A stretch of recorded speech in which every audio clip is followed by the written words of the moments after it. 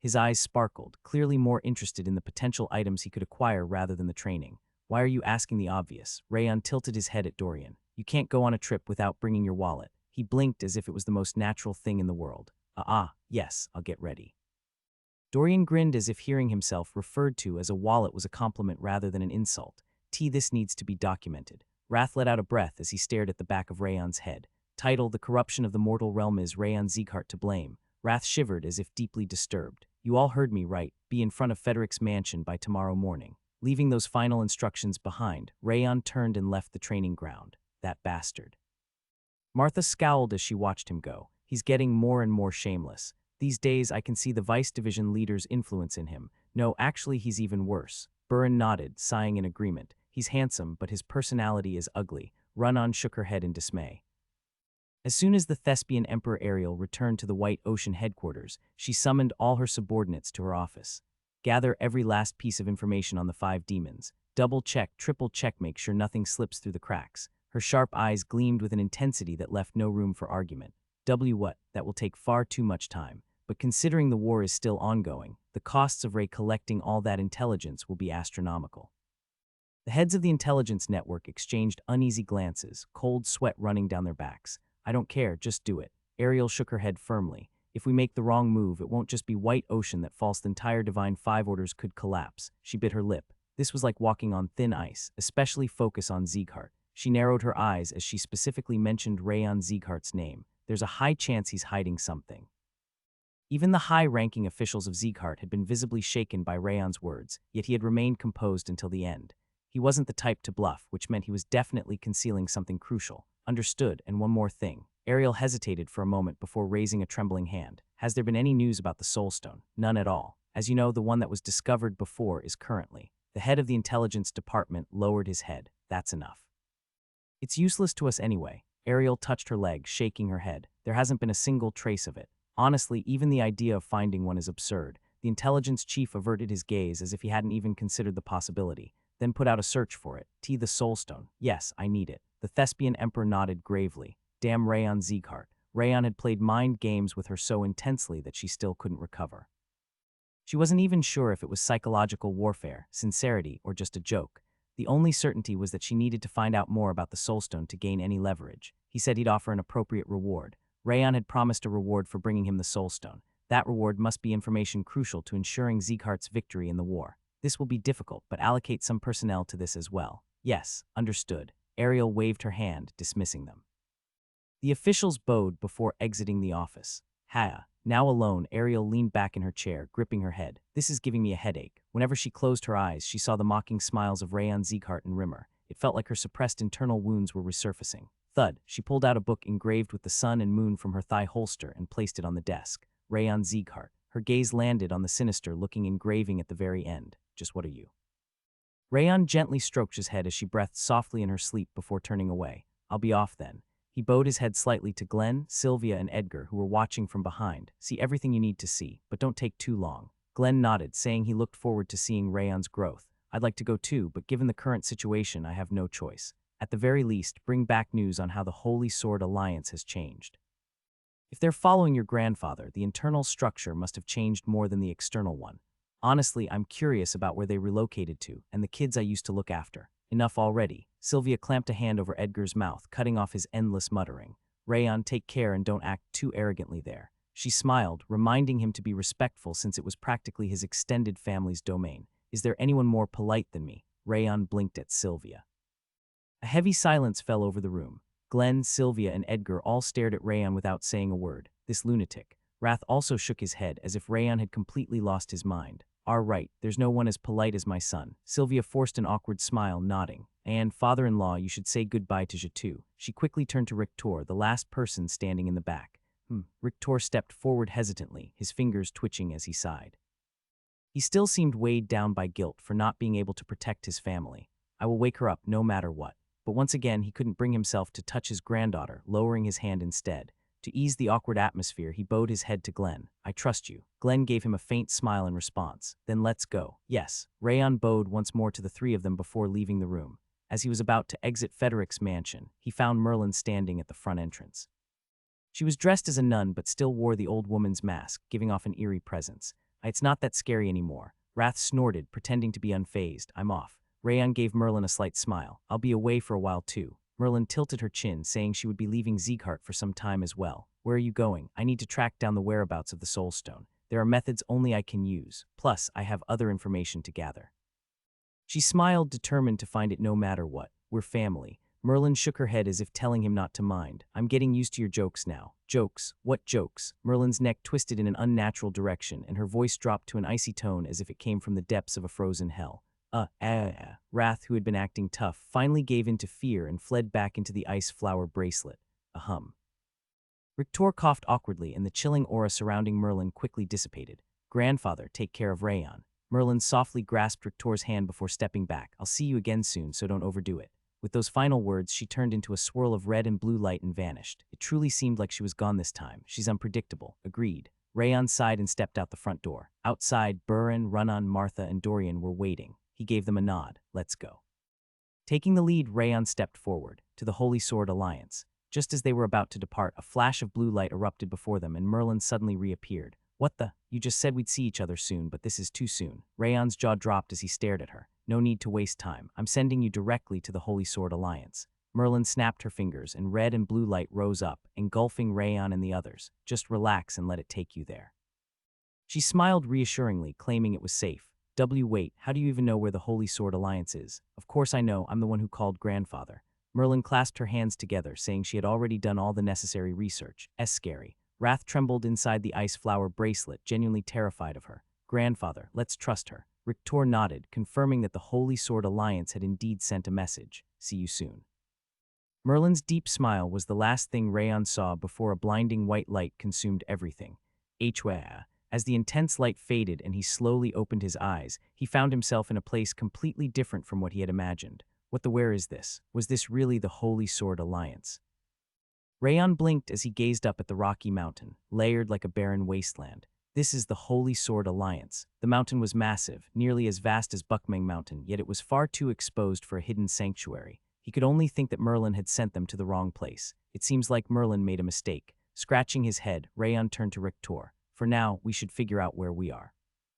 No, Rictor slowly shook his head. This is the right place. He let out a small sigh of admiration, surprised at how precisely they had been teleported.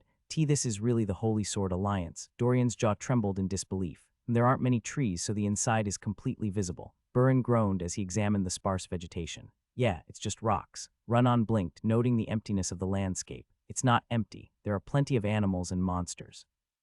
Martha clicked her tongue, noting that the only thing missing was people. To be precise, this is the entrance leading to the Alliance. Rictor smirked and waved his hand. Sending us directly here, Merlin's abilities exceed even my expectations. Even though I don't know much about magic, something like this shouldn't be so easy. He chuckled, clearly impressed by Merlin's magic. That's true. Rayon nodded with a light smile. Her personality and preferences are unusual, but I can't deny her skills. If Merlin had been part of the Magic Tower or Balkan, she would have been considered the natural successor to the two Grand Magicians.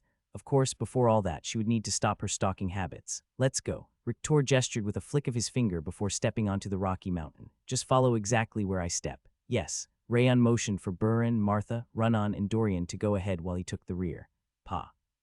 Despite walking calmly with his hands behind his back, Rictor ascended the mountain as effortlessly as if he were using a movement technique. He's ridiculously fast. He's not even using aura, just normal steps. How? I can't even see his feet. Martha, Burin, and Runnan struggled to keep up, pushing themselves with their footwork while barely managing to breathe properly.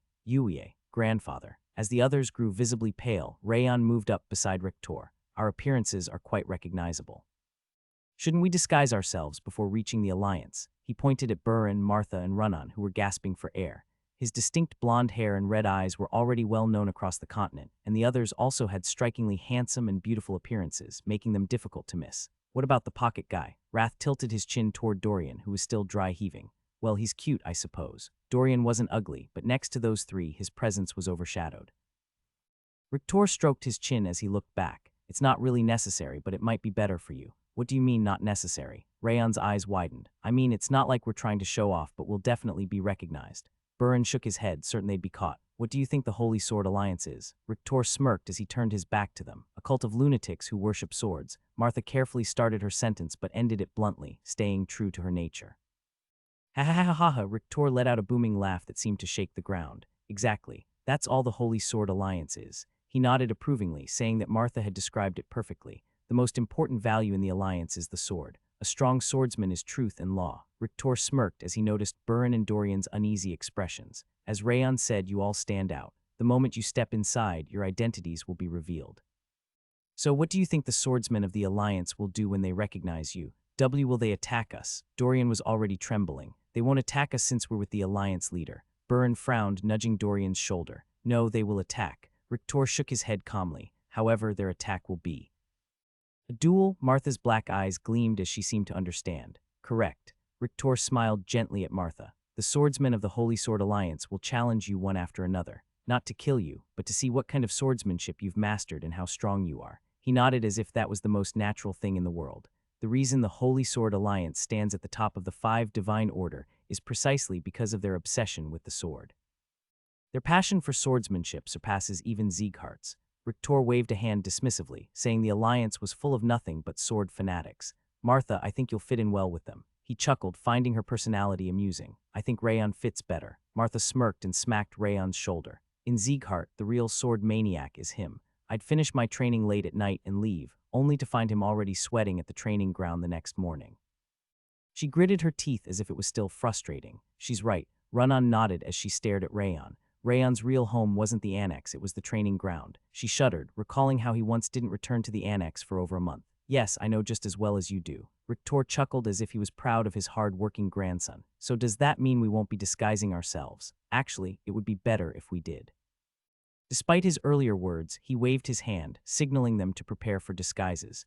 We took care of those who followed the previous alliance leader and eliminated the spies of the 5 demons, but there may still be some hiding. It's better to conceal our identities. Rictor recalled the recent war and turned back, emphasizing the need for caution. I'll go inside and call someone.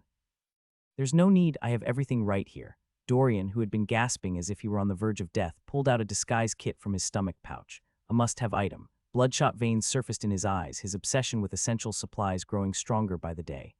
Rictor, startled by the usually meek Dorian's intensity, hesitated for a moment. Here we go again. Rayon and Wrath both shook their heads, already exhausted by the familiar scene. Let's go, we're almost there. After ensuring that Rayon, now with black hair and black eyes, along with the disguised Burin, Martha, and Runan, were ready, Rictor resumed climbing the mountain. As they reached the upper slopes, nearing the summit, he finally stopped. This is it. Standing before a small cave formed by piled rocks, he tilted his chin toward it. No way. Yes, this is the entrance to the Holy Sword Alliance. He nodded with a small grin. Rayon narrowed his eyes as he scanned the rocky cave entrance. There are people hiding. Unlike before, he could sense the presence of others. It seemed that swordsmen from the Holy Sword Alliance were guarding the passage. Trust me and follow. If you keep moving toward the light, you'll have no problems. Rictor reassured them that it wouldn't be difficult before stepping into the cave. Burin and Dorian exchanged uneasy glances. They clearly had their doubts. If you're not going, move aside. Yeah. Martha and Runan pushed past them and entered the cave without hesitation. He seemed utterly fearless. Let's go. Rayon patted Burin and Dorian on the shoulders before stepping inside. The moment he entered, a strange sensation washed over Himhai's body, felt like it was floating. This wasn't just an ordinary tunnel. Darkness filled every inch of space, yet there was no sense of danger or ominous energy. It felt like lying in bed after a long day of work come and restful. This is no ordinary space. Wrath's eyes flickered with curiosity as he scanned their surroundings. Is it magic? No, maybe a ritual. How many times must I tell you? Magic and rituals are meaningless distinctions made by the weak. If you can smash through it, then it doesn't matter. Wrath huffed, dismissing the idea of separating magic and rituals. So in other words, you have no idea. That's not what I meant. Wrath turned his head away, refusing to answer. As expected, just as Rayon muttered to himself. A blazing golden flame burst forth in the darkness, shaping into the form of a person. The figure was hazy and indistinct, but it seemed to be a swordsman with golden hair. Wrath, look at that person. What person? Wrath frowned, squinting into the darkness. You don't see him. Rayon raised his finger, pointing at the flaming swordsmanly for the figure to dissipate like morning mist. Are you out of your mind? Wrath twirled his finger next to his head, indicating that Rayon was crazy. No, I swear I saw, as Rayon swallowed dryly, staring at the fading flame. The darkness around them vanished. A bright landscape unfolded before them. A lush green plain stretched out like the fertile lands of Camelin, and in the distance, neatly arranged houses formed a city. Rayon's jaw dropped at the sight of such a vast space hidden within the mountain's cave. What is this place? Hey. Just as he was processing the surreal scene, Martha walked up to him. Why were you so slow? She furrowed her brows in confusion. Slow, Rayon, you were the last to arrive. Run-on pointed beside her where Burin and Dorian stood, already having made it to the other side. You pretended not to be scared, but in the end you were terrified. Dorian grinned as if he had uncovered a great secret. Rayon frowned. What's going on? He had walked in a straight line, yet somehow he arrived after the others. He had no idea what had just happened. Rayon, did something happen inside? Rictor approached with a concerned expression. No, nothing happened. Even Wrath hadn't seen it. It could have been his imagination, so he shook his head. But that person, the golden flames, looked like an ancestor of Sieghart. Though too faint to see clearly, the golden-haired swordsman resembled the first head of the Sieghart family. That's a relief. Still, it seems we need to inspect the passage. Rictor glanced back at the dark cave, clicking his tongue. So this really is the Holy Sword Alliance. Rayon blinked at the peaceful city before them. Yes, this is the Holy Sword Alliance. This isn't what I expected. It's so quiet. I thought-o. Rayon's eyes widened as he observed the people farming and chopping wood. Wait a minute. Every single person here was a swordsman. The ones plowing fields, chopping trees, and carrying water, all of them had honed their aura and swordsmanship. Each of them carried a refined, disciplined presence. There are no non-swordsmen in the Holy Sword Alliance. Rictor nodded toward the people diligently carrying out their work. Allow me to officially welcome you to the Holy Sword Alliance, the home of sword fanatics. He grinned proudly as if there was nothing more magnificent. This is fantastic. I'll be able to fight as much as I want. Yeah, this is perfect. Martha, Burin, and Run-On licked their lips in anticipation, already eager for duels. Dorian was the only one who looked genuinely terrified, shaking his head. It was clear that he hadn't come here for swordsmanship, but for a completely different purpose. Well then, let's head. Just as Rictor was about to lead them to his residence, a man came running toward them. His slick, polished face revealed him to be none other than Rictor's disciple, Mustin, Rayon Nim. Instead of greeting his master first, Mustin rushed straight to Rayon and bowed deeply. It was as if he were reuniting with long-lost parents, a polite yet desperate greeting. I've wanted to meet you for so long. I'm so glad you're safe. Yes, it's been a while. Rayon shook Mustin's hand with a smile. Judging by his reaction, it seemed the influence of jealousy was still at work. Master, you've returned as well. Only after finishing his greeting with Rayon did Mustin finally bow to Rictor. Yes, has anything happened? Rictor cleared his throat in embarrassment before asking about the situation. No, there's been no contact from Darius or the 5 demons and everything has remained peaceful. Mustin shook his head, saying nothing unusual had occurred. Kwang screams. However, in the distance, the sound of clashing swords and agonized cries continued to echo. Dorian's face grew even paler. Oh, and regarding the soulstone, no one seems to know anything about it. Mustin bowed apologetically. As expected, Rictor nodded calmly. Well, considering this place is full of sword fanatics, it would be strange if anyone was interested in such things. He sighed lightly and turned around. Don't worry. The Holy Sword Alliance has branches spread throughout, so we will find the soulstone somehow. It sounded less like he was reassuring Rayon and more like he was making a promise to himself, clenching his fist. Yes, I'll leave it to you. Rayon glanced at Rictor, recalling how he had left Sieghart without even being able to see Ja. He understood his feelings and simply chose to trust him. Then let's head inside. Rictor pointed toward a slightly larger house than the others. That's the Alliance leader's mansion. Dorian widened his eyes in shock. We haven't fully settled in yet. Besides, as I said, the Holy Sword Alliance values swordsmanship and strength over the size of a house. Rictor shook his head, saying they'd get used to it soon enough. And besides, just as he was about to add something, he stopped speaking. He had sensed people approaching. Welcome back, Alliance leader. You've returned. A group of swordsmen from the Holy Sword Alliance rushed over and knelt before Rictor. It was a scene Rayon had often seen in Sieghart, but there was a notable difference: fighting spirit. These swordsmen had an unmistakable battle thirst in their eyes as they looked at Rictor. Despite the overwhelming gap in strength, they still harbored a desire to surpass him. That alone was remarkable. No, it's not just that. It wasn't just Rictor they were focused on. The warriors of the Holy Sword Alliance were also looking at Rayon, Burin, Martha, Run-On, and even Dorian with the same eager eyes. They wanted to fight against the newcomers. These guys are war-hungry maniacs. Ignoring the heated gazes of the swordsmen, Rayon followed Rictor into the house. The interior was even simpler than the exterior. It was more run-down than the Sieghart Annex. The original mansion of the Holy Sword Alliance leader was much more extravagant. This is just my personal preference. Rictor chuckled as he pointed to a worn-out sofa, signaling for them to sit. Yes. Rayon nodded at Burin, Martha, and Run-On before taking a seat. I will be handling my backlog of work and searching for the soulstone at the same time. As for you all, Rictor looked at Rayon, Burin, Martha, Run-On, and Dorian in turn before smiling. Enjoy life here as much as you like. How exactly are we supposed to enjoy ourselves? Rayon tilted his head. Just then Mustin entered, carrying a stack of notes. The papers were hastily written, their edges uneven. These are challenges. Mustin smiled as he explained that these were challenge letters from the swordsmen who had already requested duels with them. Already, this isn't early. Rictor shook his head calmly. Now that you're here, you're also swordsmen of the Holy Sword Alliance. You can challenge others, and others can challenge you. He smiled, asking if they found it exciting. This is perfect. Martha grinned, twisting her lips as if ready to wipe the floor with them all. I agree. This will help me fill in my weaknesses. Burin clenched his fist and nodded firmly. I can't afford to stay stagnant. Run-On also nodded, studying the challenge letters intently. Dorian, on the other hand, reluctantly placed his trembling hand on the challenge letters, his expression screaming reluctance. Well then, I should. Not you, Rayon Nim. Just as Rayon was about to grab a challenge letter, Mustin shook his head.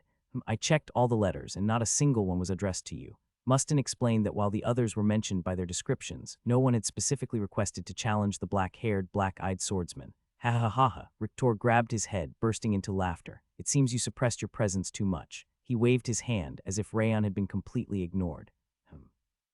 Rayon furrowed his brows. He should have let out a bit of his aura beforehand. I could reveal myself now. No, this is a good thing. Rictor smirked and leaned forward. Why not take this chance to be a challenger instead? A challenger. The swordsmen here have all honed their unique swordsmanship.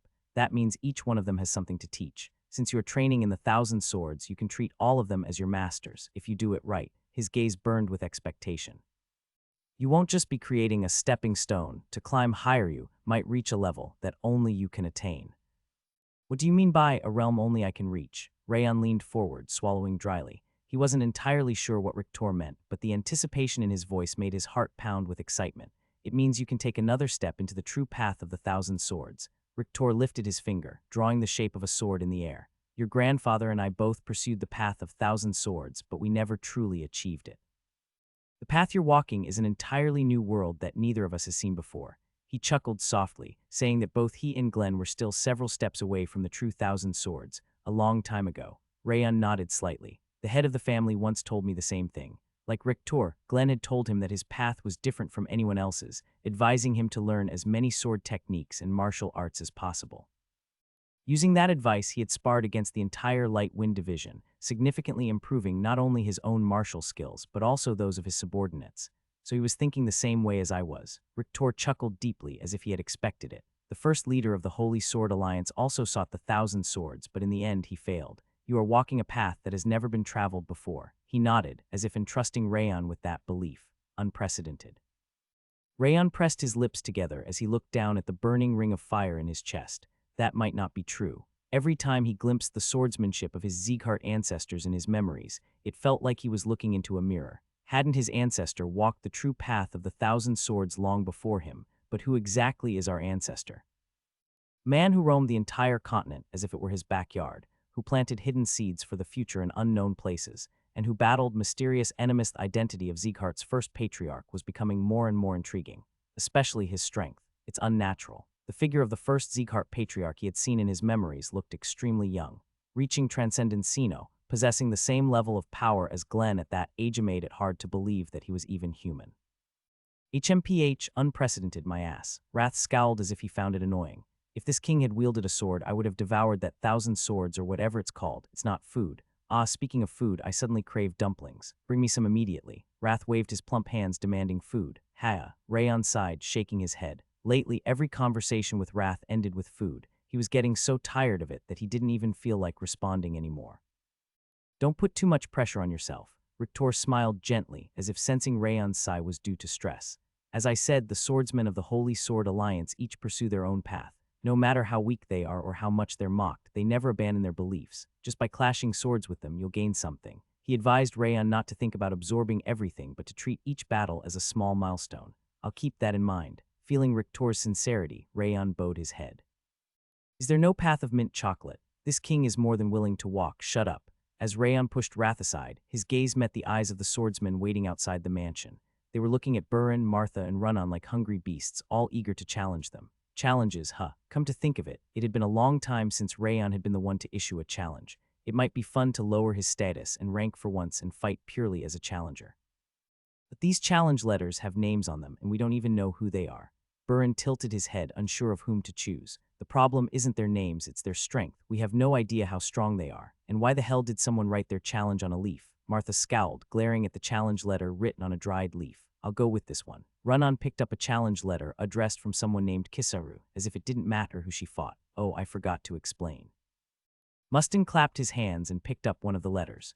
These marks here are called sword marks. They represent the skill level of the Holy Sword Alliance's swordsmen. He pointed at the lines next to the challengers' names. A single mark means they're at the lower to mid-expert level. 2 marks mean they're in the mid to upper expert range. 3 marks indicate they're between upper expert and lower master level, and so on. He smiled, saying it was an easy way to gauge an opponent's skill.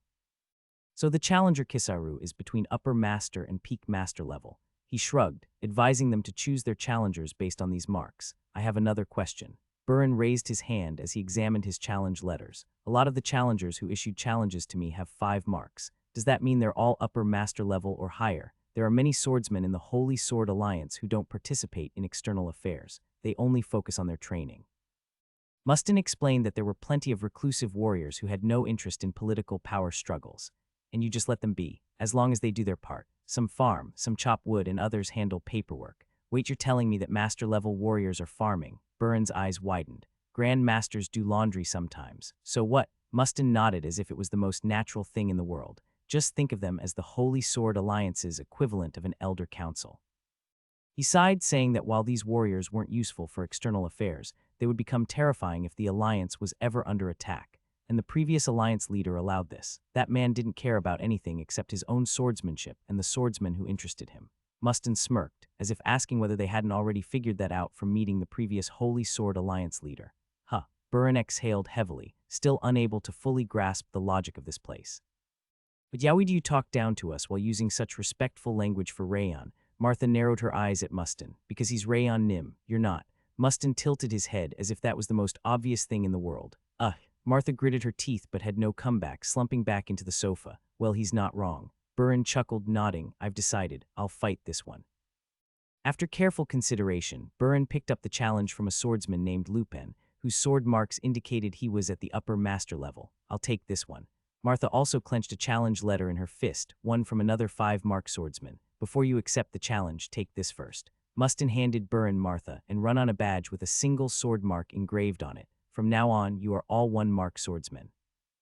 Of course, if you defeat a 5-mark swordsman, you'll instantly be promoted to that rank. He flicked his hand, telling them to do their best. Sounds good. Before I leave this place, I'll have 6 marks on my badge. Martha grinned, gripping the badge tightly as if she were already envisioning reaching Grandmaster level. Even if you lose, it's fine. Try different approaches. You need to find a path that suits you to reach peak master level, and eventually break through the Grandmaster wall. Rayon gave them the advice he believed was most important for them at this stage. I won't lose, not even once. Martha scoffed, furrowing her brows in determination. Yeah, that's a good mindset. Burin nodded, saying he would expect to lose dozens of times in this place. I'll do my best. Run-on nodded slightly, positioning herself somewhere between Burin's pragmatism and Martha's absolute confidence. Up until now, Dorian had been silent, but his trembling hands suddenly lifted 2 challenge letters.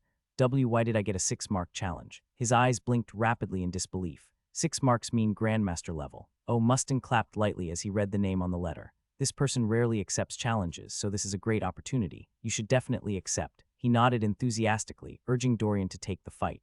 No, Dorian wailed, flailing his arms wildly. How disgraceful for one of this king's subordinates. Wrath sighed, lamenting that Dorian's cowardice hadn't improved. He's better than before. Rayon chuckled. If this had been the old Dorian, he would have already run away back to Zeeghart. The fact that he was still here meant he had made progress. In the Holy Sword Alliance, standard duels prohibit killing intent. You won't die, so just go for it. Mustin patted Dorian's back reassuringly before grabbing his collar. 6 marks. Why did you get that?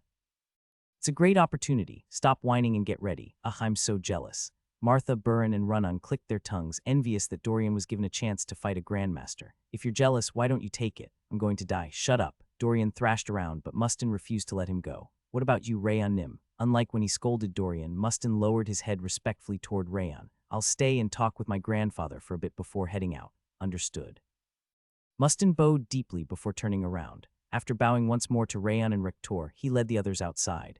Rayon Nim, young master. Hey, Dorian kept calling for Rayon, but Rayon didn't look back even once. So what is it that you wanted to ask me? Rector laughed at Dorian's pitiful expression before turning his gaze to Rayon. Can you tell me exactly where this place is? Rayon narrowed his eyes as he looked out the now empty window. This is a hidden sanctuary of the Holy Sword Alliance, passed down from the first leader. Was it created by that man? That I don't know. Rictor shook his head, saying he had only heard about it from the previous leader. Then how long has the Holy Sword Alliance existed? A thought struck Rayon. Perhaps the first leader of the Zeekhart family was connected to the Holy Sword Alliance. To my knowledge, over 500 years. 500 years. If that was the case, then it had nothing to do with Zeeghart's first patriarch. Just as Rayon was about to sigh at his mistaken assumption, Rictor continued, but the origins of the Holy Sword Alliance go back over 1,000 years. He nodded, saying that if one traced its roots, it was far older than just 500 years. 1,000 years. Rayon swallowed hard as he looked at Rictor.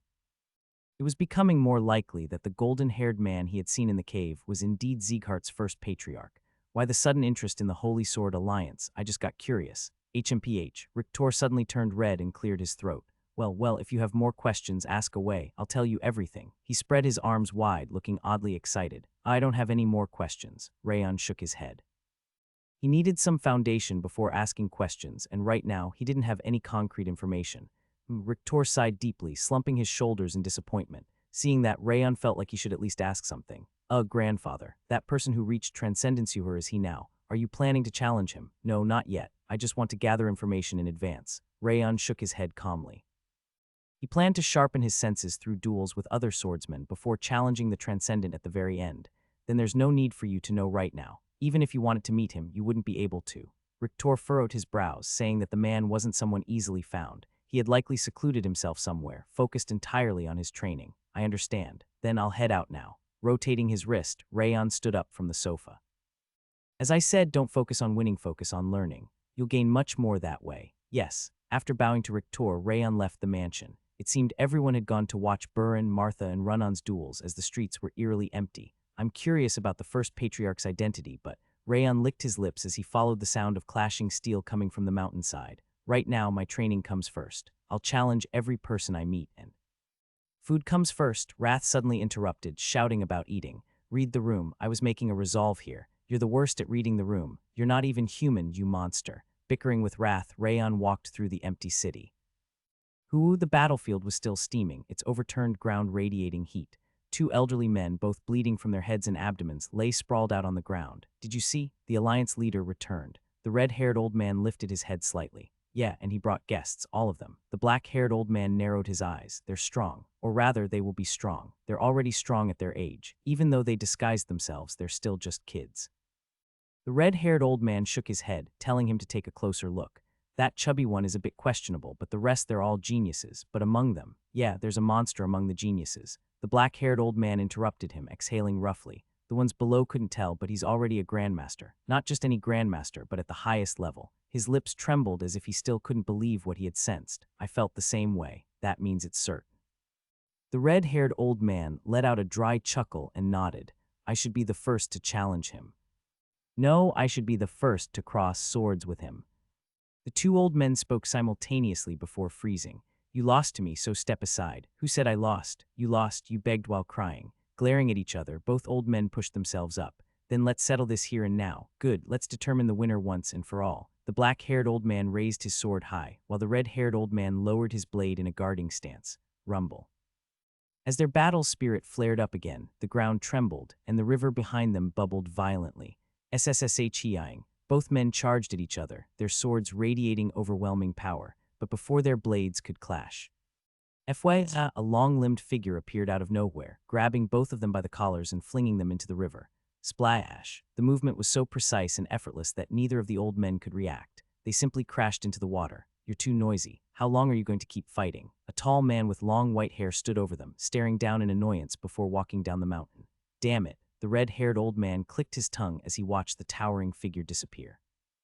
How the hell does he keep getting stronger? I didn't even sense him coming. They say he's the greatest talent in the Holy Sword Alliance, though the previous leader refused to acknowledge him. The black-haired old man chuckled, shaking his head. He's not strong as a swordsman, but as a warrior. That's why. The red-haired old man snorted in disdain. But still, I never expected him to break through the transcendence wall so quickly. Yeah, this world is disgustingly unfair. Where is he going, though?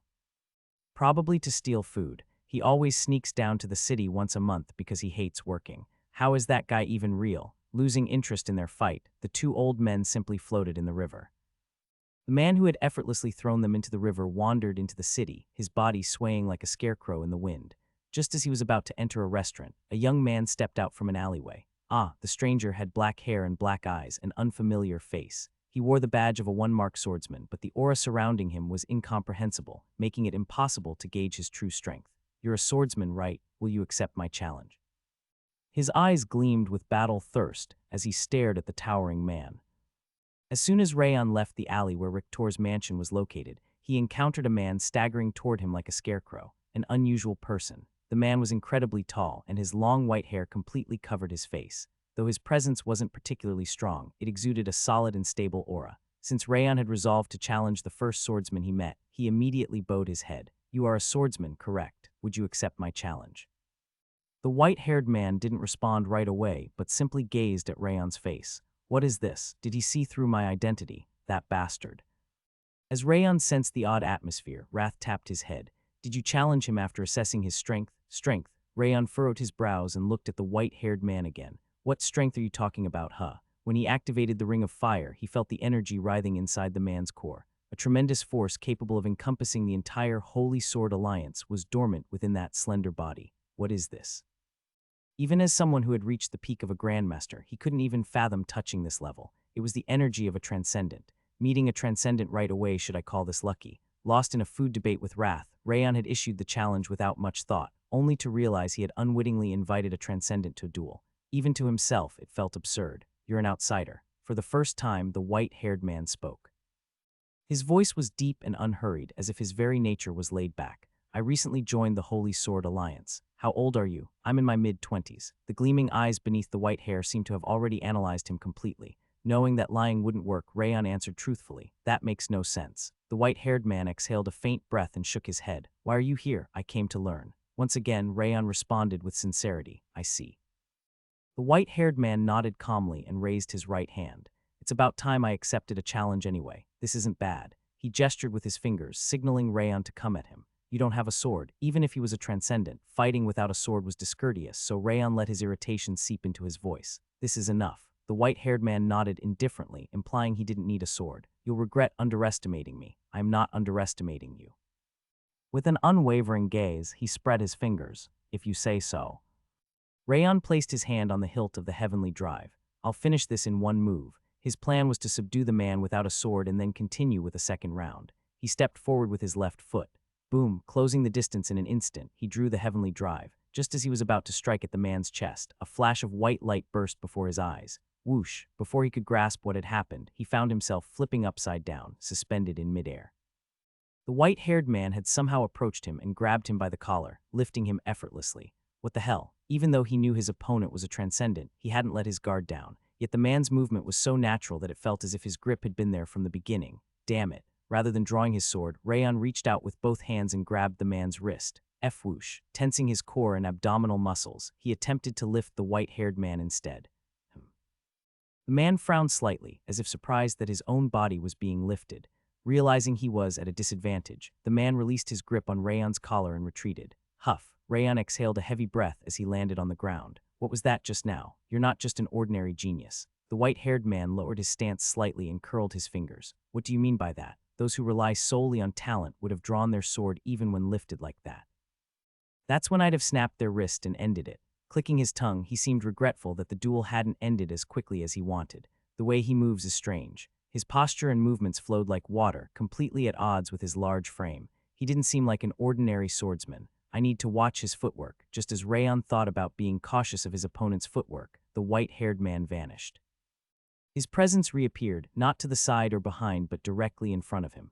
Whoosh! The man's broomstick-like hand shot straight for Rayon's throat. I'll cut him down. Rayon stepped back to the left while drawing his sword, but as if anticipating his movement, the white-haired man lunged even faster, striking more forcefully. Again, with his collar about to be grabbed once more, Rayon lifted his left hand from the scabbard. Whoosh! As if predicting that move, the white-haired man reached from below and seized Rayon's left wrist. Whoosh! Rayon tried to use his aura to resist being lifted, but suddenly his legs lost strength and his body was hoisted into the air again. What the hell now? There was no time to be surprised. The white-haired man's fist came thrusting toward his chest like a dagger. Block, no counter. His battle instincts screamed at him to attack rather than defend. With the chill of glacier enveloping his fist, he struck forward. You have the instincts of a beast. The white-haired man murmured in admiration as their fists collided. Boom, their aura-clad fists clashed, generating a shockwave that rippled through the alley. Cheek, but the man's assault wasn't over. His elongated fingers reached out once more and grasped Rayon's collar. Whoosh, this time before he could react, Rayon found his head being driven toward the ground. Rayon attempted to use his aura to protect his neck and the back of his head, but his strength drained from his body. It felt as if he had been plunged into deep water, where resistance was impossible. Thud, in the end he couldn't fight back and was slammed headfirst into the ground. However, just before impact, he forcibly tensed his shoulders, lifting his neck enough to avoid losing consciousness. This should be the... Who said it's over? The moment the white-haired man assumed he had passed out and let go, Rayon sprang up and threw a punch. Boom! Despite his surprise, the white-haired man swiftly raised his palm to block the punch. However, he couldn't completely avoid the fierce wind that followed, causing his long hair to be swept back. A sharp, blade-like nose and radiant golden eyes were revealed. Contrary to his odd behavior, his appearance was striking enough to be called otherworldly. You endured that. The white-haired man seemed so taken aback that he didn't even realize his face was exposed. It hurt, but not enough to knock me down. Rayon pushed him away with his fist, narrowing his eyes. Even your endurance is beastly. The white-haired man shook his head as if dumbfounded. I suddenly feel tired. Let's end it here for today. He clicked his tongue briefly while gazing at the sky. I haven't even drawn my sword yet. Rayon lightly tapped the scabbard of his heavenly drive, which remained sheathed. Then let's do this. Straightening his posture, the white-haired man raised his right hand. No matter what sword technique you use, I'll block it with just one hand. That will be the end. What do you say? He gestured with his fingers, indicating that if he had to step back or use both hands, he would fight to the end. Fine by me. Rayon nodded. He hadn't planned to take things to the limit today anyway. Exchanging techniques with this man was enough. SRRNG. He drew the heavenly drive and lowered his stance. The white-haired man remained still in his original position, signaling him to go ahead. However, his golden eyes gleamed even brighter than before. Whatever happens, I need to clash with him. Rayon stepped forward with his right foot and swung the heavenly drive upward. Flames flared along the blade, surging like a river to form a towering wave. Thighs was flawless sea of flames, one of the ultimate techniques of the 10,000 flames cultivation. Whoosh. As the crimson flames coiled like a serpent's tongue and erupted into a storm, the white-haired man stretched out his right hand. Sizzle. Like an orchestra conductor controlling the flow of sound, his extended fingers caused the crimson wave to recede, extinguishing the roaring flames. Even the trajectory of Rayon's sword, which had been tracing the technique's form, was halted. What in the... Dumbfounded, Rayon's eyes widened instantly to realize that the white-haired man's palm was now right in front of his throat. This should do. The white-haired man gave a slight nod and dusted off his hands. Fine. Without hesitation, he turned away and walked into the city. Just now, Rayon recalled what had happened moments ago. Did he erase flawless sea of flames itself? The white-haired man had suppressed not only the aura but also the very path of the sword technique. It was something impossible unless he had an in-depth understanding of Rayon's swordsmanship, which made the situation even more perplexing. You saw it correctly. Wrath chuckled as he glanced back. That bamboo-like guy just drowned your entire sword technique. He's an interesting one. The Demon King cackled as if thoroughly enjoying what had just happened. Is it even possible to dismantle a sword technique just by looking at it once? Do you have no conscience? That's exactly what you've been doing all this time. Wrath waved his hand up and down, urging him to think from the opponent's perspective.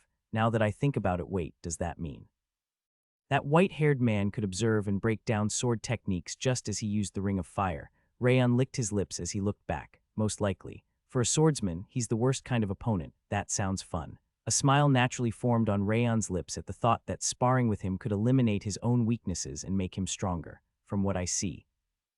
Wrath shook his head in disbelief. You're an even bigger lunatic than that crazy woman. Boom, the doors to the Holy Sword Alliance leader's mansion swung open, and the white-haired man strode in without hesitation. Alliance leader.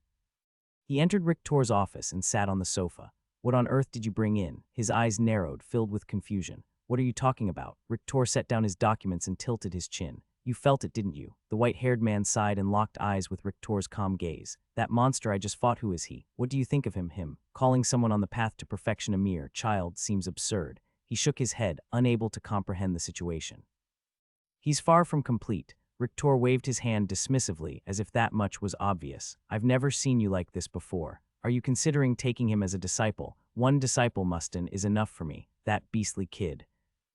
A deep smile formed on Rictor's lips as he nodded. He's my grandson. Contrary to what had been said about keeping Rayon's identity hidden, Rictor revealed the truth, immediately showing his trust in the white-haired man. What? The man's lips trembled. Then he's Edgar's. Yes, he is Edgar's son. No, what is this all of a sudden? Still struggling to process the revelation, he grabbed his forehead. I'll explain everything soon enough. Rictor reassured him, lowering his hand. The Alliance leader's grandson, Edgar's son now, his talent finally makes sense. The white-haired man nodded heavily as if he had finally understood. Your grandson is special. Rictor smirked, clearly pleased with the praise for Rayon. But I didn't expect you to pull out Inverse Sea of Flames right away. That was just because I was lazy, huh? You pretended not to know, but you were aware all along. The white-haired man furrowed his brows at Rictor. Ahem. So what's your impression after clashing with my grandson? Rictor smoothly changed the topic, shifting the conversation to their duel. His swordsmanship is highly refined, but the way he was trying to create new variations within Inverse Sea of Flames was absurd. He bit his lip, finding that aspect the most shocking. Anyway, he's a beastly guy. He shook his head, indicating that Rayon was not the type of opponent he preferred to face, but I doubt we'll be meeting again. The white-haired man waved dismissively, showing no interest, and headed toward the mansion's kitchen. He returned shortly after, carrying a bundle filled with food ingredients. Since I entertained your grandson, I figure I can take this much, right? With a flick of his fingers, he turned away as if bidding farewell. Lawrence. At the sound of Rictor calling his name, the white-haired man stopped in his tracks. My grandson's true talent isn't martial arts or swordsmanship. Rictor smiled gently and shook his head. You'd best prepare yourself. Having said all he needed, Rictor turned back to his documents. HMPH. Lawrence snorted, eyeing Rictor for a moment before stepping outside. I didn't expect for him to meet that man this soon, but as soon as the mansion doors closed behind him, a smirk curled on Rictor's lips. This is going to be interesting. While you fought well, I've never seen anyone last that long against Lawrence on their first meeting. An elderly man with black hair clapped in admiration, clearly impressed. To not fall into that sneaky bastard's trap, your battle instincts are remarkable. An elderly man with red hair chuckled heartily and nodded. Who are you two? Rayon blinked as he looked at the two old men standing in his path. He had been going over his duel with the white-haired man in his mind when, at some point, these two had appeared before him. Ah, I'm the sword master of Demonic Blade, and this guy here. I'll introduce myself. I'm the sword master of Melodic Blade. The black-haired and red-haired elders proudly stated their titles. Aren't they from the Elders' Council? Judging by their powerful presence and age, Rayon had assumed they were from the Elders' Council, but they turned out to be active sword masters. Yet he had never heard of either of them before. You came with the Alliance leader, didn't you? That's right. Rayon sheathed his heavenly drive and nodded. Have you officially joined the Holy Sword Alliance? Who else came with you? How much swordsmanship have you mastered? The red-haired elder bombarded him with questions before he could even answer the first one. Why are you covering your face and hair? Are you famous? Can't you tell us your name? Not wanting to lose, the black-haired elder fired off his own barrage of questions. Well, I haven't actually joined. Just as Rayon was about to answer the first question, he heard the soft sound of footsteps behind him. It was the white-haired man he had just dueled. Carrying a large pack on his back, he approached with his face once again obscured by his long hair. Ahem. The sword master of Demonic Blade and the sword master of Melodic Blade quickly shut their mouths, looking away while whistling and clearing their throats. Stop spouting nonsense. The white-haired man frowned at the two elders in warning before briefly glancing at Rayon and then heading up the mountain. Watching him leave, a competitive desire flared within Rayon. He wanted to fight that man again. Who is that guy? He's a damn bastard. The red-haired elder scowled at the white-haired man's retreating back. That ungrateful Lawrence. We practically raised him, but now that he's gotten strong, he's become a tyrant, rampaging around. The black-haired elder gritted his teeth in agreement, so his name is Lawrence. Rayon smirked. The name didn't suit him at all, yet somehow it also did. He's nothing like his name is a menace. Exactly. If we make too much noise, he goes berserk and throws us around. Not even in a duel, flips out over just an argument. The red-haired elder shook his head, calling him a lunatic. Even the Demon King isn't disturbed while eating. That guy's trash. The Demon King kills people if disturbed. Rayon shook his head but suddenly halted. Throws people when they're too loud. An idea popped into his mind and he looked up. Where do you two usually spar? Midway up the back mountain. Unfortunately, it's close to that bastard's cave, but there's no better place for it. The black-haired elder smacked his lips, saying it was the ideal training ground. Enough about him. Want to have a match with me? The red-haired elder rubbed his hands together eagerly. No, I go first. The black-haired elder bared his teeth, refusing to let the red-haired elder cut in line. Rayon raised his hand, silencing the two growling elders. I'll spar with both of you, but in exchange. He looked toward the back mountain, a smirk forming on his lips. Would you do me a favor? Thud, Lawrence set down the bundle of food inside his cave and stretched his back. Edgar's son, huh? He narrowed his eyes as he stared at the hand that had clashed with Rayon's sword earlier. He really is different. For someone to resist his Inverse Sea of Flames, even in that brief moment, it was an ability that went beyond simple talent. but his true talent isn't martial arts. Rictor had claimed his grandson's true ability wasn't in martial arts.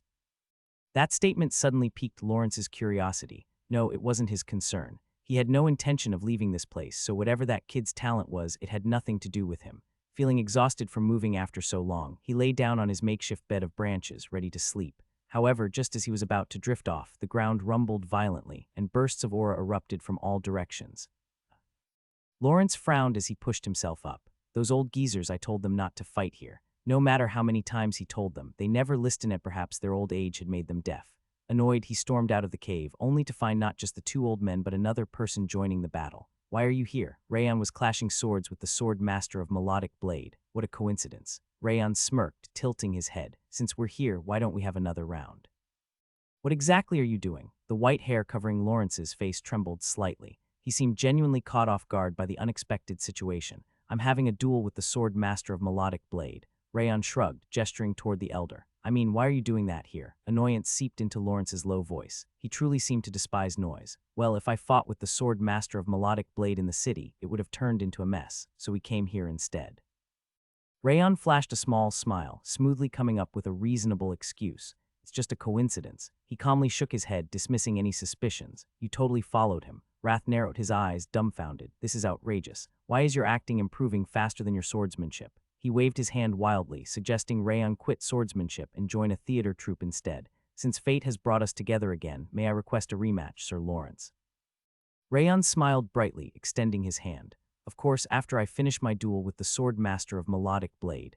Hey, you old men. Ignoring Rayon's request, Lawrence turned his sharp gaze toward the sword masters of Demonic Blade and Melodic Blade. I told you not to say anything unnecessary. Thick veins bulged on the back of his hand, was genuinely angry. And no, it's not like that. Why, yeah, we were just. I only asked for their names. Rayon stepped in front of the sword master of Melodic Blade and shook his head. I should at least know the name of the person I lost to. Lawrence clicked his tongue slightly, unable to refute that argument. Fine, now leave. He waved his hand dismissively, making it clear he wanted them gone. What about the duel? Rayon smirked, his lips curling provocatively. This time, it'll be a little different. It wasn't just empty bravado. Now that he understood Lawrence's swordsmanship style, he wouldn't be taken down as easily as before. I'm not interested. Lawrence slowly lowered his chin. I only accept one challenge per month. You already used up that quota, so I have no reason to fight you again. Now get lost. He turned his back, signaling that he was done with this conversation. Why should I? Rayon shrugged, looking at Lawrence. What? Lawrence stopped in his tracks, his fingers twitching. What did you just say? This mountain and this land don't belong to you, do they? Rayon spread his arms and lightly stomped the ground. This is a shared space for everyone in the Holy Sword Alliance. You don't have the right to kick us out. According to what Rictor had mentioned, the Holy Sword Alliance hadn't been here for long. If ownership of the land was considered, it would belong to the Alliance leader, not Lawrence, making Rayon's argument logically sound. He's right. That's true. This mountain has no owner. The Sword Master of Demonic Blade eagerly nodded. Even if there was an owner, it would be the Alliance leader, not this ghostly bastard. The Sword Master of Melodic Blade quickly followed up, clearly enjoying getting back at Lawrence. You're not even officially part of the Holy Sword Alliance, yet you dare. Oh, but I am a member. Rayon interrupted Lawrence, flashing a badge with a single sword emblem. It was something he had received directly from Rictor, so he wore it with confidence. Lawrence bit his lip and pointed toward his cave up the mountain. I was here first, so I have rights over this land.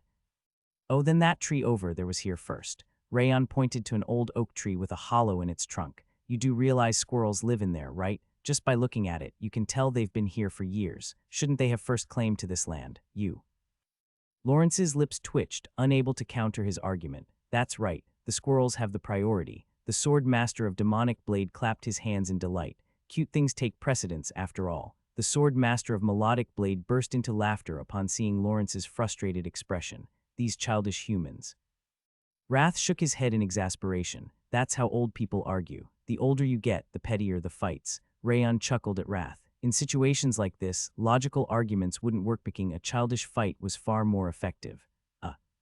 Lawrence glared at Rayon, his fingers twitching. Is he relying on the Alliance leader's backing? No, that's not it. For a moment, he thought Rayon was just acting arrogant because he was Rictor's grandson. But looking into his eyes, he realized that wasn't the case. He genuinely wants to fight me. His burning gaze was filled with determination. Rayon had every intention of challenging him and winning. So about that duel. No, Lawrence shook his head firmly. There's no way I'll let this kid have his way. Beyond just the annoyance, he absolutely despised having his routine disrupted. Right now was his designated nap time. There was no way he would agree to a duel. Do whatever you want. Without another word, Lawrence turned his back and headed toward his cave. Amazing. That arrogant bastard actually ran away without a word. The sword masters of Demonic Blade and Melodic Blade clutched their chests in satisfaction, as if years of frustration had just been lifted. Ha.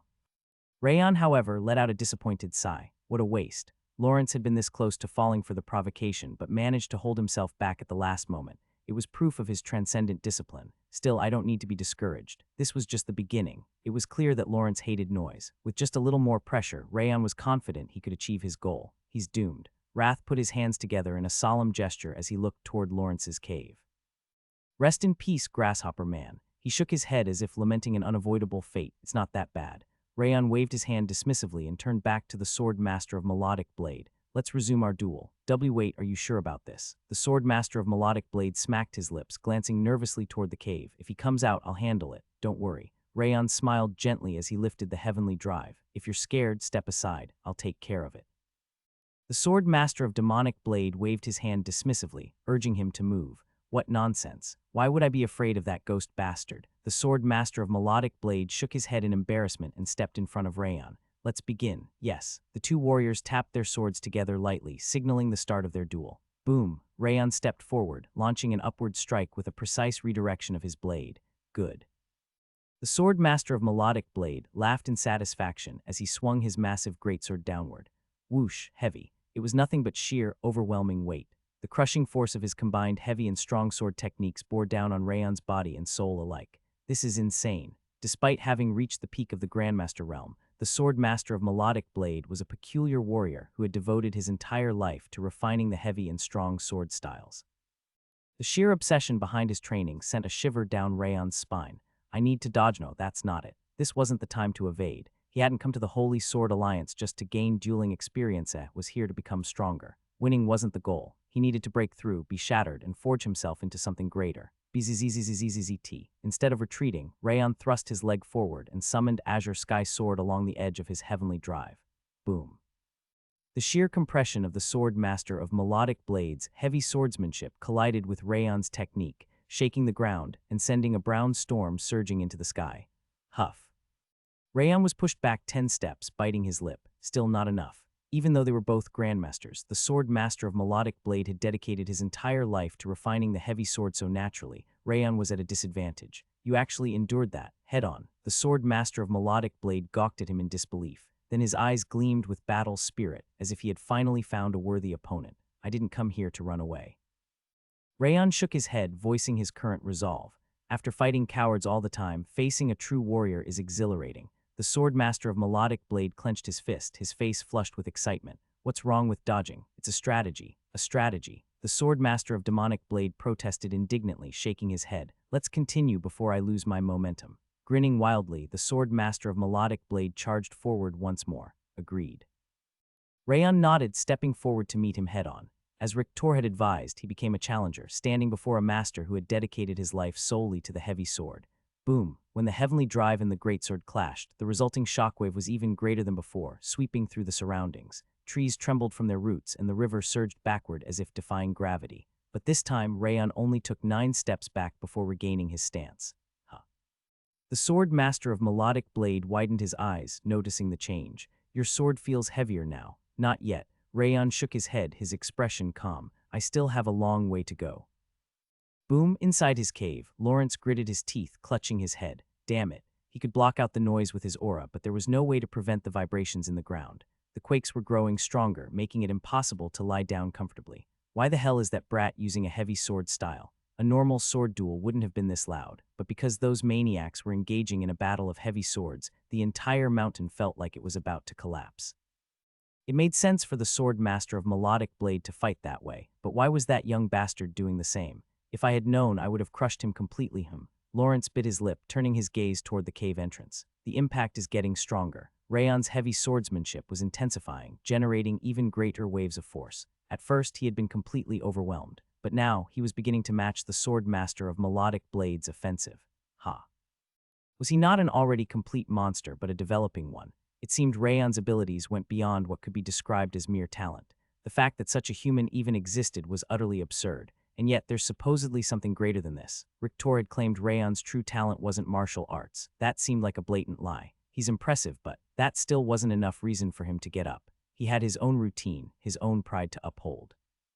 Even if he couldn't sleep, he had no intention of leaving his bed. The vibrations are becoming familiar now. As he synchronized his body with the tremors, they began to feel like nothing more than minor ripples. With this, he could finally sleep. Boom, just as his body grew heavy and drowsy, an entirely different shockwave slammed into his back. Arg, Lawrence finally snapped, storming out of the cave. Eek, the sword master of Melodic Blade, immediately lowered his sword and stepped back at the sight of Lawrence. Rayon smacked his lips, watching the scene unfold. That's understandable. Though he wasn't sure exactly how it worked, Lawrence possessed the ability to erase sword strikes entirely. Any swordsman would instinctively fear him, which is exactly why I want to beat him. Lawrence was already a transcendent being. There was no way Rayon could win right now. But when it came to swordsmanship, he refused to lose. So you've come out again. What is it this time? Bathroom break? Rayon smirked, tilting his chin slightly. Lawrence, having completely lost his composure, stomped toward Rayon with heavy steps. That means he wants to fight. Whether it was out of anger or genuine intent, this was an opportunity for a duel. Sizzle, Rayon lowered his stance. With his left foot pressing into the ground, he lunged forward, thrusting the heavenly drive at Lawrence. The sword shimmered like a mirage, flickering between silver flashes. Silver Lotus Dream, a technique Rayon had developed himself. Whoosh. Lawrence raised his right hand, forming a knife hand.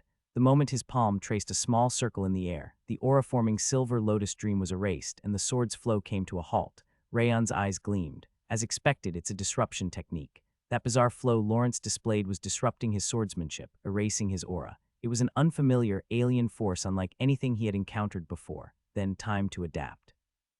Using the feeling he had just grasped from dueling the sword master of Melodic Blade, he incorporated elements of heavy and strong swordsmanship into a new variation of Silver Lotus Dream.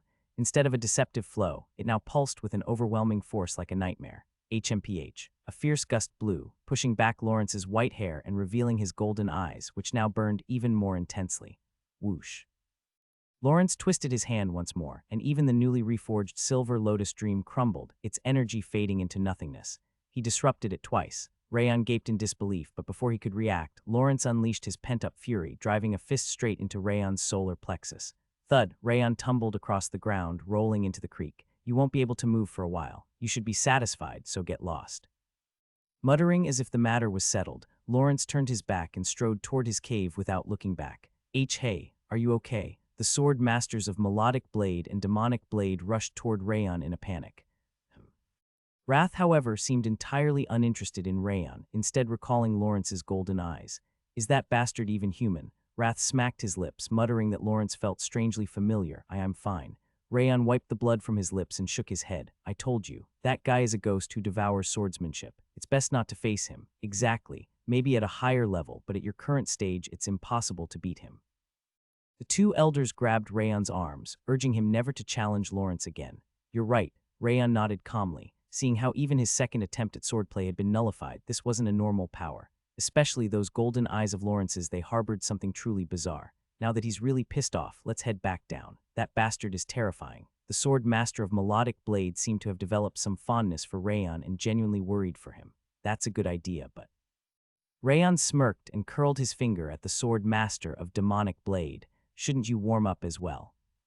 Now I can finally get some rest. Lawrence let out a slow breath as he lay back down on his bed. Even if he wants to move, he can't. That final strike to the solar plexus had delivered an intense internal shock. Forget using aura. Rayon's limbs probably wouldn't even move properly for a while. Now that my mind is at ease, I'm finally getting sleepy. As the drowsiness crept in, Lawrence's eyelids began to close, just as he was about to drift off.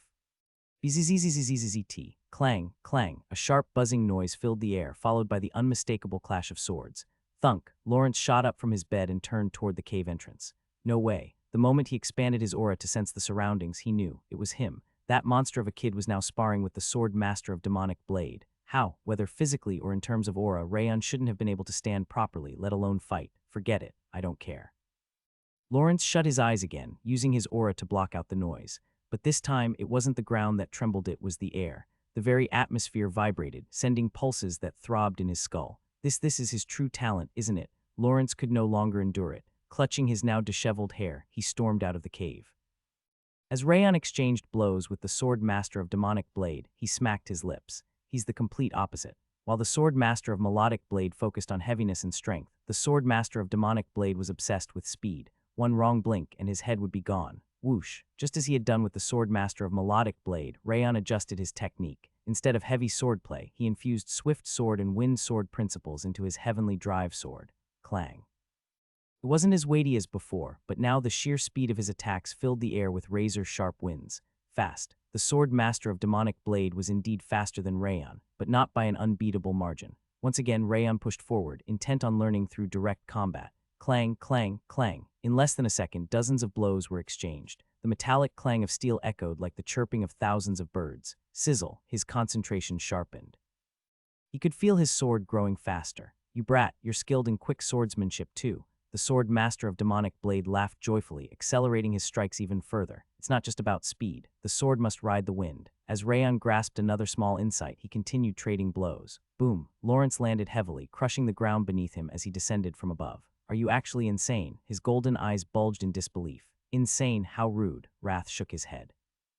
This kid isn't just insane's the craziest in all dimensions. The demon waved his hands, demanding that Lawrence acknowledge reality. I hear that sometimes. Rayon smirked and tilted his chin. Want to have a match after I finish this one? Grrr. Lawrence's face contorted like crumpled paper. Rayon slightly curled his lips as he looked at Lawrence, whose face was scrunched in irritation.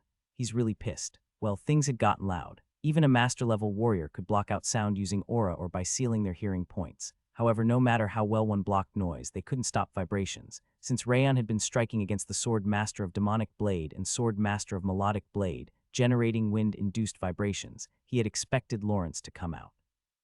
How is this even possible? Earlier and now, just how are you still standing? Lawrence lowered his chin, glaring at Rayon. I struck you hard enough that you should be bedridden for days, yet my body is just a bit sturdy. Rayon patted his chest with his fist and smiled, though it did hurt. Earlier, Lawrence had struck his solar plexus with full intent to knock him unconscious. The blow carried enough power to take down even a Grand Master, but Rayon's body, which rivaled that of a Transcendent, coupled with the protective armor of Snowflower armor, had reduced the impact enough for him to endure it.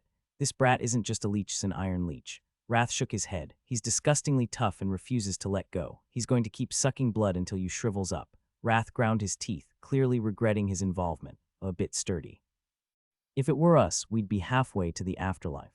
The sword master of melodic blade and sword master of demonic blade exhaled in disbelief. Do you have no sense of guilt? Lawrence approached Rayon, pressing his lips together tightly. Just because it's a sparring match, do you think it's fine to disturb others? It's impossible to sleep with all this noise. He shouted, practically begging Rayon to leave. That's true. Rayon calmly nodded, acknowledging his mistake. I should apologize. I don't need an apology. Just get out of my sight. Lawrence extended his hand, demanding Rayon leave the mountain immediately. But I still have to apologize. I said I don't need. No, not to you, but to them. Rayon pointed not at Lawrence, but at a large Zelkova tree beside the cave he had emerged from. A family of squirrels poked their heads out of a hole in the tree. In truth, since Rayon had deliberately directed the vibrations inside the cave, the squirrels hadn't been affected at all. The reason they had come outside wasn't the tremors, it was Lawrence's shouting. This is their mountain, right? I'm sorry about the noise. It'll be over soon, so please bear with it a little longer. Rayon clasped his hands together and bowed deeply toward the squirrels. SSSHH. The squirrels, upon making eye contact with him, quickly retreated back into their hole. Truly villainous. Wrath trembled, his thick jaw quivering. I've lived for countless years, but this is the first time I've seen a lunatic who apologizes to squirrels just to mess with someone. He sighed, declaring that Rayon was, without a doubt, the craziest person in the entire dimension. Grrrgh. Lawrence was so enraged that he was practically foaming at the mouth. Even with the mental fortitude of a transcendent, he couldn't endure it. And no, this is just. Even the sword master of demonic blade and sword master of melodic blade, who had been enjoying the spectacle, blinked in disbelief. Fine, if that's what you want, I'll fight you right now. Lawrence ground his teeth and stepped forward. But this time you won't be getting up again. His golden eyes burned even brighter, fueled by fury.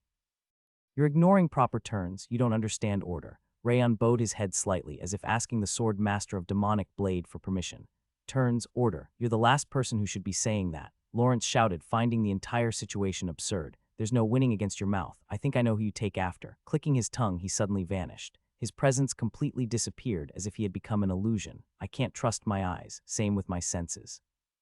Lawrence's movement technique created illusions that fooled both vision and perception. What he needed to find was the emotion Lawrence's burning anger, not from the left but behind. Rayon ignored the faint presence on his left and instead turned toward the source of Lawrence's rage.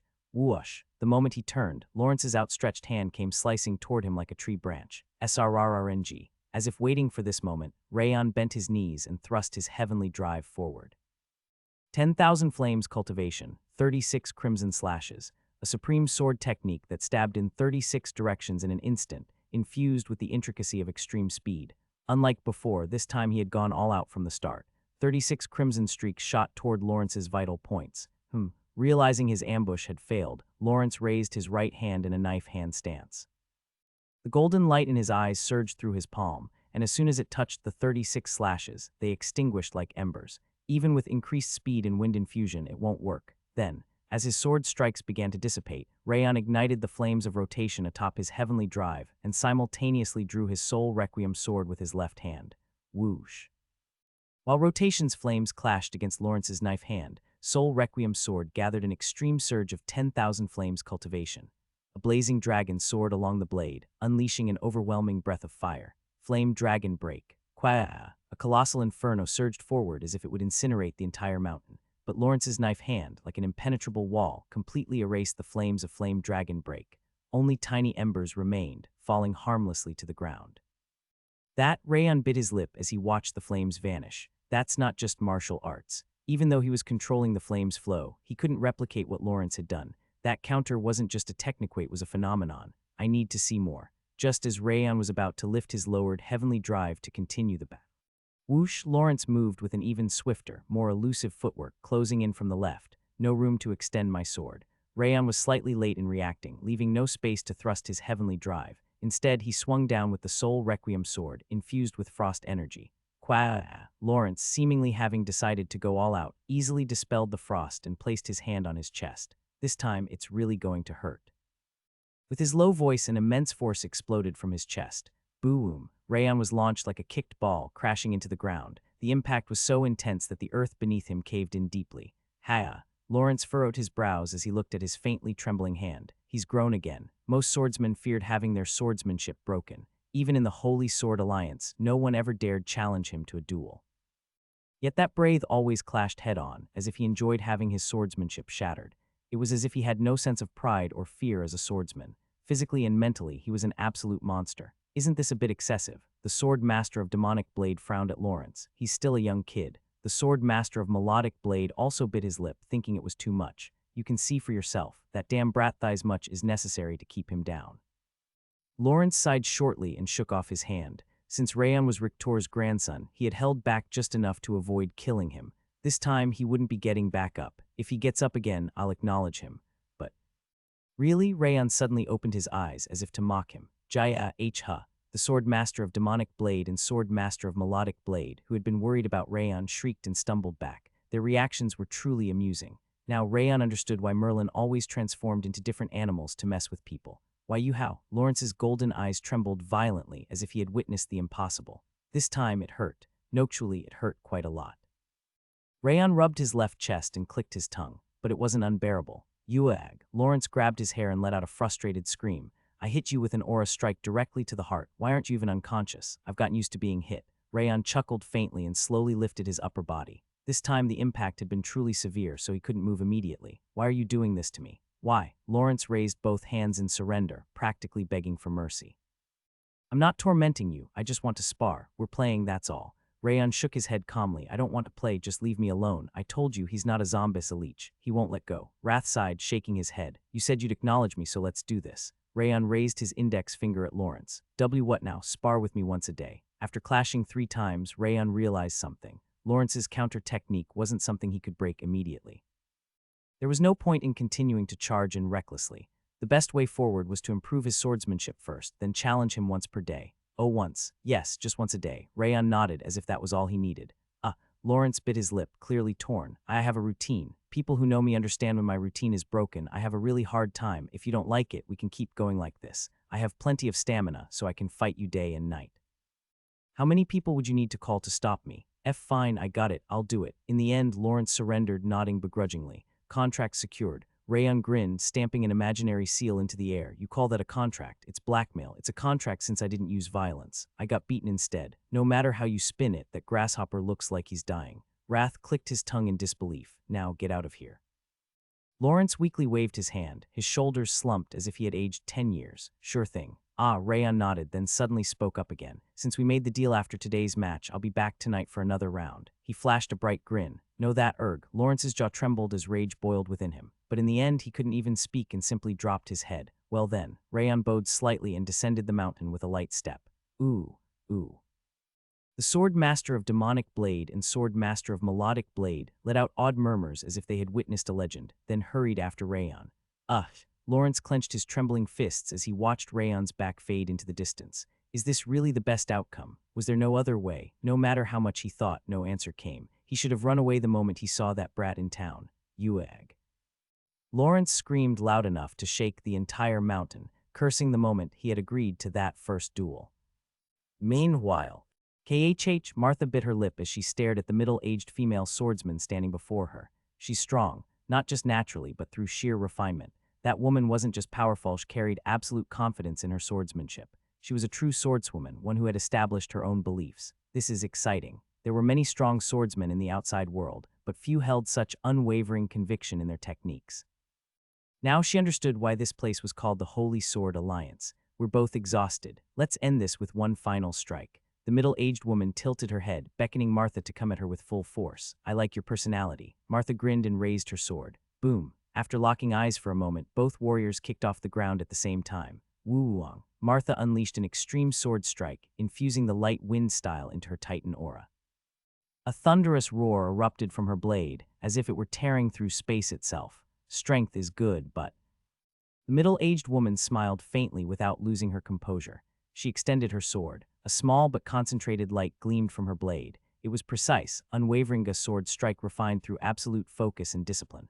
Quarrying, anyone could see that Martha's strike carried the greater force. Yet the one still standing after the clash was the middle-aged swordswoman.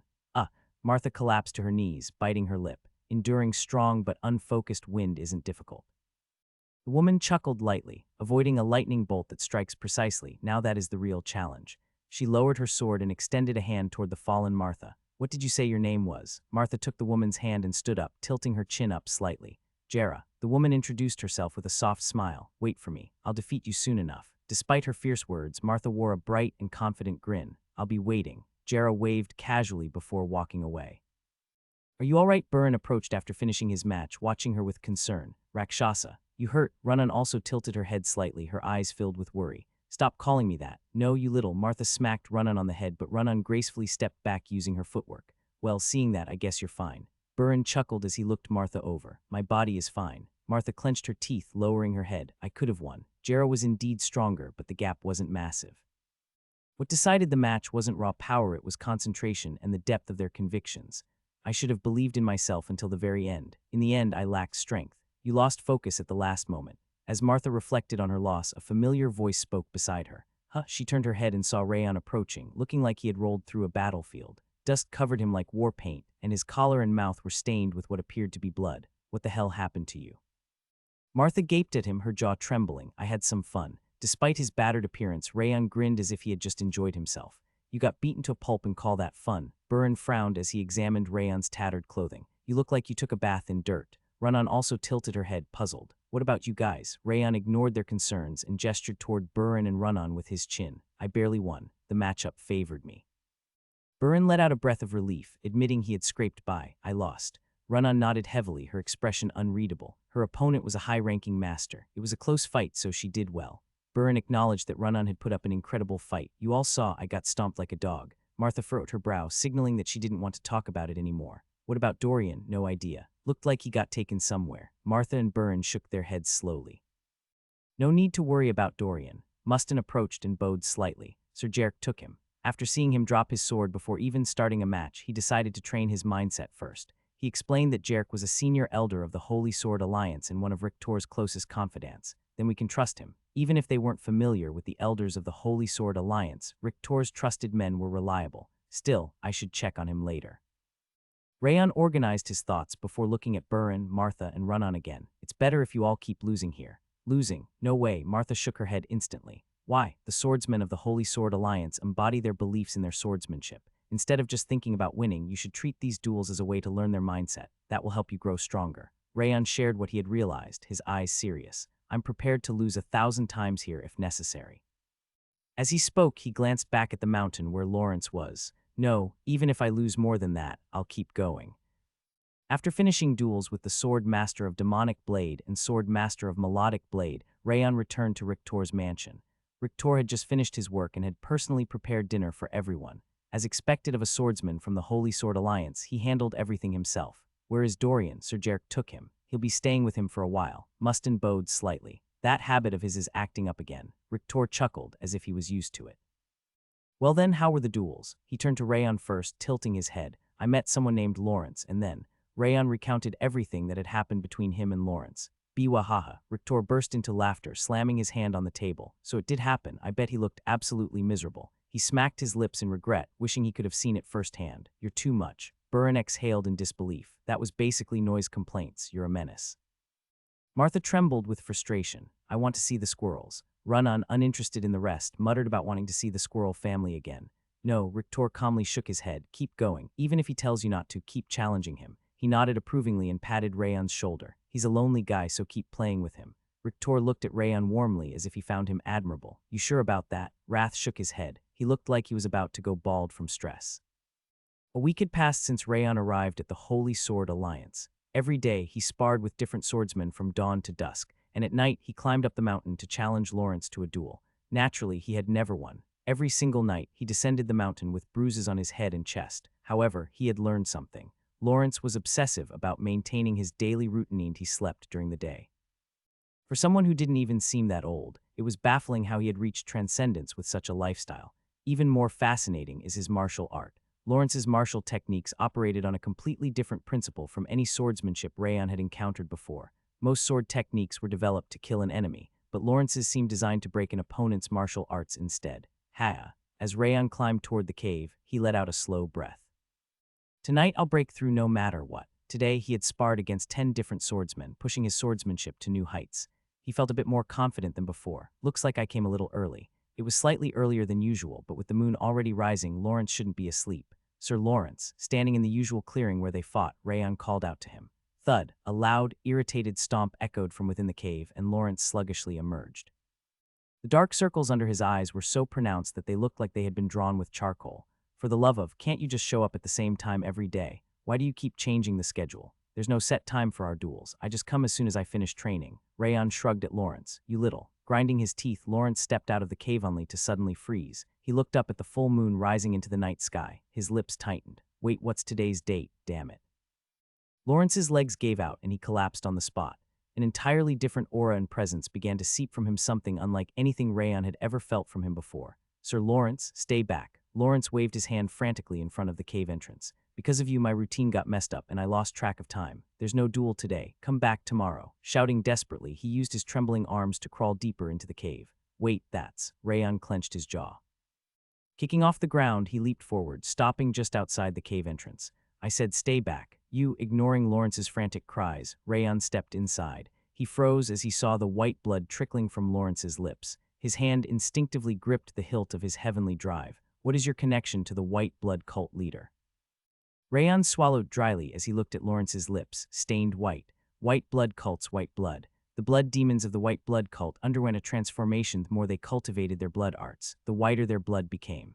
At this level, Lawrence was easily at the rank of an apostle, possibly as powerful as one of the 10 apostles. But it wasn't just the color of his blood that made Rayon suspect a connection to the white blood cult leader, his aura. The essence of what made a person human, their spirit, their presence, their soul's fragrance. Everything about Lawrence right now resembled the white blood cult leader. He was just a regular person until now. Could someone change this drastically? After sparring with Lawrence daily, Rayon knew him well. He was lazy, he loved to sleep, and he constantly complained, but he was a kind person at heart. But the energy now flowing from him was sinister and ominous. The golden eyes that always carried a sense of calm were now swirling with thick killing intent. Why would you suddenly bring up the white blood cult leader? Have you met her? Lawrence asked instead, his shoulders trembling, as if he was struggling to suppress the overwhelming blood energy within him. Yes, I've met her several times. Rayon responded while placing his hand on the heavenly drive. He debated whether he should activate his sword field and subdue Lawrence while he was unstable. A talent like yours survived an encounter with that woman. That's quite the miracle. Judging from Lawrence's words, he truly had some connection to the white blood cult leader. Rayon's curiosity about his identity only grew stronger. Heir. Despite the surging blood energy within him, Lawrence leaned against the cave wall, showing no intention of fighting. The white blood cult leader, she must have black hair and black eyes right now, correct? Yes. Rayon nodded cautiously, still keeping his guard up. Then there might still be time. What do you mean, shed skin?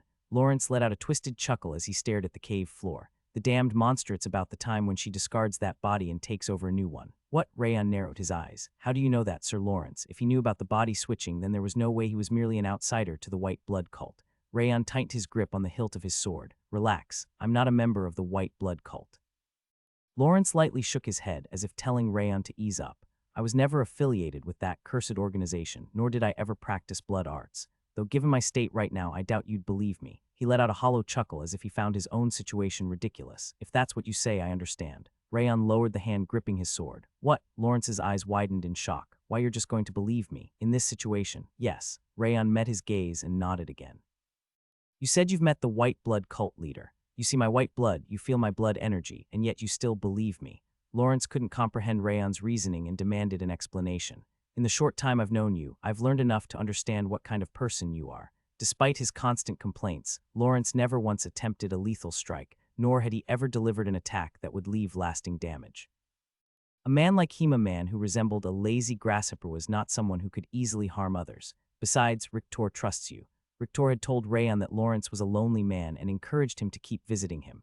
That meant he already knew about Lawrence's condition. You're a strange one. Lawrence smirked as he looked up at Rayon. With that reckless personality of yours, I figured you'd just draw your sword and charge at me. I'm not that kind of person.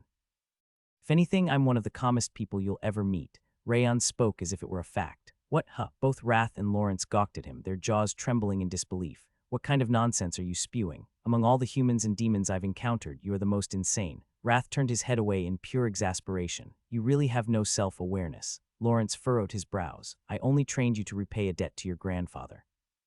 Of course, part of it was because I lost to your obsession. Even now, he seemed unable to believe how things had turned out and shook his head in amusement.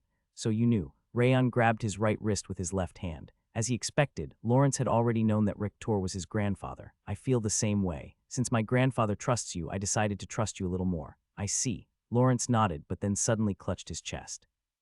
The blood energy flowing from him was growing even stronger. Are you all right? I should have prepared better for this. It's not easy to suppress. Lawrence shook his head. You should leave. I understand your feelings, but this isn't something I can just tell an outsider. He weakly lifted his hand, signaling for Rayon to descend the mountain.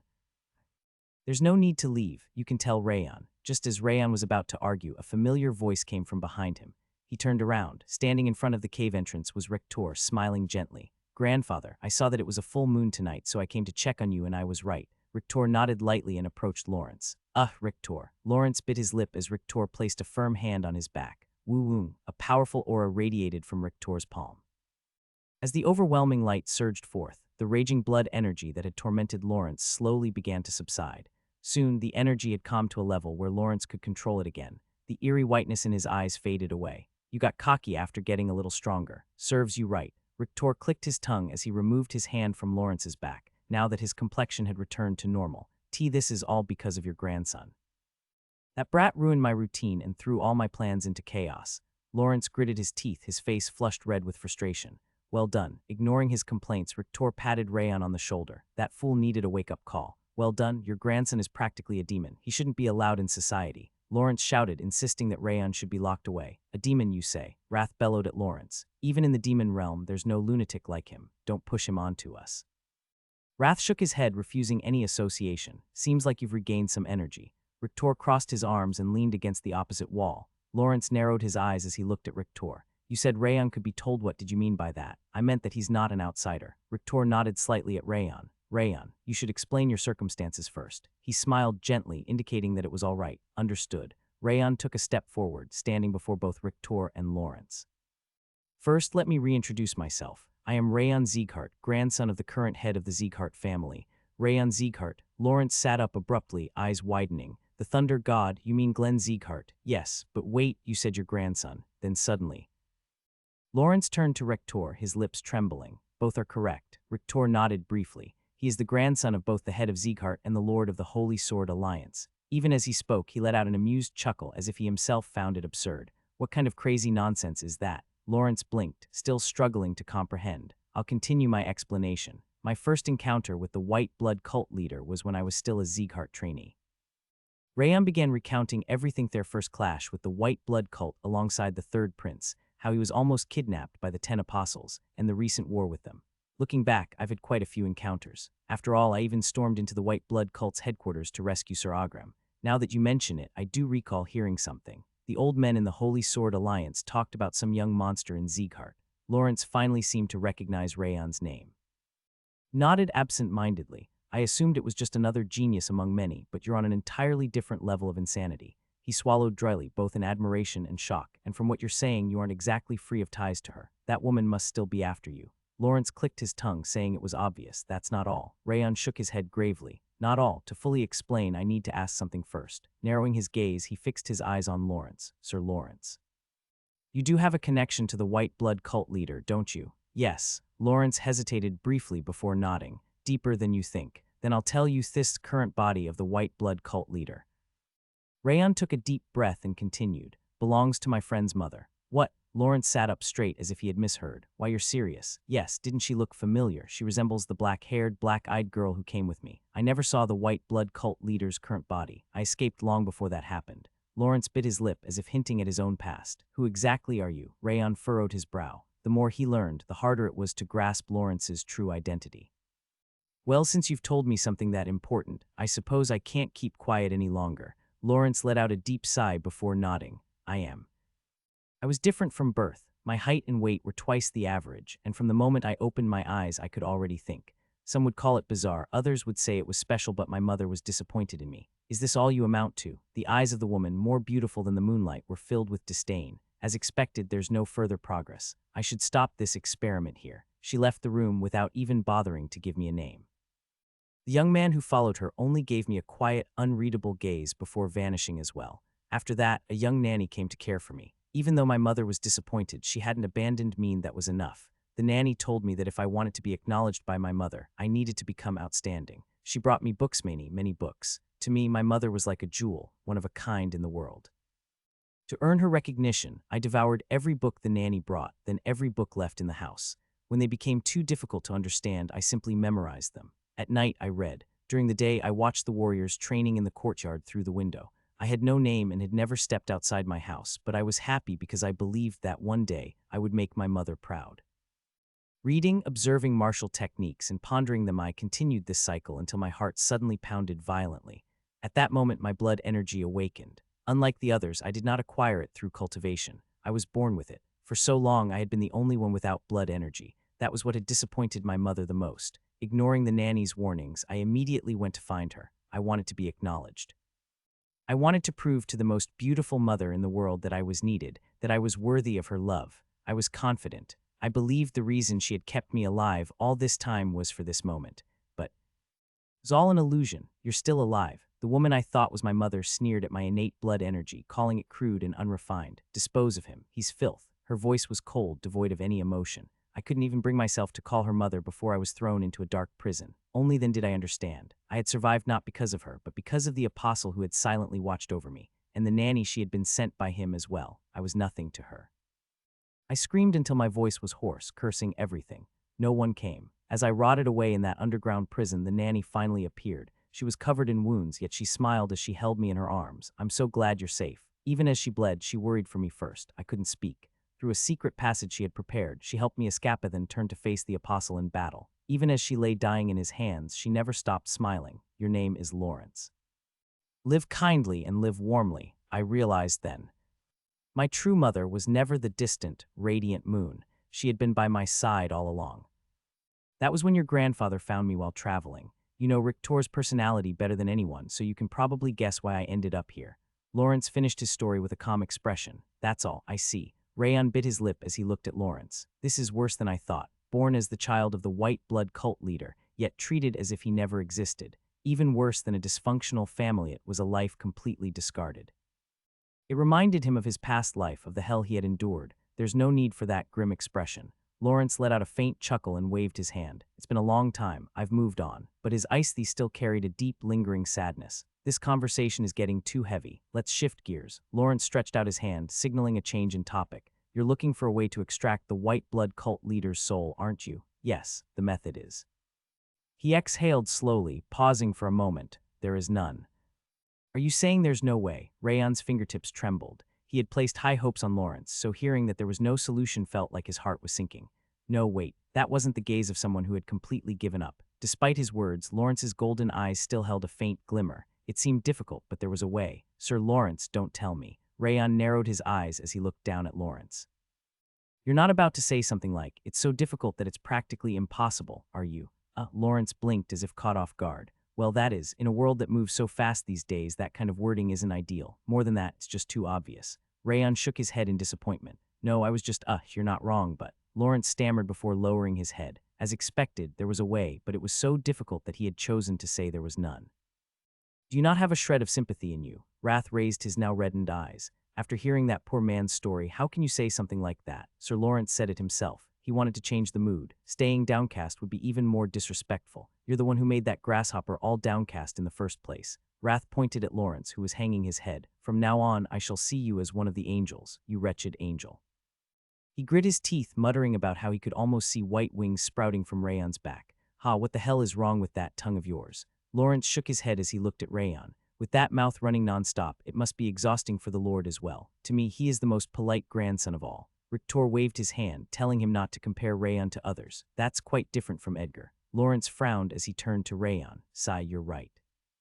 It's incredibly difficult, so I said there was no way. I didn't realize how obvious that would sound. Scratching his cheek in embarrassment, he let out a deep sigh. You should get out of the Holy Sword Alliance once in a while. There are plenty of great places I could introduce you to. Rayon offered a light smile and extended his hand. Lawrence clenched his teeth as if outright rejecting the idea. But at least there's a way to save my friend's mother, right?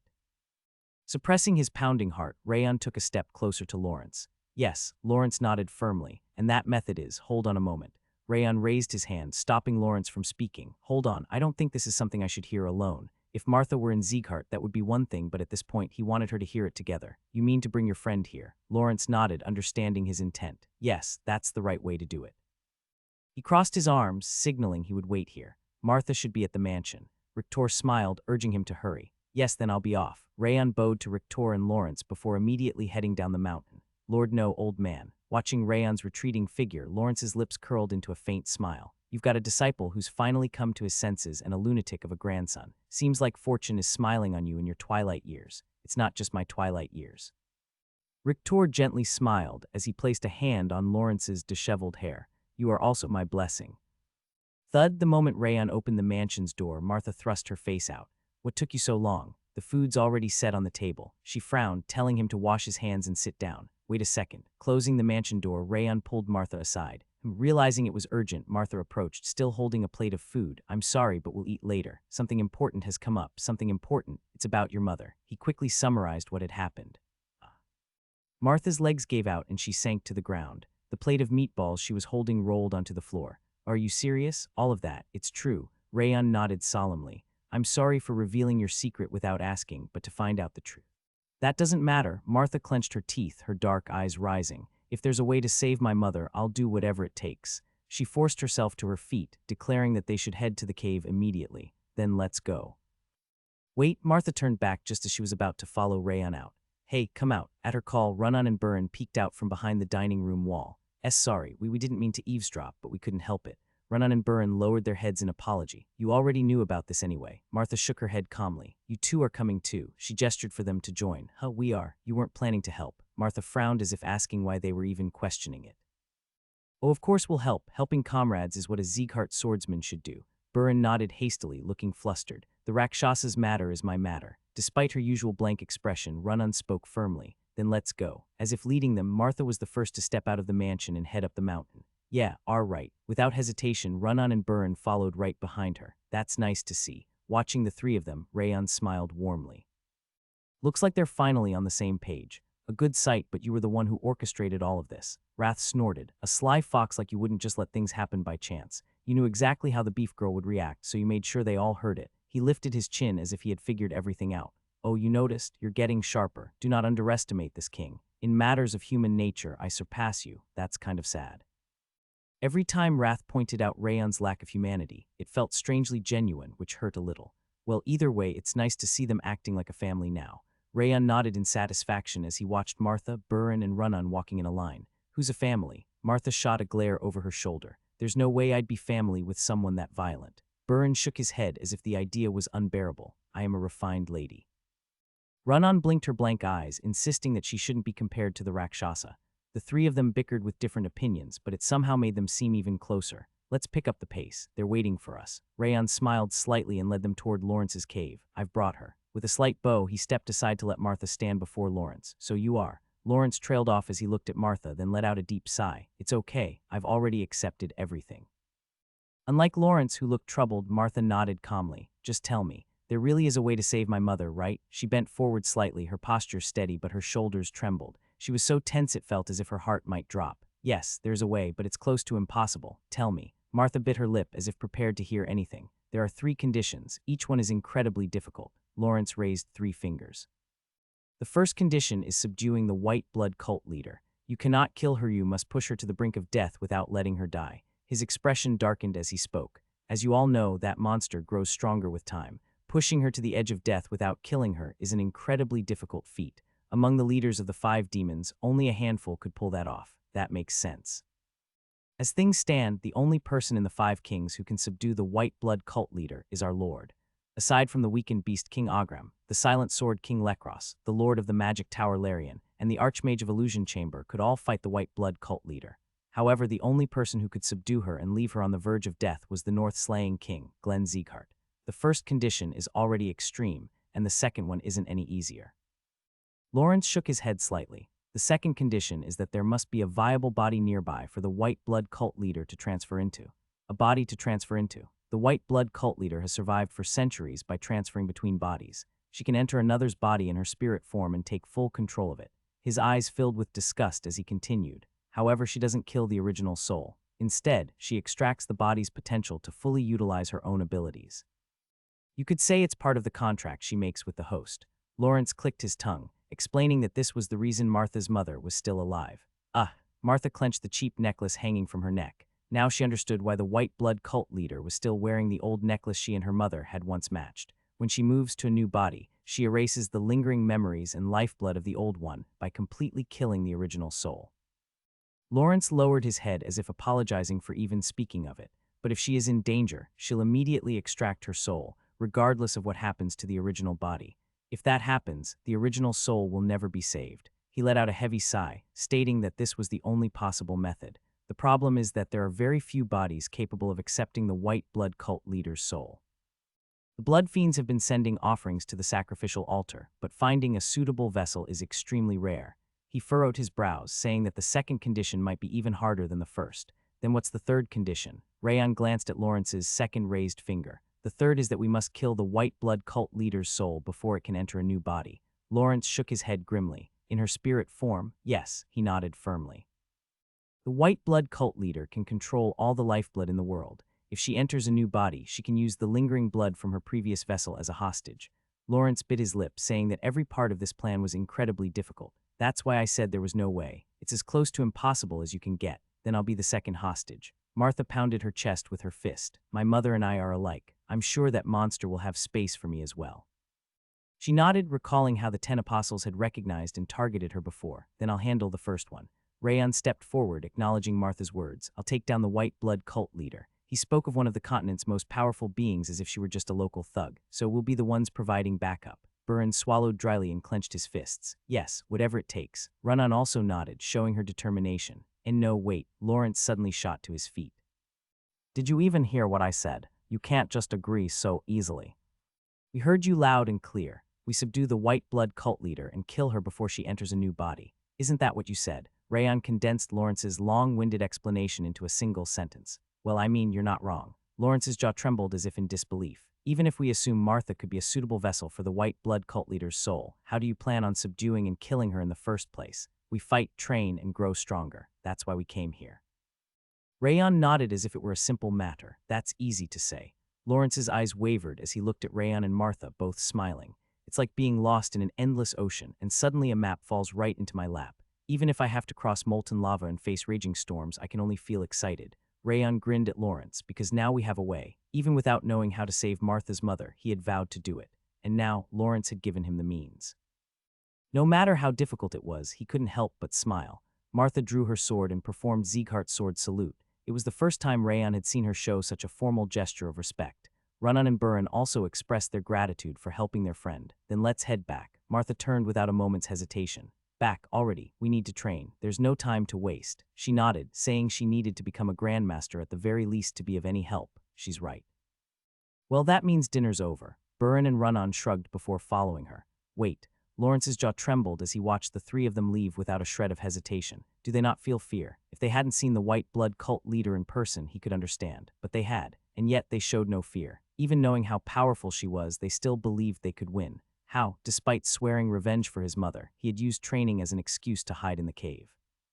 Even after reaching transcendence, he still feared the white blood cult leader. But those much younger and weaker than him were preparing to face her head-on, firm in their resolve to fight. Shame swelled in his chest, making it hard to lift his head. It'll be tough, it'll be terrifying and painful. Rayon nodded as if he understood Lawrence's turmoil, but it's something that has to be done. You feel the same way, don't you, Sir Lawrence? Lawrence's lips quivered, something that has to be done. At those words, he recalled his real mother's face, smiling even as she lay dying. He had sworn revenge with his soul, yet he had become a coward. This might be my last chance. Alone, he would never be able to do it. But thinking about fighting alongside those kids for some reason gave him courage. You're right, I've buried the thing I must do deep inside my heart. Lawrence nodded, his lips curling into a smile laced with moisture. I'll help. Whether as a stepping stone or a blade, I'll do whatever it takes in that fight. His golden eyes shone with newfound determination. Then let's start by helping me train. Rayon nodded in approval. Lawrence blinked at him. Training? You said you'd do anything. No, I meant I'd fight alongside you against the white blood cult leader, not. Enough talking, get up, we don't have time to waste. Rayon gestured for him to move.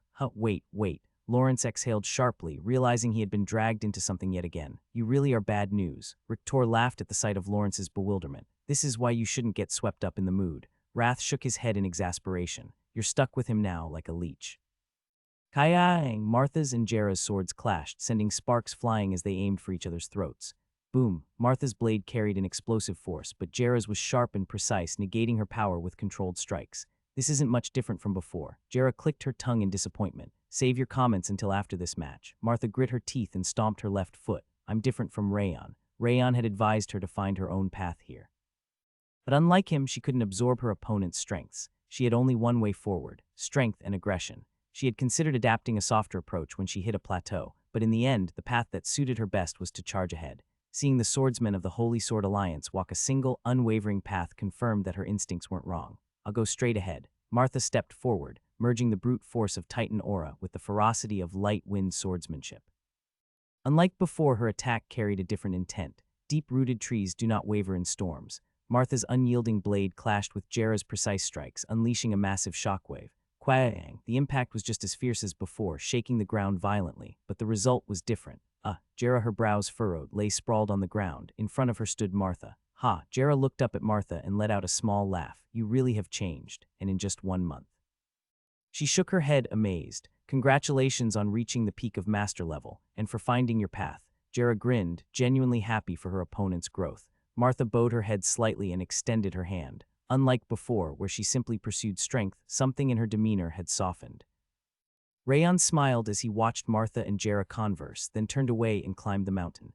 Everyone is changing. Wrath nodded approvingly. Yeah, and in a good way. Not just Martha, but Run-On and Buran had also grown significantly both in their martial skills and in their mindset. Bringing them here had been the right decision. Now it's my turn to change. For the past month after learning Lawrence's story, Rayon had traveled across the Holy Sword Alliance, engaging in life or death duels with its strongest warriors. As he reflected on his growth, he arrived at a clearing halfway up the mountain. From within a nearby cave, Lawrence's voice echoed out. Don't you ever get tired of this? Lawrence shook his head, exasperated. You keep coming at me day after day, and when it doesn't work, you just keep trying. It's ridiculous. I'm getting tired of hearing that. Just come down already. Rayon smirked and gestured for him to come. Besides, today will be a little different. You're like a damn leech. Lawrence let out a short sigh and jumped down into the clearing. Let's begin. Without any formalities, he nodded, signaling Rayon to attack. All right. Rayon steadied his breath and drew Heavenly Drive. Wouldn't it be better to use the sword field at this point? Wrath frowned, saying he was sick of watching Rayon lose. That's pointless. Even if he used the sword field, the chances of winning were slim, and even if he did win, it would be meaningless. He wanted to defeat Lawrence using swordsmanship alone, not through abilities. It's not about ability versus ability. I have to win with the sword. Exhaling slowly, Rayon closed his eyes for a moment before opening them again. He did not see Lawrence as an enemy, but as another teacher. With that mindset, he calmly extended his left foot forward. Lawrence frowned as he observed Rayon's stance. Not yet. Rayon's swordsmanship was improving rapidly, but he still hadn't broken through the wall. Even with his overwhelming talent and persistence, it seemed breaking through would take time. Then the only thing I can do was to block him with everything he had. Standing firm as an unyielding wall for him was the best thing he could do. Chi-ating, Rayon's sword turned silver as he charged. It was a speed that transcended the word fast. His swordsmanship had taken yet another leap forward. He's definitely improving. At this speed he could just as Lawrence was about to activate Inverse Sea of Flames, impressed by Rayon's refined technique. Whoosh, Rayon's sword suddenly changed. Not just its trajectory, but the entire flow of his strikes, twisting against the very movement of Inverse Sea of Flames itself. Boom, Rayon stepped forward, his movements both heavy and powerful, his upper body leaning in. He infused his aura with the speed of the wind, layered his flames with transformation and illusion, and didn't just wield his sword, became the sword itself, executing its mysteries with every fiber of his being. Heavy sword, strong sword, swift sword, wind sword, illusion sword, transformation sword, each technique layered seamlessly, and at the tip of his blade he ignited the profound essence of the breaking sword. His swordsmanship evolved, creating a brand new flow. Kuung, Rayon's swordsmanship cut against the tide, pushing back the white waves of Inverse Sea of Flames with razor-sharp currents. What the hell? Lawrence's half-closed eyes snapped open. Is this even possible? He had tried to suppress Rayon's swordsmanship using Inverse Sea of Flames, but it wasn't working. That sword had already reached the boundary of transcendence. I have no choice. At the same level, he could no longer block Rayon. He cast aside his pride and unleashed Inverse Sea of Flames beyond its limit. Whoosh. White waves, infused with the energy of Inverse Sea of Flames, surged from Lawrence's fingertips, swallowing Rayon's sword technique whole. Kuwang. Rayon's newly evolved swordsmanship was ultimately halted before the wall of Inverse Sea of Flames and dissipated entirely. Lawrence exhaled deeply, hunched over. He wiped the sweat from his forehead and looked up, his gaze trembling. You just... Still lacking, Rayon wasn't looking at Lawrence. His eyes were fixed on Heavenly Drive, a slight frown on his face. It seems I need more time to get used to it. The swordsmen of the Holy Sword Alliance, whether strong or weak, infused their very lives with their swords. Rayon had tried to embody that concepto, engrave the sword into his body and soul, but it seemed he was still falling short. What the hell are you? Lawrence bit his lip as he stared at Rayon. That wasn't aura, just know it was pure swordsmanship. You almost broke Inverse Sea of Flames with nothing but swordsmanship. His jaw quivered in disbelief. I attempted to integrate my sword into my existence, much like the swordsmen of the Holy Sword Alliance. It seems I failed due to my inexperience. Rayon let out a disappointed sigh. Don't give me that crap. I've lived in the Holy Sword Alliance for decades, and I've never heard of, let alone seen, someone like you. Lawrence shook his head, refusing to accept it. I simply wielded my sword in accordance with what I felt. Rayon smiled slightly, then turned to Lawrence. By the way, what exactly is this Inverse Sea of Flames you keep mentioning? Is it your martial art? Yes, it's an incomplete martial art that I've been cultivating. Lawrence leaned against a tree, nodding. Incomplete. You remember how I said I read every book my mother left me, as well as those in the study? I do. That house originally belonged to the apostle who kept me alive. Many of the books in there were martial arts manuals. He let out a low sigh, gazing up at the sky. One of them was a manual on Inverse Sea of Flames, a swordsmanship technique focused not on attacking, but on dismantling an opponent's martial arts. However, it was never mastered, not even by its creator. It was purely theoretical. The creator couldn't even master it. It required special eyes. Lawrence pointed at his golden irises. My eyes can read the flow of an opponent's aura and movements as they are. That's how I was able to learn Inverse Sea of Flames, even though it remains incomplete. He nodded, stating that without his natural ability, he would never have been able to use Inverse Sea of Flames in the first place. Of course, Inverse Sea of Flames isn't all powerful. Monsters like your grandfather's would simply overpower it with brute force. Lawrence clicked his tongue, emphasizing that it wasn't an unbeatable technique. Rayon listened to Lawrence's words and smacked his lips thoughtfully. So that's why I couldn't replicate it, even while using Ring of Fire. He had understood Inverse Sea of Flames' mechanics, but he had never thought he could copy it. Now he knew why, without innate vision like Lawrence's, replicating Inverse Sea of Flames was impossible. To be born with such eyes and use them for mere dismantling, how utterly pathetic. Wrath scoffed, shaking his head. If it were me, I'd only use them to destroy everything in my path. I figured as much. Wait. Rayon swallowed dryly as he glanced at Wrath. What are you looking at? Wrath narrowed his blue eyes, clearly displeased. If I use Eye of Wrath, perhaps he could mimic Lawrence's vision. Sir Lawrence, can you show me Inverse Sea of Flames once more? Rayon extended his hand after solidifying his thoughts. It's not hard to demonstrate, but why? There's something I want to try. Without waiting for an answer, Rayon raised Heavenly Drive and executed Crimson Slash. F whoosh. Lawrence calmly countered, lifting his hand in a slicing motion, activating Inverse Sea of Flames. The moment his golden eyes glowed, the flames and trajectory of Crimson Slash melted away instantly. I see it now. Rayon lowered his sword and extended his left hand. If I use Eye of Wrath to read an opponent's movements and Ring of Fire to analyze the flow of their aura.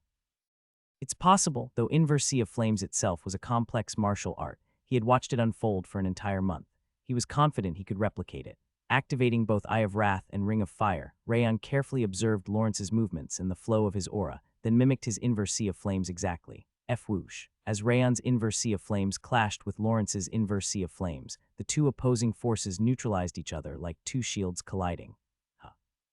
Lawrence's lips trembled as he watched the energy in his hand dissipate. What the hell? This is how it works, huh? I get it now. Rayon glanced at his left hand, which was now devoid of any aura, and smiled. Did you just copy Inverse Sea of Flames? You don't even have eyes like mine. How did you do it? Lawrence stared at Rayon, his golden eyes filled with pure shock. I just have good eyes. Rayon shrugged. He couldn't reveal Eye of Wrath, so he played it off as luck. I thought nothing about you could surprise me anymore. Lawrence placed a hand over his chest, saying his heart was still racing. Rayon bowed his head slightly, expressing his gratitude. This feels awful. I think I finally understand the expressions of the swordsmen I've defeated. Lawrence frowned, recalling the faces of those he had beaten in the past. No need to thank me. Rayon simply shrugged. Thank my ass, this is just infuriating. Lawrence stomped his feet in frustration. But this Inverse Sea of Flames. Rayon narrowed his eyes as he once again executed the technique. It's similar to Flawless Sea of Flames. Agram's Flawless Sea of Flames ignored an opponent's aura and struck through it, while Inverse Sea of Flames erased the flow of an opponent's martial arts. Not only were their names similar, but their applications were alike as well. Ignoring aura and erasing sword technique flow. Wait, if I combine these two. A terrifying sword technique that could crush both an opponent's aura and their martial arts at once might be born. Now that sounds fun. Look at you. You really are a twisted bastard. Wrath clicked his tongue in exasperation. But you're far from being able to achieve that with your current skill. He shook his head, saying it would take considerable effort. It wouldn't be fun if it worked instantly. Rayon's path wouldn't end at Grandmaster. Training while keeping his sights set on an even greater peak was more than worth it. All right, let's begin again. Rayon dusted off his hands and gripped Heavenly Drive once more. Lawrence, who had been sulking moments ago, widened his eyes. Again, you already figured out Inverse Sea of Flames, so shouldn't you be done now? He tilted his head, confused as to why Rayon was still here. What are you saying? Rayon let out a short laugh and lowered his sword. Inverse Sea of Flames was just a coincidence. I came here to improve my swordsmanship. I'll keep coming until I can break Inverse Sea of Flames using my sword alone. He had never been particularly interested in Inverse Sea of Flames itself. All he wanted was to defeat Lawrence using pure swordsmanship. Besides, sparring with you is fun. Lawrence licked his lips, clearly pleased. Wait, do you like this? Are you happy I'm staying? Rayon smirked mischievously and gestured toward Lawrence with his chin. What nonsense. I'm just pissed off that you won't leave. That's all. Lawrence waved his hands, telling him to go away. Don't come crying when I go back to Sieghart. Shut up already. Blushing red, Lawrence launched the first attack for the first time. Wrath, watching the scene unfold, shook his head. Everyone who meets this guy ends up ruined. After finishing his sparring with Lawrence, Rayon returned to Rictor's mansion. Just as he reached for the door handle, he sensed a familiar presence inside. Dorian. 2 weeks ago, when he and Rictor had gone to check on Dorian, they had found him in deep meditation and left him undisturbed. It seemed he had finally returned to the mansion today. It is him. The wallet has returned. Wrath grinned, looking genuinely pleased. It's been a while. Rayon chuckled lightly and stepped inside. Rayon, Dorian's back. Runan, who had been waiting near the entrance, pointed toward the reception room. Following her finger, he saw Dorian sitting upright with a straightened back. Doriha, was he always this good-looking? With all the excess fat gone, the once ordinary Dorian now looked like a charming young noble. Even after knowing him for nearly 10 years, Rayon had never imagined that Dorian had been hiding such a face. I was surprised too. I had no idea that's what he actually looked like. Burin chuckled in disbelief. Doesn't matter, he's still Dorian. Martha dismissed the change, shaking her head. Sir Rayon, you've returned. Dorian bowed deeply, his tone formal and composed. Not only had his appearance changed, but his demeanor had as well. The casual air he once carried was gone. Yeah, Rayon nodded, still trying to process the change. What exactly did you learn to lose that much weight? Martha asked, her curiosity piqued. I've learned and mastered many things, among them. Dorian trailed off and pulled a bottle of water from his belly pouch. Sir Rayon, you must be thirsty right now. Without hesitation, he handed the bottle to Rayon. How did you know? Rayon accepted the water, baffled. His fight with Lawrence had gone on for a long time, leaving him parched, but Dorian had somehow sensed that immediately. Lady Run-On, you've been craving ice cream, haven't you? Dorian turned to Run-On and pulled out a container of rainbow ice cream. Run-On accepted it with wide eyes, her usual blank expression briefly flickering with excitement. Me too, me too, me too. Wrath flailed his tongue, reaching out toward Dorian.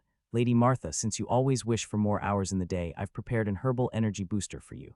Dorian handed her a bottle of tonic. What the hell? Martha's eyes widened as she stared at Dorian, but she still accepted the bottle without complaint, suggesting she genuinely needed it. And lastly, Lord Burren, this should be useful for you.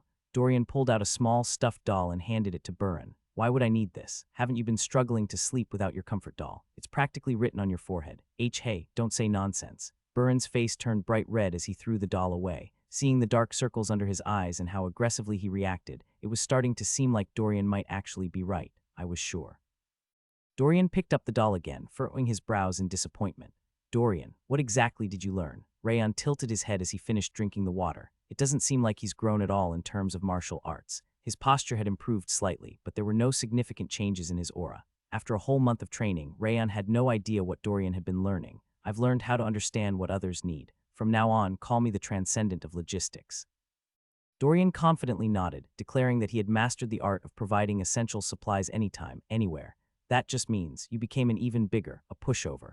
Rayon, Martha, and Burren finished his sentence in sequence. Run-On, uninterested in the conversation, just ate her ice cream. I'm not a pushover. I simply want to supply you all with whatever you need at any time. Dorian pounded his chest, trying to convince them. When I went to check on you, you were meditating. Wasn't that sword training? My master was training me to sense what people needed. He grinned as if that explained everything. Rayon pressed his palm against his forehead. I shouldn't have left him there. He had trusted the swordsman who took Dorian under his wing, considering he was a grandmaster at the peak of his craft, but he hadn't expected this outcome. You're training with me starting tomorrow. Rayon sighed and shook his head. But I just got back today. No excuses. Be at the training grounds by dawn. He waved his hand dismissively, allowing no room for argument. That kid. However, both Rictor and Wrath seemed intrigued as they observed Dorian closely. The next morning before dawn, Rayon dragged Dorian out to the mansion's training ground. Why are you doing this? Dorian, having fully returned to his usual nervous self overnight, trembled in both his arms and legs. You wasted an entire month. Rayon frowned at Dorian's terrified expression. What a waste of time. Burren, Martha, and Run-On had spent this time constantly training and pushing past the limits of High Master. But despite spending a month alongside a Grandmaster, Dorian had barely changed at all. He had lost some weight, slightly increased his aura capacity, and developed a weird knack for sensing what people wanted. That last part, especially, was utterly useless. We don't have much time before we leave. Until then, I'm sticking with you. You need to show at least some improvement before we return. Dorian sighed in resignation and reluctantly raised his sword. All right. Rayon gripped Heavenly Drive and kicked off the ground, moving with the swiftness of the light wind style. His sword flashed forward, too fast for Dorian to react, aiming directly for his throat. F-Wang. At the last second, Rayon prepared to halt his strike, but before he could, Dorian instinctively leaned back and parried the attack with his sword. Clang. It wasn't a particularly powerful counter, but he had struck just the right angle, deflecting Heavenly Drive forcefully. Yuwa. Dorian yelped in shock, blinking rapidly as if he had no idea what he had just done. Was that just luck? It seemed like he had randomly swung his sword and just happened to block the attack. Let's test this properly. Rayon narrowed his eyes and launched another strike, this time even faster, aiming for Dorian's solar plexus. Clang. Once again, Dorian instinctively positioned his blade perfectly, neutralizing the attack. What are you? Rayon's jaw dropped as he stared at Dorian, who stood frozen in a defensive stance. What did I do? Dorian blinked in confusion. How did you block that? Because if I didn't, I'd die. No, I mean, how did you block it? The sword was coming at me, so I stopped it. The two of them stared at each other, tilting their heads in mutual confusion. What kind of idiotic conversation is this? Wrath sighed in sheer exasperation. So Rayon crouched down and gestured for Dorian to come closer with his finger. You mean you can predict where I'm going to attack? Rather than predicting, it's more like I can read the direction, Dorian replied, sitting down across from him and smacking his lips briefly. Hearing that you can read my attacks makes me feel annoyed. Rayon frowned deeply as he looked at Dorian. It's not that I'm underestimating you, Rayon, I swear. Dorian shook his head vigorously, insisting he could really see where the sword was coming from. Well, I saw it myself, so I can't exactly deny it. Rayon clicked his tongue as he examined Heavenly Drive. That was a sword strike Dorian shouldn't have been able to see with his current skill level. He had launched a series of strikes at a speed beyond Dorian's perception, but the guy had blocked them all as if reading his thoughts. They say coincidences don't happen 3 times in a row, so it really did seem like his attacks were being read. So how did you acquire this ability? I don't really know myself. Dorian shrugged, saying he was just as curious. I was just learning the principles of logistics from my master and meditating. I have no idea how this happened. He shook his head, emphasizing that he had never learned swordsmanship. Really? Yes. If I hadn't been training in my free time, my skills would have completely deteriorated. That doesn't make sense. Rayon exhaled sharply as he stared at Dorian's innocent, blinking eyes. That ability is called Mind's Eye or Heart Reading Sight. Wrath licked his lips as he observed Dorian. Mind's Eye. Rayon wasn't familiar with Heart Reading Sight, but he had heard of Mind's Eye before. It was a unique ability that allowed someone to read an opponent's intentions through an intuitive perception. Even I didn't realize it at first, but it seems your wallet possesses the talent for Mind's Eye. Wrath scratched his forehead in amusement. Wait a second. Then the fact that he handed me exactly what I needed yesterday, exactly. His mind's eye awakened, and that ability surfaced as a result. It's absurd. Wrath nodded, as if stating the obvious. Dorian. Rayon tilted his chin toward Dorian, who still seemed dumbfounded. You only gained this ability after you started realizing what others needed, didn't you? Dorian blinked blankly for a moment before nodding. Now that you mention it, I think so. My master told me I wouldn't get beaten to death anymore now that I could understand his intentions. He scratched his cheek, saying he hadn't understood what that meant at the time, but now it made sense. Are you an idiot? Rayon let out a hollow laugh. This guy had received all the hints, but was only now realizing what his ability was. Honestly, blocking swords isn't that important to me. The fact that I can now pull out the exact item someone needs at the right moment is way more useful. Dorian shook his head, emphasizing how much better it was to be able to supply others with necessities. But you're a swordsman. Rayon sighed and slumped his shoulders. I'm a quartermaster. Dorian blinked as if wondering what Rayon was even talking about. What? Huh, before being a quartermaster, you're a swordsman. Rayon couldn't hold back and flicked Dorian on the forehead. Gah, this time Dorian seemingly used his mind's eye, leaning back just in time to dodge the flick. The fact that he could make good use of the ability yet still prioritized logistics over combat was beyond frustrating. Where do you think you're going? Rayon narrowed his eyes and struck at Dorian's ankle. Arg! Dorian lost his balance and fell flat on his back. Erg. Your dodging ability is getting ridiculous. Rayon scowled down at him. I knew you'd go for my legs. Here. Dorian, groaning as he rubbed his back, suddenly pulled out a bottle of cold water from his waist pouch and handed it over. Ha! Rayon let out a hollow chuckle as he accepted the water. He had just been thinking about wanting a cool drink, and Dorian had read that instantly. You sure you're not more suited to this than fighting? That's what I've been saying. Dorian scratched his head and chuckled sheepishly. He truly seemed happier providing supplies rather than fighting. Even my master told me that combat doesn't suit me. I think I need to meet your master. Rayon smacked his lips as he looked at Dorian. My master. I should at least thank him for taking care of one of my subordinates. Neither Wrath nor Glenn had known that Dorian possessed the talent for Mind's Eye. Now that he was aware of it, he wanted to meet his master in person. Ha. Don't kid yourself, you just want to spar with him. Wrath snorted in disdain. You know me too well. Rayon grinned and nodded. Until now he had avoided seeking out Jerk, fearing it might disrupt Dorian's training. But now that he understood the situation, he wanted to test himself against the man. Really? Dorian's face lit up with excitement, and he jumped to his feet. He's really amazing. He could read my thoughts and took care of everything for me. His bright smile showed how genuinely happy he was about seeing his master again. Does that mean his master also has Mind's Eye? It only made sense. Jerk had ignored Burin, Martha, and Run-On and chosen Dorian from the start. That meant he must have recognized Dorian's potential because he had the same ability himself. Then lead the way. Rayon gulped down the water Dorian had given him and nodded. Yes, sir. Dorian eagerly stood up, clearly excited about meeting his master again. And no. This is bad. Wrath, who had been floating absent-mindedly, suddenly flailed his arms in front of Dorian, blocking his path.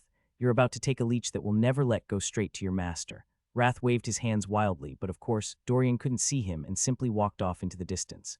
Your master's going to get drained dry. Wrath's wailing echoed emptily across the deserted training grounds. Dorian stopped in front of a secluded lakeside cabin. Like Lawrence's cave, it was far removed from any village, making it difficult to find. Master, Dorian beamed as he knocked on the door. I told you not to call me that. And why did you come back when I told you to leave? The worn-out door creaked open, and an old man with a thick white beard stepped out. So that's Sir Jerk. Though his back was hunched, he was naturally short. Not only his beard but also his eyebrows and hair had turned completely white, making his round face resemble that of an aged raccoon. Is he really a grandmaster? Jarrek's strength level was at the peak of grandmaster. He hadn't yet ascended to the transcendental realm, meaning Rayon could theoretically defeat him, but strangely, he didn't feel certain about winning. What an odd old man. Wrath smacked his lips in interest and settled atop Rayon's head. And you are?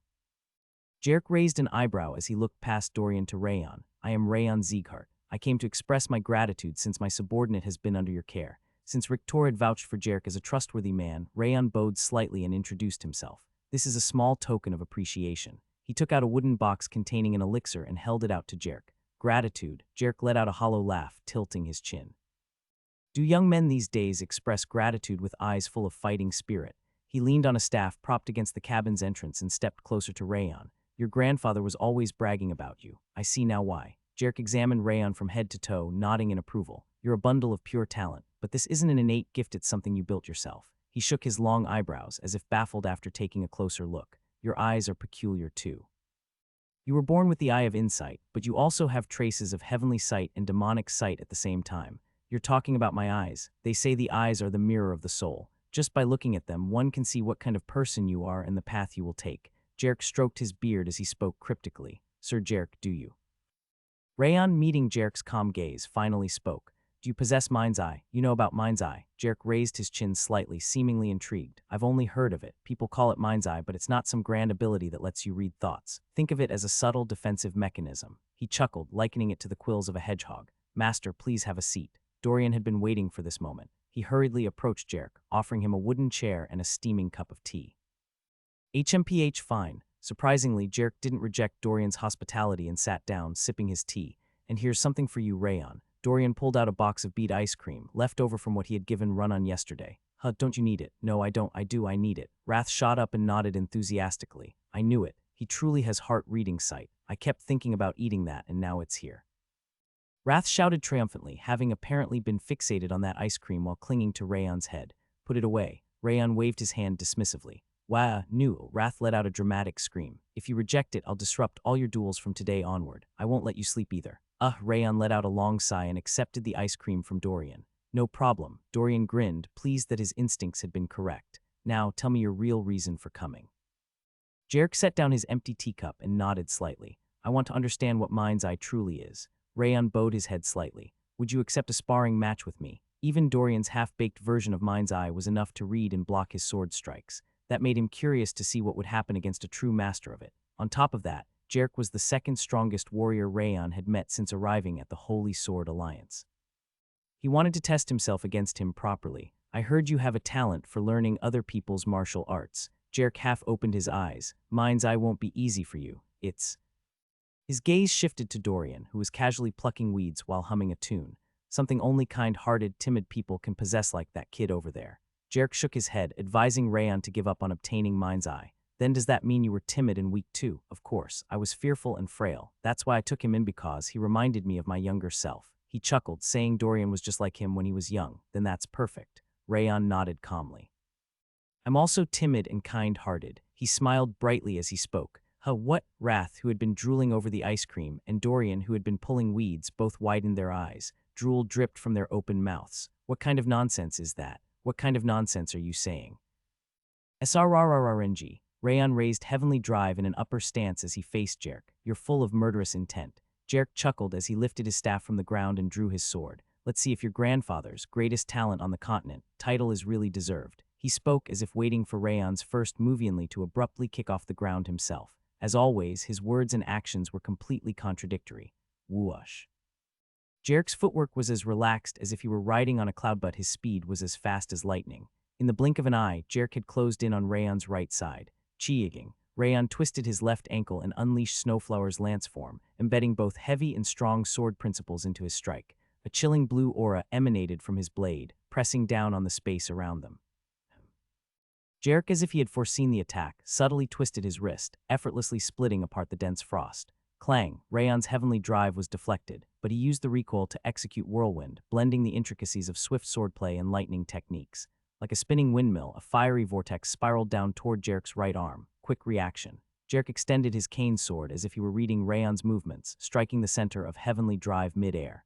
Clang. Rayon's sword was knocked back, leaving only remnants of flames in its wake. He had initiated the attack, yet he was still being utterly absurd.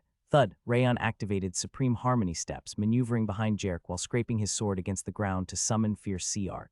A crimson tidal wave of fire surged to engulf Jarek, a wave of flames, but it's just another sword strike in the end. Jarek didn't flinch. He thrust his cane sword precisely 5 times toward both the upper and middle sections of the flaming sea. Whoosh! A brilliant blue light radiated from his blade, extinguishing the sea of fire and scattering embers into the air.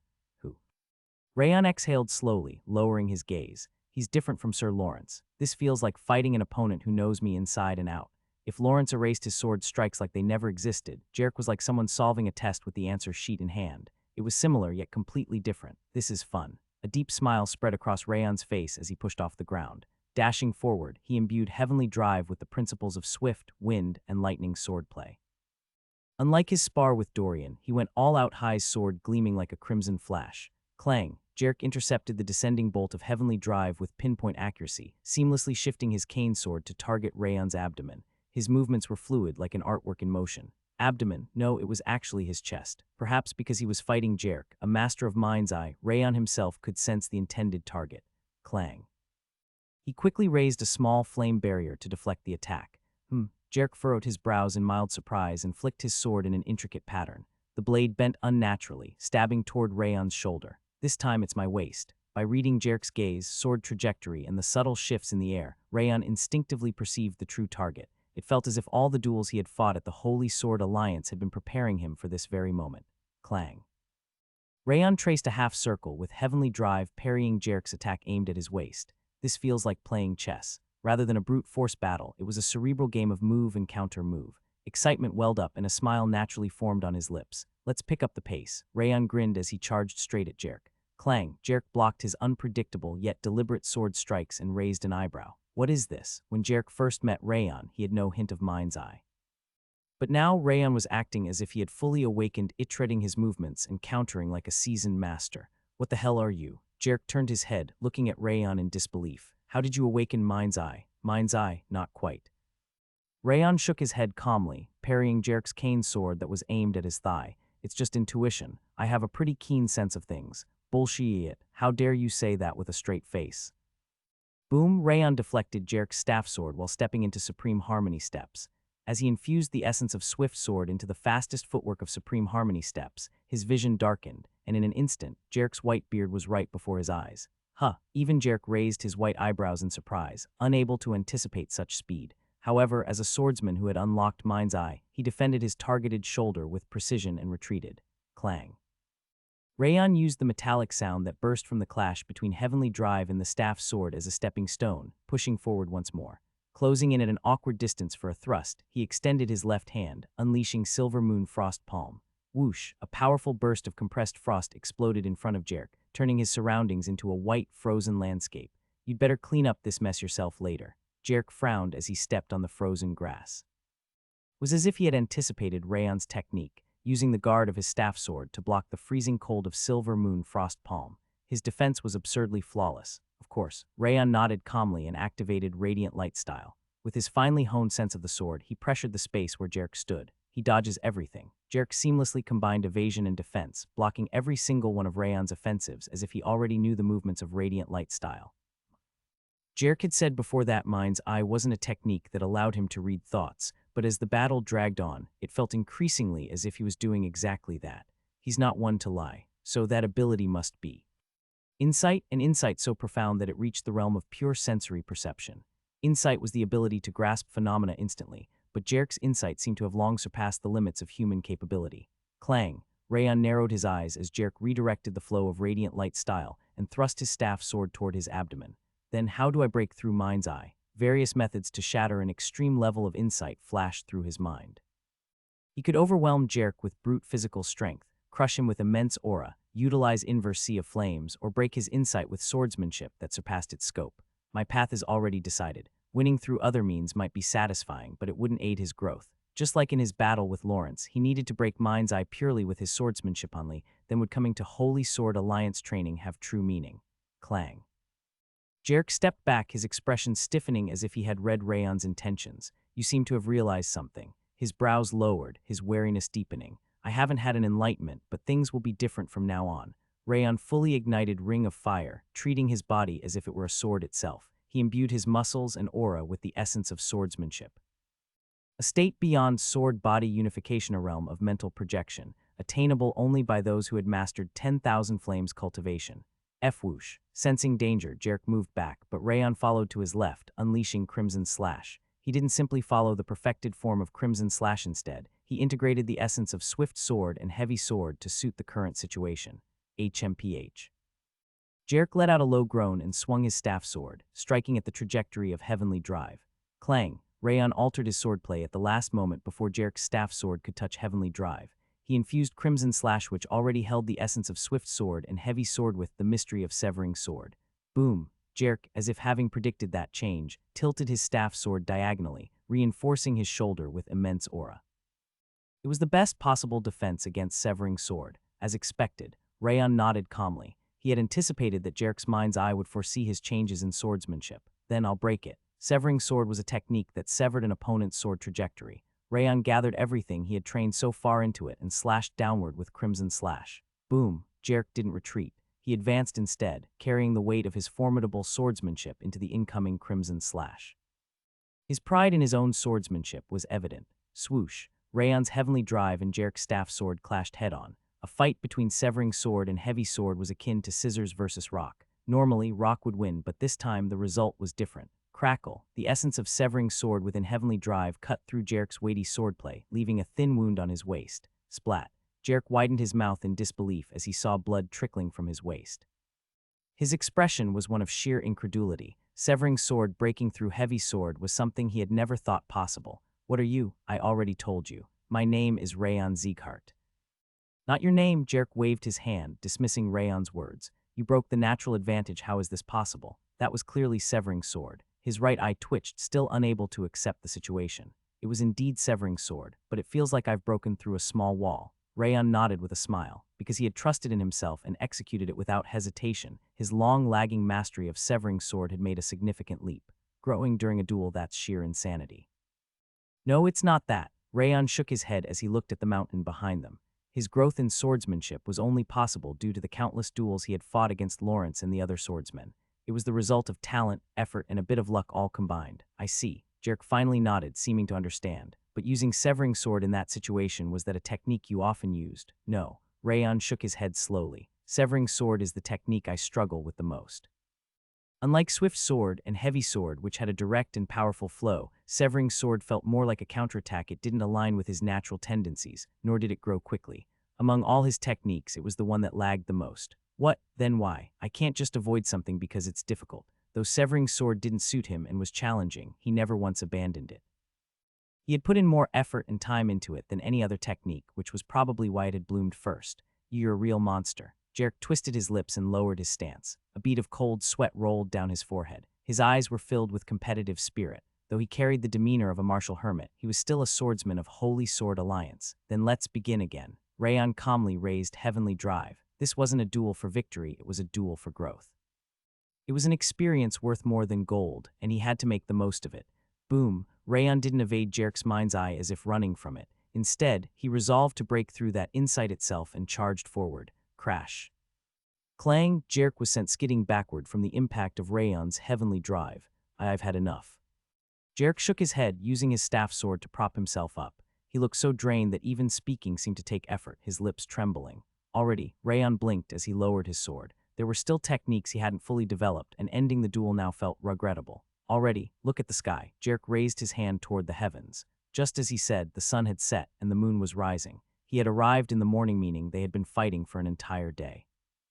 I can't go on anymore. If I keep moving, my back will snap in half. Though Jarek still had aura left, his stamina had reached its limit. He let out a deep sigh. He must have been truly exhausted. His beard and eyebrows were soaked in sweat, clumping together like a brush tip. Let's stop here for now. Rayon licked his lips and lowered Heavenly Drive. His body was battered, but the exhilaration of growth had made him unaware of his exhaustion. You both did great. Dorian rushed over eagerly, handing towels and water to both Rayon and Jarek. Appreciate it. Rayon nodded as he wiped the sweat off his face. Even better than I expected. The achievements from more than a month of training and dueling here had exploded all at once. The sword techniques he had planted in the mental world had sprouted and grown significantly. And this is, Rayon glanced at Jerk, who was breathing heavily and smiled faintly, because I had a worthy opponent. Jerk wasn't just someone with mind's eye, was a master who had honed numerous sword techniques to perfection.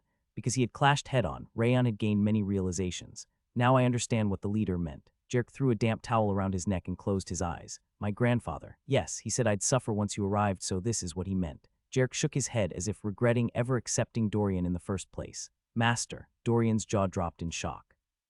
Even if you hadn't taken me in, I still would have challenged you to a duel. Rayon grinned, dismissing the hypothetical scenario. Master, are you abandoning me? You promised to make me the ultimate logistics master. Dorian sniffled as he clung to Jerk's leg. It was a joke, and when did I ever say I'd make you a logistics master? Jerk kicked Dorian away, annoyed. You two seem close. Rayon watched their interaction with a small smile. Right, close, don't be ridiculous. Dorian beamed happily while Jerk sharply turned his head away. Ahem, I realized something just now. Jerk awkwardly averted his gaze. A realization. Rayon tilted his head, unsure what Jerk meant. I told you before that you don't have the talent for mind's eye, but I was wrong. No. Yes, not at Dorian's level, but you do have the potential to awaken mind's eye. Jerk nodded firmly. I was just fighting based on intuition. I told you mind's eye isn't some grand mystical ability. If your intuition sharpens to an extreme degree, it will evolve into mind's eye. Jerk waved his hand dismissively. It's hard to believe, but you might actually be a kind and timid kid. This brat, kind and timid. Never. Wrath furiously shook his head. Drop him into the heart of the devildom or the heavenly realm, and he wouldn't just survive it, enslave everyone there. The demon flailed in protest and smacked Jerk's cheek. Make sure to meditate often. Mind's eye isn't something that resides in your vision, it exists in your heart. Jerk leaned back against a wooden chair, giving his final piece of advice. Rayon bowed respectfully. Inverse sea of flames, fierce sea art, and mind's eye. If he could incorporate mind's eye into his techniques, he might finally create a martial art capable of defeating the white blood cult leader even in their spectral form. This is worth researching. He decided to study it thoroughly once he returned to his household. You've already realized something, haven't you? Your eyes are sparkling. Jerk chuckled, watching Rayon's sharp gaze. The mention of eyes reminded Rayon of something Jerk had said earlier. Jerk. Rayon turned toward him, watching as his eyes slowly drooped shut. You mentioned human eye, heavenly eye, and demonic eye earlier. What do they mean? The human eye refers to the eyes a person should have the ability to see and act with human decency. It means you are fulfilling your duties as a person. Jerk clicked his tongue, muttering that many people didn't even possess human eye. Then what about the heavenly eye?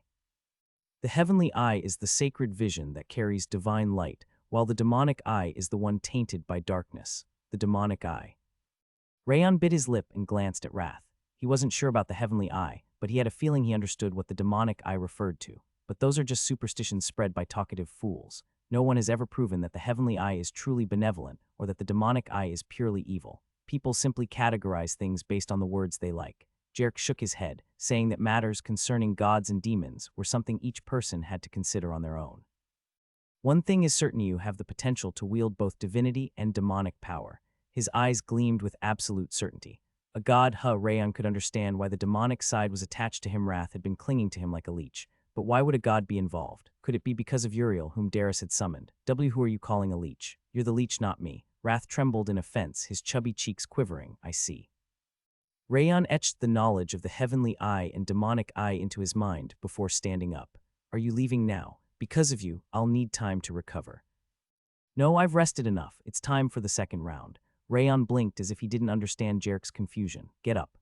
What? Jerk's eyebrows lifted so high they nearly fell off his forehead, as if he had never considered a second round. Did you not hear me? I have no strength left. Give up. Dorian handed Jerk his staff sword with a shake of his head. There's no stopping Rayon in that state. He took a few steps back, as if surrendering to the inevitable. Goo. Jerk's hands trembled as he gripped his staff sword. His face instantly aged another 10 years, making him look like a completely withered old man. You little brat, I'm older than your grandfather. Then that means you must know even more sword techniques. Let's continue. Arg, once again, screams echoed throughout Holy Sword Alliance. Early morning, Rayon slowly opened his eyes, as still as a statue in deep meditation. It's already begun. The mornings at Holy Sword Alliance started early. The swordsmen here valued the sword above all else more than any other aspect of life. Before washing up or eating, they trained first. While many swordsmen in Zeeghart also trained at dawn, the level of dedication here was different. These people poured their entire being into their swords, day and night. You seem to have gotten used to the mornings here. Rictor leaned against the training hall wall, watching Rayon with a faint smile. That's true. Rayan nodded, smiling. I've been here for 2 months now. Having stayed at Holy Sword Alliance for 2 months, it now felt strange not to hear the sounds of swords clashing at dawn or dusk. What about the others? They left before sunrise. They're already clashing swords with someone, no doubt. Rictor shrugged, mentioning that Martha, Runnan, and Burin had all gone out early. They're working hard too. The 3 squad leaders had adapted to this place, even faster than Rayan, growing stronger by the day. Training and dueling against swordsmen who had refined their techniques to the extreme was an invaluable experience for everyone. Maybe I should bring the entire Light Wind division here next time, or even arrange a full duel between Sieghart and Holy Sword Alliance. It wasn't possible now, but once the truth about Holy Sword Alliance's leader was fully revealed, he wouldn't have to worry about secrecy anymore. Shame. Rayan clicked his tongue as he listened to the crisp sounds of swords slicing through the air like birdsong. It's time to leave. The continent was in turmoil, and he couldn't keep Light Wind Division waiting forever. From the beginning, his stay here had been set for 2 months. I wouldn't mind if you stayed longer. Rictor laughed, saying Rayan could stay for a lifetime if he wanted. I'd love to, but I can't just leave my subordinates behind. Rayan shook his head. He wasn't just responsible for the squad leaders, had to look after the entire Light Wind Division. No matter how beneficial this training was, he couldn't stay here forever. That's the right decision. Rictor nodded approvingly. So when are you leaving? I have a lot to sort out first, so I plan to leave next week. If you're talking about that, then yeah, it needs to be done first. Exactly. Rayan gripped the hilt of Heavenly Drive, nodding solemnly. It's time to finish things. The next day, as soon as evening fell, Rayan left the training grounds and headed toward the mountain where Lawrence resided. However, unlike his usual solitary visits, he wasn't alone this time. Rictor, Burin, Runnan, Martha, Dorian, and a small group of Holy Sword Alliance's swordsmen followed behind him. I told you not to come. Rayan frowned, looking over his shoulder. How could we not watch? Yeah, we want to see that brat Lawrence get thrashed. The demonic Blade Master and melodic Blade Master, who had been Rayan's frequent sparring partners, shook their heads. They insisted on coming no matter what. I think I should use Demonic Blade Master and Melodic Blade Master moving forward instead of Sword Master of Demonic Melodic Blade. Right, we need to see how much our division leader has grown. If you haven't gotten stronger, prepare for some insults. If you lose, buy me ice cream.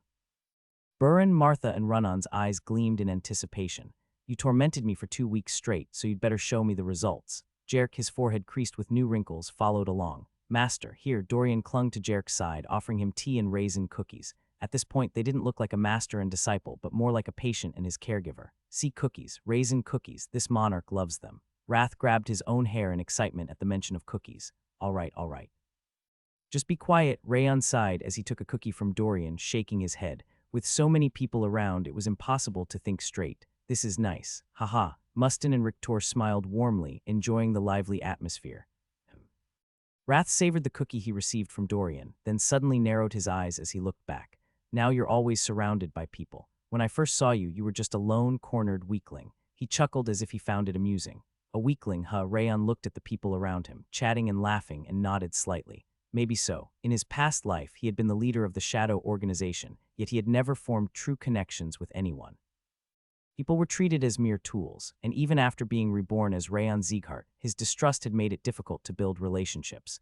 But fate had led him to good people, and now he had those he wanted to protect. It was a burden, but at the same time, it gave him a happiness he had never known before. This king was the same. With my natural charisma, I united all demons under my rule. This king is the greatest.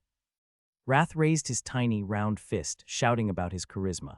Rayan had no idea what this chubby cat-like demon was rambling about. Sure, wait, this king isn't done speaking yet. We have a duel to start, so be quiet. Rayan shoved Wrath aside and stepped into the clearing in front of the cave. So damn noisy. Lawrence emerged from the cave, frowning in irritation. You fight me every day. What's with the audience today? He waved his hand dismissively, telling them to leave. Let them stay. It's the last one. Rayan shrugged. Since this was their final duel before he left Holy Sword Alliance, he didn't mind having spectators. Lawrence's frown softened slightly. He pursed his lips, looking like he was holding back something, perhaps regret. Not that it'll last long, anyway. He sighed and stepped down into the clearing. Let's make today's duel a little different. Rayan's crimson eyes blazed as he locked eyes with Lawrence. Just one round, whoever falls first loses. Your eyes are sharp today. Lawrence smirked as if he had expected this. Fine, no need to delay. Let's begin. He gestured with his long, thin fingers, beckoning Rayan forward. Sword field creation, divine demonic harmony. Even before the duel officially began, Rayan unsheathed Heavenly Drive and Soul Requiem sword, unlocking his sword field. Above the darkened mountains, the sun began to rise and the moon still lingered. From the sun, he drew forth the flaming divine sword. From the moon, he pulled out the frosted demonic sword.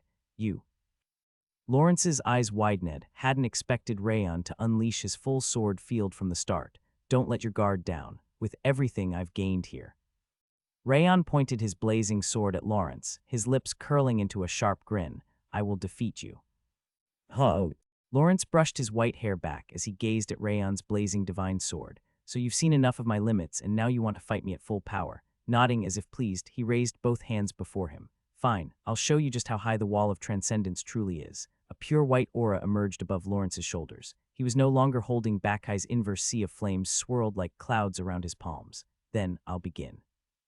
Rayon respectfully bowed before kicking off the ground while activating 10,000 flames cultivation. Whoosh, accelerating with flames, he thrust forward with extreme swift sword, aiming directly for Lawrence's neck. As much as you want. Lawrence extended his right hand as if expecting the attack. His palm shot forward like a piercing spike, clashing against heavenly drive. Clang, though it was a collision between a sword and a hand, the impact rang out like two massive steel blocks smashing together. Rayon gritted his teeth as he felt the immense rebound force. As expected of transcendence, his divine sword trembled as if it would snap. Lawrence wasn't holding back. It's not just raw strength. Even his swordsmanship was effortlessly dismantled. Unlike previous duels, his attacks were being erased almost too easily. Lawrence had been concealing not just his power, but the true depth of his inverse sea of flames as well. This will be fun. Determined to break through Lawrence's full power, Rayon stepped forward onto the tilted ground. He thrust Soul Requiem sword forward, summoning Glacier's Frost. F-whoosh, a mist like frost scattered from his demonic sword, blooming into countless petals. Flame of frost. The blue petals of ice wrapped around Lawrence's entire body. What an annoying technique. With the graceful motion of calling a butterfly, Lawrence lowered his left hand. The frost surrounding him instantly melted away, a divine feat of inverse sea of flames. I expected that. Anticipating that Lawrence would erase the flame of frost, Rayon had already moved to his left, slipping in before the frost fully vanished. HMPH. The moment Lawrence saw Rayon reposition himself, his eyes narrowed, and then Crimson slash 36 slashes. F-whoosh. 36 sword strikes extended in a flash, each one imbued with a different technique. Rather than a single technique, 36 slashes unleashed 36 distinct sword strikes, all converging upon Lawrence's weakest points. That's insane. Even Lawrence, overwhelmed by the diverse and chaotic movements, widened his eyes. But as a transcendental being, he quickly regained composure, forming circles with both hands. Whoosh, white streams of aura spread from his fingertips, dissolving the flow of 36 slashes. But even for him, it wasn't easy. His inverse sea of flames had visibly diminished. I need to keep pushing him. Even Lawrence couldn't use inverse sea of flames indefinitely. Just as water droplets could wear down a rock, if Rayon continuously refined and evolved his swordplay, he would eventually shatter it. Clang. Rayon wielded Heavenly Drive to unleash Frost Pond while his demonic sword executed Silver Lotus Dream. Basic techniques won't work. He needed to evolve them. Frost Pond, normally a dual blade strike with a time delay, was Alteredno containing illusory sword, summoning dozens of phantom blades. Meanwhile, Silver Lotus Dream, which usually bewildered the opponent, now incorporated heavy sword and blunt sword, constricting Lawrence's movements. Boom, the icy blades of Frost Pond erased the white aura of inverse sea of flames, while the weighty yet ethereal slashes of Silver Lotus Dream reached toward Lawrence's chest. HMPH. Lawrence scowled as he faced the oncoming flames of Rayon's divine sword. It seemed he was taken aback by how drastically Rayon's swordsmanship had evolved. You've really gone all out just to beat me. Lawrence furrowed his brows and opened his hands wide. The flowing streams of aura from his fingertips condensed into a solid mass, shattering Silver Lotus Dream in an instant. Whoosh. White mist swirled around him, acting as his shield. The energy of inverse sea of flames had now fully transformed into a sword in his grasp. This was transcendent Lawrence's true power. Now, the real fight begins. Lawrence was no longer just defending, condensed the strength of inverse sea of flames into his right hand and launched an attack. Bam! The rippling yet powerful wave of inverse sea of flames shattered both Rayon's divine and demonic swords, slamming into his chest. Cug, Rayon coughed up blood as he was sent flying across the ground. Though it wasn't a fatal wound, the impact had been severe. He quickly got up, ready to counterattack. HMPH. Lawrence, deeming his strike dangerous enough, stopped his advance and tilted his chin. We've both revealed our cards. Now let's see whose hand is stronger. His eyes gleamed with a chilling light. He was truly ready to fight. Sounds good. Rayon reignited the flames of his heavenly drive and intensified the frost of Soul Requiem sword. He had already moved past being struck. The only thing in his mind now was how to shatter inverse sea of flames. Boom. Lawrence's golden eyes flared. It meant he had read all of Rayon's sword movements. Doesn't matter. If Lawrence could read his techniques, then Rayon just needed to evolve beyond that. That was why he had trained relentlessly, day and night. My end is never the end. Rayon didn't fear having his techniques broken. Instead, he smiled, surging forward with full force. I know your wretched persistence is your real talent. Lawrence gritted his teeth, launching a blinding white strike. Boom. Flaming swords and white hands clashed, sending a storm of mist and fire soaring into the sky. Huh. The demonic blade master exhaled deeply as he watched Rayon and Lawrence collide endlessly. That bastard Lawrence was hiding this kind of power. The demonic blade master trembled slightly, unable to believe the level of technique Lawrence had just revealed. Yeah, I thought Rayon's current level would be enough to challenge him. The melodic blade master nodded in agreement. That arrogant brat really was holding back against us. He massaged his neck as he watched Lawrence's cold, piercing gaze. Is that the inverse sea of flames? Buran swallowed dryly as he observed the swirling white currents. It really is erasing Rayon's techniques effortlessly. It's like painting over swordsmanship with white ink. It's not Arasengit's dismantling them piece by piece. Martha narrowed her eyes as she watched the white energy dissolve Rayon's swordplay. It's not some mystical power. It's crushing his sword directly. She exhaled sharply, shaken by the sheer presence of inverse sea of flames. I can still see Rayon's swordsmanship, but... Run-On, her usually vacant gaze now shining with intelligence, slowly nodded. Rayon is changing. Her voice carried absolute certainty. She trusted him. Master. Mustin bit his lip and approached Rictor. Who do you think will win? The question was loud enough that everyone turned to look at Rictor. Obviously Lawrence. Rictor answered without hesitation. Lawrence's eyes and senses are special. The more he fights an opponent, the easier it becomes for him to read their moves. He's been fighting Rayon for 2 months. She's already analyzed all of his techniques. He nodded as if the outcome was already decided. Besides, the difference in their level is too great. Rayon may be at the peak of Grandmaster, but Transcendence is still far beyond his reach. It won't be easy for him to win. Rictor turned his gaze toward Jerk, who remained silent. You don't know your grandson very well. Jerk lifted his white eyebrows as he met Rictor's stare.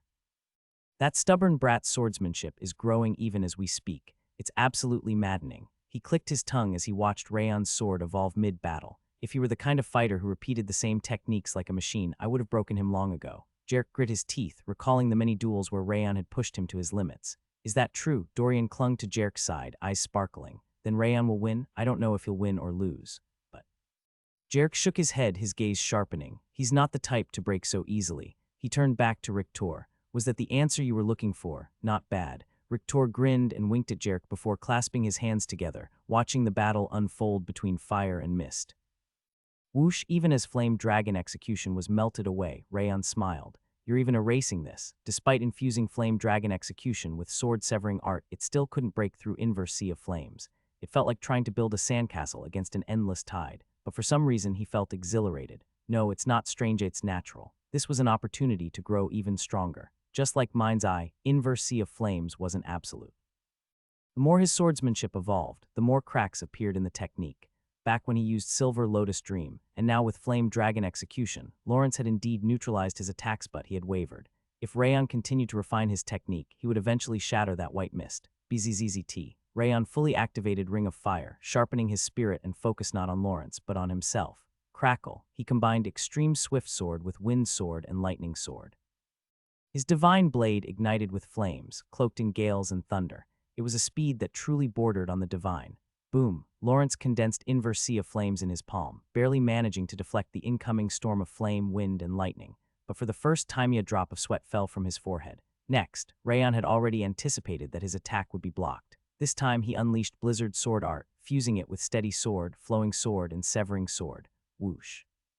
Like an untouched snowfield in Winterstill, yet unshakable, his blade extended toward Lawrence's chest. Boom! Lawrence crossed his arms, barely managing to block the devastating technique. How far?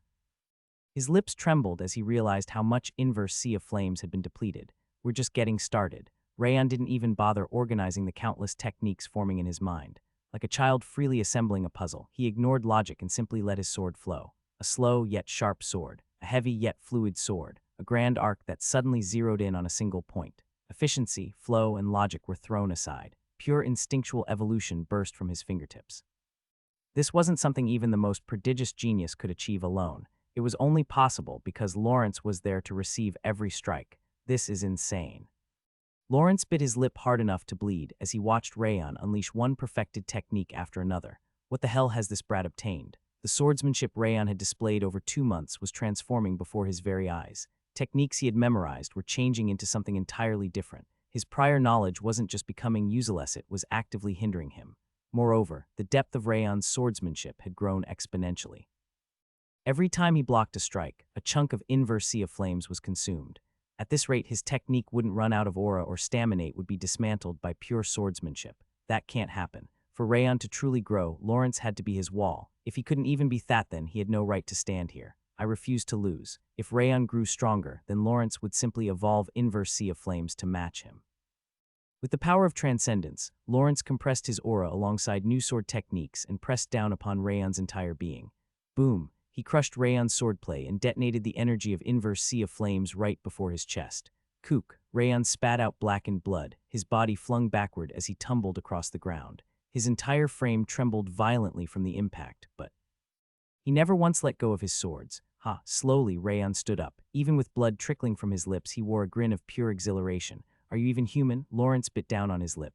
Fine, come at me as much as you want, of course. Rayon laughed as he charged forward. One exchange, another, dozens, hundreds. The two blades in his grip never stopped evolving. Clang, fast and slow, heavy and light, precise and chaotic.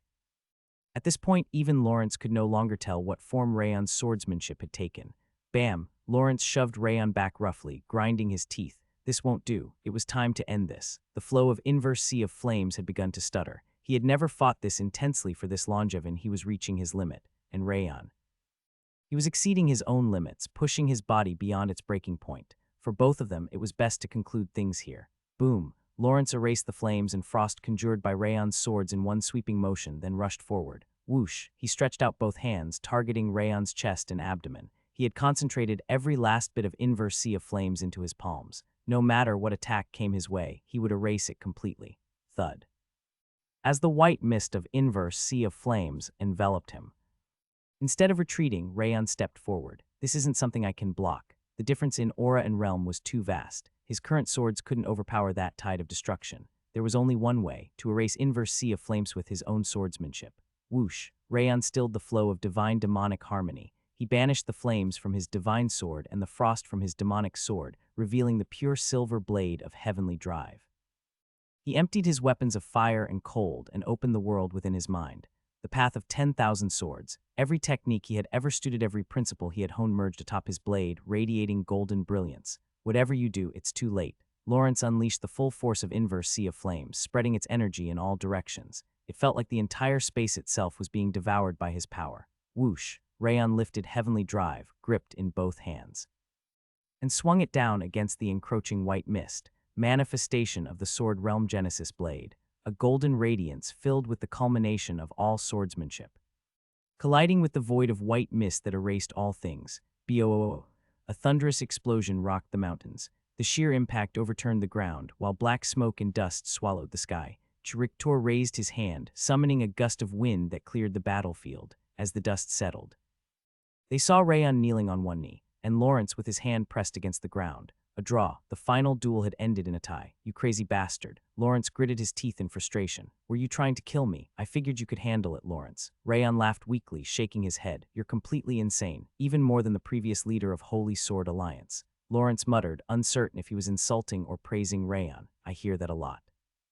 Rayon chuckled, then collapsed onto the ground. Even as he lay there, he bowed his head toward Lawrence. Utter nonsense. Lawrence scowled, then spread himself out on the ground as well. If I held back, do you think I'd be like this right now? He waved his hand dismissively. If you had used your full strength from the start, this would have ended instantly. You gave me the time I needed to grow even at the very end. Rayon smirked, as if he had known all along. Enough.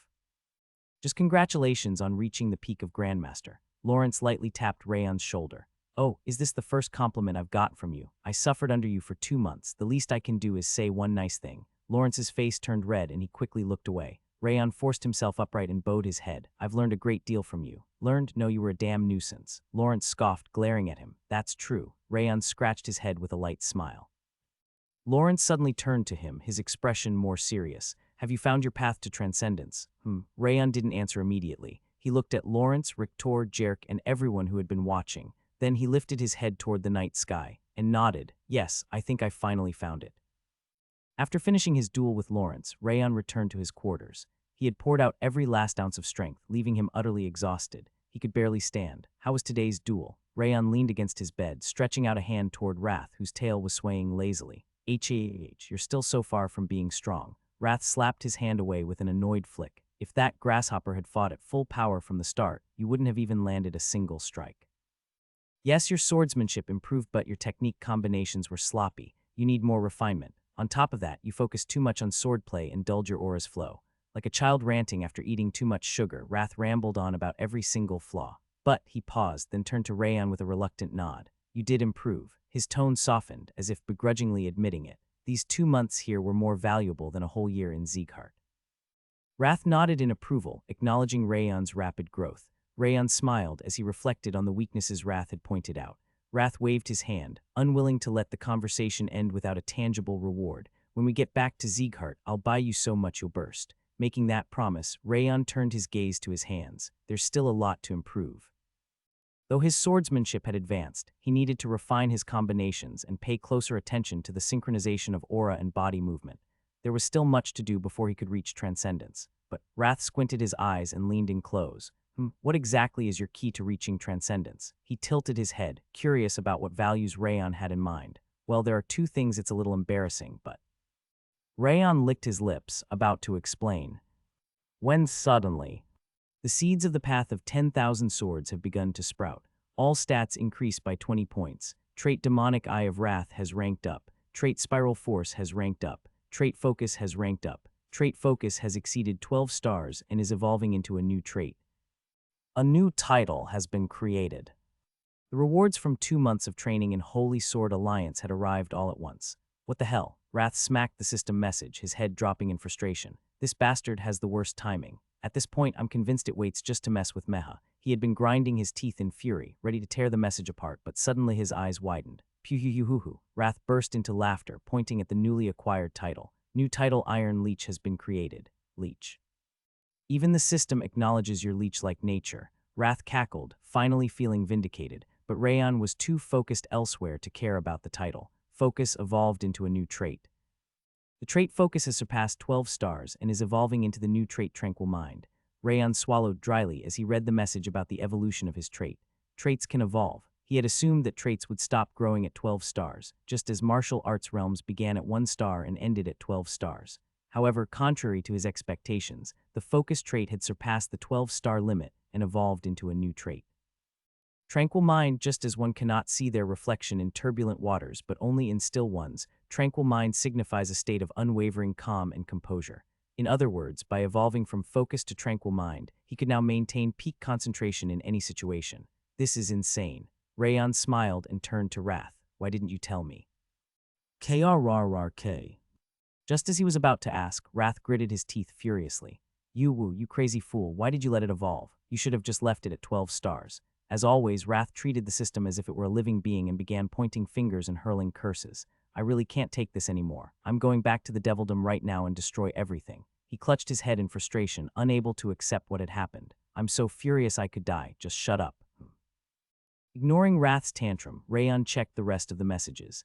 The sprout of 10,000 swords has begun to grow. All stats have increased by 20 points. The trait Demonic Eye of Wrath has ranked up. The trait Spiral Force has ranked up. The trait Focus has ranked up. The trait Focus has surpassed 12 stars and evolved into Tranquil Mind. A new title Iron Leech has been created. A 20-point stat increase, 3 trait upgrades, and a new title. Though it might seem like a small reward compared to his recent streak of incredible achievements, that was far from the case. The way Wrath had initially rejoiced over the Iron Leech title, but then foamed at the mouth upon seeing Tranquil Mind made at Clerthize, was one of the highest-tier rewards he had ever received. Wrath sniffled, his chin trembling. I shouldn't have laughed about the Iron Leech title. I was the one who got drained the most. He wiped his nose, lamenting that he had been sucked dry from the very moment he met Rayon. It's called mutual benefit. Rayon chuckled and patted Wrath on the shoulder. Mutual benefit. You dare say that with your own mouth. Wrath let out a piercing scream. You've been sucking my energy to the bone and only giving me a few pieces of ice cream in return. You hypocrite with angelic wings on your conscience. So not a compliment. Of course not. You're worse than stepping in dog crap twice. Wrath radiated intense fury as he raised his fist. Apologize right now. Apologize for your so-called mutual benefit nonsense. Sorry. Grrr. Hearing you apologize just makes me angrier. Wrath threw a punch in frustration. What do you want me to do? Rayon effortlessly blocked the attack and turned his attention to the newly acquired Iron Leech title. When attached to an opponent, comprehension and focus increase when learning their martial arts or abilities. Additionally, the opponent's favorability increases. Oh, the name Iron Leech had made him wary, but the effect itself was quite good. Uog. Wrath's jaw dropped upon reading the description. It lets you gain favor while being a leech. Are you telling me people will still smile even while being drained? This is the most vicious effect ever. His plump chin trembled as he muttered in horror. Whose side are you even on? You clearly know the suffering I've endured. Wrath flailed his arms wildly, yelling at the system to come out and explain itself. My ears hurt. Please stop. Rayon pushed away the clinging Wrath and shook his head. You leech-headed bastard, how would you feel if someone was tearing chunks off your flesh every day? Could you just sit there and take it? Wrath yanked at his own head in frustration, demanding that Rayon understand his suffering. Fine, Rayon sighed deeply. He had finished checking the rewards, and his injuries from the sparring session were starting to ache. He just wanted to rest. When we return to the family, I'll let you eat whatever you want for an entire day. He extended an offer that always worked on Wrath. Kaya, Wrath screeched like a furious cat, baring his fangs. 2 days. Kaya, 3 days. Kia, 4 days. K, deal. Wrath ultimately surrendered, nodding his head. I'm exhausted today. Let's hurry back. Excited by the prospect of feasting, Wrath immediately retreated into the snow flower bracelet. Rayon sighed, watching Wrath wag his tail as he disappeared. I'm the one who's exhausted. He quickly changed clothes and flopped onto his bed. Am I living with a demon king or raising a spoiled cat? At times, Wrath was more mature than Glenn, and at others, he was more childish than a tantrum-throwing kitten. That demon king was still as unpredictable as ever. The day I see that bright starlight again is drawing near. Gazing at the starry night sky above the Holy Sword Alliance's training grounds, Rayon slowly closed his eyes. It's time to return. Meanwhile, as Rayon slept, Rictor sat in the reception room, welcoming 2 guests. You must be very pleased. Lawrence straightened his hunched back as he settled onto the sofa. With such an outstanding grandson, you must feel full even without eating. He scowled as he popped a cookie into his mouth. How could I not be? Jarek curled his lips at Lawrence's remark. Your grandson is the greatest genius on the continent. You must feel refreshed even without sleep. He scoffed and lounged back on the sofa. Ha ha ha. Despite the grumbling tone of their words, Rictor leaned back in his chair with a broad smile, clearly pleased by the praise for Rayon. Enough smilling, start talking. What exactly happened? Lawrence, looking exasperated, pounded his chest before leaning forward. What the hell did you do to raise a monster in his early 20s who can stand toe-to-toe with me? His jaw quivered as he admitted he had never imagined someone like Rayon could exist. He's not quite at that level. Rictor shook his head calmly. If you hadn't held back, Rayon wouldn't even be standing right now. He smiled gently as he expressed his gratitude. There was no need to go all out in a simple spar. Lawrence scoffed as if it were obvious. And that arrogant brat Rayon didn't show any intent to kill me either. The result would have been the same regardless. He chuckled lightly, convinced that no matter how things played out, their match would have ended in a draw. Is that so? Rictor observed Lawrence's eyes with a soft smile. You're laughing. Seems like you've gotten pretty close to Rayon. See close? Don't be ridiculous. I just feel relieved knowing that annoying brat is leaving soon. Lawrence flailed his long hair around, desperately trying to hide his reddening face. You're still as dishonest as ever. But Jarek let out a breathy chuckle, watching Lawrence struggle with embarrassment. He lowered his gaze as he acknowledged Rayon's influence. Shut up. Lawrence, his ears now as red as his face, whipped his head away. Enough already, just tell me how you found him. He grumbled, saying his curiosity was killing him and waved his hand impatiently. I'm curious about that as well. Jarek nodded as he sat beside Lawrence. How did you manage to bring a direct descendant of Sieghart into your family?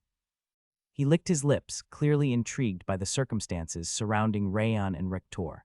Well, it's a long story. Rictor took a sip of tea to moisten his throat before recounting the events that had transpired. I see. Jarek pressed his lips together tightly. That explains why that young boy carried such an overwhelming sense of desperation. He slowly nodded, as if he could finally understand Rayon, that damned brat. Lawrence let out a deep sigh and clenched his fist.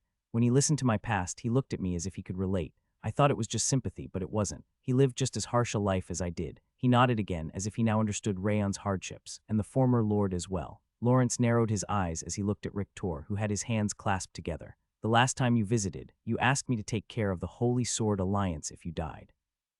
That was because of Rayon, wasn't it? His white hair tumbled over his forehead as he sighed, finally connecting the dots. Yes, Rictor nodded quietly. You were prepared to sacrifice your life for Rayon, and since we've already taken care of the remnants who worshipped the previous lord, I believed you would be able to lead the Holy Sword Alliance. He smiled faintly, expressing his trust in Rictor. Then you should have told me all this earlier. Lawrence scowled, irritated by the delayed revelation. My apologies. Rictor bowed his head slightly, acknowledging his mistake. I have no children or grandchildren of my own, but I can understand the Lord's decision. Jerk nodded solemnly. Perhaps this is what it means to grow old. He smiled gently at Rictor. I used to think that only I suffered through the madness of this world, but I was wrong. Lawrence clicked his tongue and gazed at the ceiling of the reception room. I never imagined that someone who suffered even more than I did would be fighting so hard to live.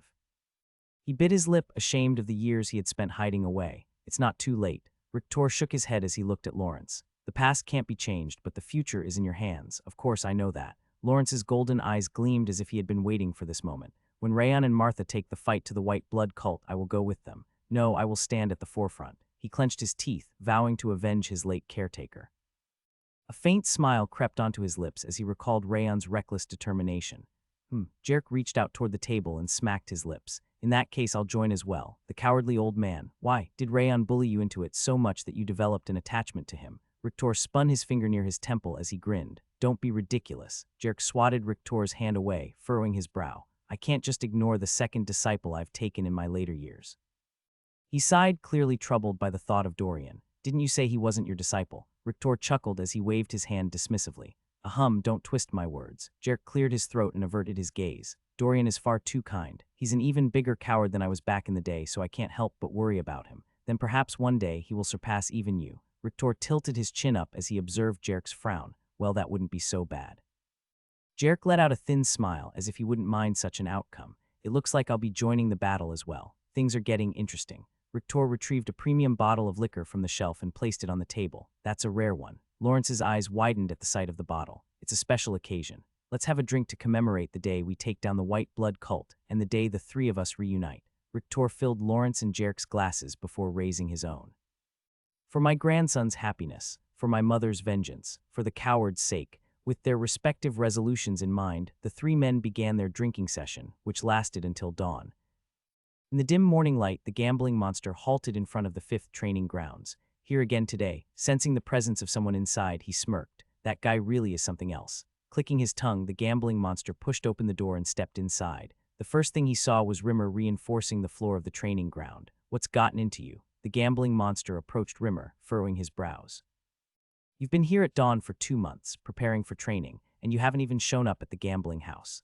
Have you lost your mind? While Rayon was away at the Holy Sword Alliance, Rimmer had been arriving at the training grounds at dawn to prepare for the swordsman's training and spending his nights honing his own skills. This was so unlike the Rimmer he knew that it made him wonder if the world was coming to an end. It reminded him of the elf's first days in Sieghart.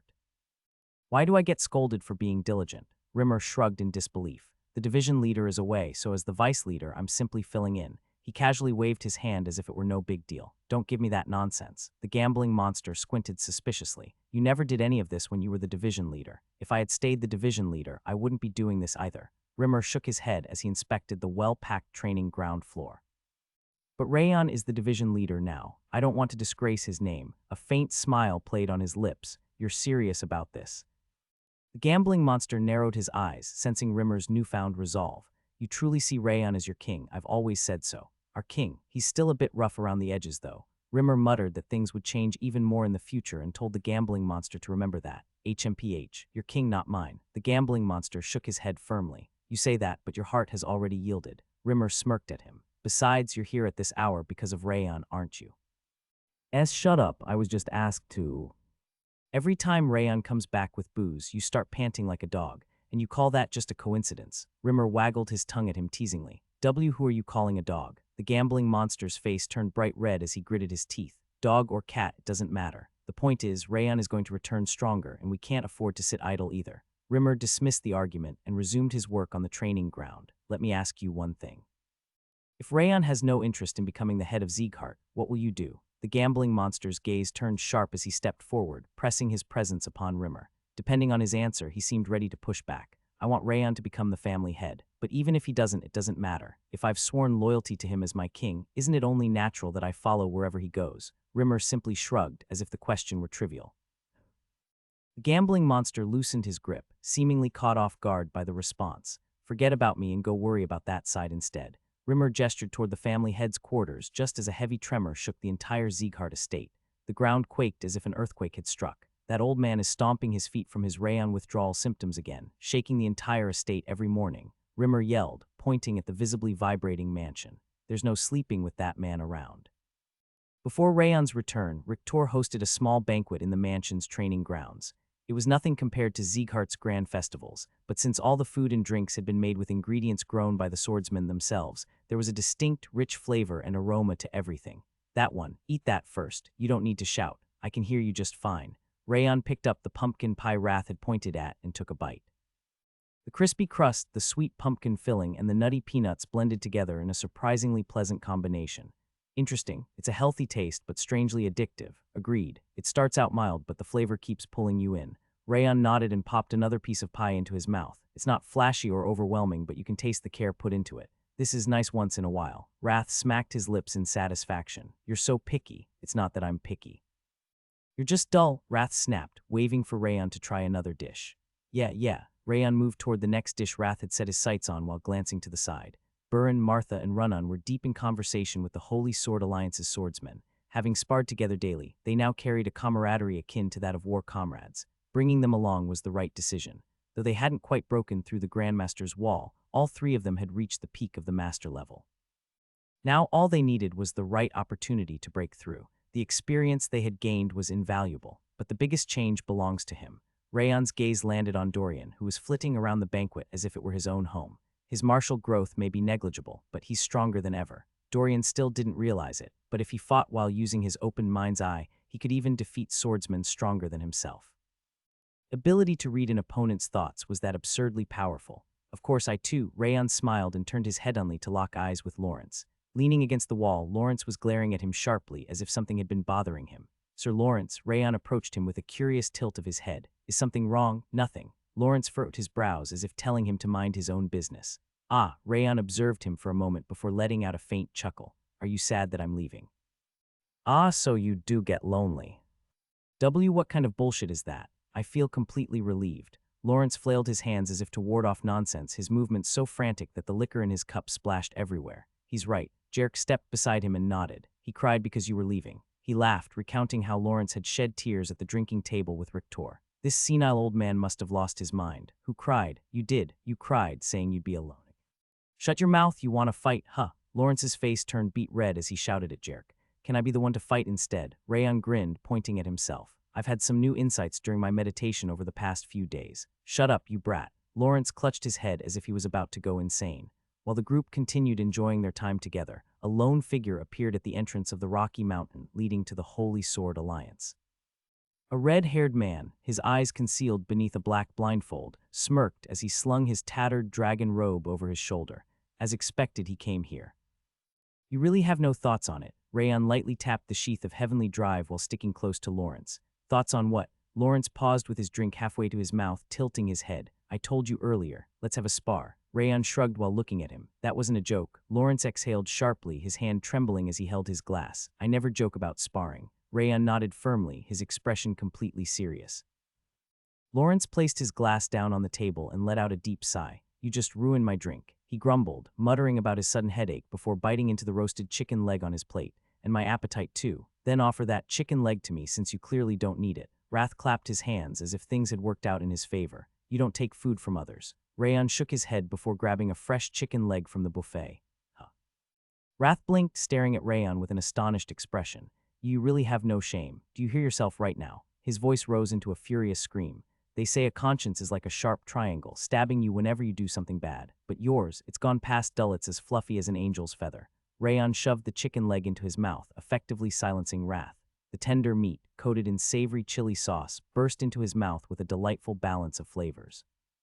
You wretched human, delicious. Wrath's furrowed brow relaxed, his cheeks turning rosy from satisfaction. As always, nothing soothed the Demon King's rage better than good food. It hasn't even been a week since our last spar. Lawrence frowned as he watched Rayon chew. And you're still recovering from your injuries. What do you think you're doing? I'm fully healed. Rayon patted his chest confidently. Don't lie, it wasn't just external wounds, you had severe internal injuries. Lawrence scowled in disbelief. It's true, Rictor approached, standing beside Lawrence. I checked myself. His internal and external injuries are completely healed. He gestured with his chin, signaling Lawrence to confirm it himself. That doesn't make sense. He was coughing up black blood. Still skeptical, Lawrence grabbed Rayon's wrist to check his condition. Why, you're serious? His mouth fell open as he realized Rayon's body was in perfect condition. How is this possible? I just have a sturdy constitution. Rayon grinned as he rotated his shoulders. Sturdy? That's not sturdy, that's a damn troll's recovery rate. Lawrence shuddered in disbelief. This brat isn't naturally strong. Those damn fool demon kings just keep handing him power. Wrath snorted in irritation, especially the great and generous demon king of Wrath, GRRR. Wrath trembled, unable to deny it. So now that you've confirmed I'm fine, you'll spar with me, right? Rayon pointed toward the training grounds, ready to begin. Why are you so obsessed with sparring? No matter how much of a genius you are, you wouldn't have reached transcendence in just a week. The outcome will be the same. Lawrence shook his head, dismissing the idea as meaningless. The result might be the same, but I could gain new insights from it. New insights? Oh, right. You said you've been meditating. Lawrence narrowed his eyes. Yes, a little. A little, more like all day. Martha appeared behind Rayon and scoffed. All day. He's been meditating nonstop since the last sparring match with you. Looked like he was sleeping sitting up. Run-On nodded lazily. Why suddenly start meditating? Did that old raccoon over there teach you? Lawrence pointed at Jerk, who was chatting with Dorian. No, I just found it easier to focus. Rayon shook his head. Of course you did. You gained that damn tranquil mind trait. Wrath growled, still resentful. One day, Karma Wilm, delicious. Rayon silenced him by shoving another piece of chicken into his mouth. Well, he's not wrong. Typically, entering the mental world required extreme concentration, similar to the focus needed in battle. Even with his natural talent, he had failed many times before, but now, with tranquil mind, his success rate had drastically improved. By entering the mental world daily and refining his swordsmanship there, he had organized his techniques and laid the foundation to advance even further. You definitely look like you've gained something. Lawrence sighed, twisting his lips. But not today. I feel like I've seen your damn face more than your grandfather's at this point. He shook his head, saying that he was more familiar with Rayon's face than Rictor's now. Then in honor of our newfound closeness, let's... You'll each get lost. Lawrence hurled his empty plate at Rayon. Just give him one match. Jerk caught the plate mid-air and gestured with his fingers. You'll end up missing this pestering one day. You don't understand. This brat, no, wait. You do understand. You know how endless sparring with him is. Lawrence's eyes flared as he vehemently refused. Oh, then should you spar with me instead, Sir Jerk? Rayon smirked, reaching toward Jerk. Having so many masters in the Holy Sword Alliance really was a blessing. My B-back's been acting up a little. Jerk immediately refused, patting his lower back as if in pain. Huh, Dorian tilted his head as he looked at his master. But master, your back is fine. You don't need any. Shut your mouth, Jerk swiftly blocked Dorian's mind's eye, his bushy white eyebrows furrowing deeply. See, he changes his tune when it concerns him. Lawrence scoffed as if he had expected this all along. Then how about the two of you each take a turn? Rayon licked his lips, still trying to get a match out of them. Oh, that I forgot to mention. Jerk waved his hands, chuckling lightly to change the topic. When the day comes that we wage war against the white blood cult, make sure to call him. He met Rayon and Martha's eyes before pointing at Lawrence. He insisted that he'd come and fight, no matter what. The old man will help, I won't. Lawrence shook his head firmly. I need to avenge my mother. I'm not helping you'll be fighting alongside you. His golden eyes burned with a solemn determination as he spoke of his caretaker's vengeance. That makes sense. Martha, her gaze meeting his, smiled faintly. Since they shared a common enemy in the white blood cult's leader, she seemed to understand him. I'll be sure to call you then, of course. And, well, if you ever need help with anything else, you can call me too, maybe. Lawrence coughed awkwardly and averted his eyes. Rayon bowed respectfully, recognizing the sincerity in Lawrence's words. Did the Iron Leech's effect just activate? Why is someone who got drained dry volunteering to help? Wrath fumed, baring his teeth. That's not it. Rayon shook his head. He could see the genuine resolve in Lawrence's eyes. Whatever the reason, call us as well. If it's a battle with you, we'll be there. The demonic blade master and melodic blade master, who had trained with him every day, also raised their hands in commitment. Fufu. Rictor smiled as he watched more people gather around Rayon. Understood. Rayon nodded with a grin. The greatest treasure he had gained from his time in the Holy Sword Alliance wasn't just his growth in power and swordsmanship, it was these people. Not all of the 5 demons are pure evil. Through them, he realized that not everyone under the 5 demons was an outright villain. Of course, there's one clear exception. Darius Robert. The monster who summoned angels to spread evil across the world no matter his circumstances. Rayon would kill him with his own hands, as he clenched his fists, reaffirming his resolve. The food here is truly him. Wrath, who had been basking in the aroma of the food, suddenly furrowed his brows. Could it be? At almost the same moment, Rictor turned toward the entrance, swallowing dryly. Grandfather, Rayon carefully approached Rictor. What's wrong? Step back, no, leave this place. Rictor didn't even turn his head as he waved his hand. Right now, his golden eyes twisted as he shouted. Why? Rayon instinctively stepped back but expanded his aura perception. What? A massive, indescribable energy was emanating from the entrance of the Rocky Mountains. This aura, it carried a force strong enough to remind him of Glenn Zeighardt. It felt oddly familiar. No, it wasn't just familiar, knew this presence. The former Lord of the Holy Sword Alliance. Though the energy's flow had changed, there was no mistaking it was the previous Holy Sword Alliance Lord. Lawrence Jerk. Rictor gritted his teeth as he called their names. Get the kids out through the rear passage. He bit his lip as he indicated a route away from the mountain pass. All right. Lawrence, his jaw trembling, clearly sensed the former Holy Sword Alliance Lord's energy as well. He quickly gestured for Rayon and the others to follow him. There's no time to explain. Move. He spun around and started leading them away. But Rayon didn't follow. It's too late. Just as he had sensed the former Holy Sword Alliance Lord, that man had already sensed him. Rayon, what are you? Where do you think you're going? Just as Lawrence reached for Rayon's arm, a deep slicing voice cut through the air from the center of the banquet. Whoosh. With a sharp gust of wind, a red-haired man descended. His eyes were covered with a black blindfold, and he wore a tattered dragon robe over his shoulders. The Holy Sword Alliance Lord, the Demon of the Blade, thought to be dead, had returned. But he's different. The aura he emitted wasn't the same. The sheer, overwhelming force was still there, but instead of being filled with pure dominance, there was a strange, unfamiliar softness to it. He was the same manhwaedit. He felt like someone entirely different. Darkin. Rictor murmured the name of the former Holy Sword Alliance Lord, his lips trembling. It's been a while, Rictor. Or should I call you Holy Sword Alliance Lord now? Even with his blindfold on, Darkin turned his head directly toward Rictor. You survived, by sheer luck. Darkin smiled faintly. Why are you only appearing now? Because my soul was nearly torn apart before I died, and I had things to consider.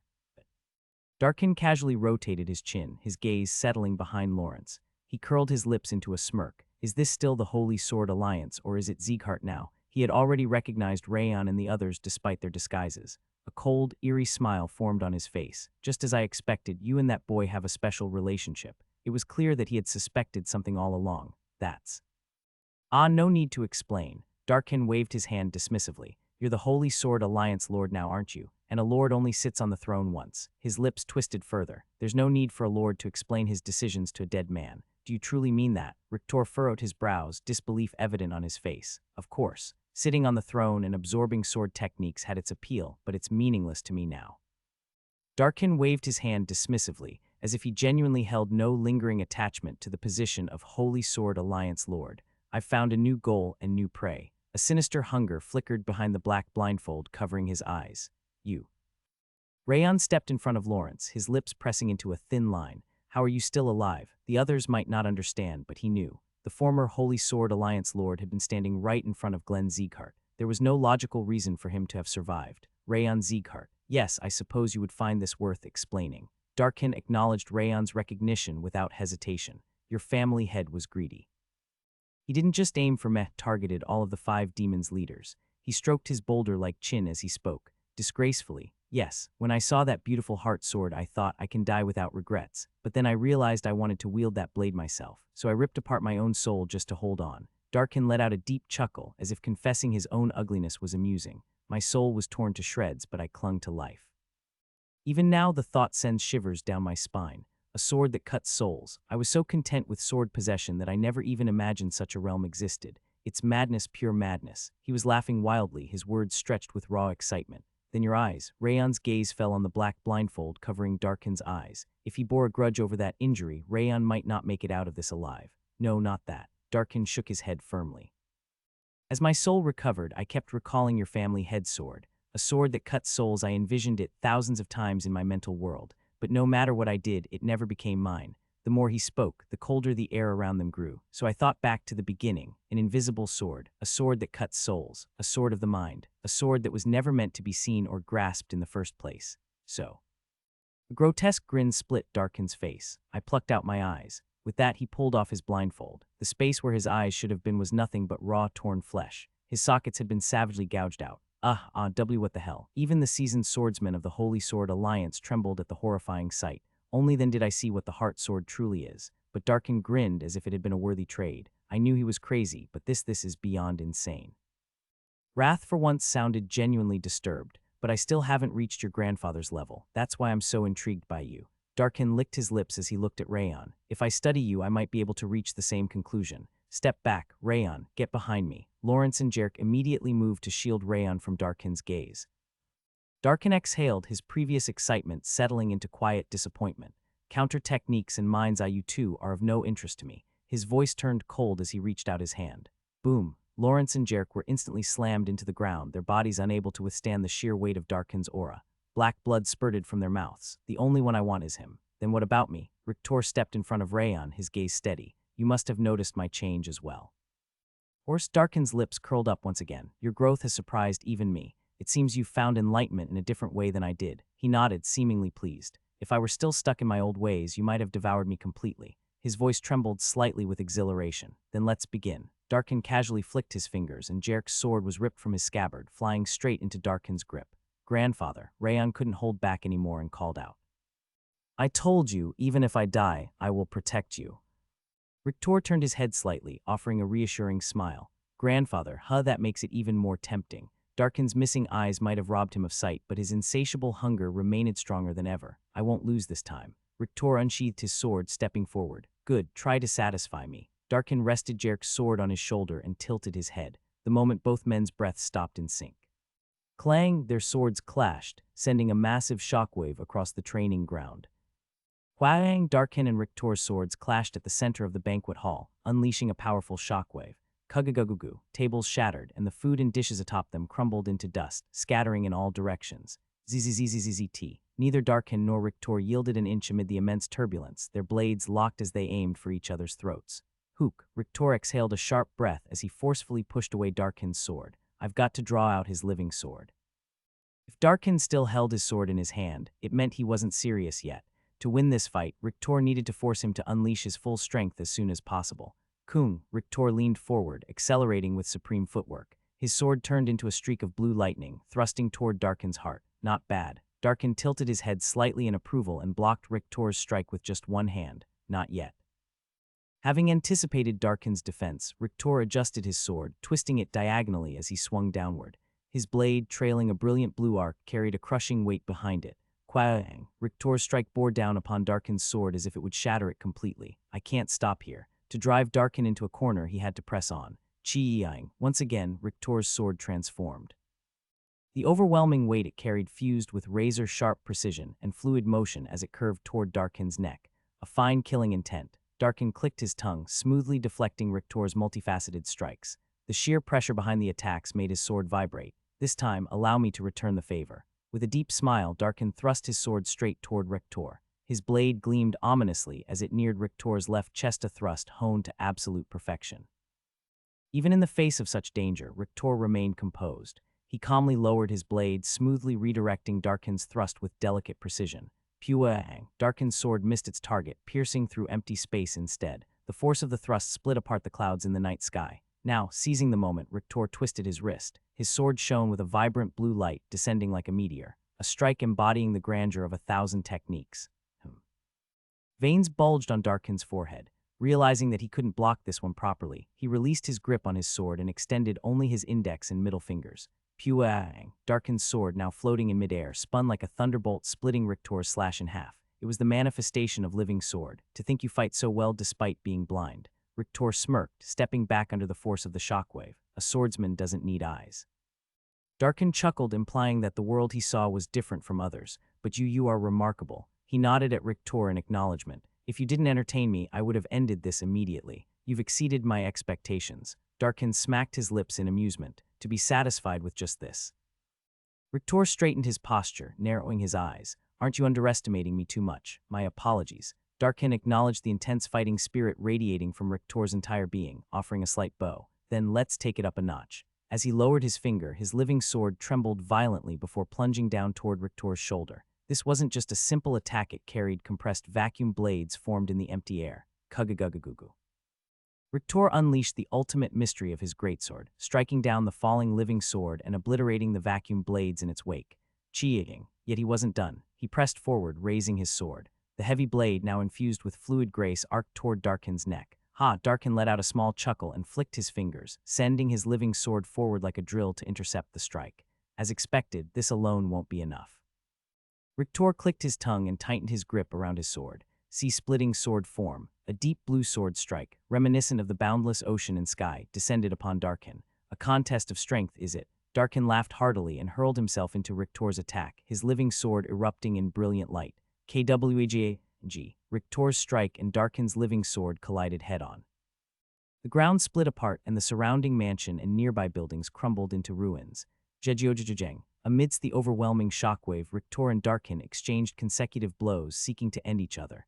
Countless slashes burst in all directions, and a massive dark blue vortex surged, threatening to tear apart the entire Holy Sword Alliance. Grrrrrgh, my ears, I can't endure this.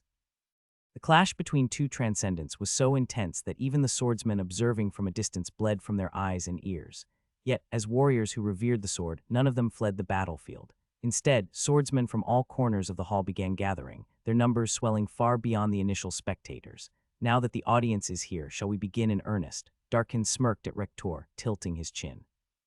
Let's see what kind of sword the current master of the Holy Sword Alliance wields. His living sword surged forward with newfound fluidity, as if completely unshackled. You didn't have to say that. Rictor exhaled steadily and raised his sword, his eyes gleaming as sharply as his blade. You'll find out soon enough. Rayon silently bit his lip as he watched Darkin's living sword rise into the air. This is where the real battle begins. Darkin's ultimate swordsmanship was living sword technique. If they couldn't find a way to counter that mysterious blade, the outcome of this fight was already decided. Grandfather. Rayon swallowed dryly as he observed Rictor. He, too, knew that the real battle was just beginning and remained tense. However, rather than fearing his duel with Darkin, Rictor seemed to be enjoying it. After all, he was a swordsman of the Holy Sword Alliance. Pang. Darkin's sword shot forward at the same angle it had risen, hurtling toward Rictor. The blade moved as if compressing the air around it, accelerating to a speed so terrifying that it reached Rictor's throat before he could even blink. Zzzziong. Rictor, focusing to the utmost, parried Darkin's living sword with ease. Whoosh. Yet even as it was deflected, Darkin's sword twisted in midair, instantly curving back toward Rictor's shoulder. This was the unique trait of the living sword, moving freely without being bound to its wielder's hand. That won't be enough. Rictor had anticipated the living sword's return. With a flick of his wrist, he traced a half circle with his blade, blocking Darkin's second strike once more. This is only the beginning. As Darkin's lips curled upward, his sword abruptly twisted at an unnatural angle, shooting toward Rictor's waist. Rayon clenched his jaw as he watched Rictor clash against the living sword, getting stronger. Every time Darkin's living sword was blocked, it grew faster and heavier, its attacks becoming increasingly erratic. It was as if the sword itself had gained sentience. Zzzzzuang. Yet, Rictor was also far from his limit. He elevated his swordsmanship and energy to another level, countering the living sword with absolute precision. Swift blades, heavy blades, powerful strikes, nimble strikes, destructive strikes, cursed strikes, formless strikes. Countless sword techniques bloomed from his blade, devouring the living sword's offensive momentum. Rayon's fingertips trembled as he observed Rictor's impeccable swordplay. Grandfather's thousand swords. Though Rictor hadn't mastered every sword technique in existence, he had perfected their harmony, allowing him to block the living sword flawlessly. Strangely enough, I can see it so clearly. Not just his grandfather's techniquest, but even Darkin's living sword technique. Even though he had reached the peak of Grandmaster, Rictor and Darkin, as higher transcendents, were leagues beyond him. The gap between them was like heaven and earth. Yet, inexplicably, Rayon could clearly perceive the flow of their swordsmanship. Is it because I've been training in swordsmanship alone? After 2 months of refining the 1,000 swords, his ability to observe sword techniques had improved dramatically. It felt like a stroke of fortune and invaluable opportunity for learning. That is not the only reason. Wrath shook his head gravely. That old man is showing it to you. His battle. His deep blue eyes locked onto Rictor. No way. Yes, he believes he might die. That is why he is teaching you. Wrath pressed his lips together as if urging Rayon to watch closely. Grandfather. Rayon clenched his trembling fist. Just as Wrath had said, it felt as though Rictor's sword was speaking to him, telling him to witness everything. Wrath, the outcome of this battle. Rayon turned to Wrath, clinging to a sliver of hope. You already know the answer. Wrath smacked his lips. Your old man has grown stronger. He is prepared for this moment. If Darkin were still at his previous level, Rictor might have been able to match him, but now he cannot. He shook his head, as if dismissing the idea entirely. You should start thinking about how you'll escape once this is over. I'm not running. Rayon bit his lip and straightened his posture. Even in the face of Darkin's overwhelming living sword, Rictor continued to wield his blade undeterred. Rayon's hand rested on his sword hilt. I won't let my grandfather die. Who Rictor exhaled slowly as he deflected Darkin's living sword. It's working. He had anticipated this battle long ago and had prepared countermeasures against the living sword technique. Fortunately, they were proving effective. Cheating, Darkin's living sword contorted into an eerie trajectory as it came flying at him once more. The energy radiating from the blade was so powerful and sharp that it seemed capable of splitting the heavens. Suwang. Rictor infused his sword with the pinnacle of the thousand swords, slashing downward. A brilliant blue wave surged along the blade's edge, soaring like a banner of victory as it clashed against Darkin's living sword. Kwhang. Amidst the darkened sky, Rictor's thousand swords and Darkin's living sword collided in a cataclysmic explosion. Clouds were erased from existence, and even the moonlight trembled in fear. Qhahaha. Darkin burst into roaring laughter, spreading his fingers wide. At his command, his sword, which had lost momentum and fallen, suddenly surged upward once more, aiming straight for Rictor's heart. This was the fastest and most devastating attack yet. Kugagagugugu. Rictor planted his feet firmly into the ground, anchoring himself as if taking root in the earth. Then he raised his sword to the center. This is the final movement. Gripping his blade with both hands, he swung down toward Darkin's incoming living sword. His technique, infused with the full essence of thousand swords, manifested naturally. Perhaps Rayon's thirst for swordsmanship had influenced Himhai's mastery was growing even in this very moment. Kwhang. Darkin's living sword, enhanced with immense aura, speed, and unpredictable movement, hurtled toward his heart. Yet the thousand swords, carrying the true essence of swordsmanship, negated every aspect of it flawlessly. Kwhang. In the end, Darkin's living sword failed to break through Rictor's defense, deflected into empty air. Thud, but Rictor didn't stop there. He kicked off the ground, lunging toward Darkin's left side with his sword raised. His blade, imbued with the ultimate form of thousand swords, sought its mark. You came, after all. Just before Rictor could land his thrust, Darkin grinned deeply. As if he had been waiting for this moment, he spread his hand wide. And from afar, his living sword tore through space, descending upon Rictor's head. A trap, of course he had known. There was no way Darkin would fall so easily. From the moment he charged in, Rictor had anticipated this situation. Kung, he thrust his left foot forward, causing the ground to quake violently, and extended his sword-wielding hand. A brilliant blue aura, shimmering like starlight, trailed behind his blade as it carved a grand arc across the sky. For the first time, Darkin's expression stiffened. He swiftly gestured with his hand, and his living sword flared with an explosive glow. It's already too late. Clenching his teeth, Rictor unleashed his sword infused with the absolute pinnacle of thousand swords. In his aged eyes, he saw the reflection of his grandson, who was watching this battle unfold. A sword technique he had spent his entire life honing, but could never complete until he reunited with the family he had lost. A new constellation, drawn by his sword, rained down upon Darkin's entire being. Magnificent, Darkin applauded Rictor's miraculous swordsmanship as he fired his living sword, which now pulsed with a deep obsidian radiance. Kwhang, the thousand swords, carrying Rictor's full might, clashed with Darkin's living sword, unleashing a storm of sword energy that swept across the entire battlefield. Rictor stood still, his hand gripping his chest. He looked exhausted but still held his sword firmly, as if prepared to continue fighting. On the other hand, Darkin hunched over, black blood trickling from his lips. Though wounded, his mouth curled into a delighted grin. This is good. Darkin slowly raised his chin and fixed his gaze on Rictor. One must experience a sword firsthand to truly understand it. He smirked in satisfaction at Rictor's technique. Rictor narrowed his eyes as he watched Darkin remain standing despite his wounds. Incredible. You possess power beyond your level. Darkin didn't even attempt to retrieve his living sword, which had been sent flying somewhere. Instead, he nodded in admiration. With this strength, you could stand against the other leaders of the 5 demons. I took over Holy Sword Alliance in your stead. This much was necessary. Rictor remained tense, nodding slightly. Yes, you always had a sense of responsibility. Darkin's smile deepened. This was a satisfying fight. To honor your growth, I should show you my true strength. Rictor spread his senses in all directions, prepared for any incoming attack. So it really is Heart's sword. Darkin had claimed that losing his eyes allowed him to understand Heart's sword on some level. But whether he had mastered it or discovered something entirely different, Rictor couldn't be sure, so he had to prepare for both possibilities. No, I won't prepare. I will end this here. No matter what technique Darkin used, every great power came with a corresponding recoil.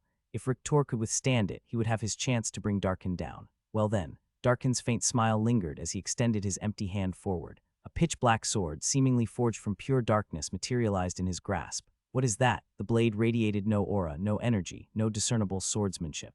Yet an unbearable chill ran down Rictor's spine. If you can endure this, I will concede your victory. Darkin's void blade, wrapped in the essence of darkness, advanced. It moved like the night itself, exuding an eerie presence that felt as if it could snuff out life itself. Before its mesmerizing yet chilling trajectory, the determination Rictor had steeled wavered, and the image of his victory crumbled. This was not a technique that simply cut through the mind and soul, it crushed them entirely. A heart sword of overwhelming force that erased one's very will to fight. Q-Huck, Rictor coughed up black blood and collapsed to his knees. For the first time as a swordsman, he let go of his sword. How about I tell you something interesting? Darkin erased his void blade and shook his head. If I were to unleash this heart sword in its perfect form, I would cease to exist in this world. He smacked his lips in regret as he watched the fading blade. Perhaps that's why Glenn Sieghart never fully unleashed his heart sword. While Darkin mused, Rictor struggled to reach for his sword again, but his very soul seemed to reject the fight. His fingers wouldn't even twitch. It's already over. I have severed your will. Darkin exuded a chilling bloodlust as he stepped toward Rictor. You're not quite on Glenn's level, but this duel was still meaningful, just as he was about to swing his sword down. A pair of familiar eyes, the same color as Glenn Sieghart's, appeared before him. Rayon Sieghart. Darkin's lips twisted into a grin as he looked at the young swordsman standing in front of Rictor. There was no need to rush. I would have come for you soon enough. From this point on, Rayon tilted his chin slightly, standing firm in front of Rictor. I will take on your swordsmanship. You just... Darkin twisted his jaw sideways in disbelief. What did you just say? I said I will now take on your swordsmanship. Rayon stood before Darkin, placing his hand on the hilt of the heavenly drive. Kehahaha. Darkin swept back his red hair and let out a thunderous laugh. After laughing for a long time, he suddenly stopped and lowered his head slowly. Your grandfather being my meal today was quite satisfying, you know. Don't spoil my appetite unnecessarily. Darkin, finding his sparring match with Rictor enjoyable, gestured for Rayon to step back. You might regret that. Rayon ignored Darkin's warning and beckoned with a flick of his finger. Your thirst hasn't been quenched yet, has it? He smirked, glancing at the black eye patch covering Darkin's eyes. And you think you can satisfy that thirst? Darkin lowered his head slowly, his gaze tightening around Rayon like an invisible vice. A mere brat like you. Darkin, now devoid of humor, exuded a thick killing intent as he stared down at Rayon. Are you out of your mind? Wrath grabbed Rayon by the collar, his voice full of disbelief. Cancel this at once. The demon shook his head violently, declaring that Rayon would never be able to stop Darkin. Not right now, of course. Rayon barely withstood Darkin's pressure, shaking his head. Before long, I'll be able to satisfy your hunger with a sword technique no one has ever seen before. Saying so, he firmly grasped the heavenly drive's hilt. I thought you were just spouting nonsense. Darkin nodded as if he now understood. So you're just trying to buy time. He chuckled, looking past Rayon at Rictor. Unfortunately for you, Rictor can no longer fight. I've cut down the very will that sustained him. Darkin dismissed the notion that delaying the fight would help, lowering his hand. Rayon Sieghart, I admit, you interest me not because of your current strength, but because of your talent. Once I confirm that, your body is nothing more than bait to lure out Glenn. A chilling wave of energy burst forth from him, making it clear that he was now fully prepared to kill. Seeing the heart sword, his perspective seemed to have shifted. Then test me, test my potential. Rayon stood his ground, straightening his back under Darkin's oppressive aura. Feels like I'm going to die. Though he acted calm, his entire body felt like it was being crushed under Darkin's overwhelming power. Just enduring it required every ounce of his mental strength. Are you scared, perhaps? Rayon even managed a faint smile as he met Darkin's gaze. Darkin is different from the other 5 demons. Though part of them, he was neither truly good nor evil. He was simply a madman whose soul was consumed by swordsmanship, making him the perfect target for provocation. Just watching his fight with my grandfather was enough to understand his nature. Aside from the last technique he used, Darkin never fought seriously. Even during Rictor's last technique, he could have blocked or dodged it, but he chose to take it head-on, just to experience a new sword. It looked like an even battle, but in reality, an uncrossable chasm lay between Darkin and Rictor. A lunatic like that will definitely take my bait. Both Glenn and Rictor had told him his swordsmanship was a path never walked before, a true path of 10,000 swords. If he showed Darkin the potential of a new sword technique, he would surely be set free. Rayon, don't. Rictor coughed up black blood yet still reached for his fallen sword. I will fight. He tried to rise, urging Rayon to step back. Darkin furrowed his brows, watching Rictor struggle to his feet. How is he even standing? He exhaled a hollow breath, unable to comprehend what he was seeing. The world does not revolve around the realm of swordsmanship alone. Rayon shook his head, feeling Rictor's warmth behind him. Darkin clicked his tongue, staring into Rictor's eyes. He's only standing. He can't fight. I can fight. Rictor took slow, deliberate steps, positioning himself in front of Rayon. Even if my body is broken, my will is not. Though unable to cut even a single bug in his condition, his resolve to protect his grandson burned brighter than ever. Darkin pressed his lips together as he watched. "It's okay, grandfather." Rayon embraced the trembling Rictor, shaking his head. "Leave the rest to me." As he reassured Rictor, he guided him to sit behind him, touching, however. "You don't have to do this if you're scared." Rayon turned back to Darkin, waggling his fingers. "What?" A vein bulged on Darkin's smooth forehead. "What did you just say? You're rambling so much that it sounds like you're afraid of my future. If that's the case, then go ahead and kill me now." Rayon spread his arms wide as if he truly didn't care. Are you truly insane?" Darkin's brows furrowed deeply. If someone obsessed with swordsmanship rejects the chance to witness a new sword technique, it can only mean one thing: they are scared. Rayon embraced Darkin's killing intent and shrugged. "You truly believe you can prove the potential of a new sword technique?" Darkin's lips quivered slightly, as if he were on the verge of taking the bait. "Yes, if it's purely about swordsmanship, I can prove it. Purely swordsmanship. If you unleash your transcendent power, I won't even be able to block a single strike." Rayon tapped his temple with his finger. "Think it through." Darkin closed his mouth, staring at Rayon from beneath his black eye patch with a heavy, unreadable gaze. Rayon, arms crossed, held Darkin's gaze without flinching. "Very well, but if you disappoint me." Darkin's jaw dropped sharply like a blade. "I will kill those behind you and take you as my disciple. I will mold you into a puppet that moves at my will." He ground his teeth as if sealing his vow. "Fine." Rayon nodded and stepped forward, facing Darkin. This actually worked." Wrath widened his eyes at Darkin. "Has that bastard lost his mind?" "How did?" "It wasn't just provocation. I have a title." Rayon possessed the title "Tongue that toys with heaven and earth." That title induced mental confusion even in the strongest of warriors, amplifying Darkin's hunger for swordsmanship. "Grrr. So in the end, this was all because of me again." Wrath ground his teeth in frustration. But that bastard won't keep his promise." "No, he will." Darkin's obsession with the sword surpassed even his owner, even Glenn's. This was a man who had gouged out his own eyes just to see the heart sword. If Rayon demonstrated the potential of a new sword technique, Darkin would walk away without interference. Rayon, you don't have to do this. It's too dangerous." Lawrence and Jerk shook their heads in disapproval. Rictor bit his lip, overwhelmed by his own powerlessness. But Burin, Martha, Runnan, and Dorian nodded in quiet trust. "Don't worry." Rayon met their gazes before giving a calm nod. "Nothing will happen." Rayon and Darkin stood face to face in the open clearing of Holy Sword Alliance training ground, where homes and mansions had been reduced to rubble. "Just 3 times." Darkin raised 3 fingers. "I will strike 3 times, matching your strength. If you disappoint me even once, it ends there. And if I satisfy you," Rayon lowered his chin, staring at Darkin's fingers, "if you truly show me the potential of a new sword technique." Darkin nodded slowly. "Then I will leave without touching a single person here." He struck his own chest, vowing his promise. "Good." Rayon nodded, drawing both the Heavenly Drive and the Soul Requiem sword. Unlike Darkin, he had to give it his all from the start. He immediately activated Divine Demonic Harmony, F-whoosh. Holding a divine sword in one hand and a demonic sword in the other, he resonated with the Ring of Fire. His demonic eye of wrath and perception of the snowflower sharpened as he took his stance. "If you're ready, let's begin." Darkin casually gripped Jerk's sword and swung it downward. It seemed like a simple slash, but hidden within was a path of the sword honed to its absolute limit, the culmination of a transcendent's lifelong training. Ordinary swordsmanship won't work. No technique he knew could stop that strike. It wasn't what he expected, but he had no choice. He had to go all out from the start. Boom! Rayon stepped forward with swift sword, crossing his divine and demonic swords diagonally.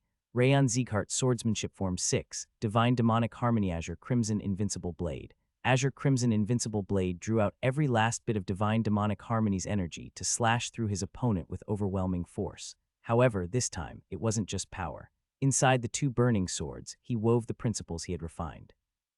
The Heavenly Drive carried speed, lightness, transformation, illusion, and audacity. The Soul Requiem sword embodied slowness, weight, precision, solemnity, and nobility. Crackle, the 2 swords, contrasting in nature, shone with brilliant radiance as they clashed with Darkin's descending blade.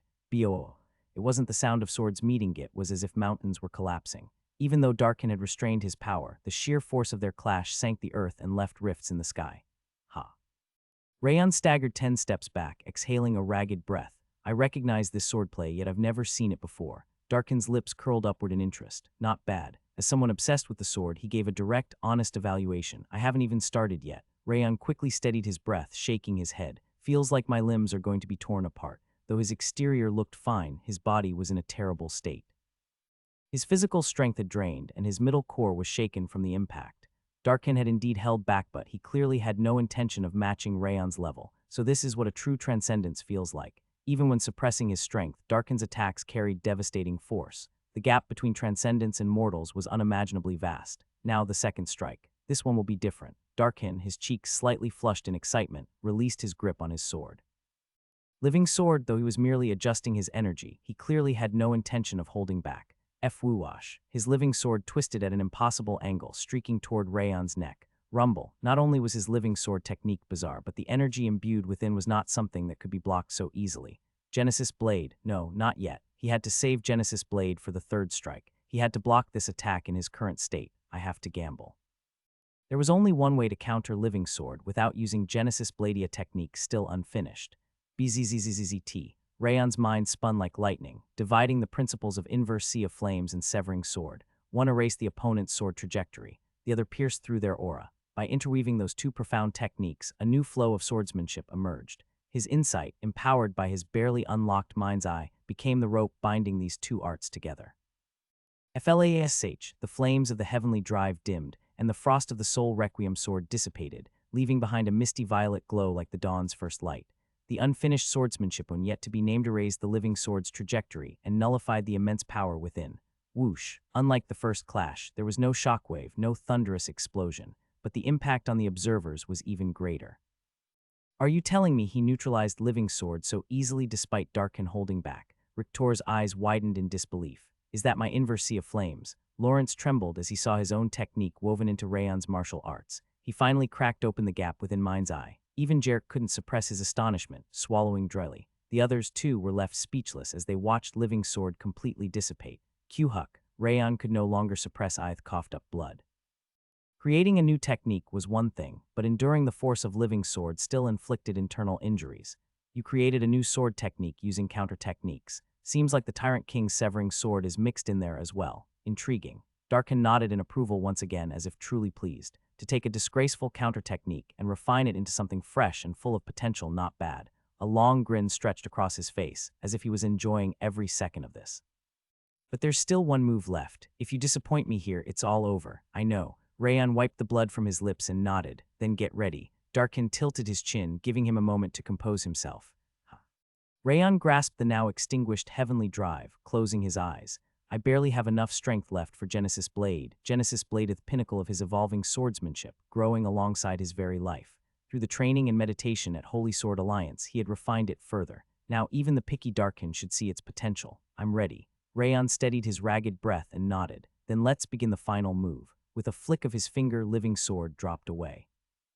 From his grasp, a pitch-black blade surged forth. What? Rayon swallowed hard as he watched the blade ignite like dark flames. Soul-severing blade. He thought this was just a test, but for that madman it was clearly not.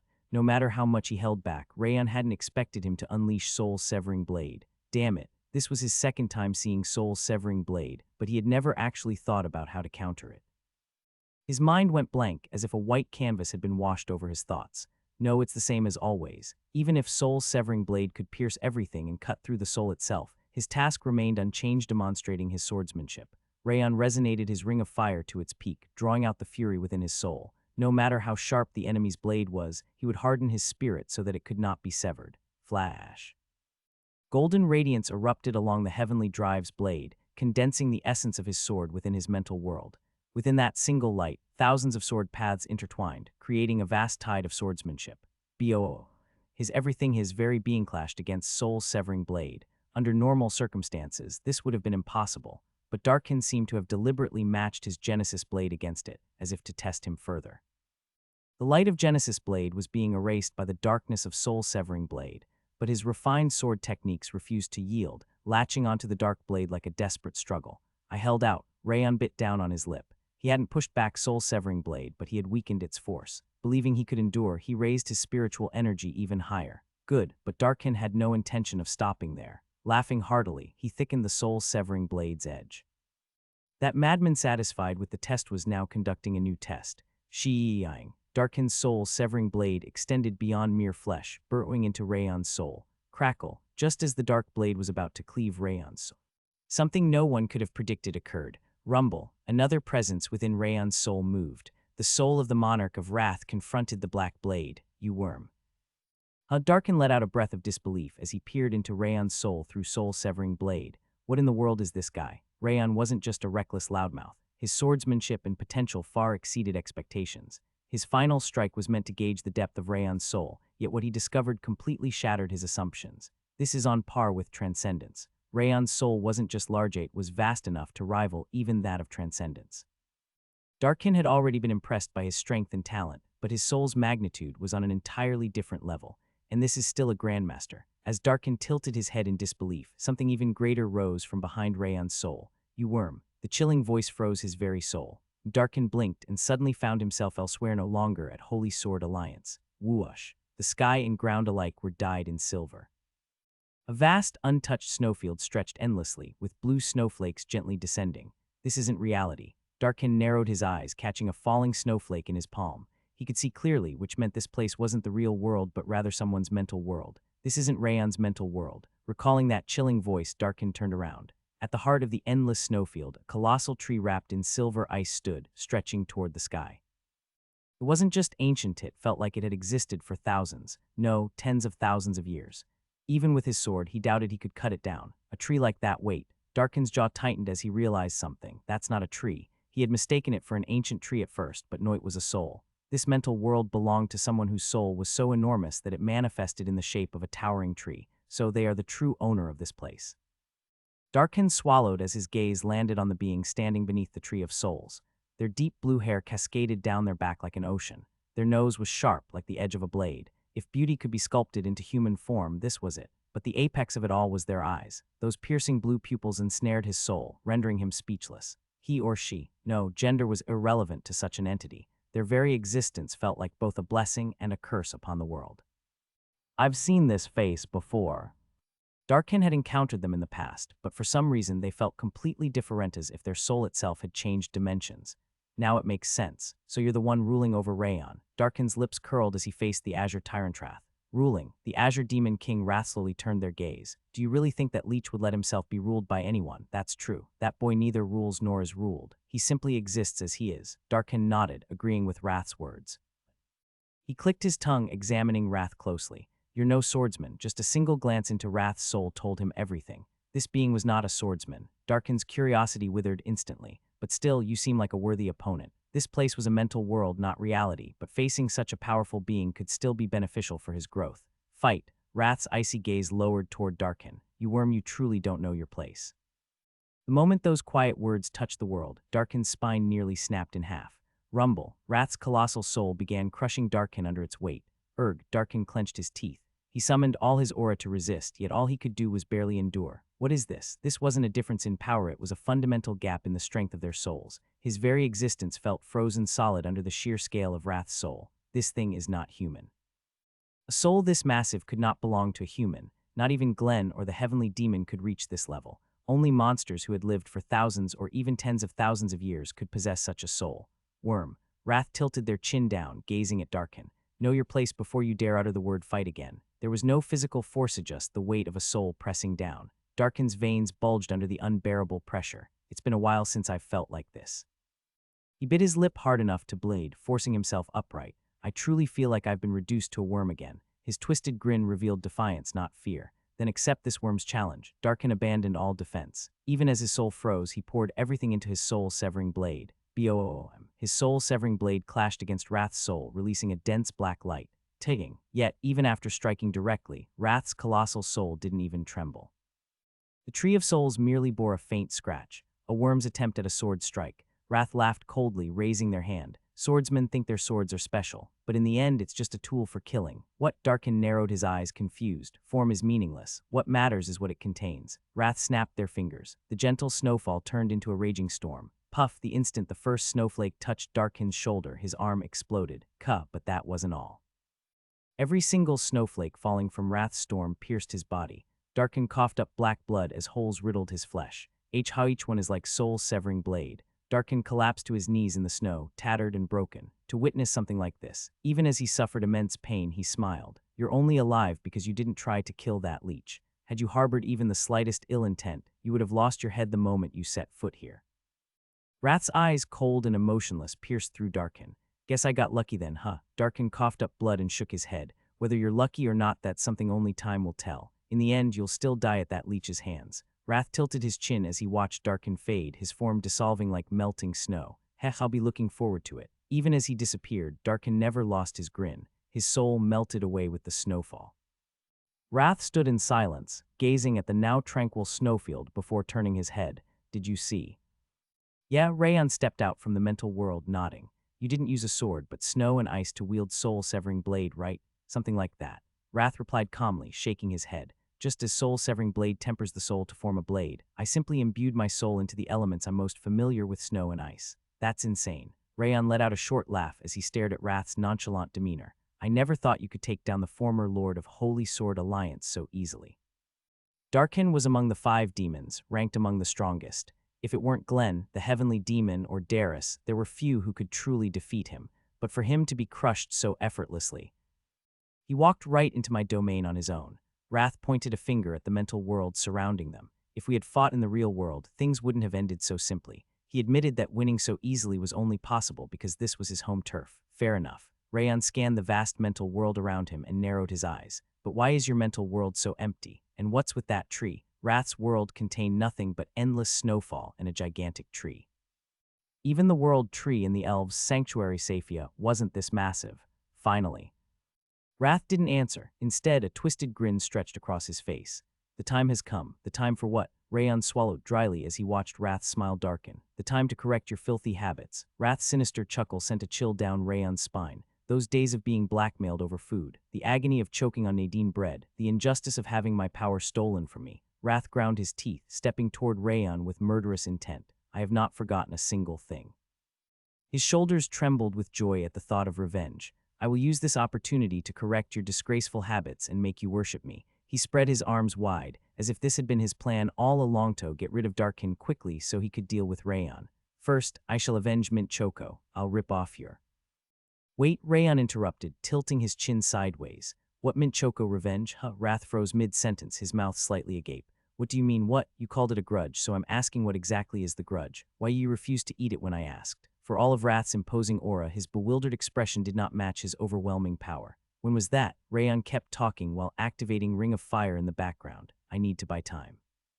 If Wrath got the upper hand here, he could be trapped in this place forever. Having experienced mental worlds countless times, he just needed enough time to find a way out. Why you always came here just to eat, even when I begged for dessert. As Rayon stared at Wrath, he began distorting the mental world, creating an exit. That's true. Wrath, in a rare daze, nodded absent-mindedly. It was almost hard to believe that this was the same Wrath who had just obliterated Darkin. No, wait. That's not the point. Wrath suddenly snapped back to reality. I want it every day, and that's not even the worst part. Every time you trained, you stuffed your face with Nadine bread and kept stealing my power. What do you have to say for yourself? That. Rayon grinned and reached out his hand. There's nothing for me to say. Smiling, he triggered the portal he had prepared. Woo-wong. The snowfield split apart and his soul was pulled toward the exit. Wait, no, you bastard. Wrath let out a sharp scream, reaching for him. You haven't even taken a single hit, not one. But no matter how much Wrath protested, Rayon's soul vanished into the rift. Curse you. Wrath grabbed his head and howled in frustration. At least eat Mint Choco, damn it. Please.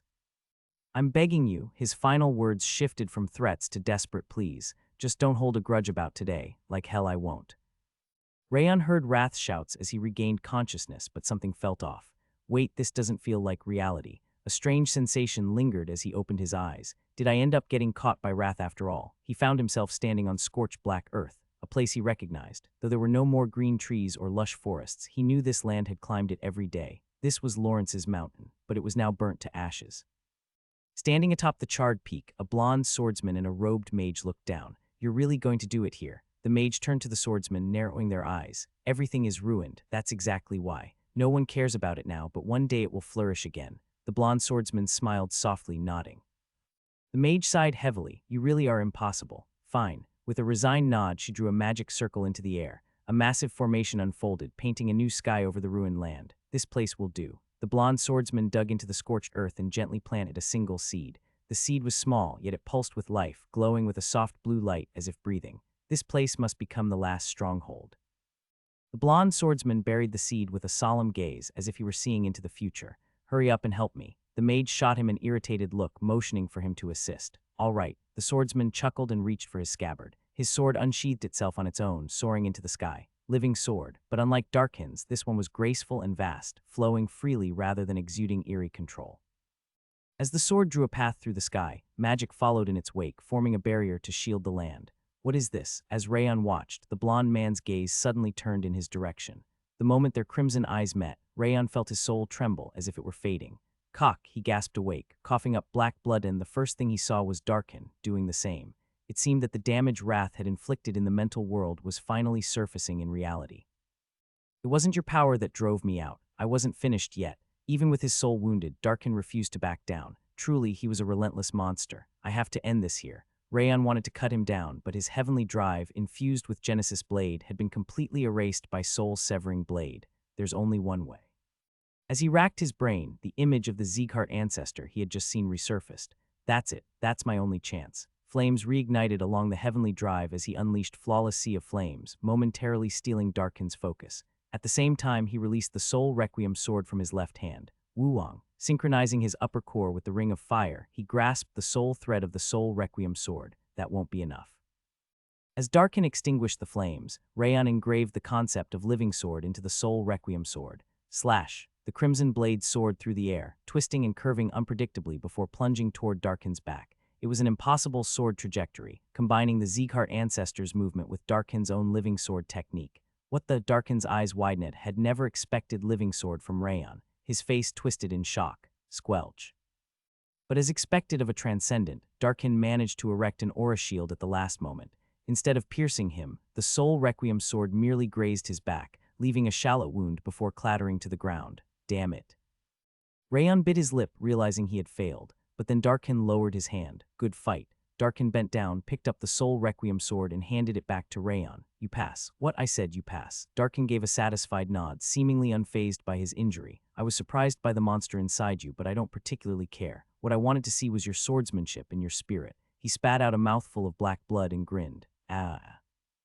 Wrath frowned, glaring at Darkin. You filthy worm, you got destroyed in my domain, and now you dare run your mouth. Get back here. This time I'll rip your soul apart.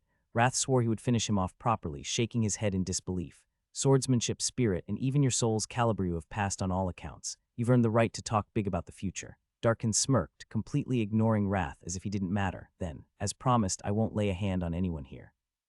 I'll take my leave. Darkin nodded, keeping his word. Then when I master a new sword technique, I'll come find you. Fine, but... Darkin shook his head. By then, I might not be around. What do you mean? I'll be challenging your grandfather. He smiled as if it was obvious. That's suicide. Why accept my challenge then? Even Darkin would surely die if he faced Glenn alone. Rayon couldn't understand his reasoning. Even if I don't witness it, just knowing new swordsmanship exists is enough. Darkin laughed, as if merely knowing such a thing brought him joy. There was a clear change in his demeanor. His mindset had shifted. Rayon swallowed as he looked at Darkin's relaxed expression. He may be insane, but he's a true swordsman, a man who pursued nothing but the sword, untethered by notions of good or evil, a true warrior, bound only by his own convictions. Hey, just as Rayon was about to speak, Wrath shot up in front of him, nearly colliding with his face. Erase my aura, now, what, why?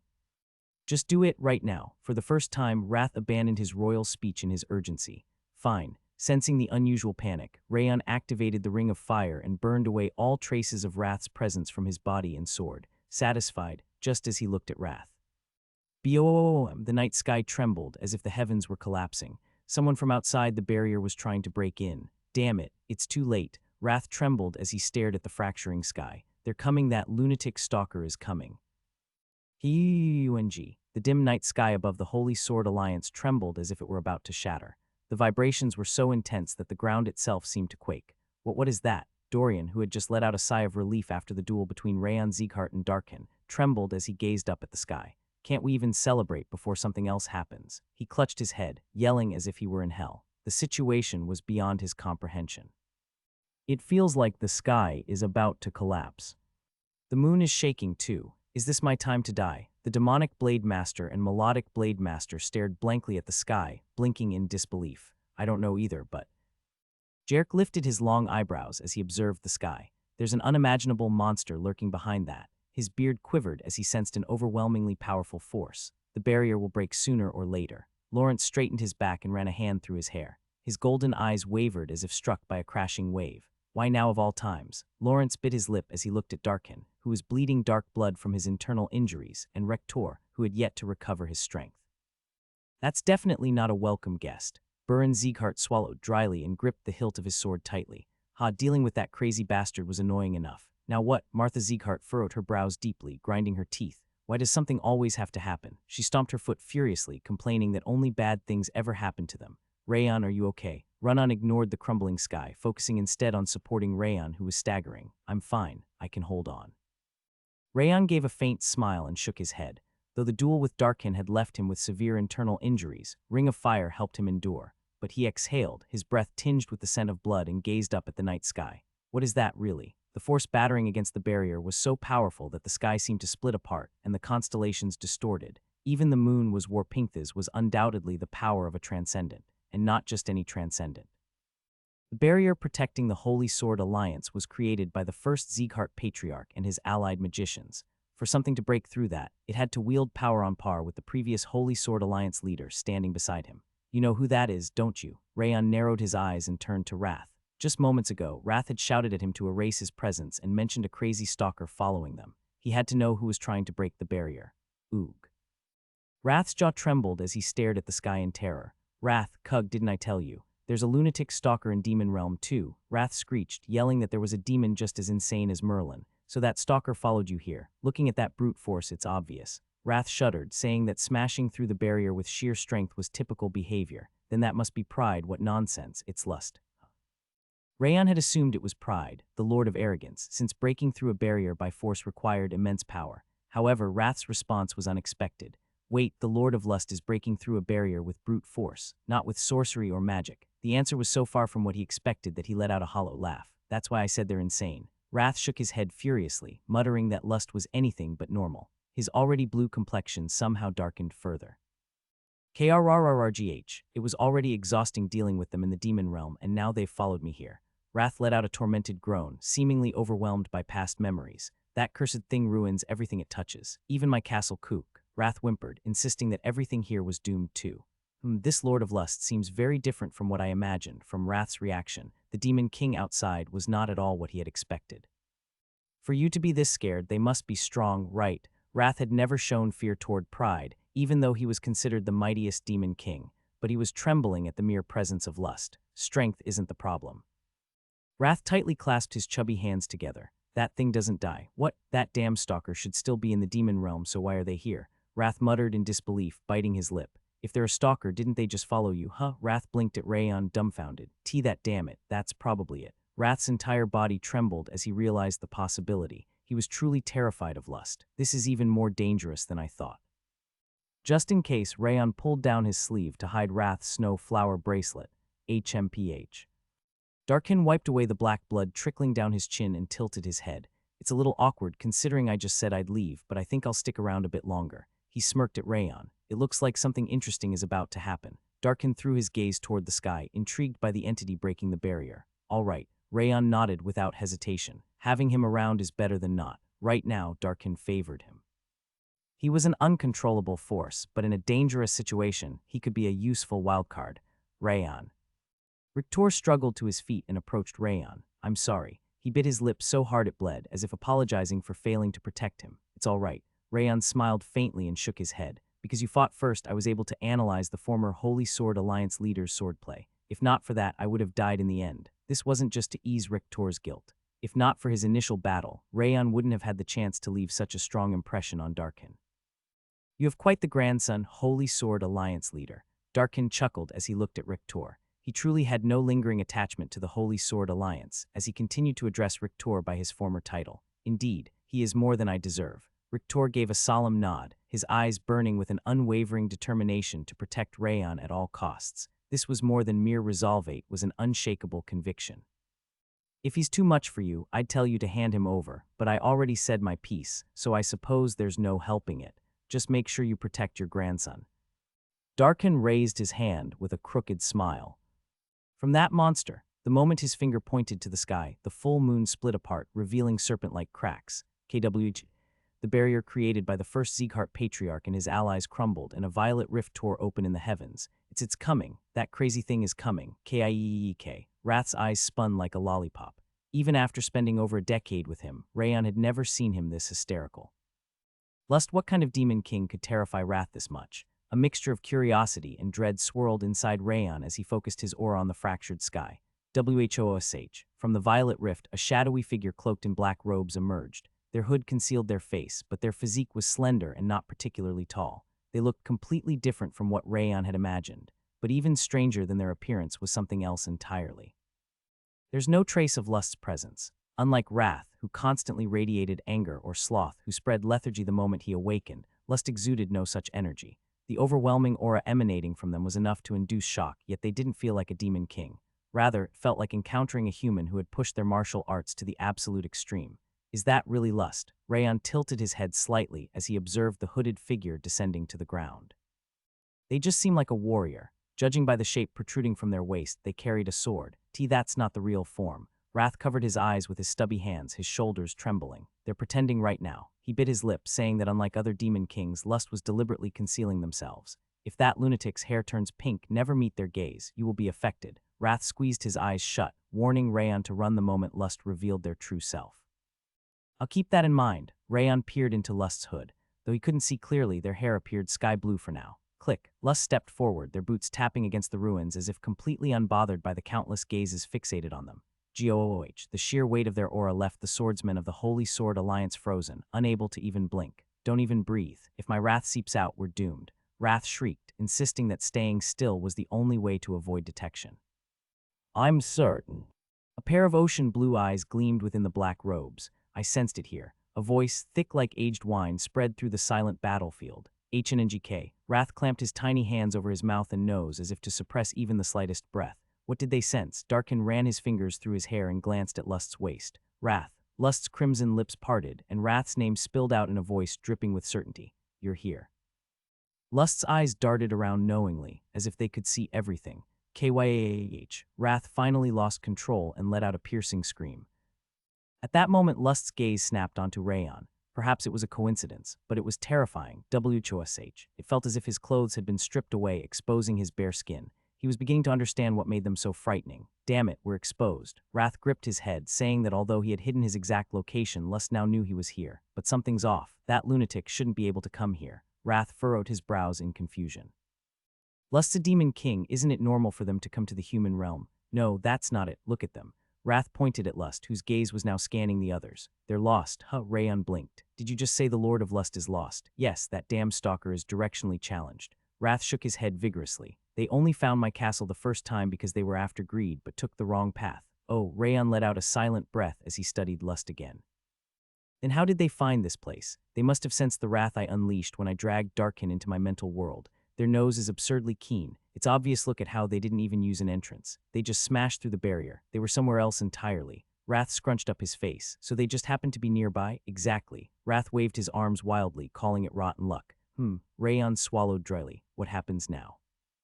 If Lust was as insane as Wrath claimed, predicting their actions would be impossible. As he was trying to piece things together, Lust, who had been scanning the area without pause, suddenly stopped. You. But their eyes weren't on Rayon. They were locked onto Darkin. You reek of wrath the most. Lust's gaze sharpened as if they had already made their choice. Rayon exhaled softly as he looked at Darkin, because he entered Wrath's mental world. Darkin had been struck directly by Wrath's rage, leaving an imprint on his soul. Since Darkin was hit with my swordsmanship that contained traces of Wrath's energy, it was inevitable that he would be the one radiating the strongest wrath in this place. It worked.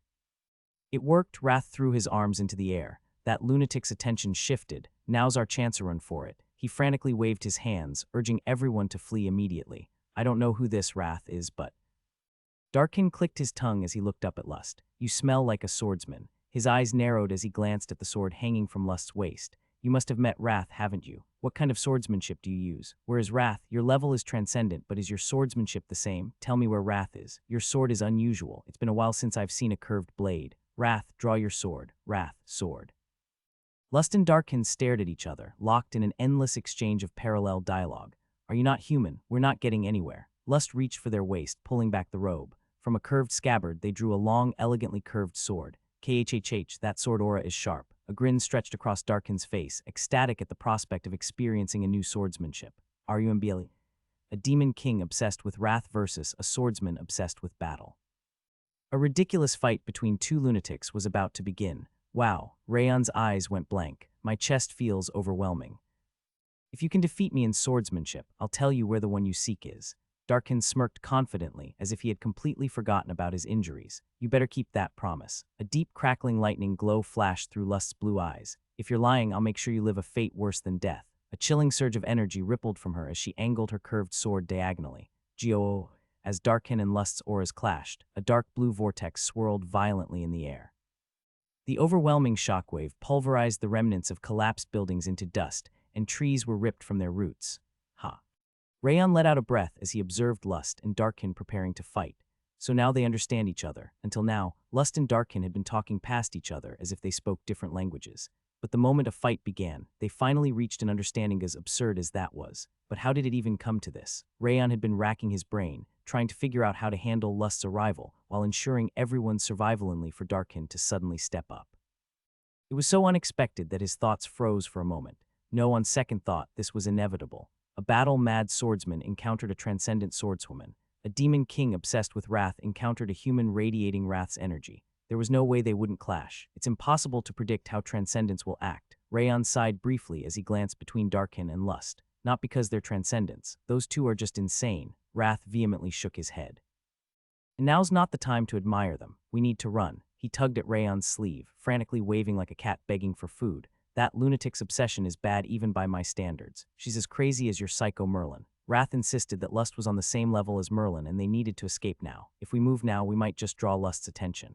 Rayon shook his head and took a step back. If everyone remained still but he moved, it would seem suspicious. Now was the time to wait. Wrath hesitated but ultimately nodded in reluctant agreement.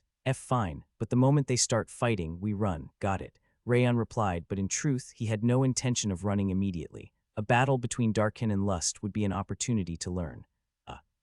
Dorian collapsed to the ground, overwhelmed by the sheer pressure radiating from Darkin and Lust. The moment his weight hit the ground with a thud, the two transcendents took it as a signal to begin.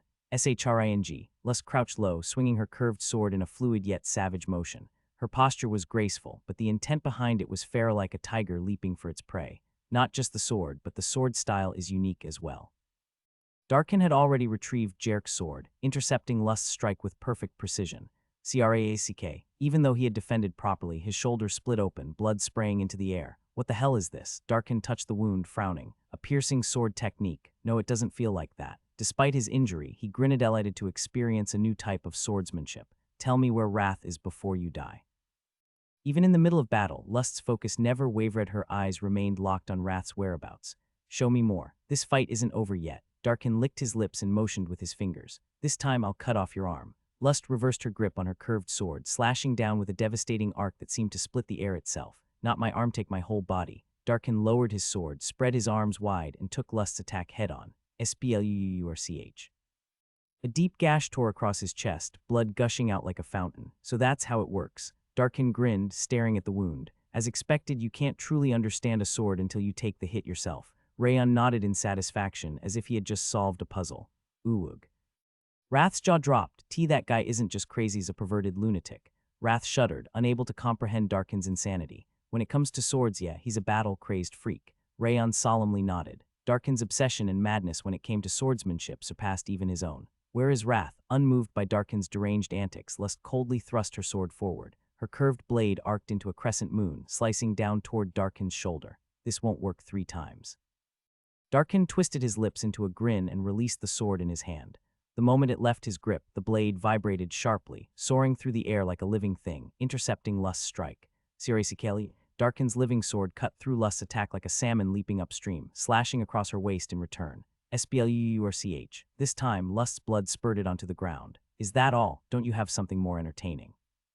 Darkin tilted his head playfully, and his living sword shivered mockingly, as if laughing at Lust. I see. Lust let out a gentle smile like a monk who had reached enlightenment. This, too, must be a trial to find Wrath. Her curved sword suddenly extended, bending like a snake, lashing toward Darkin's chest. A flexible sword. I knew there was something funny about it. Darkin had realized from the start Lust's sword was not an ordinary curved blade, but a flexible whip sword.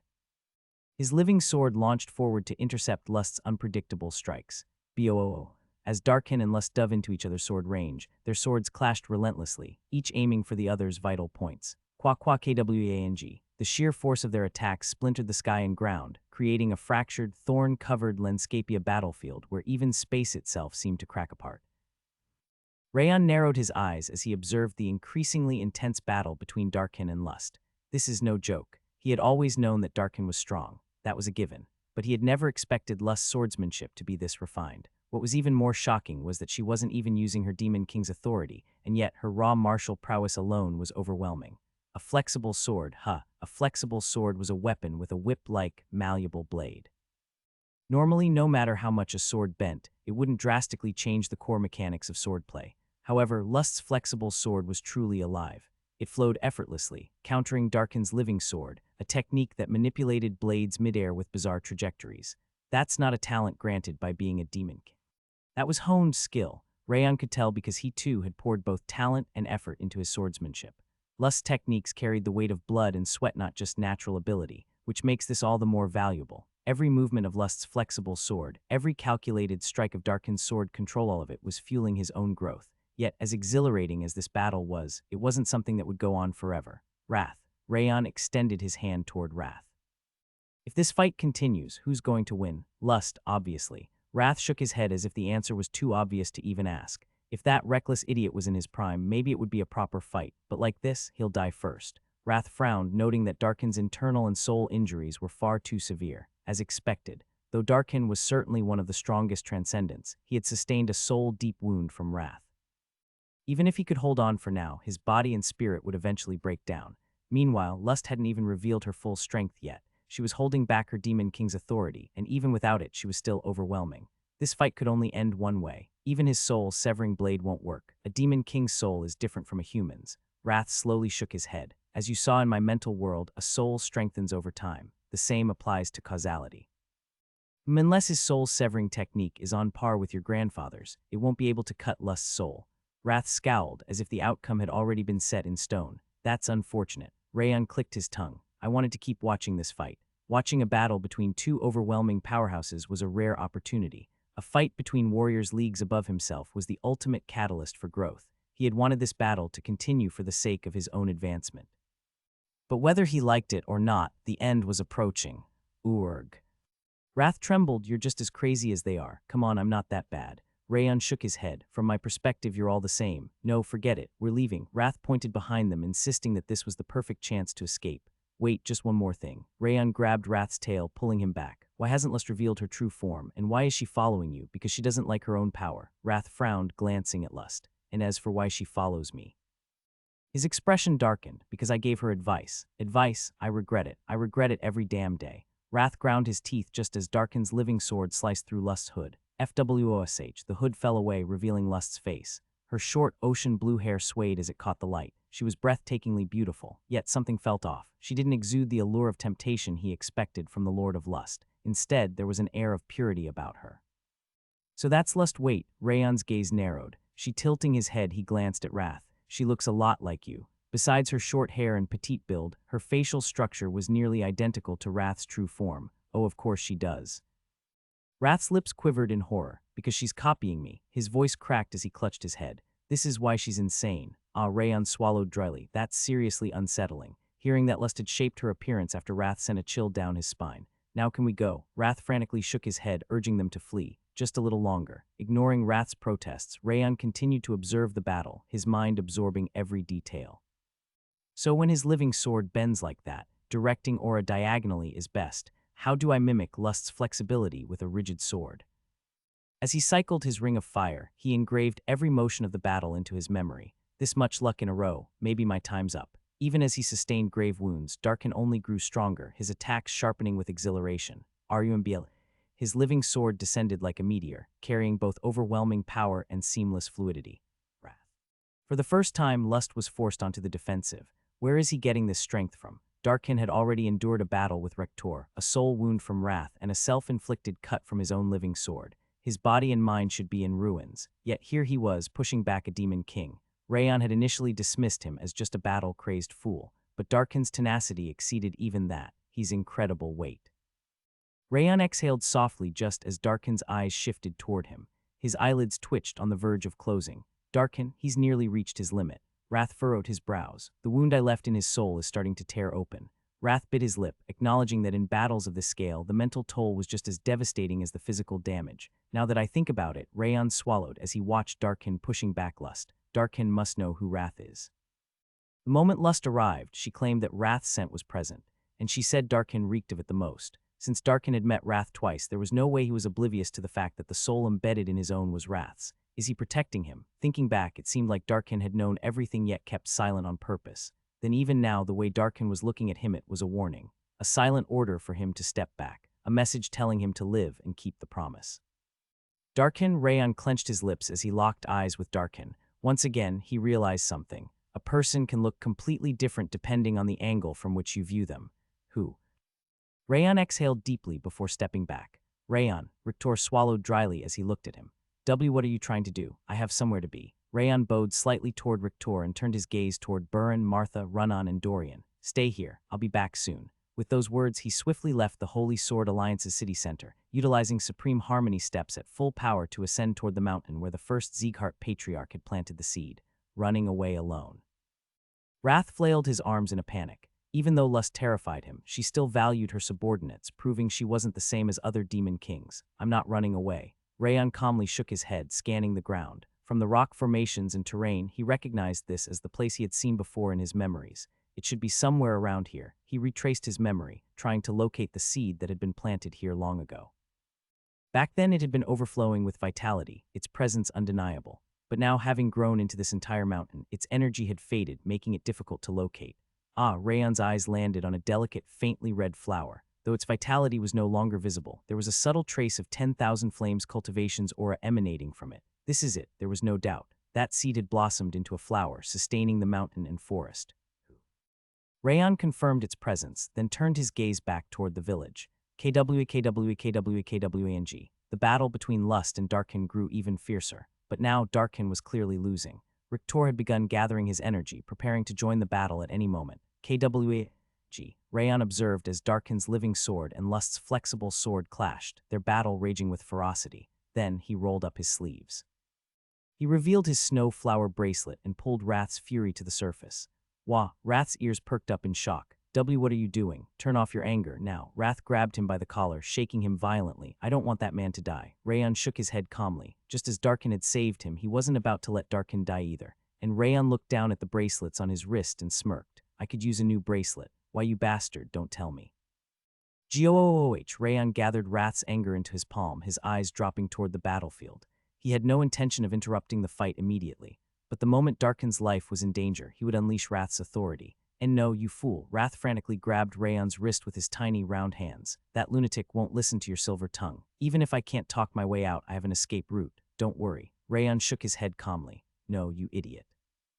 Wrath thumped his chest in frustration. That stalker doesn't talk. She'll just knock you unconscious and drag you to the demon realm. His voice quivered with pure loathing as he turned to glare at Lust. Just look at how she talks to Darkin. Do those sound like words exchanged by rational beings? No, they're like two wild beasts. Wrath furrowed his brows, declaring that both Darkin and Lust were completely uncontrollable monsters. It's fine. Rayon lightly tapped Wrath's spiky blue hair with his fingers. HMPH. You're just as crazy as them. Wrath scoffed, snorting at the red flower Rayon had located. At first, I thought you lost your mind searching for a flower, but now I know you're completely insane. But as he observed the flower more closely, his expression shifted.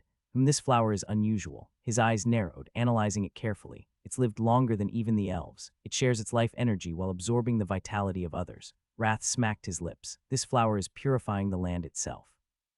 A true divine object. His tail flicked, curiosity overtaking his previous panic. How did you find this? Because the first Sieghart Patriarch planted it.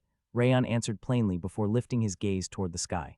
The barrier Lust had shattered was slowly repairing itself. It was also this flower's doing. What was that man fighting against? The first Sieghart Patriarch had said that this place must be the final bastion, and so he had planted this flower. But what had he been trying to accomplish?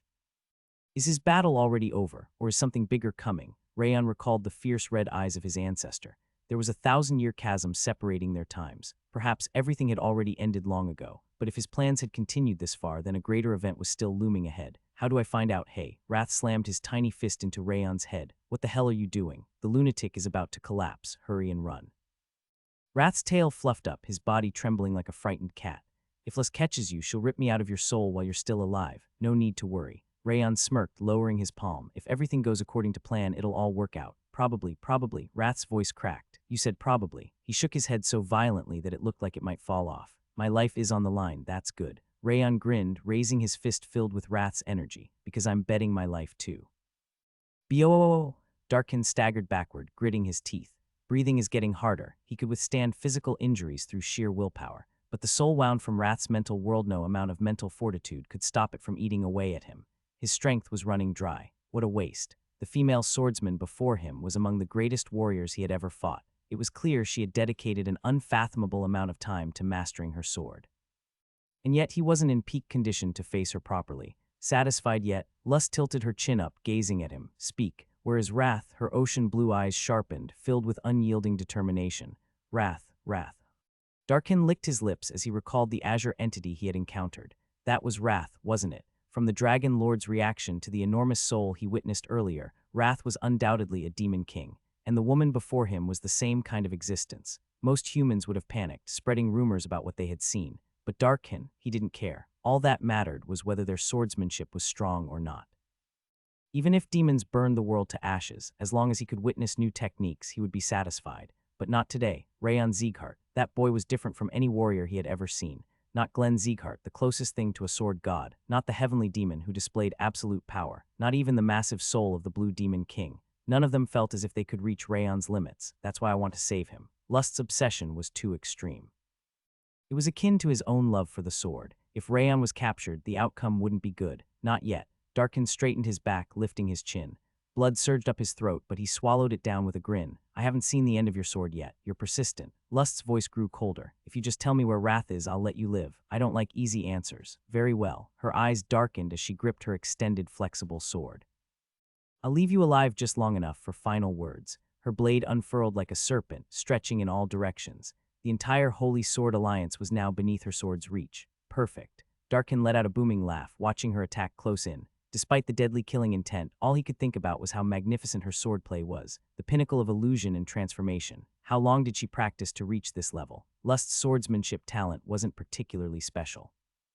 But her effort, even he or Glenn couldn't compare to that. A beautiful sword technique, but what he truly sought lay beyond this. KWHHHH. Darkin severed his connection to his living sword, turning his focus inward. He drew forth the soul-forged blade from his mental world, raising it against the endless storm of Lust's whip-like strikes. It's the same. Just like the Blue Demon King he had met before, this woman possessed a soul so vast he couldn't see its end. As expected, she was a demon king, and once again, even in the face of an uncuttable soul, Darkin's smile did not fade. This is a challenge. He thought of himself as a challenger, a warrior standing against the impossible, and swung his soul-severing blade with full intent. KWHHHHHH. A dark flash erupted from his grip. His sharpened soul blade pierced through Lust's sturdy mind and spirit, reaching toward her very essence. SBLURCH. Even as his body was sliced apart by her flexible sword, Darkin kept swinging. SSSZZZHH. But his blade, weakened by his wounded soul, failed to fully cut through hers. Yet because he refused to yield until the very last moment, Lust was still shaking her body, violently recoiling backward. CRRACK. Though her physical body was unharmed, a pink mist seeped from her back. It was completely different from the aura she had been using before. Darkin swallowed dryly as he watched the strange phenomenon. What is this? Pink was supposed to represent warmth and affection, but the color rising from Lust radiated only horror and malice. WHOOSH. Lust's blue hair shifted into a light pink hue, and a massive malevolent presence engulfed the entire Holy Sword Alliance. Human. Lust exhaled heavily, revealing sharp white fangs. You've touched something you shouldn't have. For the first time, she spoke without mentioning Wrath's name. Her voice was as cold as death, yet strangely hypnotic. You will become a slave who cannot escape even in death, oh. Lust had begun removing her robe, but suddenly her gaze snapped upward. She turned toward the mountains beyond the city, her lips trembling. Wrath. Her pink aura vanished in an instant, and she rushed toward the mountain without hesitation. That's Rictor's eyes widened in shock. The place Lust was headed. It was where Rayon had gone just moments ago. Damn it, Rictor turned, forcing his battered body to move. There's no need. Darkin, who had collapsed onto one knee, shook his head. Neither of us can help there. He raised a weak hand, signaling Rictor to stop. Your grandson called that monster there himself. That means he's prepared to deal with it. Darkin's lips curled into a small grin, so don't worry. Even so, Rictor clenched his fists, his gaze locked on the mountain's peak. I have to go. He's my grandson. Pressing his lips together, he steeled his resolve and marched forward. That's exactly what a grandfather should say. We're going too. Burin nodded firmly. To the end. For once, Runon's voice was loud and clear. Our Rayon probably doesn't need us, but... Even Dorian hesitated before following. I see. Darkin let out a weary chuckle, lying back on the ground. I really don't understand anything outside of swords. He smacked his lips, but that's fine by me. WHOSH, Rayon swallowed dryly as Lust landed before him. Did she regain her sanity? A moment ago, she had been about to fully reveal her true form, but the instant she sensed Wrath's presence, she abandoned her rage and flew straight here. Her obsession was terrifying. Wrath, Lust's lips trembled as she looked at Rayon. Is it really you? Her eyes were filled with both uncertainty and longing. So you've come all this way. Rayon folded his hands behind his back, his aura wrapped in a calm, controlled wrath. Just like the wrath he had seen in the mental world. Why are you standing like that? Wrath gawked at him, dumbfounded. From the moment I first saw you, something felt wrong. Lust clenched her fists as she recalled their eye contact during the battle. I've never instinctively looked at a human before. She bit down on her hand, trying to process the feeling. You're really Wrath, aren't you? Believe whatever you want. Rayon spoke in the same flat, indifferent tone Wrath used. KRRRGH. Wrath's hands shook violently. This bastard is impersonating me again. But... Wrath let out a twisted laugh. It won't work on her. Wrath clicked his tongue. Why are you in a human body? Lust's gaze sharpened, her presence growing heavier. It didn't matter if Rayon was Wrath or not. She would take him regardless. This is dangerous. Rayon controlled his breath, suppressing his rapidly pounding heart. He needed to continue the act without being caught. This body is my subordinate. Rayon placed a hand on his chest, nodding lightly. I would never accept you as a subordinate. Wrath violently shook his head. A subordinate? You crossed into the human world just for one. Lust narrowed her eyes. Does a king's duty change based on species or age? Rayon's eyes turned cold, mimicking Wrath's stern demeanor. You were always that kind of king. Lust's voice wavered as she let out a small, wistful laugh. A moment of hesitation entered Lust's eyes. At the same time, her gaze filled with a deep, swirling desire. Wait a minute. Wrath blinked, his expression turning slack with disbelief. She's actually buying this. His round mouth gaped open. No, hold on, she's not supposed to believe this. Wrath trembled, realizing what would happen if she did. Wrath, Lust's lips parted, her voice wavering. She lowered her gaze as if she were a drenched kitten, vulnerable, fragile. An unnatural warmth radiated from her. A strange, creeping sensation rose inside Rayon. Desire to reach out and hold her. Is this Lust's authority? Wrath had said she hated using her demon king's authority, so this had to be a subconscious, weaker form of it. WHONG. Rayon resonated his ring of fire, dispersing the heavy pressure constricting his thoughts. His mind sharpened once more. Idiot. Wrath glared, his expression filled with disdain. She didn't even fully activate her authority, and you already wavered. Pull yourself together. His frustration boiled over, but... It's not encouragement, you fool. If she takes you, we're finished. Anyway, Rayon took a slow breath, steadying himself. Yes, Lust nodded immediately, unwavering. I came here for you alone. Her blue eyes shone with absolute conviction. I searched all of Demon Realm, then before I knew it, I had wandered into the human world. I found traces of you in a dungeon, so I was certain you were here. It must be fate. She exhaled a single breath, her voice trembling with excitement. She really is a directionless idiot. She hadn't intentionally followed Wrath into the human realm. She had literally wandered here by mistake. Then that dungeon must have been the Lone Green Dungeon. Wrath's past and present emotions still lingered there. She must have sensed his lingering presence and tracked it here. Wrath, come back with me. Lust reached out, her pale hand extended toward Rayon. As long as you're with me. I have things to do. Rayon, still imitating Wrath, shook his head. I will return when everything is finished. Do not rush me. Everything. A chill settled into Lust's eyes. The color of her gaze darkened. She wasn't asking for an answer. She was waiting for an excuse to take him by force. I warned you. Wrath shook his head violently. SHE doesn't ask questions to get answers. It's over, he howled, slapping his own face in despair. Why do you chase me? But Rayon didn't waver. He lowered his chin, maintaining his composure. Because. Lust froze mid-step. Because I gave you the words you wanted to hear. Rayon slowly turned his gaze toward her. The answer is already there. Wrath had told him Lust hated her own authority. She followed him because of something he once said. If he reversed the logic, he could deduce their past conversation. Yes. Lust nodded heavily. You told me to be myself, not just a slave to Lust. Her voice shook. It was the first time anyone had ever said that to me. Her lips trembled with emotion. So come with me. Just as you once comforted me, I will comfort you this time. I will give you all of Demon Realm if you wish. She clasped her hands together, her spinning irises flickering with uncontrollable emotion. Her excitement was boiling over. She's losing control again. If this continued, she'd snap completely. I told you it wouldn't work. You just made it worse. Wrath whined, shaking his head. You think I would be satisfied with something so trivial? Rayon shoved Wrath aside, keeping his expression stern. It doesn't matter if you don't want Demon Realm. I can give you whatever you desire. Lust bit her lip. I can't hold it in anymore. Even if you resist, I'll take you. Her voice quivered, but her intent was clear. H-U-U-U-U-U-U-H. Lust's eyes and hair turned pink. The rosy hue, which should have been soft and loving, exuded a presence so suffocating it rattled his soul. She was unleashing her true power. Do you know when this flower was planted? Rayon activated Ring of Fire at full intensity, withstanding the storm of Lust's rising lustful aura. He pointed at the red flower at his feet. For the first time, Lust's attention shifted away from him. Her gaze landed on the red petals, her head tilting. I don't know. It looks old, but I don't care. She could tell the flower was no ordinary plant, but she dismissed it as irrelevant. I planted this flower the year I first met you. Rayon's gaze softened, staring at the bloom.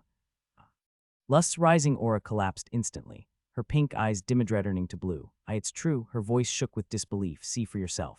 Rayon said it without the slightest hesitation. His face remained blank. His eyes, lips, and expression were all completely natural, as if he truly meant it. You planted it for me. Lust's lips quivered. Her hands covered her mouth, shaking. What in the name of? Wrath howled, his chubby cheeks twitching violently. That flower was planted by your ancestor. The ancestor will forgive me. Rayon winked at the sky. This was all to escape the demon Kingsley. The first Zeeghart patriarch would understand. You filthy scoundrel. Wrath grabbed his own head, trembling in rage. You dare use your ancestor as a bargaining tool. One day you will face divine retribution, oh, demonic retribution. Wrath was on the verge of going insane, stomping his feet in frustration. This place was once barren and desolate, just like your heart. It took an eternity for life to return here. Rayon furrowed his brows, recalling the pitch-black wasteland from his ancestors' memories. You and I both need time. His voice lowered, his gaze dropping to the ground. When that day comes, I will find you first. Until then, wait. He solemnly nodded, reinforcing his words with a heavy pause. Why? Wrath screamed, his voice cracking. What the hell are you saying? I am never going back. I'd rather die. He grabbed his own collar, shaking himself in absolute horror. Lust shuddered, glancing between the red flower and the mountain brimming with vitality. Her expression was full of conflict. How do I believe that? You always ran away. She bit her lip, her voice filled with hesitation. This might be the only chance I'll ever get. She's wavering. Rayon curled his lips, letting out a soft chuckle. Then let's do this. He lowered his gaze and extended his left hand toward her, revealing Wrath's snow flower bracelet. Give me your authority. His voice rang clear, as proof of our promise. He lifted his chin boldly, asserting his demand without fear. Lust froze. Her hands came together, her eyes welling with tears. She had never heard words more beautiful. For the first time, Wrath had acknowledged her. She took the bait. Rayon's fingers curled into a fist. Not only had he prevented Wrath from being taken, but he was also about to obtain Lust's authority. This was an outcome beyond perfect. Wait, what? Wrath stiffened, his entire body shivering.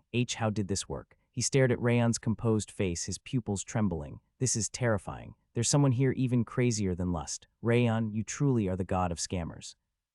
My authority, Lust swallowed dryly as she looked at Rayon's wrist. Are you really going to accept my authority? She asked again, her dazed eyes filled with disbelief. This king does not speak twice with the same mouth. Rayon remained vigilant until the end and spoke as Wrath would. As proof of our promise, I shall accept your authority. My authority, the one even I despise. Lust's blue eyes welled up with emotion. At this point, it seemed she was completely convinced that he was Wrath. With a soft smile, Lust's face, which resembled Wrath, brightened with genuine happiness. Rayon calmly shook his head. To think this would actually work. Receiving a demon king's authority and acting as if he was doing a favor, this was absurd, even to himself. Ugh. Wrath groaned like a starving puppy. Why is this happening? This is driving me crazy. Wrath screamed, still unable to comprehend the situation. Why do all these demon kings turn into pushovers the moment they meet this guy? He flailed his arms, looking as if he would explode from frustration. You're the biggest pushover of them all. Rayon smirked and gestured toward Wrath. Why yow? Wrath could no longer refute and only chewed his lips. But why are you getting mad? Rayon tilted his head as he watched Wrath, who was turning into a strawberry-flavored cotton candy. I did exactly what you want. I freed you from Lust. What I wanted. When did I ever ask for this? Wrath's eyes widened in disbelief. You pretended to be me and made that promise, and now you ask why I'm mad. Have you completely lost your mind, you sword-wielding sociopath? His jaw quivered as he ranted. You deal with it. Whether it's Lust or another demon king, it's all on you now. Wrath shook his head, declaring that he would never take responsibility. I know. Rayon nodded matter-of-factly. Wrath's eyes went round in surprise. I do feel a bit guilty, but keeping you here was more important. Was I that precious to you? Of course. Love and hate grow over time, and it's been over 10 years now. Rayon looked at Wrath with a warm smile. This king also has some affection for Yoha. Wrath smacked his own cheek mid-sentence. That was close.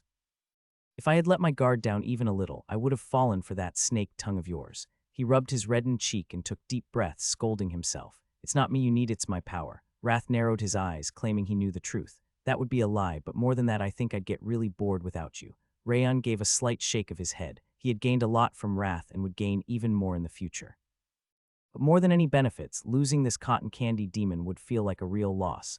This king does not trust your forked tongue. How can I trust a man who bends dimensions with his words? Wrath plugged his ears and shook his head, vowing never to be deceived. Do as you please. Rayon shrugged and turned his gaze back to Lust. Then I'll begin. Lust clasped her hands together and looked at him. Begin? I can't transfer my authority in this state.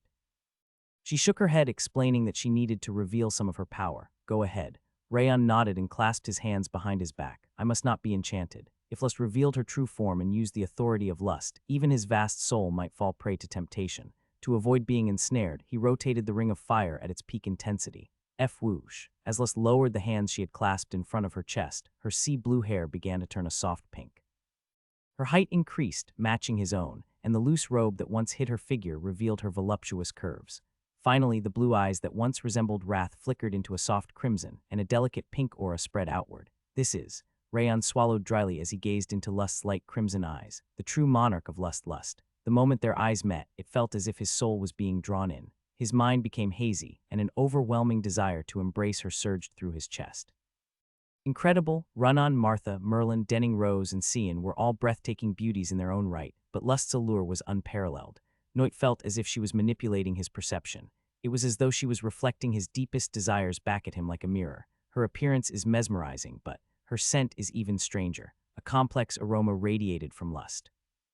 Not just the sweet fragrance of fresh fruit, the soothing scent of wood, or the sharpness of exotic spices, but even the warmth of summer and the chill of winter intertwined. Strangely, rather than clashing, all these scents blended perfectly, erasing rational thought and stirring only raw, primal instincts. Crack. Just before he was completely lost in her scent, Rayon bit the inside of his lip to snap himself back to reality.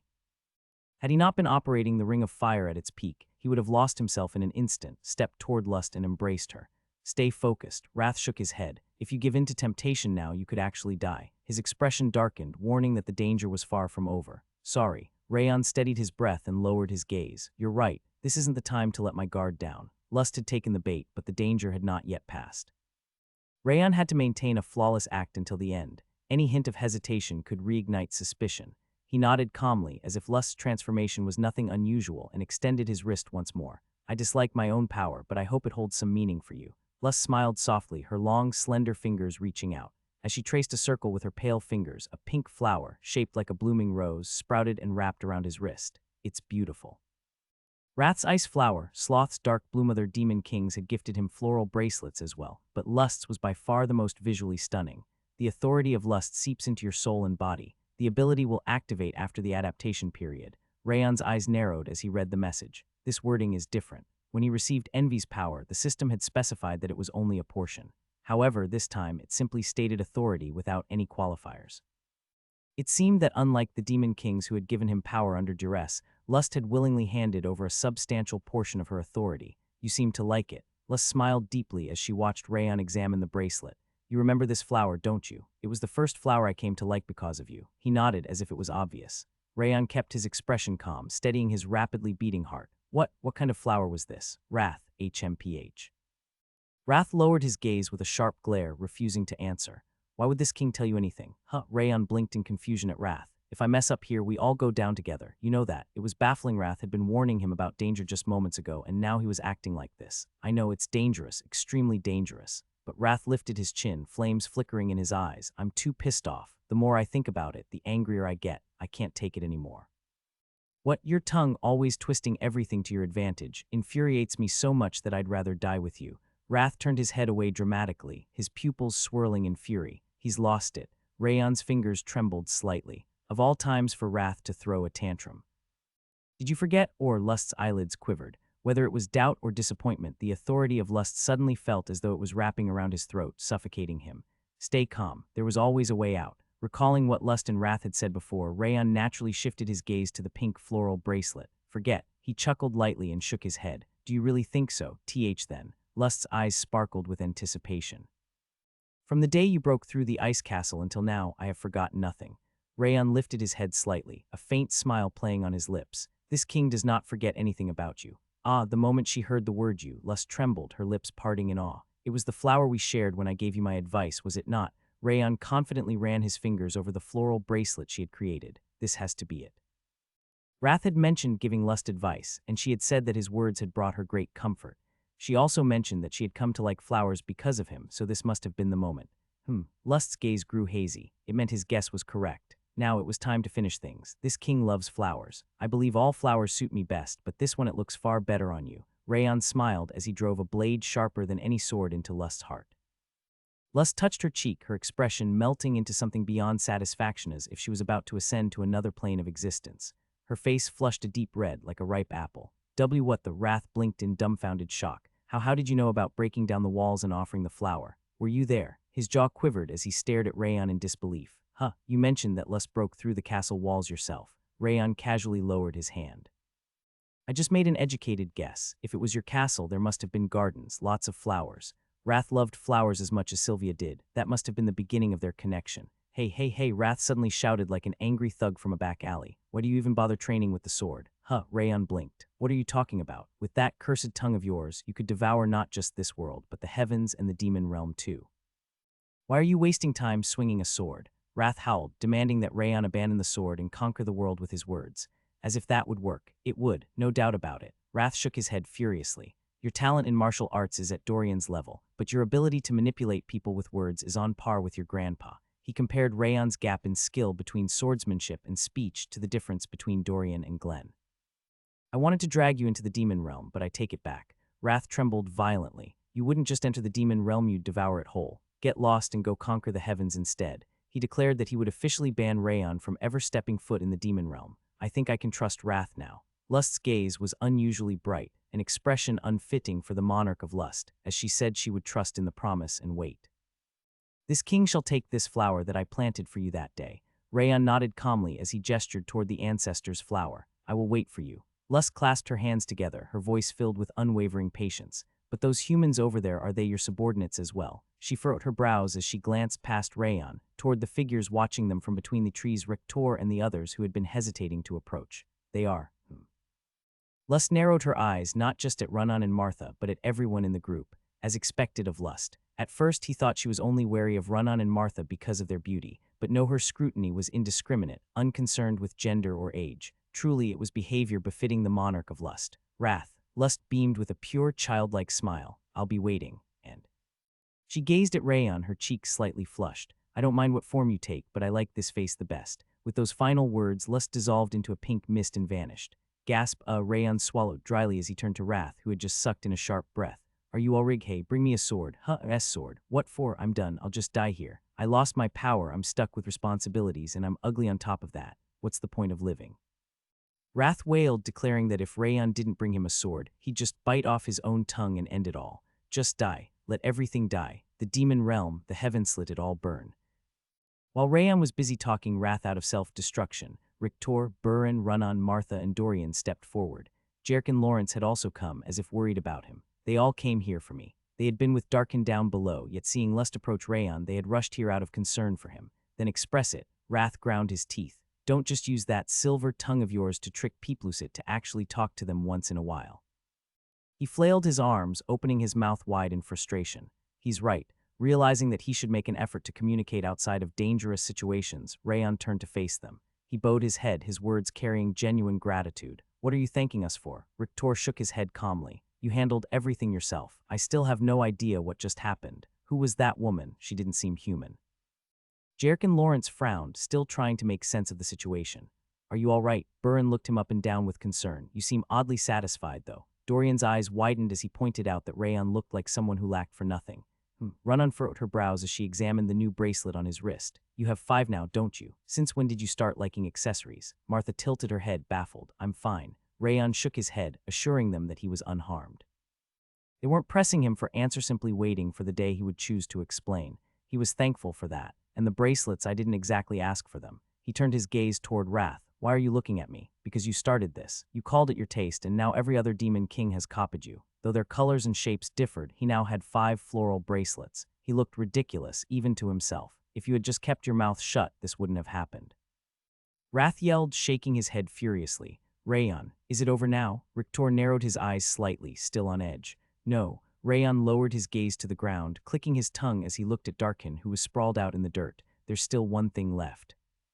After Rayon and the others returned to the Holy Sword Alliance's village, Lust reappeared before the flower that Sieghart's ancestor had planted. With dreamy, unfocused eyes, she gazed at the crimson petals. The flower, which breathed life into the land, seemed to fill her with warmth and vitality as well. Wrath. Lust bit her lip and reached toward the flower.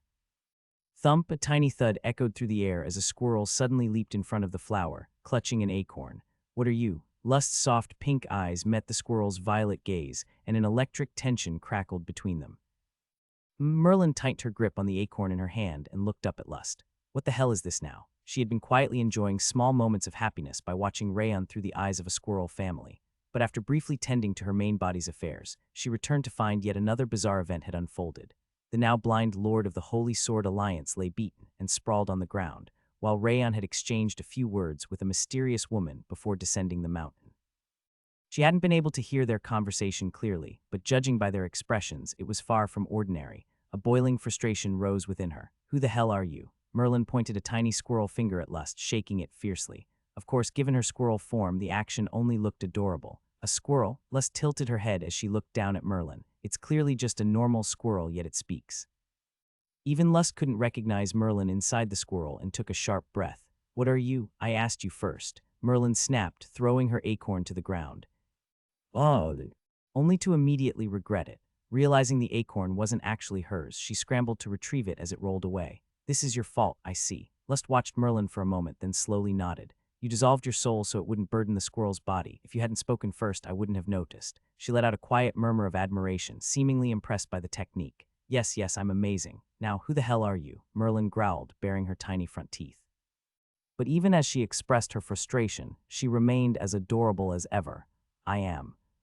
Lust started to answer, but suddenly turned her gaze downward. She smiled softly as she spotted Rayon arriving in the village below. Hey, Merlin stomped her foot, but since a squirrel's foot was smaller than a flower petal, it left no mark on the ground. Why are you stopping mid-sentence? Fuming, she kicked Lust's shoe. A faint tap sound echoed, causing only a speck of dust to fall from the polished surface. Lust no longer seemed interested in Merlin. Her gaze was fixed solely on Rayon, her cheeks flushing as if she were lost in a dream of the future.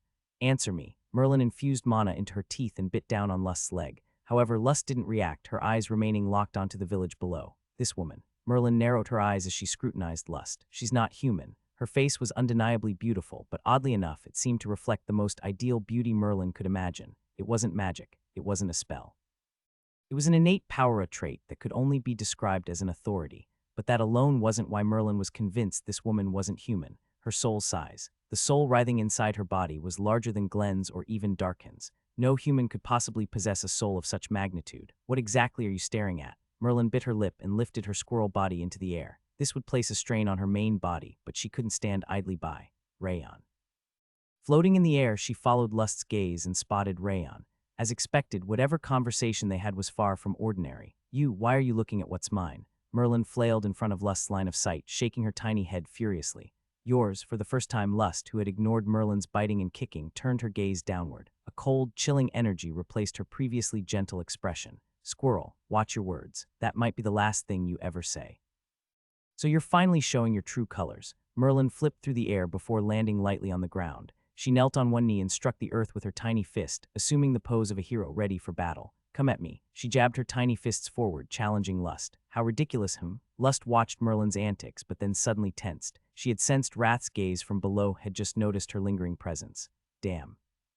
She immediately suppressed her aura, lowering her posture to evade Wrath's line of sight. That was close. She had promised to wait patiently, and now she had nearly broken that promise. Disappointing Wrath would be worse than death. Womb. Lust retracted the authority of Lust into the guise she had crafted to resemble Wrath. She then turned back to Merlin. Enough nonsense. Lust spoke with calm certainty. He's not yours, she's mine. I've been following him my whole life. With an unshakable conviction, she flicked Merlin's tiny nose. Your whole life, Merlin snorted at Lust. Your lips are as red as a liar's. I've followed him night and day, and I've never seen you before. She shook her head furiously, refusing to believe Lust's words. I don't care what you think. I've followed him all my life, and soon it will all bear fruit. Lust clenched her fists, her wrath like blue eyes brimming with unwavering determination. Him? Did you just call him him?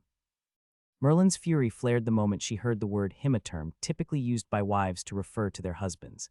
The rage surged straight into her skull. You lying fraud. Merlin chewed on her lip as she glared at Lust's composed expression. I want to call her a liar, but she's telling the truth. Years of living among animals had sharpened her instincts. Lust wasn't lying. She truly had been following Rayon all this time, and she truly believed he would accept her. No way. Rayon wasn't someone who would fall for a woman's looks. That dense idiot wouldn't act on anything unless there was a clear reason. If she asked him, he would explain, but there was no way she was just going to let this slide. Oh, really? Merlin crossed her arms and swung her legs nonchalantly. I'm the same. The same how? Lust, who had been idly stroking the flower that matched Rayon's eye color, turned her gaze toward her. I've also decided to stay with him. Merlin smirked and pointed at Rayon. I even got an invitation to live together with him. Technically, he had just asked her to come to Sieghart, but that didn't matter. Knowing this battle of nerves did. On top of that, I've even spent the night with him. She grinned as she emphasized the word him. Of course, that night had been spent scouring the entire North Burial Mountain for a snake to feed a mole, but it was still a night spent together. She straightened her back with confidence. Lust's fingers trembled slightly as she looked at Merlin. Is she telling the truth? It was difficult to gauge sincerity from a squirrel's face, but Merlin's soul remained steady without a hint of deception. Dare you? Lust extended her hand toward Merlin with a flicker of killing intent, but then she froze at the sight of the crimson flower. Wrath. The flower's red glow mirrored Wrath's gaze from earlier. She could not disgrace herself here. I see. You are the demon of my heart. Lust shook her head as she looked at Merlin. What nonsense are you spouting? Merlin tilted her head, utterly confused. This flower was planted for me by him, Lust said, her voice composed. I won't be swayed by your provocations. Suppressing her rising frustration, she carefully ran her fingers over the red petals. A F flower. Merlin's lips quivered as she looked at the flower before Lust. Something felt off. A faint but distinct trace of Rayon's scent emanated from the crimson bloom, not just his scent, but his energy as well. Merlin grabbed her head with trembling hands. Rayon never planted a flower for me. No, wait, she had one too. A flower, that's it. I was welcomed with an entire garden. Merlin scoffed, shaking her head, though it was his mother who made it, not him. During her stay at the annex, she had helped Sylvia tend the flower beds and plant flowers, so it wasn't a total lie. And he risked his life fighting to save me. Of course, she had saved Rayon more times than he had saved her, but she conveniently left that part out as she raised her hand triumphantly. Lust furrowed her brows deeply as she looked at Merlin. Killing her would be easy. Even if her soul was merged with the squirrel, one flick of her finger would be enough, but using brute force would feel like a defeat, so she couldn't bring herself to do it. Grrr. Merlin, too, glared at Lust, her shoulders trembling. What did she and Rayon talk about? She was dying to know what words had been exchanged in front of that flower. But if she asked Rayon directly, it would feel like losing, so she couldn't do that. Then let's do this. Merlin let out a short breath and jerked her chin up. You said you've been following him all this time, right? Yes, for thousands of years. Enough with the exaggerations. Merlin pointed at both herself and Lust in turn. You've been following him, and I'm excellent at sneaking around too. Let's settle this with a contest who can tail him the longest without being caught. She stomped her tiny foot, declaring that the loser had to grant the winner's wish. Fine, that is one challenge I will not lose. Lust knew it was a ridiculous contest, but she couldn't stand losing to this squirrel. I won't lose either. Merlin held her head high, raising her small fist. Smack. Their hands met, sealing the start of a stalking competition between the monarch of lust and a transcendent magician. HNGH, Rayon shuddered violently, as if someone had just brushed a cold hand down his spine. What was that? It felt like something had crawled over his back. This had never happened before, and it left him momentarily dazed. Why, you felt it too? Wrath swallowed dryly as he glanced back toward the mountain. You felt it as well, indeed. There was no detectable energy, yet an eerie chill ran down my spine. Wrath trembled as if something had just caressed his very soul. What the hell is going on? Rayon spread out his senses, but he couldn't detect anything. I sensed Lust's energy earlier. Is she still here? Since I am currently in a spiritual state, it would be difficult to find Lust if she deliberately conceals herself. Wrath admitted that she had momentarily flickered into perception before vanishing completely. That makes sense. Rayon nodded briefly. Not that it mattered, there wasn't much he could do about it anyway. But...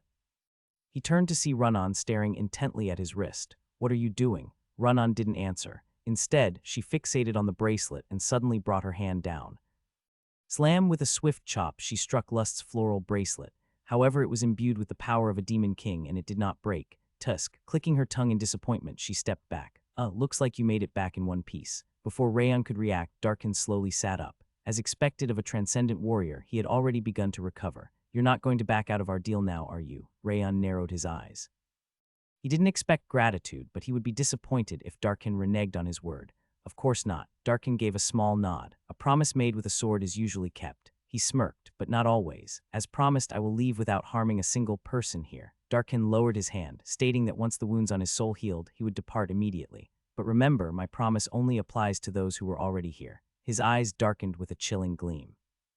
Glenn Sieghart was not included in that agreement. Do as you please. Rayon shrugged as he met Darkin's gaze. You won't win anyway. He had absolute faith in Glenn. Whether Darkin chose to challenge him or not was irrelevant. Glenn did not lose. It stings a little that I can't argue with that. Darkin chuckled wryly and stood up. But there's still one matter left unsettled. He gestured with his chin, indicating that things weren't over just yet. Unsettled? What are you talking about?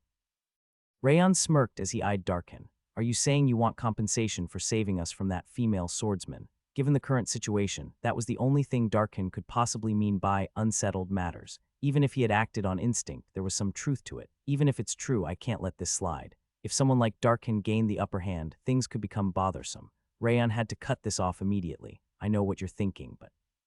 You saved me. However, Darkin's unsettled matter turned out to be the complete opposite of what Rayon had expected. What? You saved my life. Just before I died, you released that strange energy which lured the female swordsman here. Darkin laughed heartily as if he had seen through everything. Then when you said, settle the matter. Yeah, it's a debt I need to repay. He shook his head lightly. Getting killed by that woman's sword wouldn't have been so bad, but if possible, I'd prefer to die by Glenn's sword or yours. Darkin expressed his gratitude once again before reaching into his coat. I am no longer the lord of the Holy Sword Alliance, nor do I have any wealth. So take this instead. He pulled out an old book and tossed it over. Be careful, the book might contain a hidden blade. The demonic Blade Master and the melodic Blade Master both shook their heads, warning him that Darkin was crazy enough to do something like that. Rayon remained on guard as he opened the book. His pupils wavered like a ship caught in a storm. Could this be? Rayon's pupils trembled. Sword control. Was it really sword control? The worn-out book that Darkin had given him contained details about sword control. Not just a simple explanation or theory, but an actual mnemonic and operational method to master it, meticulously recorded. This man. Rayon exhaled a hollow breath as he looked down at Darkin from behind the book. Is he insane? Although he had saved Darkin's life, the same could be said for Darkin as well. Had Darkin not stepped forward to block lust, Rayon might have been captured and dragged to the demon realm before even coming up with a plan. Not more than that, Darkin had the power to kill everyone here but still honored his promise with Rayon. Even if he had demanded a great reward, it wouldn't have been unreasonable. Yet he was handing over such a rare martial arts manual instead, which made no sense. What are you thinking? Rayon narrowed his eyes as he looked at Darkin. Why are you giving this to me? The situation was so absurd that he couldn't help but ask. Rayon, what is it now? Runan and Martha immediately lowered their stances as if ready to leap into action. Did a sword literally jump out of that book? Lawrence raised his guard, also appearing concerned. This manual. Rayon furrowed his brow as he pointed at the martial arts book. It contains the operational method for sword control. Jerk widened his eyes and turned to Darkin. Sword control, you say? Burin also took in a sharp breath, visibly shocked. Rictor, however, simply observed Darkin with serene eyes, as if he had somewhat expected this. I don't need it anymore. Darkin waved his hand nonchalantly. You don't need it. Yeah, I memorized every word of that manual to the point that I can recite it flawlessly in my sleep. He smirked, claiming it was now useless to him. Even so, as Rayon examined the manual again, his eyes narrowed. Wait, this swordsmanship, it's not Darkin's sword control.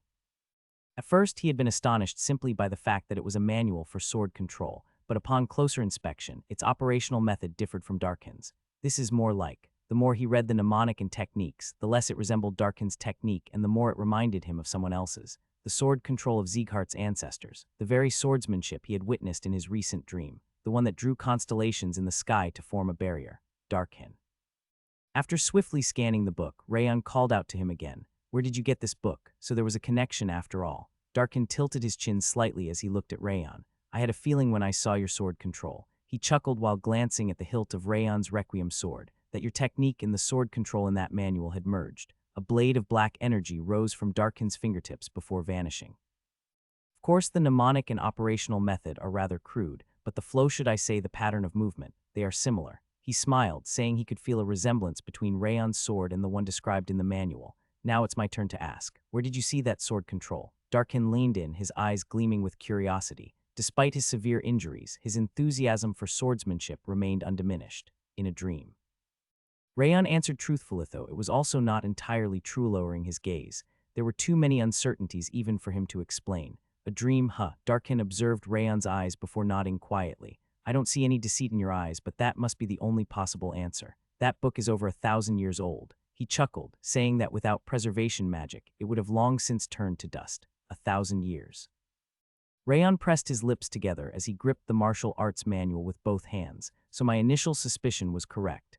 Back in the cave, when he saw the back of Sieghart's ancestor, he had suspected a connection to the Holy Sword Alliance. Now, after seeing this manual and the flowers the ancestor had planted, he was sure of it. Where did you find this book? Rayon closed the manual and looked back at Darkin. Here. Darkin gestured lightly with his chin. This land originally belonged to the Holy Sword Alliance, but it was left alone and barely maintained. However, he grinned and licked his lips. I had a feeling there was something hidden here, so after I became the Lord of the Holy Sword Alliance, I searched every inch of it. That's when I found the book. Darkin nodded toward the martial arts manual. He smiled deeply, saying it was an incredible stroke of fortune, but your sword control is different from what's in this book. Rayon lightly tapped the manual. Darkin's and the ancestors' techniques seemed similar at a glance, but their nature was distinct. Each had strengths and weaknesses, but overall the ancestors' sword control appeared superior. They are different. The technique in that book is far more complete than mine. Darkin nodded, calmly acknowledging his own shortcomings, but perfectly replicating something from the past is boring. He grinned, saying that even if it meant being weaker, he wanted to forge his own unique swordsmanship. Ha! Rayon widened his eyes as he observed Darkin, who genuinely seemed to enjoy himself. He really isn't normal. Most people sought to master complete swordsmanship techniques, but Darkin preferred to create his own, even at the cost of efficiency. His way of thinking was fundamentally different from that of ordinary people. But for you, a direct descendant of Sieghart, to see that technique in a dream, that's not just unusual, it's bizarre. Darkin stroked his chin while scrutinizing Rayon. There may be a deeper connection between Sieghart and the Holy Sword Alliance than we realize. Darkin curled his lips into a smirk, finding the thought amusing. Sieghart and the Holy Sword Alliance. Burin let out a scoff, utterly incredulous. That's absurd. His pride in Sieghart ran deep, and he glared fiercely as if refusing to entertain the idea.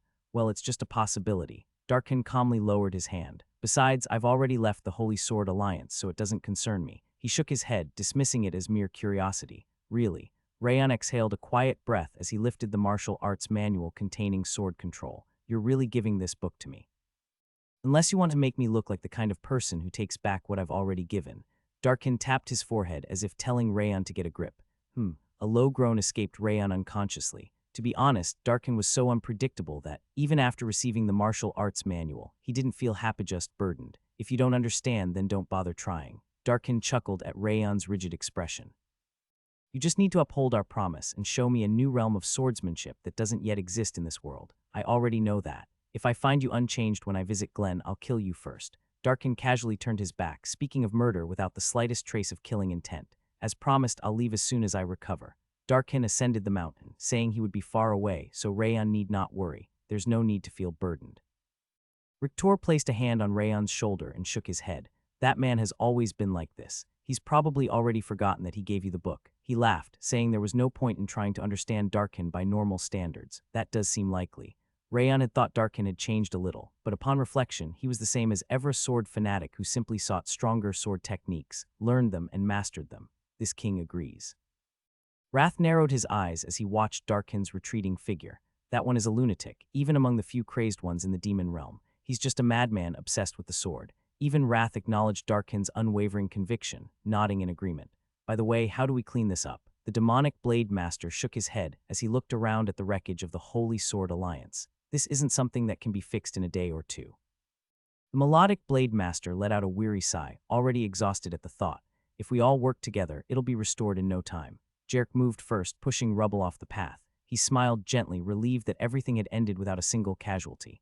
This is what happens when people live together. Lawrence clicked his tongue. If you live far away like me, none of this happens. He laughed, claiming that he was the ultimate winner for choosing to live in a cave. Speaking of that cave. Rayon raised a finger and pointed toward where Lawrence resided. It seems a new owner has moved in. Darkin, who had climbed the mountain, casually entered Lawrence's cave as if it was the most natural thing to do. Seeing his unhesitant and confident strides, it was clear he had intended to stay there from the beginning. HU, Lawrence clutched his head in horror. That lunatic, why is he in my cave? His jaw trembled as if he couldn't fathom this turn of events. He looked more devastated than the people who had lost their homes in the battle. Well, isn't it obvious? Everything here is wrecked, as expected of a former lord, truly wise. The melodic Blade Master and the demonic Blade Master chuckled as they observed the ruins of the Holy Sword Alliance. I suppose. Rayon patted the distraught Lawrence on the shoulder. Why not just live together? Shut up. After helping with the restoration of the Holy Sword Alliance for 3 days, Rayon finished his preparations and left the estate, ready to return to Sieghart. At the entrance, Rictor and the swordsman he had sparred with lined up to see him off. What took you so long? We've all been waiting for you. Martha furrowed her brow, clearly tired of waiting. I didn't see you in your room earlier. Where were you? Runan tilted her head, curious. The mountain. Rayon pointed to the mountain behind him. He had gone to see Darkin one last time, but the man was already gone. I went too, but he wasn't there. Rictor shook his head, confirming that he also hadn't seen Darkin. I see. Rayon felt a tinge of regret. There were still things he wanted to ask Darkin, but the former lord of the Holy Sword Alliance had vanished just as swiftly as he had promised. True to his nature, he had kept his word as precisely as a blade. Well then, we'll be heading back now. Rayon clasped his hands together and bowed to Rictor and the swordsmen of the Holy Sword Alliance. He expressed his gratitude with a respectful swordsman's salute. We enjoyed it too. Yeah, I've never faced an opponent who felt different every time we fought. The demonic Blade Master and melodic Blade Master grinned, saying they had more fun than he had. Finally, you're leaving. You're the most persistent leech I've ever met. Lawrence exhaled deeply, as if he were finally relieved. Then why do you look so sad now that the leech is leaving? Jarek tilted his head as he lifted Lawrence's long bangs. You're even tearing up. Who's crying? Lawrence gritted his teeth and shook his head furiously. I never said you were, so you really are crying? I'm not. I just slept outside for 3 days and my body feels off. Desperate to cover his embarrassment, Lawrence lunged at Jarek. Don't worry, I'll visit again. Rayon chuckled as he watched Lawrence and Jarek bicker. Absolutely not. I'll throw you out if you come back. Lawrence waved his hands frantically, wiping at the corners of his eyes. He was telling Rayon not to return, but it reminded Rayon of a puppy wagging its tail when its owner left the house secretly hoping they'd come back soon. You've all done well. Rictor placed a firm hand on the shoulders of Rayon, Burin, Martha, Runan, and Dorian in turn, his expression carrying a deep sense of pride. If you continue to maintain the passion and effort you've shown here, you will achieve your goals. He gave them a solemn nod full of trust. Yes. Rayon's group placed their hands over their hearts and bowed deeply toward Rictor. Martha. Lawrence sniffled, suppressing his emotions as his golden eyes gleamed faintly. I will uphold the oath I made to you for as long as I live. When the time comes, be sure to call upon me. Of course, you'd better build up your strength in the meantime. Martha raised her fist, determined not to waste such a valuable labor force. Even she seemed to have found some solace during her time here. Dorian, just because you can see through things with your mind's eye doesn't mean you can do everything on your own, and if anything happens, don't hesitate to reach out. Jerk offered Dorian some final words of advice, handing him a sword he had personally refined. Why, yes, master. Dorian sniffled as he bowed his head, tears falling like snowflakes from his eyes. Despite the short time they had spent together, he had clearly formed deep attachments. Well then, we'll be on our way. Once everyone had exchanged farewells, Rayon turned back to Rictor. Don't overdo it. Rictor pulled Rayon into a warm embrace. Yes, you too, Grandpa. Rayon returned the embrace, smiling softly. Runan, who had been staring blankly at the sky, suddenly stepped forward and wrapped her arms around both Rayon and Rictor in a tight hug. Huh, you really. Rayon and Rictor chuckled at the sight of Runan clinging to them with her eyes tightly shut. At that moment, a sharp whoosh filled the air. From the mountain, a sword wreathed in black flames came hurtling toward them. Clang! Rayon swiftly drew Heavenly Drive, intercepting the blade aimed at the back of his head. The dark sword did not fly off into the distance, but instead let out a powerful resonance right in front of him. Wuong, it was Darkin's sword. Though he was nowhere to be seen, he had sent his final farewell in his own way, a fitting gesture from a former lord of the Holy Sword Alliance. Don't worry, I'll keep my promise. Rayon nodded lightly toward the sword hovering in midair. Wuong. As if satisfied, the sword vibrated briefly before returning to the mountain. Damn it, he still hasn't left. Lawrence gritted his teeth, realizing he was in for yet another night of sleeping outdoors. Well then, this is our final farewell. Rayon gave one last bow to Rictor and the others before heading toward the exit of the Holy Sword Alliance. Before stepping into the dark cave that led out, he turned back one last time. Comparing the Holy Sword Alliance of 1,000 years ago to what it had become now, he clenched his fists. He didn't know what his ancestor was trying to achieve, nor what was expected of him. But one thing was clear: would walk the path he had chosen for himself. This king's chosen path is the Mint Chocolate Road. Wrath suddenly chimed in, declaring his undying loyalty to mint chocolate. As soon as we get home, you shall prepare a mountain of mint chocolate for me. Please, just stop. Rayon shoved Wrath aside and looked up at the peak of the mountain one last time. Still, something told him he would return to this place again one day. Be it for a good reason or a bad one, his journey would inevitably lead him back here. After taking in the view of the Holy Sword Alliance one final time, Rayon stepped through the exit. A man clad in a jet black cloak sat on a throne, one leg crossed over the other. Darius Robert gazed silently at the sun reflected on the ocean's surface, as still as a statue. As time passed, the sun sank below the horizon, and the darkening waters glowed with a fiery hue. Then suddenly the sea began to churn violently before erupting into a massive explosion. Amidst the powerful spray of water, a man emerged, his hair reflecting the sunset's crimson light. Despite his striking features, delicate enough to be mistaken for a woman, his cold eyes gleamed sharply as he lifted his head. The vessel has become even more refined. Darius smirked in satisfaction and lifted his hand to applaud. You truly suit this form, Beorn. He called out the man's name, his voice tinged with amusement. No, I suppose I should address you by your previous name. That won't be necessary. Beorn shook his head, his gaze icy. There are only two people in this world who have the right to call me that. I see. Darius shrugged indifferently as if it didn't matter. Well then, I assume you're finally prepared. Of course. Beorn nodded, his eyes fixed on the violently churning sea. I will claim that power with my own hands. A gentle campfire flickered in the night. Rayon examined the martial book he had received from Darkin, letting out a quiet chuckle. It's astonishing no matter how many times I look at it. The mnemonic formulas and operational methods were unbelievably refined. Sword control was an extremely complex martial art, with only a handful of practitioners throughout the continent's history. Even Transcendents struggled to master it, yet this book dissected its intricacies so thoroughly that even grandmasters could comprehend it.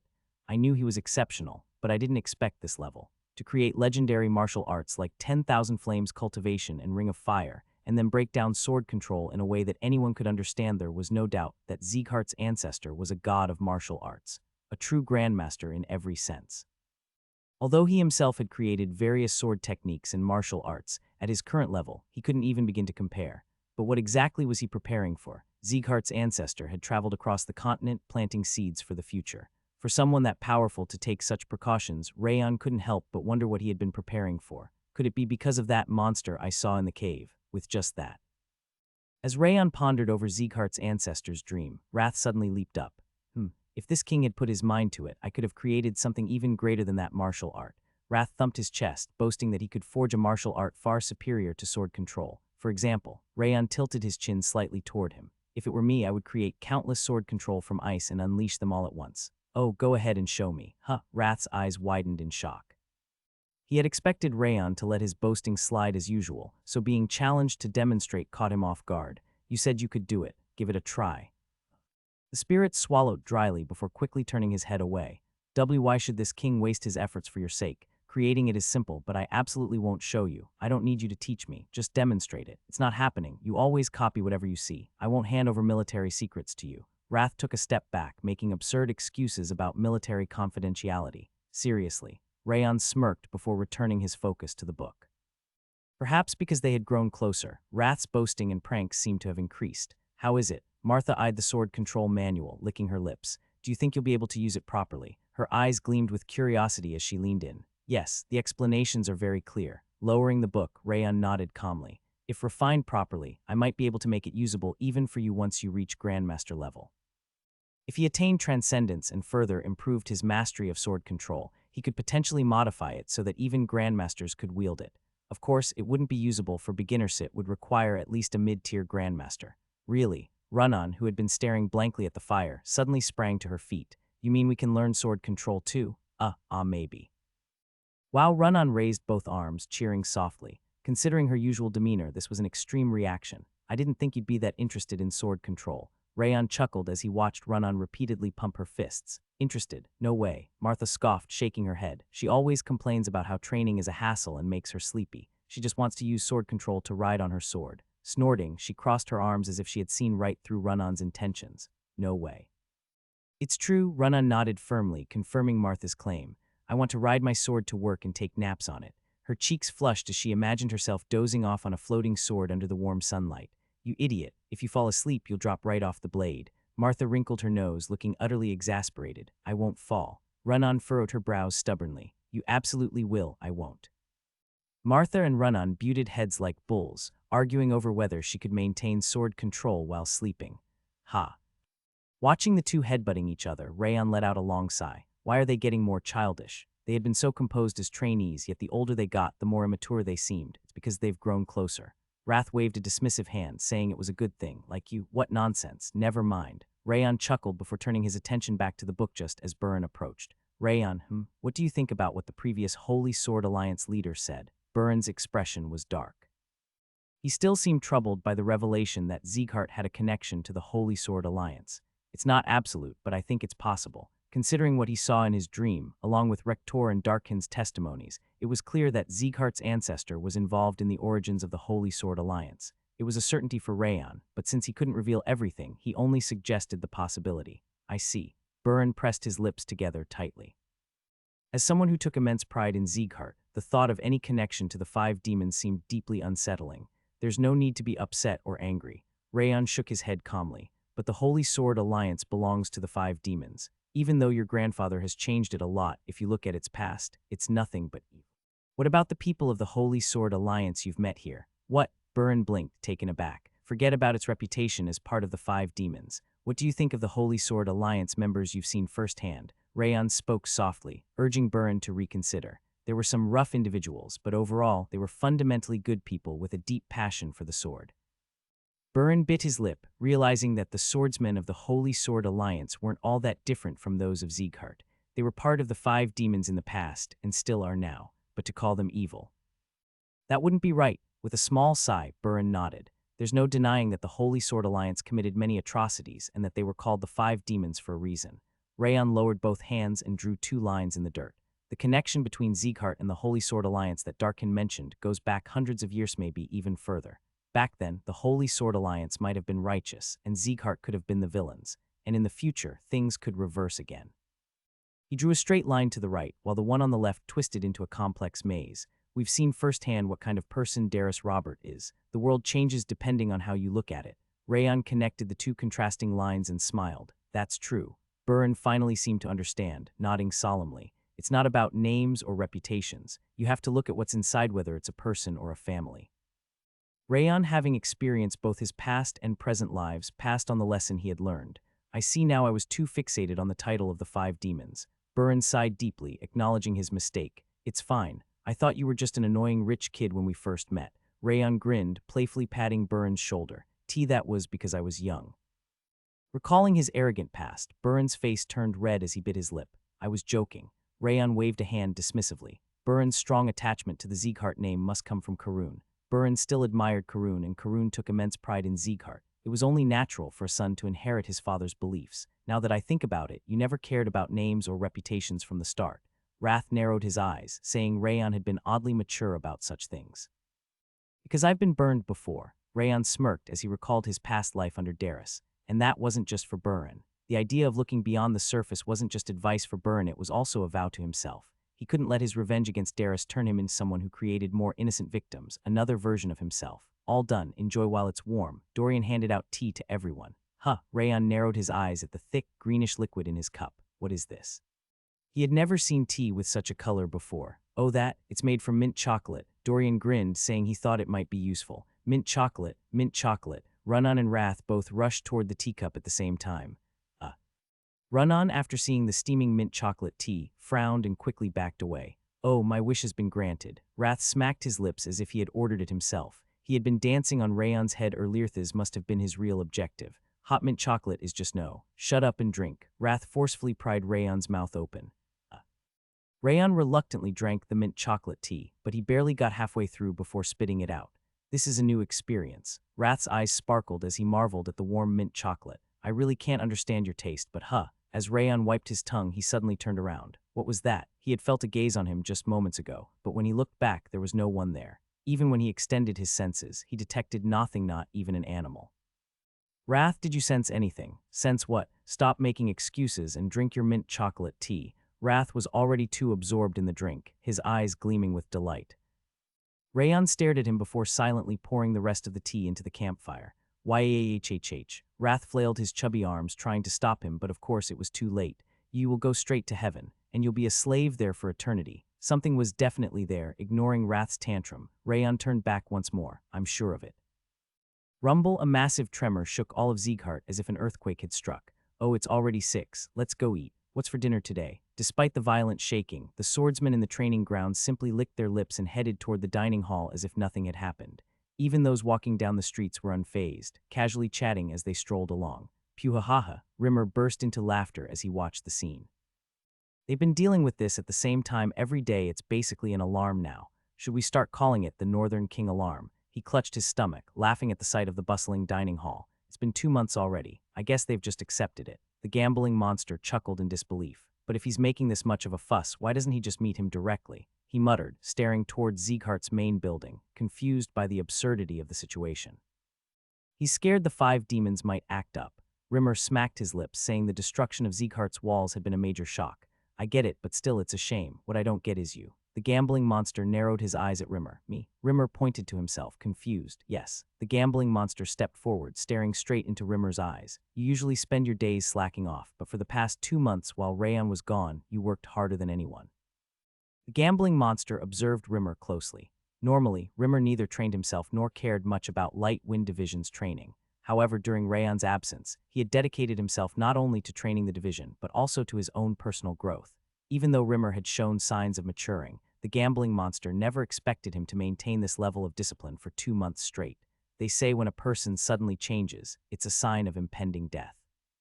Did you catch some kind of fatal disease? The gambling monster's sharp eyes bore into Rimmer, demanding the truth. I'm an elf. Human superstitions don't apply to me. Rimmer shrugged, unfazed. You're as unpredictable as ever. The gambling monster clicked his tongue in disapproval. Instead of worrying about me, you should be looking over there, huh? Rimmer was pointing toward the Sieghart main residence when he suddenly widened his eyes. The usual tremors had stopped much sooner than expected. What's going on?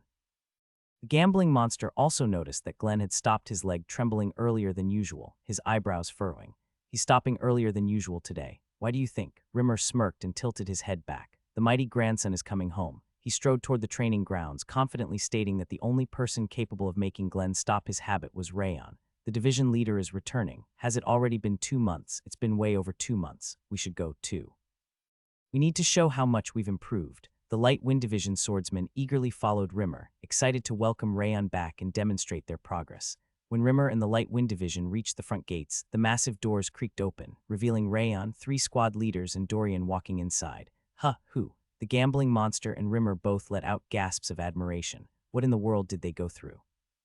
The gambling monster exhaled sharply as he scanned Burin, Martha, Runnan, and Dorian one by one. They've all changed so much. He smiled at the sight of them, noting that each one seemed to have transformed into a completely different person.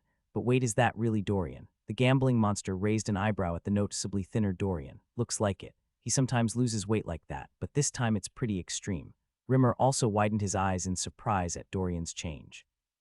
It's not just his appearance. His skills have improved significantly, too. It's shocking, but... Rimmer swallowed dryly as he gazed into Rayon's calm eyes. Our division leader has changed the most. While their strength had clearly increased, the aura in Rayon's gaze had transformed. His composed yet razor-sharp presence made him feel like he was staring at a transcendent far beyond his level. We have returned. Rayon stepped forward and bowed to Rimmer and the gambling monster. Good work. The gambling monster nodded in satisfaction at their growth. What did you do? Were you just training non-stop over there? Rimmer clapped Rayon on the shoulder, his voice filled with admiration. Something like that. There's a lot to discuss. But Rayon's lips curled slightly before his red eyes gleamed. It seems the ones behind you have been taking it easy. His faint smile held an ominous air as he turned toward the main residence. Oh, you just goofed off. What's with this lack of progress? Martha curled her lips as she scrutinized the Light Wind Division. We did train. It's just nowhere near as intense as what you guys did. Burin let out a deep sigh, as if preparing himself to whip them into shape. You won't be getting any sleep from now on. Runnan nodded solemnly and followed Rayon. You're all dead meat. Even Dorian raised his small fist, directing it at the Light Wind Division. Rimmer swallowed hard as he watched Rayon and his companions walk away. No matter how much he had pushed the division, their growth was nothing compared to the monstrous improvements on the other side. What the... Crane clutched his head in frustration, staring at the departing figures of Rayon and the others. What the hell did they go through? They all turned into Rayon Siegharts.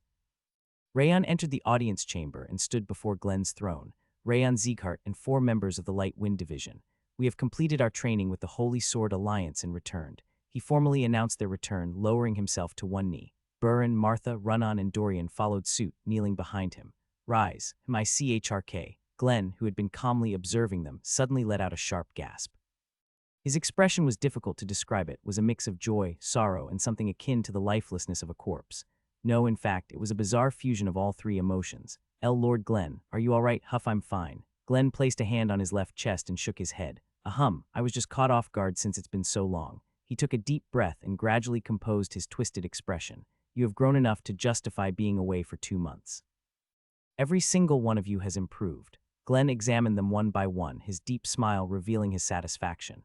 It seems like you didn't just experience ordinary training. Indeed, there is much to report this time as well. Rayon nodded as he organized his thoughts about the Holy Sword Alliance. Then speak. Yes, sir. Rayon began recounting everything from their rigorous training to the unique swordsmen of the Holy Sword Alliance and even the return of the previous leader. So that's how you were able to reach such a level. Expanding the domain of the 10,000 swords is an even greater achievement than increasing your power. Glenn nodded approvingly, pleased by their growth. And so Darkin truly was alive. To think he plucked out his own eyes to master the heart sword, that is exactly the kind of thing he would do. It was clear that Glenn had suspected Darkin's survival, but his reaction lacked any strong sentiment, no regret or frustration. Lord Glenn. Rayon looked at him and lowered his head. There is something I would like to ask. Speak. Glenn lowered his hand, signaling that he would answer any question. Among the ancestors of Sieghart, was there anyone with blonde hair and red eyes like mine who wielded sword control? Ah, and they used fire aura, but its color was golden. Rayon recounted every detail of the figure he had seen in his dreams, watching Glenn closely. Glenn's eyes widened in shock before he lowered his gaze, deep in thought. As you know, golden hair and red eyes are not rare among Sieghart's bloodline. If you go far back in history, you will find countless swordsmen who bore those features. However, his crimson eyes gleamed with reverence as they narrowed slightly. There has only ever been one person who wielded golden flames. A profound weight settled in his voice. The first head of Sieghart. He alone commanded the golden fire. Rayon nodded calmly, his gaze unwavering, just as I thought. With the countless monsters covering the continent, the strange white-eyed being that didn't exist in this era, and the events that unfolded in the tomb of the Sword Saint, he had already suspected that the ancestor in his dreams was the first head of Sieghart. You must have already known, judging by that look in your eyes. Glenn smiled faintly as if he had read Rayon's thoughts. The first head of Sieghart. Burin swallowed dryly and sat up straight. Then could that book also? His lips trembled as he seemed to realize that the ancestor who had written the sword control manual was none other than the first head of Sieghart.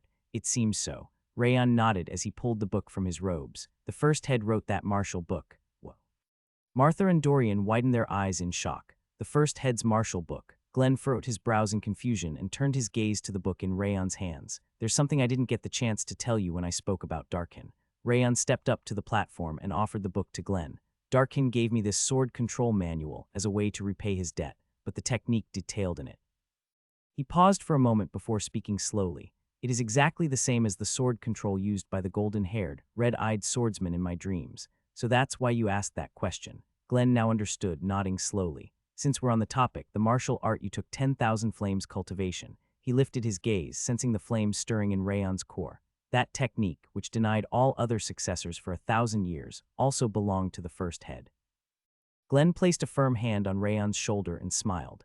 I have only read about him in texts, but seeing how 10,000 flames cultivation chose you, and even your dreams are guiding you, it seems our ancestor favors his descendants rather selectively. He chuckled not with regret, but with genuine joy. What kind of dream was it? Run-On, seemingly more curious about the dream than anything else, blinked her large, dull eyes. Rayon glanced at Glenn, Shirl, and Roan before lowering the hands he had clasped in front of him. It should be fine to say it here. Since everyone present was trustworthy, there was no issue in sharing what he had seen, in the land that is now the Holy Sword Alliance. Rayon recounted his dream in full detail, the first head of Sieghart, his comrades, and everything that had transpired. He omitted neither exaggeration nor reduction. If we consider that the previous leader of the Holy Sword Alliance found this book in their territory, then there must be a deeper connection between Sieghart and the Holy Sword Alliance that we are unaware of. Glenn raised his eyebrows, intrigued. If that is true, then it cannot simply be dismissed as a mere dream. Cheryl's sharp eyes gleamed as she nodded. Indeed, the fact that you were able to recreate the sword control from your dream proves that it wasn't just a dream. It could be a form of memory magic or even an ancient curse. Roan chuckled, considering various possibilities. So I have one more question for you, Lord Glenn. Rayon lowered the book and looked directly at Glenn. What kind of person was the first head of Sieghart? If anyone could provide insight into the first head's history, it would be Glenn. The first head lived 1,000 years ago. Glenn slowly lowered his gaze. Whether it is truth or legend, it is said that he lived in an era when the dragon of destruction descended upon the world and monsters ruled over humanity. It was not a time for humans. As such, very few records remain. He shook his head slightly, stating that he himself knew little about that era. I see. Rayon bit his lip slightly. Even Darius could hardly get his hands on records from that time. There were almost no books or documents detailing history from 1,000 years ago. The only consistent mentions were the dragon of destruction and the endless war between humans and monsters. Everything else varied drastically between records, making them unreliable. However, Sieghart does possess a few records. Glenn raised a hand from the armrest of his throne and extended his index finger. The first had, along with his comrades, slain the dragon of destruction and built Sieghart atop its corpse. However, other records claim that the battle took place in the south, while others state that all of humanity united to slay it. How one interprets the details depends on the perspective of the historian. His voice lowered as his gaze turned thoughtful. But there is one commonality across all records. He let out a slow breath. After founding the clan, the first head of Sieghart disappeared completely. He vanished, yes. After establishing Sieghart and securing its foundation, he suddenly left without a trace. Glenn shook his head, saying the first head never returned to Sieghart. Rayon narrowed his eyes, repeating the word to himself. This aligns with the story in the Tomb of the Sword Saint. The tale Glenn just told bore a striking resemblance to what the Sword Saint had said in the tomb. The mysteries keep piling up. Why did the first head of Sieghart disappear? Did he truly fight the dragon of destruction? And who was the strange white-eyed figure? If you truly wish to find out, visit the underground archives of the Shadow Agents Hall. Glenn tilted his chin slightly.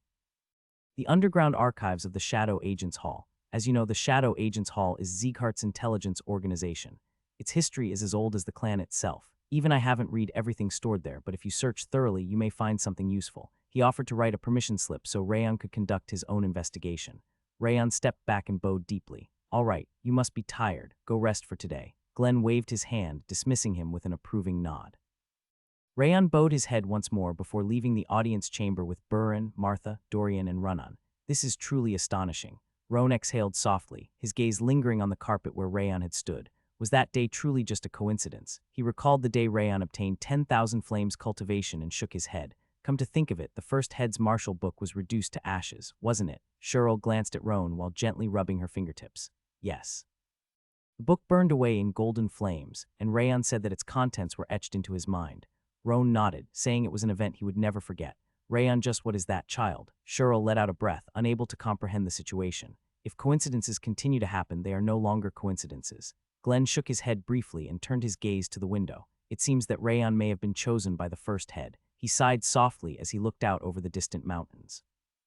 For a moment the three of them fell silent, watching the sun descend beyond the western horizon. Investigate the first head. Glenn turned back, his usually calm eyes now glimmering with a deep intensity. Even if he is our ancestor, if he poses a threat to Rayon, we cannot ignore it. As soon as Rayon stepped out of the manor, he turned to his companions. There will likely be an upcoming mission. Take the next 2 days to rest. He nodded at Burin, Martha, Runnan, and Dorian, granting them time off. I'm heading straight to the training grounds. Those lazy fools have been slacking, and I can't let it slide. Martha scowled, declaring that she would whip the Light Wind Division back into shape in the 5th training ground. My subordinates are the same. They've lost their edge. Burin clicked his tongue, stating that it was time to show them what real training looked like. I'll go too. Runnan, after pondering for a moment, smacked her lips several times before clenching her fist, deciding she couldn't let her division slack off either. Me too. I'll personally deal with Crane. Dorian grinned, vowing to show Crane the power of his mind's eye. Sounds good. See you all tomorrow at the training grounds. Rayon waved his hand and set off toward the annex.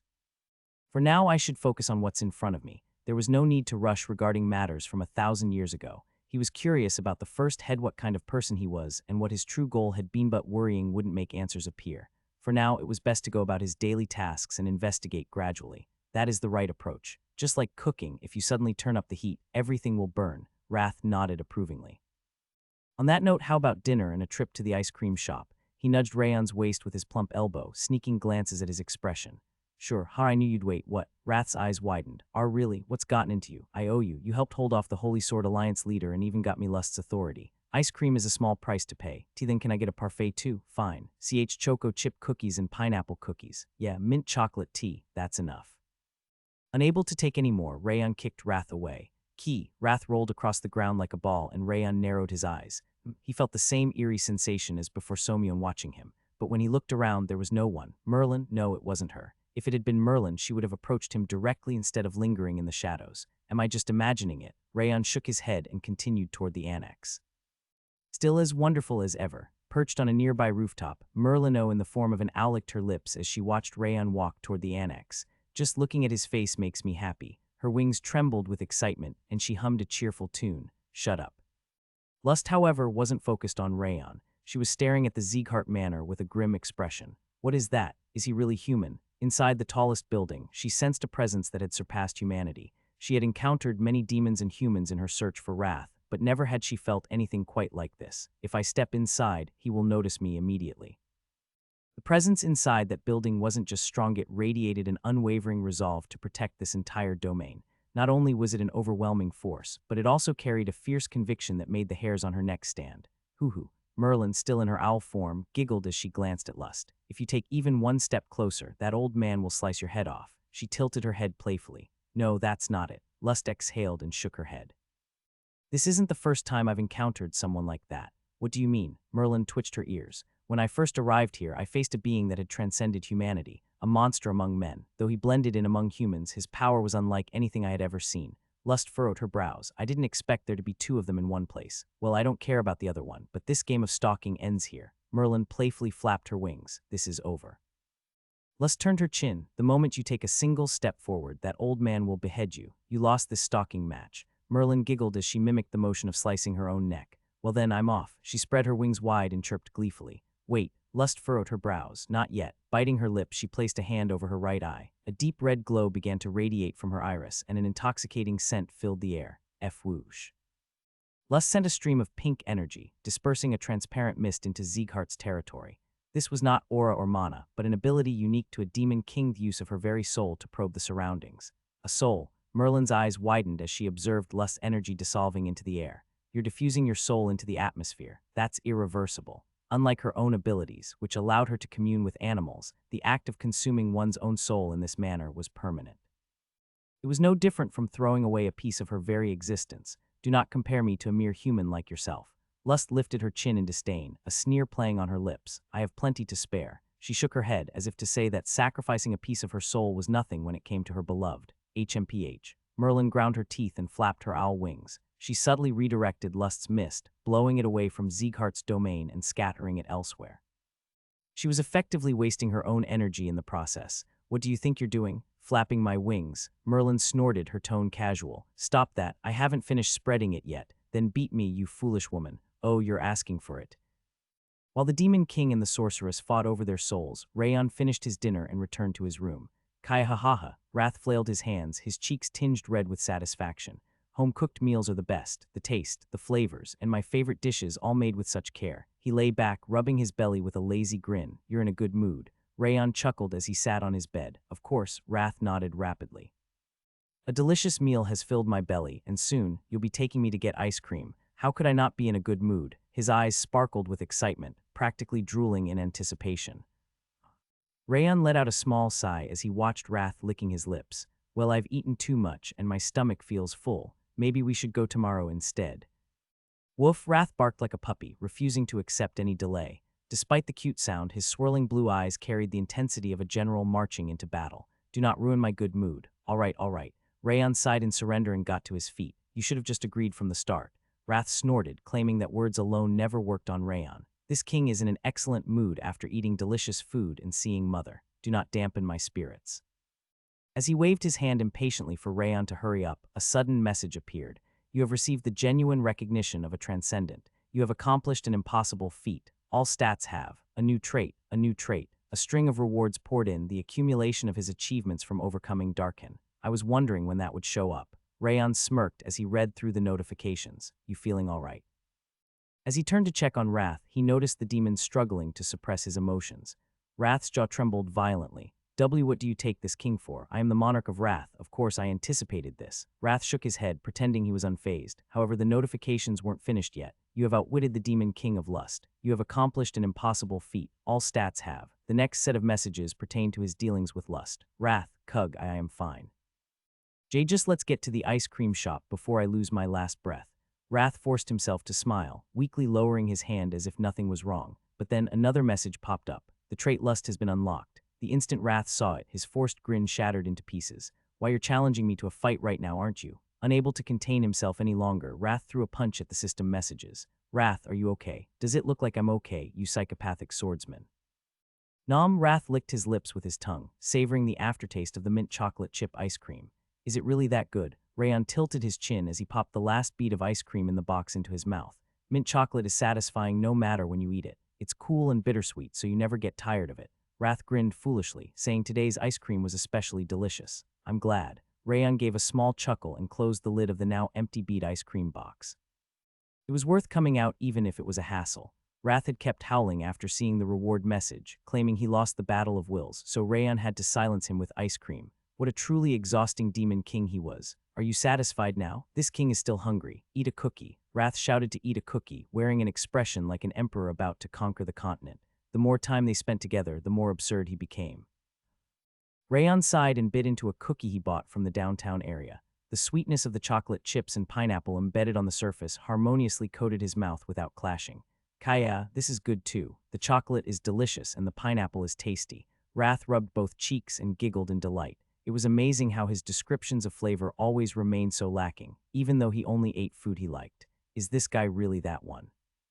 It was still hard to believe that this cotton candy happily munching on a cookie was the same absolute blue demon king he had encountered in his mental world a while back. It almost made one suspect he had a split personality. Sigh. With a cookie in his mouth, Rayon called up the reward message he hadn't been able to properly read because of Wrath. You have received the sincere recognition of a transcendent. You have accomplished an impossible feat. All stats increase by 30 points.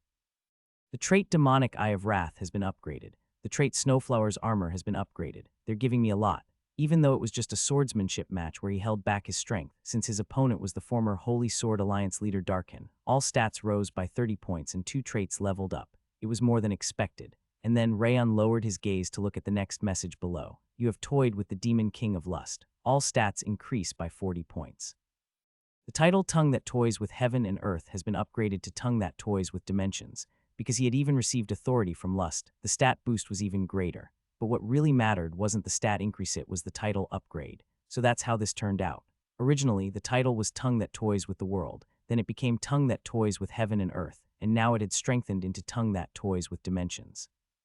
For a title to be upgraded twice, Rayon let out a dry chuckle even while accepting the reward. Title, Tongue That Toys with Dimensions. Granted to one who has defeated a being of a higher order through words alone, without using force. Effect causes a significant level of mental confusion when speaking with those of a higher order. Rayon's eyes widened as he read the effect of the title. Significant level. When it was Tongue That Toys with the World, the confusion effect was weak. At Tongue That Toys with Heaven and Earth, it became moderate. Now, as Tongue That Toys with Dimensions, the confusion effect had reached a significant level. His words already worked well enough, but with this effect active, he felt like he could sell water as wine. Wrath, who had been enjoying the cookie and sucking his fingers, jumped like a live fish. This brat doesn't need that kind of title. Even if he just runs his mouth, Demon Kings come offering tributes we upgrade his title. Wrath screamed at the air, saying it made no sense. Ah, right. You always said my tongue was beyond heaven and earth dimension level, even. I guess you were right. Rayon tapped Wrath's head and chuckled. They definitely heard that and made it like this. Wrath gritted his teeth at the message, saying he was still in a power struggle with them. But does this work on you too? Oh, of course not. It's a power created from this king's authority. How could it work on me? Wrath shook his head while darting his eyes away. He even started whistling, which made it obvious it did work. It seemed they'd grown close enough that he now told lies too. Got it.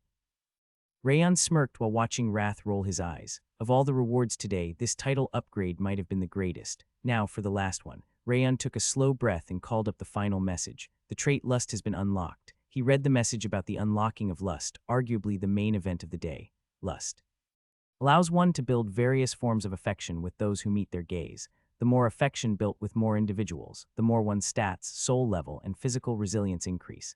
This is insane. Rayon swallowed dryly after reading the description of Lust. He'd worried a lot due to the implications of the name, but the actual effect was nothing but beneficial. That's because your lust is weak.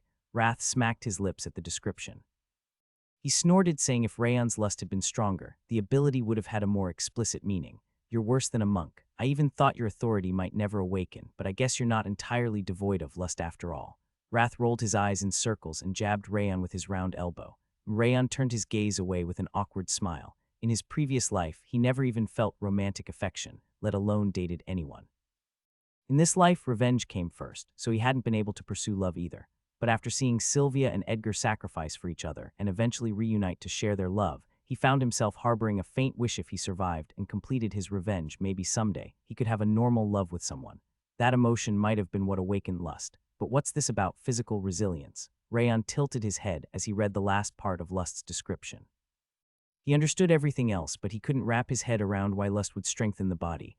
Well, to satisfy lust, the body needs to be durable. Huh, what are you saying? P put simply, you can't die, right? Wrath moved his lips quickly, as if embarrassed. Ah, so it's about multiple meanings.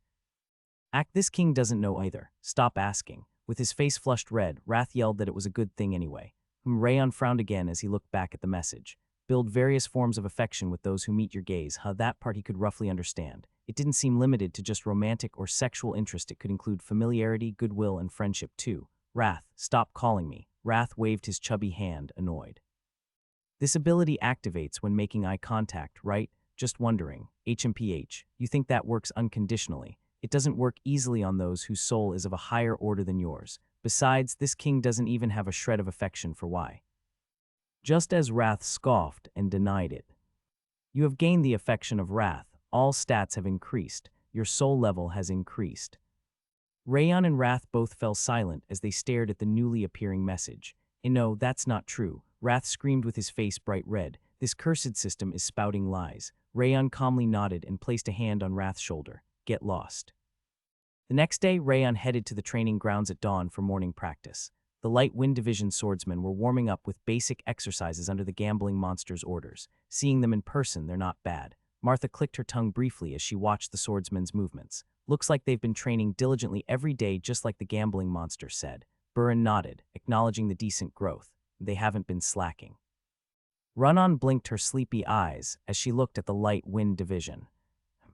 Rayon crossed his arms and frowned slightly. I want to wreck them, doubly wreck them. Your own subordinates. Are you insane? Wrath opened his eyes wide in disbelief. I don't mean literally. I want to train them hard. Rayon waved his hand with a chuckle. Then just do it. The gambling monster gave a warning. That boozehound. He said not to push them too hard since the Light Wind Division trained diligently while we were away. The gambling monster must have still been thinking about yesterday's event. He had come early this morning and asked Rayon not to pressure them excessively, saying the division had been doing their best to train. Because of that, Rayon couldn't act recklessly. Even Rimmer said the Light Wind Division didn't miss a single day of training, so forcing them too hard would prick at his conscience. Didn't expect you to care about something like that. I'm still mindful of how others see me. Bullshit. Of all the humans this king has seen, you're the most oblivious to how people feel. Wrath scoffed in disbelief. If they'd just slacked off completely, I could beat them senseless, but since they didn't, it's hard to go all in. Martha furrowed her brows. She mumbled that since even Crane and the others showed signs of effort, it was hard to attack them outright. It's not that they're slow. We just grew too fast while we were away. We can take it slow with them. Burin calmly suggested they let them grow at their own pace. No, that'd be too late. Rayon firmly shook his head.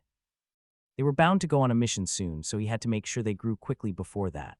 Then what do you propose? Forcing them might not be the best approach. I have a method. Rayon grinned and approached Dorian. Dorian, yes. Dorian flinched and turned his head, still munching on snacks. While you were training to death, doesn't it bother you that they've been taking it easy? I guess it kinda does. You were tortured by Jerk until your cheeks hollowed out, but those guys clearly ate and slept well. Rayon pointed toward the Light Wind Division as he met Dorian's eyes. Now that you say it, yeah. None of them even look like they lost weight. Dorian chewed aggressively as he scowled. Right, of course they were already pure muscle, so there was no fat to lose, but Rayon didn't bother mentioning that. So how about showing them how hard you've been training? Rayon pointed a finger at Crane, who was glancing this way. Beat up your rival and let them know how tough our training was. Got it, Dorian shouted energetically and stepped forward. Hey, let's spar. He strode up to Crane and jerked his chin. With me. Crane pointed at himself, confused. I'll show you how much I've grown while you were lounging around. Dorian clenched his fist, declaring he'd crush him in one go. Crane narrowed his eyes sharply. You're not even scary on your own. You've just been riding on the squad leader's coattails. No one ever paid attention to you, you damn weedhead. He bared his teeth as he looked at Dorian's green hair. Yeah, right, know your place. Stick to shouting supply lines like you always do. The other swordsmen glared in disbelief. Then how about this? Before anyone realized, Rayon had stepped forward, standing between Crane and Dorian. Crane and Dorian will spar, and everyone will follow the training method of the winner. Rayon smiled as he looked at Crane and the swordsman behind him. Crane trembled slightly, intimidated by Rayon stepping in. The division leader might help him. He shook his head, clearly mistrustful. I swear I won't help at all. And if Dorian can't finish it within 5 exchanges, we'll count it as your win. 5 exchanges. Crane raised his brows in disbelief. You're seriously underestimating me. If I fight Dorian 10 times, I'd win 7 of them. He shook his head, saying it wasn't just about skill, but also their fundamental temperaments. Then let's see it. What, not confident? Rayon narrowed his eyes and tilted his chin. GRR, I'll do it. Good. Rayon licked his lips like he was looking at a fish that had just bitten the bait. Let's get started right away. Crane pressed his lips together as he faced Dorian in the training ground. Maybe with other team leaders, but I'll never lose to him. It was clear even at a glance that Buran, Martha, and Runnan had all grown tremendously stronger. They weren't precise measurements, but they seemed to be top-tier masters now. But Dorian was different. He had lost weight, but his aura and energy flow didn't seem to have changed. Compared to himself, Dorian even looked weaker. Still, there must be something. If Rayon had proposed a match like this, then he must have taught Dorian some new technique. But Crane had also been training as hard as he could. He was confident he could withstand 5 exchanges no matter what. I can't lose to a supply parrot. As one of the Light Wind Division's top 7, there was no way he could lose to Dorian, who only shouted about supplies every day. SRR ring. Crane drew his sword, sensing the gaze of his fellow swordsman cheering from behind. Cheating. Dorian, wearing a calmer expression than usual, raised his sword to mid-guard. Both of you ready? Rayon checked their conditions and quickly lowered his hand. Then begin. He announced the start of the match and immediately stepped back. I haven't been slacking either. Crane bit his lip and lunged with his sword gripped in both hands, a thrust that pierced through the opponent's aura to target a vital point. It was a common sword technique, but after 2 months of training, its speed and power had transformed completely. Payang, Dorian advanced with accelerated footwork and swordsmanship that made it unclear what he was aiming for. It's over. Crane smiled. The moment his sword pierced the space, the outcome was decided. If Dorian's skills hadn't changed, he wouldn't be able to react in time to stop it. Whoosh. Just as Crane was about to gloat and pierce Dorian's side, Dorian's sword curved and dropped like a stream through a mountain valley. Clang. As if he had read Crane's attack, Dorian perfectly blocked with a curved sword path. Tuong. Crane's sword was flung back violently, yet Dorian didn't counterattack and simply waited. Get your stance ready. Dorian gave a calm nod as if offering another chance. You'll regret that. Crane bit his lip and pulled his sword from the ground. Focus. He had underestimated Dorian, despite knowing there might have been some change. He couldn't rush to victory, he needed to subdue him calmly. Then let's go with variations. Dorian had always been weak to unpredictable sword techniques. If Crane focused on the transformation sword techniques he trained with the gambling monster, he could win. Wooum. Crane took a deep breath and charged at Dorian. He loosened his grip and drew constellation-like trajectories in the air. Chiang. A transformation sword technique that struck 5 times in one move, repeated 4 times to produce 20 strikes. It was rightward fourfold impact slash from the 10,000 return sword manual, analyzed by the gambling monster. This will work. Believing he could subdue Dorian, Crane thrust his sword with all his might, and Dorian once again calmly slashed downward, as if he could see through every move. Clang, clang, clang. Dorian's blade rotated smoothly, erasing all the variations of rightward fourfold impact slash. It felt like he was reading Crane's thoughts. Chiaging. His sword, as if it had anticipated this situation from the start, cleanly overpowered Crane's and stopped right in front of his neck. It's over. Dorian calmly tilted his chin, eyes serene as if in meditation. Crane stared at the blade held to his neck and trembled. I lost. He finally admitted defeat and lowered his head. What just happened? Crane lost, and that badly. They've always been equals, though. This doesn't make any sense. The Light Wind Division's swordsman gaped at Dorian, stunned by how he had overwhelmed Crane. What the hell, his aura and energy are the same way did he get so strong? Crane shouted in disbelief, grabbing Dorian's arm. Why do you think? Dorian nodded as if he'd been waiting for that question. It's because I did exactly what the division leader told me. Like a parrot, he repeated Rayon's instructions and lowered his sword. It's not even that hard. I lost weight, and it's a great training method. Dorian smiled, saying the training at the Holy Sword Alliance had been excellent. Division leader, Crane bit his lip and knelt in front of Rayon. Please let me do that training too. I'll do anything. Please, me too, we'll all do it. The Light Wind Division swordsmen shouted, volunteering to undergo any training as they shattered their own mental barriers. The gap shown by Dorian, who hadn't seemed that different, instilled both crisis and anticipation. I'll show you. It's not that hard. Rayon lifted his chin and smiled deeply. What, so you planned all of this from the start?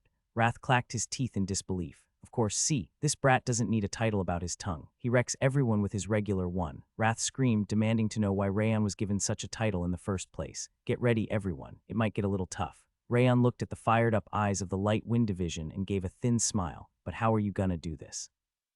Wallet Guy didn't get stronger from training, got that strong from mind's eye. Wrath blinked wide, asking what Rayon was thinking. Sensing danger isn't that hard. If you get beaten to the brink of death, it'll come naturally. Rayon grinned, confident it would work. Is this guy even human? Huff.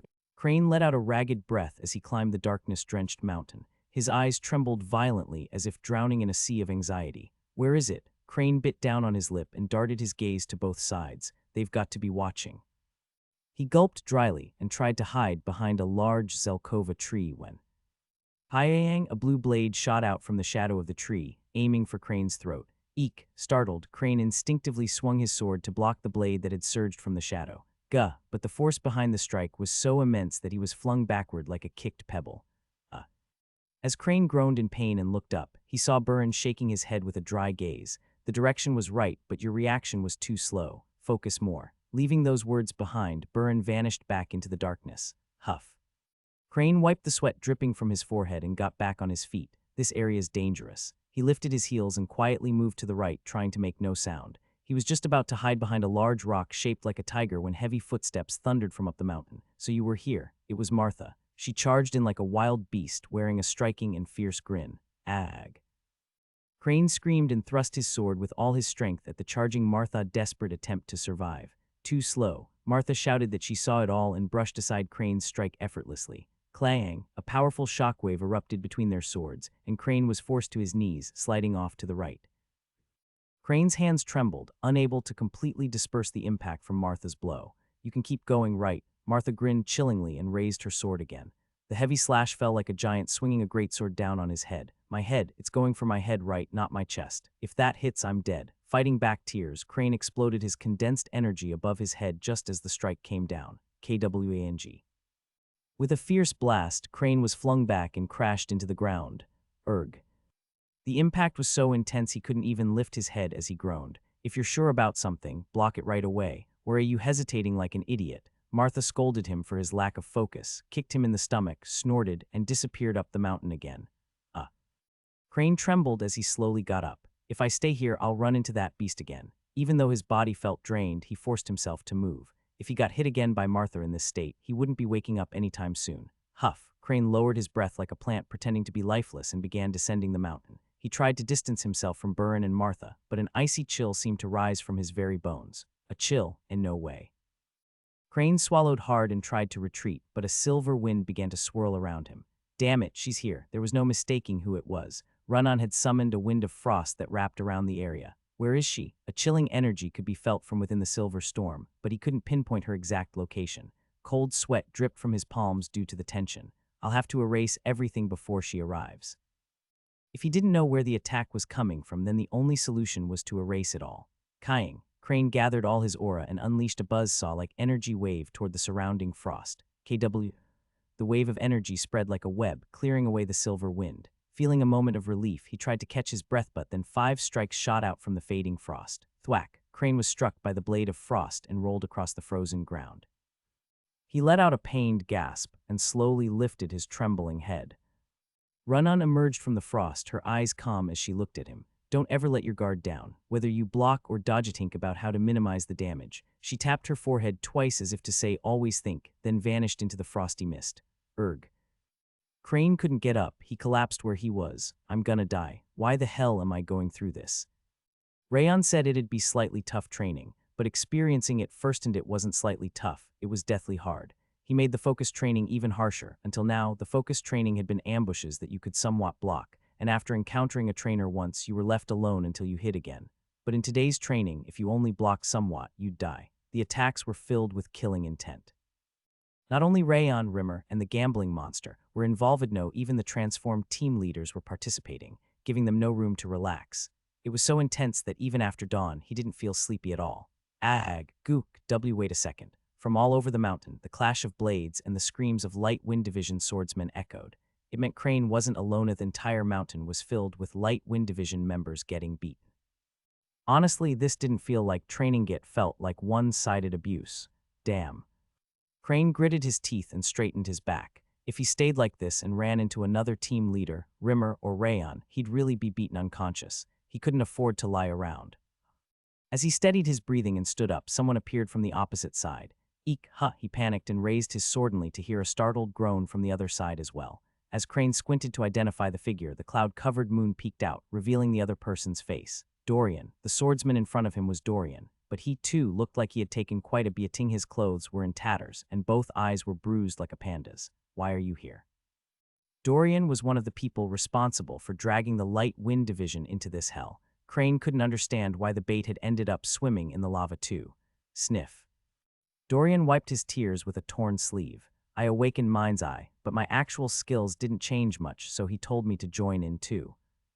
He sniffled, saying Rayon shoved him into the training regardless. Everyone's hitting me harder because I can see where the attacks are coming from. Dorian slumped to the ground, saying he was getting hit worse than the other swordsmen. Ha. Crane gave a hollow laugh as he watched Dorian cry. Is our division leader even human? Normally, you treat a whistleblower or insider informant with some consideration. But Rayon had dragged Dorian on of the key contributors to this training Sedupinto hell along with everyone else. It was inhuman. He's terrifying. Absolutely terrifying. Crane shook his head, overcome with Rayon's ruthlessness. If I were stronger than that guy. Dorian clenched his fist toward the night sky. I'd punch him in the gut every time we ate. He bit his lip, bitter about his own weakness. Same here. Crane sighed and nodded. If I were stronger than him, I'd bash his head every time we made eye contact. He trembled with both fists clenched in frustration. You think we'll ever get stronger than the division leader? Get real. Crane shook his head, crushing Dorian's dream. Then why the hell did you help him in the first place? He frowned, blaming Dorian for their current suffering. Like I knew it would end up like this. Dorian jumped to his feet, scrunching his nose. That guy's personality doesn't show up even with Mind's Eye. He shook his head wildly, saying not even his ability could have predicted this outcome. Sigh, it's just curse words at this point. As Crane let out a well-aged sigh. Guarog, someone screamed nearby. Crane couldn't tell what happened, but the shriek sounded like someone got stabbed to death. Crane and Dorian immediately shut their mouths and silently rose to their feet. Nodding to each other, the two slipped quietly into the forest. Yue, Kayag, but not long after, their screams echoed together in perfect harmony. Nice sound. Rayon flicked his finger to the rhythm of the Light Wind Division screams. You made this hell and even tossed Wallet Guy into it. Yao, you're truly. Wrath stared at Rayon with trembling eyes as if looking at a celestial. It's true their skills are lacking. Rayon casually waved his hand, and Dorian still needs to grow. Though Dorian had awakened Mind's Eye, there hadn't been a significant change in terms of combat power. Since his potential was vast, letting him slack off would be a waste. Even if it was hard now, pushing him would help him grow for real. Well, that's true, but from a humane perspective, no, my bad. You're not human. Wrath shook his head, saying he misspoke. I am human, though. Rayon smacked his lips and grabbed the heavenly drive sword with both hands. But why are you just standing there? I thought you'd go around beating them yourself. Wrath blinked, surprised. I plan to beat them in a different way this time. Rayon grinned and tossed the heavenly drive sword into the air. His aura and intent connected naturally, and the heavenly drive sword let out a cry as if it were alive. Wait, no way. Yeah, it's the founding patriarch's sword control. It's still rough, though. Its power and speed were lacking, making it unfit for real combat but perfect for training. So you're going to attack the Light Wind Division with that, exactly. Rayon smiled and launched the flame-tinged sword control into the sky. It's win-win. I get to train, and so do they. No, that thing's impossible to block. Wrath violently shook his head, saying this couldn't be allowed. Even the team leaders won't be able to stop it. That's not my problem. Still smiling, Rayon aimed the sword control at the nearest Light Wind Division swordsman and launched it. Pang! The heavenly drive sword shot like a yellow flash across the night sky, falling toward the shoulder of a swordsman hiding behind a rock. Kayag, Dorian, who had been catching his breath behind the rock, screamed and raised his sword. But since even Mind's Eye couldn't read the sword control's trajectory, his pupils swelled with confusion. Where's it coming from? Chi-eyeing. Rayon easily deflected Dorian's sloppy defense and smacked him in the stomach with the hilt. Goo! Dorian let out a duck-like cry and collapsed on the spot. This is too much. Using sword control is just unfair. He sobbed, saying Rayon was trying to kill him. Relying too much on Mind's Eye isn't good either. You have to build real strength if you want its effects to multiply, and also. Rayon nodded, speaking to Dorian through the heavenly drive sword. If you want to punch my gut, feel free to try. I'll welcome it any time. Dorian flinched and trembled. Why, you heard that? You said it loud enough for the whole mountain to hear. Rayon giggled as he watched Dorian's pale face. Then. Yeah, time to beat up Crane next. Just as Rayon was about to go find Crane, Dorian raised his hand. Division leader, I'm not going to go easy on you. Rayon shook his head, saying he was sorry, but he couldn't pull punches during training. That's not it. Dorian crouched slightly and lowered his voice. Can you hit Crane harder than you hit me, please? He put his hands together and begged Rayon to hit Crane twice as hard, saying it was okay if he didn't get any leniency himself. See, Rayon shrugged and pointed at Dorian. Humans are all like this. He learned that from you. Before dawn, Rayon finished the Light Wind Division's danger sensing training and returned to the 5th training ground from the mountain. The sound of strong wind echoed from inside. Mark Gorton was still there, swinging his saber alone. Is your training going well? Rayon approached Mark Gorton and tapped his scabbard lightly. He's grown, but it's still a bit lacking. Originally, he should have brought Mark Gorton along with the 3 team leaders to the Holy Sword Alliance, but since he wasn't sure what the place would be like, he couldn't risk bringing a saberman like Mark. Now, though, he regretted not bringing him. Hugh. Mark Gorton lowered his saber and wiped the sweat from his brow. I trained as hard as I could here, but I'm still lacking. He seemed to recall how far Burin, Martha, and Run-On had advanced and shook his head. But there was no sign of discouragement, just smiled calmly, as if he were simply doing what needed to be done. You don't seem impatient. Of course not. Mark Gorton nodded serenely. Before you took me in, Sir Rayon, I stayed in the same place for decades. Being able to grow even a little now feels like heaven. He smiled, saying the moment his effort turned into even the smallest results was happiness itself. I see. Rayon returned the smile as he looked at Mark Gorton. As expected, those who had experienced soul-crushing despair had a different kind of mental strength. Hey, explain it properly. Heaven's not actually that great. Wrath frantically shook his head, insisting the demon realm was far superior. Oh, but lately I've been considering expanding my saber techniques a bit. Expanding? I've only trained in one direction, so I think it might be good to add other techniques or insights. Mark Gorton licked his lips, wondering if he should diversify his martial path. Is that what you really want? Well, to be honest, I'd like to stay as I am, but if it'll help me grow more. Learning other saber or sword techniques certainly isn't a bad thing, but...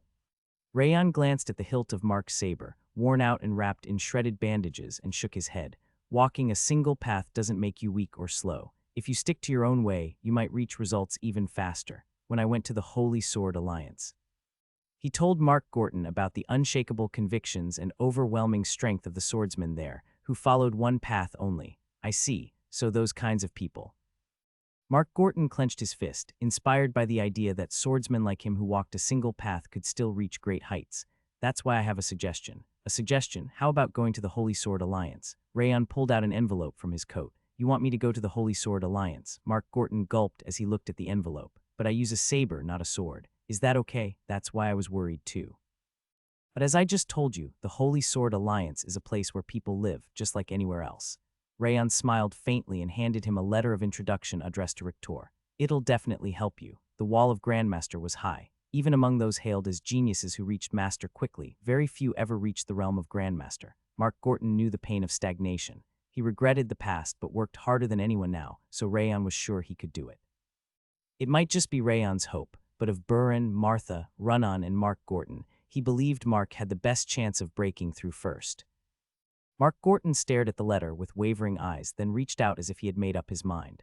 I'll go. Good choice. Rayon smiled and handed him the letter. When will you leave? Once I've made the decision, I should act immediately. He nodded, saying he would leave tomorrow. Then one piece of advice. Rayon raised a finger. There's a swordsman named Lawrence who lives behind the Holy Sword Alliance grounds. He's a really kind man and an excellent martial teacher. Be sure to visit him every day and learn.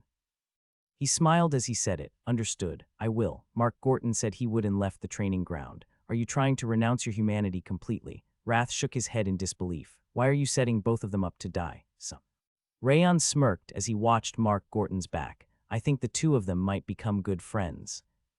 After finishing breakfast, Rayon visited the Shadow Agents. Welcome to the Shadow Agents. Chad, the head of the Shadow Agents, greeted him at the door with a smile as if he had been waiting. I've already received word from the head of house. You're here to investigate the founding patriarch's history. Yes, there are some things I'm curious about. Haha, I understand. This way, please. Chad guided him to the underground records room where Sieghart's past was kept and led him into his office. Why the office?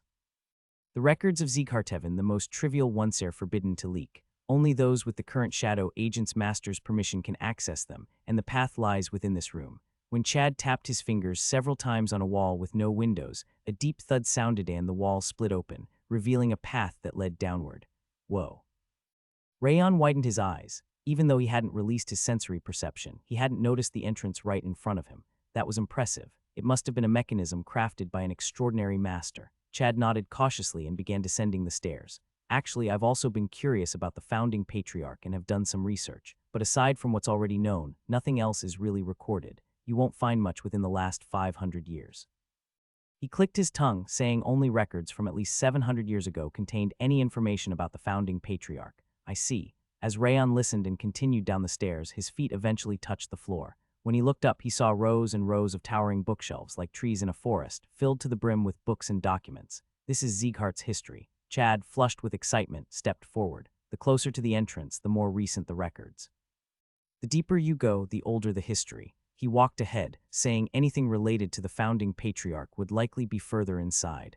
Rayon nodded and was just about to follow behind Chad when whoosh, as if he had triggered a trap, golden flames erupted from the dim floor and wrapped around him.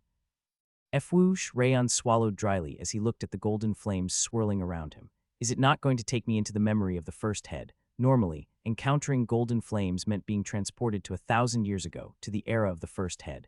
But now they were merely blocking his path. It didn't seem like the flames led to the past like they had during the Holy Sword Alliance training. It's not hot. He placed his hand over the wavering flame before him, but didn't feel even a hint of heat. It was only as warm as an autumn afternoon sun. It doesn't seem like it's trying to stop me. There was no sense of hostility or vigilance in the flame. Instead, it felt oddly familiar. Then why is it blocking my way? As he narrowed his eyes in suspicion, the golden flames began to ripple gently like the morning mist, then slowly began to sink. It's fading away now. He thought it was a strange occurrence and was about to move forward again. Boom, the golden flame burst upward like a drop of water hitting the ground, scattering in all directions. Whoosh. The scattered flames took on humanoid shapes and began acting as though they were handling documents or reading books just like the officials working in this place. What is this? Rayon let out a breathless gasp. Seeing the memories of the first head was already surreal, but these flames moving like people made it feel like he was dreaming. What are you doing, you fool? Wrath furrowed one brow, asking why he was zoning out. Stop wasting time and finish this already. He waved his hand dismissively, saying they should grab a meal instead. Light Wind Division leader, is something the matter? Chad tilted his head, seemingly unaware of anything unusual. It appeared neither of them could see the flame figures. Am I the only one who can see them? Rayon's fingers trembled as he watched a flame figure pass right through Chad. Now that I think about it, though the flame beings acted like they were working, they never actually touched the books or shelves. Like ghosts, they had no physical interaction with their surroundings and seemed visible only to him. Shadow Agents leader Chad, is this place normally like this? Rayon shook his head lightly while watching the flame figure emerge from Chad's shoulder. Now that you mention it, it does feel warmer than usual today. Chad rolled up his sleeves with a slight frown. This archive is usually kept cool to preserve important books and documents, but the temperature does seem a bit higher today. He said he should check the temperature control device and walked over to the right wall. Rayon didn't look at Chad, but instead narrowed his eyes at the flame beings walking back and forth beside him. What are they doing? The flame people wandered all around the archive, recording and reading things just like real employees. It's strange. The device seems fine. Chad smacked his lips, saying they might need to call a mage later. All right. Rayon nodded and followed behind Chad. The flame beings ignored Chad and even himself, focusing only on their own tasks. What's going on with you? Wrath tilted his head after scrutinizing Rayon's expression. They had been together long enough that he could tell just by his face. The flame people have emerged and are organizing the archive. You're really outdoing yourself with this nonsense. Wrath waved his hand again, saying he could leave if he was just going to keep talking rubbish. That's how it would sound. Rayon gave a faint smile as he followed Chad deeper into the archive. Since their purpose was unknown and they didn't affect him or anyone else, he decided to ignore them for now. From here onward are records of events from 700 years ago. Chad pulled out an old book. Despite being from 700 years ago, it had been well preserved and didn't look too worn. If you read this part, it says, the first head closed the skies of hell and opened the world of man. He turned the book around to show him. I see. Rayon nodded as he read the passage written in grand cursive, detailing the legend of the first head. Of course, you'll find this kind of content in many families and kingdoms. Chad smiled, saying such legends were piled high in esteemed kingdoms and noble households. But what's a bit peculiar? He pulled out an even older book, eyes gleaming with scholarly curiosity. Is that every single one mentions the closing of the sky? In the book Chad showed him, there was a line saying their ancestor had closed the pitch-black sky. The sky, yes, isn't that odd? Normally, you'd expect tales like slaying a monstrous beast, defeating a demon king, or subduing a famous dragon, but our records frequently talk about closing different types of skies. He clicked his tongue, calling it strange. Of course, I mean it's unusual, not ridiculous. Chad waved his hands, worried he might have offended him. No, I think the same. Rayon nodded calmly. His journey truly was unusual. From the Zeekhart training cave, the underwater dungeon, the world tree, the sword demon's tomb, to the land of the Holy Sword Alliance's predecessor had sowed seeds across a vast and deep field. Only an enemy like hell or the sky would make that kind of cost worthwhile. Oh, you're the first person to agree with me. Chad beamed and stepped forward with enthusiasm. For now, I'll pull out the books I still remember. Of course, I haven't read every document here, so I won't be able to find them all. Within minutes, Chad pulled out dozens of books and laid them before him. To think he could remember the contents of all these volumes truly was no ordinary man. Unfortunately, I'll have to excuse myself now. I have a morning meeting. Chad carefully bowed after stacking the mountain of books in front of Rayon. Rayon placed down the book he had been reading and bowed deeply. Not at all. If it weren't for the meeting, I would have spent the whole day helping you search. That's what I regret the most. Chad clicked his tongue with genuine disappointment. It's all right. I'll look through them myself from here. Rayon gave a faint smile and bowed his head. Understood. If you need anything, feel free to call on me anytime. Chad gave a respectful nod and headed for the exit, glancing back several times as if he truly regretted having to leave.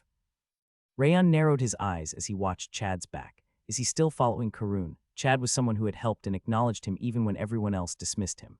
Rayon had once thought Chad might have been sent by Karun or another direct bloodline member like Judil, so he had hesitated to fully trust him. But lately his feelings were beginning to change. For now, I should focus on my own task. Whoever Chad followed, one thing was clear: High's love for Zeekhart was genuine.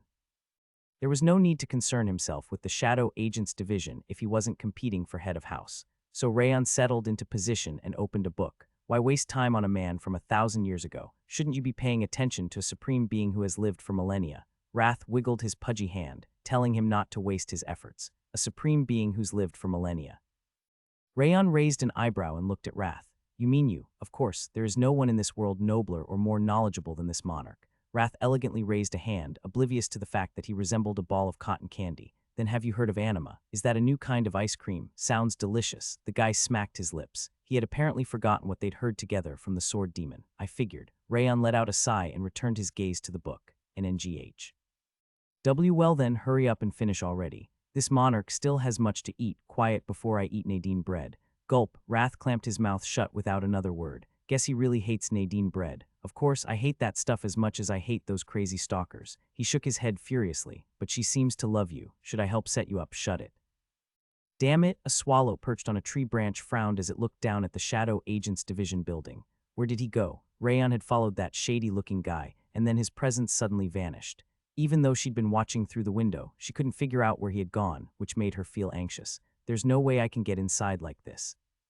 The building, befitting Zeekhart's intelligence unit, was heavily guarded tight enough to keep out even a rat.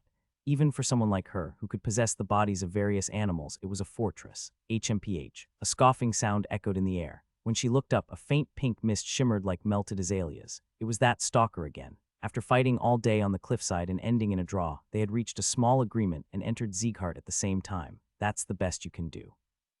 Lust looked down on Merlin with a snort. She let out a small, mocking laugh as though the match was already decided. Grrrrrr.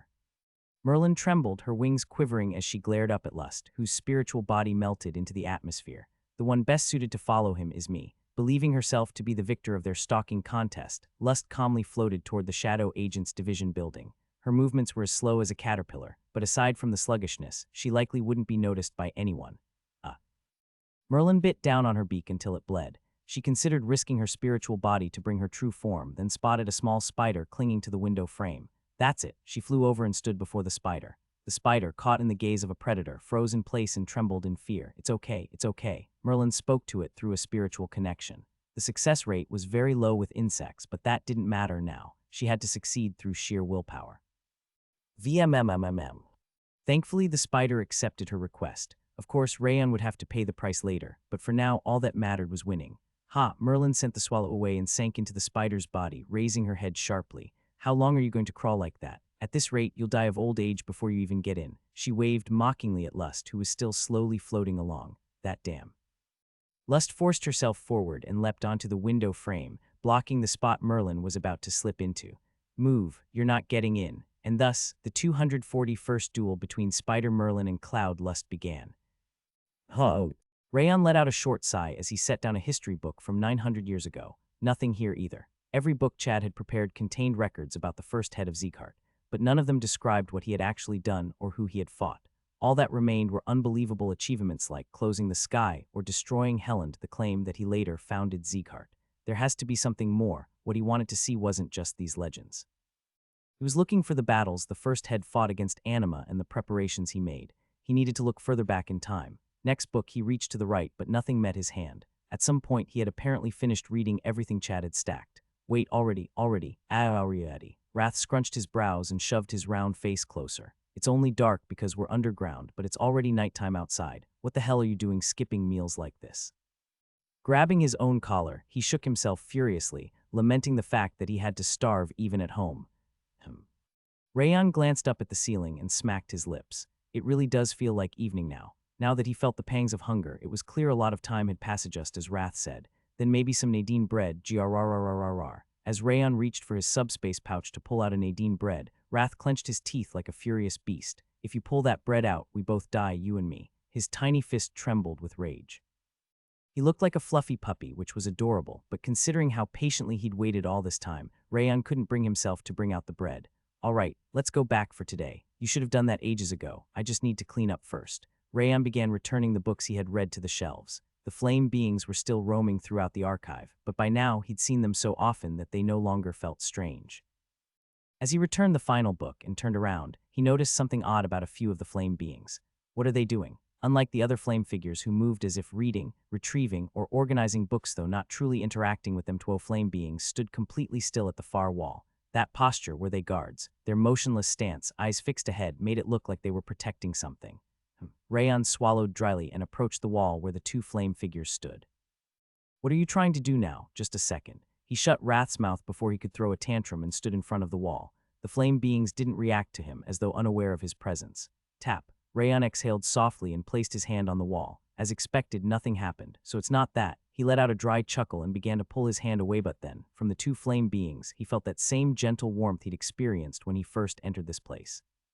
Could it be? Pressing his lips together, Rayan activated both the Ring of Fire and 10,000 Flames cultivation at the same time. Whoosh. In that instant, not only the two flame figures beside him, but every flame being in the room gathered toward his fingertips, and a door of fire opened in the wall before him. Ho! Rayan let out a hollow laugh as he stared at the door blazing with golden flame. So this really was the answer. The flame beings who had wandered around the archive all day seemed to exist solely to open this door. He almost felt guilty for realizing it so late. If I had noticed this from the beginning, no, that wasn't right. It was only because he had spent more than half the day in the archive that he noticed the flame beings guarding the wall weren't moving. Even if he had seen this wall from the start, he wouldn't have thought something was hidden behind it. What is this? Wrath's eyes widened. It seemed even he could see the door made of flame, for something like this to happen without any signal. From his reaction, even Wrath's senses hadn't detected the space behind the wall. There was a signal. What kind of signal? I told you before. The flame beings were moving. They were the ones who opened this door. That was real. That wasn't some nonsense. Wrath's jaw trembled in disbelief. I told you it was. GRNNNG, even if this monarch is in spirit form, to think I failed to sense such a trick. Wrath bit his lip, clearly wounded in pride. Still, there's no malice here. Just like the flame beings, the door emitted nothing but gentle warmth. There was no ominous presence or hostility, so it seemed safe to proceed. Rayan exhaled slowly and stepped through the door of flame. Whoosh! The moment he entered, the world darkened as though the stage lights of a play had gone out and his vision was swallowed by blackness. What's this? He had clearly been in reality, yet now he felt as if he were drifting in a dream. Wrath, who had been perched on his shoulder, was nowhere to be seen, and his own body began to blur like mist. As he surveyed the area cautiously, his vision suddenly brightened again, as if a spotlight had turned back on. A familiar placid underground archive of the Shadow Agents Division where he had spent the entire day. No, it's different. It was indeed the same archive, but quite different from what he remembered. There were fewer shelves, records, and documents, and people dressed like officials bustled around the entire room. Could those people be the flame beings? They were writing in books, organizing them, and stacking documents exactly like the flame beings that had wandered the archive earlier. Then Rayan swallowed dryly and turned around. He saw the far wall he had entered from, and two warriors stood guard before it like statues. Just as he'd thought, they were the ones protecting the wall. Strong. Even though he was watching a memory, he could sense the powerful aura of those two warriors. Not quite at his current level, but they were seasoned Grand Masters. It was shocking that such powerful swordsmen had been assigned to guard the wall. Should I head back there? As he was pondering which direction to go, a commotion broke out behind him. When he turned, a golden-haired swordsman and a blue-robed mage were descending the stairs. The guards and officials who had been working all stopped and bowed deeply. Every eye was filled with profound respect and trust. You don't need to bow. The golden-haired swordsman smiled gently and waved his hand. The first head, though his face wasn't visible, Rayan could tell from the man's gestures alone that was Sieghart's first head. Keep up the good work. The first head gave a polite nod to the members of the house and then walked toward the wall. As he placed his hand on it, a golden flame door identical to the one Rayan had seen earlier bloomed from the wall. Perfect. The first head nodded in satisfaction. With the two of us working together, it'd be stranger if it didn't work. The robed mage grumbled as she stepped through the door first. Is that so? The first head chuckled softly and followed after her. I should follow them, huh? Just as Rayan was about to chase after him, the perspective shifted on its own and he found himself standing in a small room made of red bricks. Whoosh. Before him stood the first head and the mage. It seemed he'd been drawn inside the flame door regardless of his own will. There we go. The first head placed a book on the small bookshelf at the center of the room. It looked brand new, the cover still stiff and clean. Why make it so complicated? The blue-robed mage frowned at the nameless book. You could just tell the direct line by word of mouth or include it in the family head's report like the 10,000 Flames cultivation. She shook her head in disbelief. That won't work.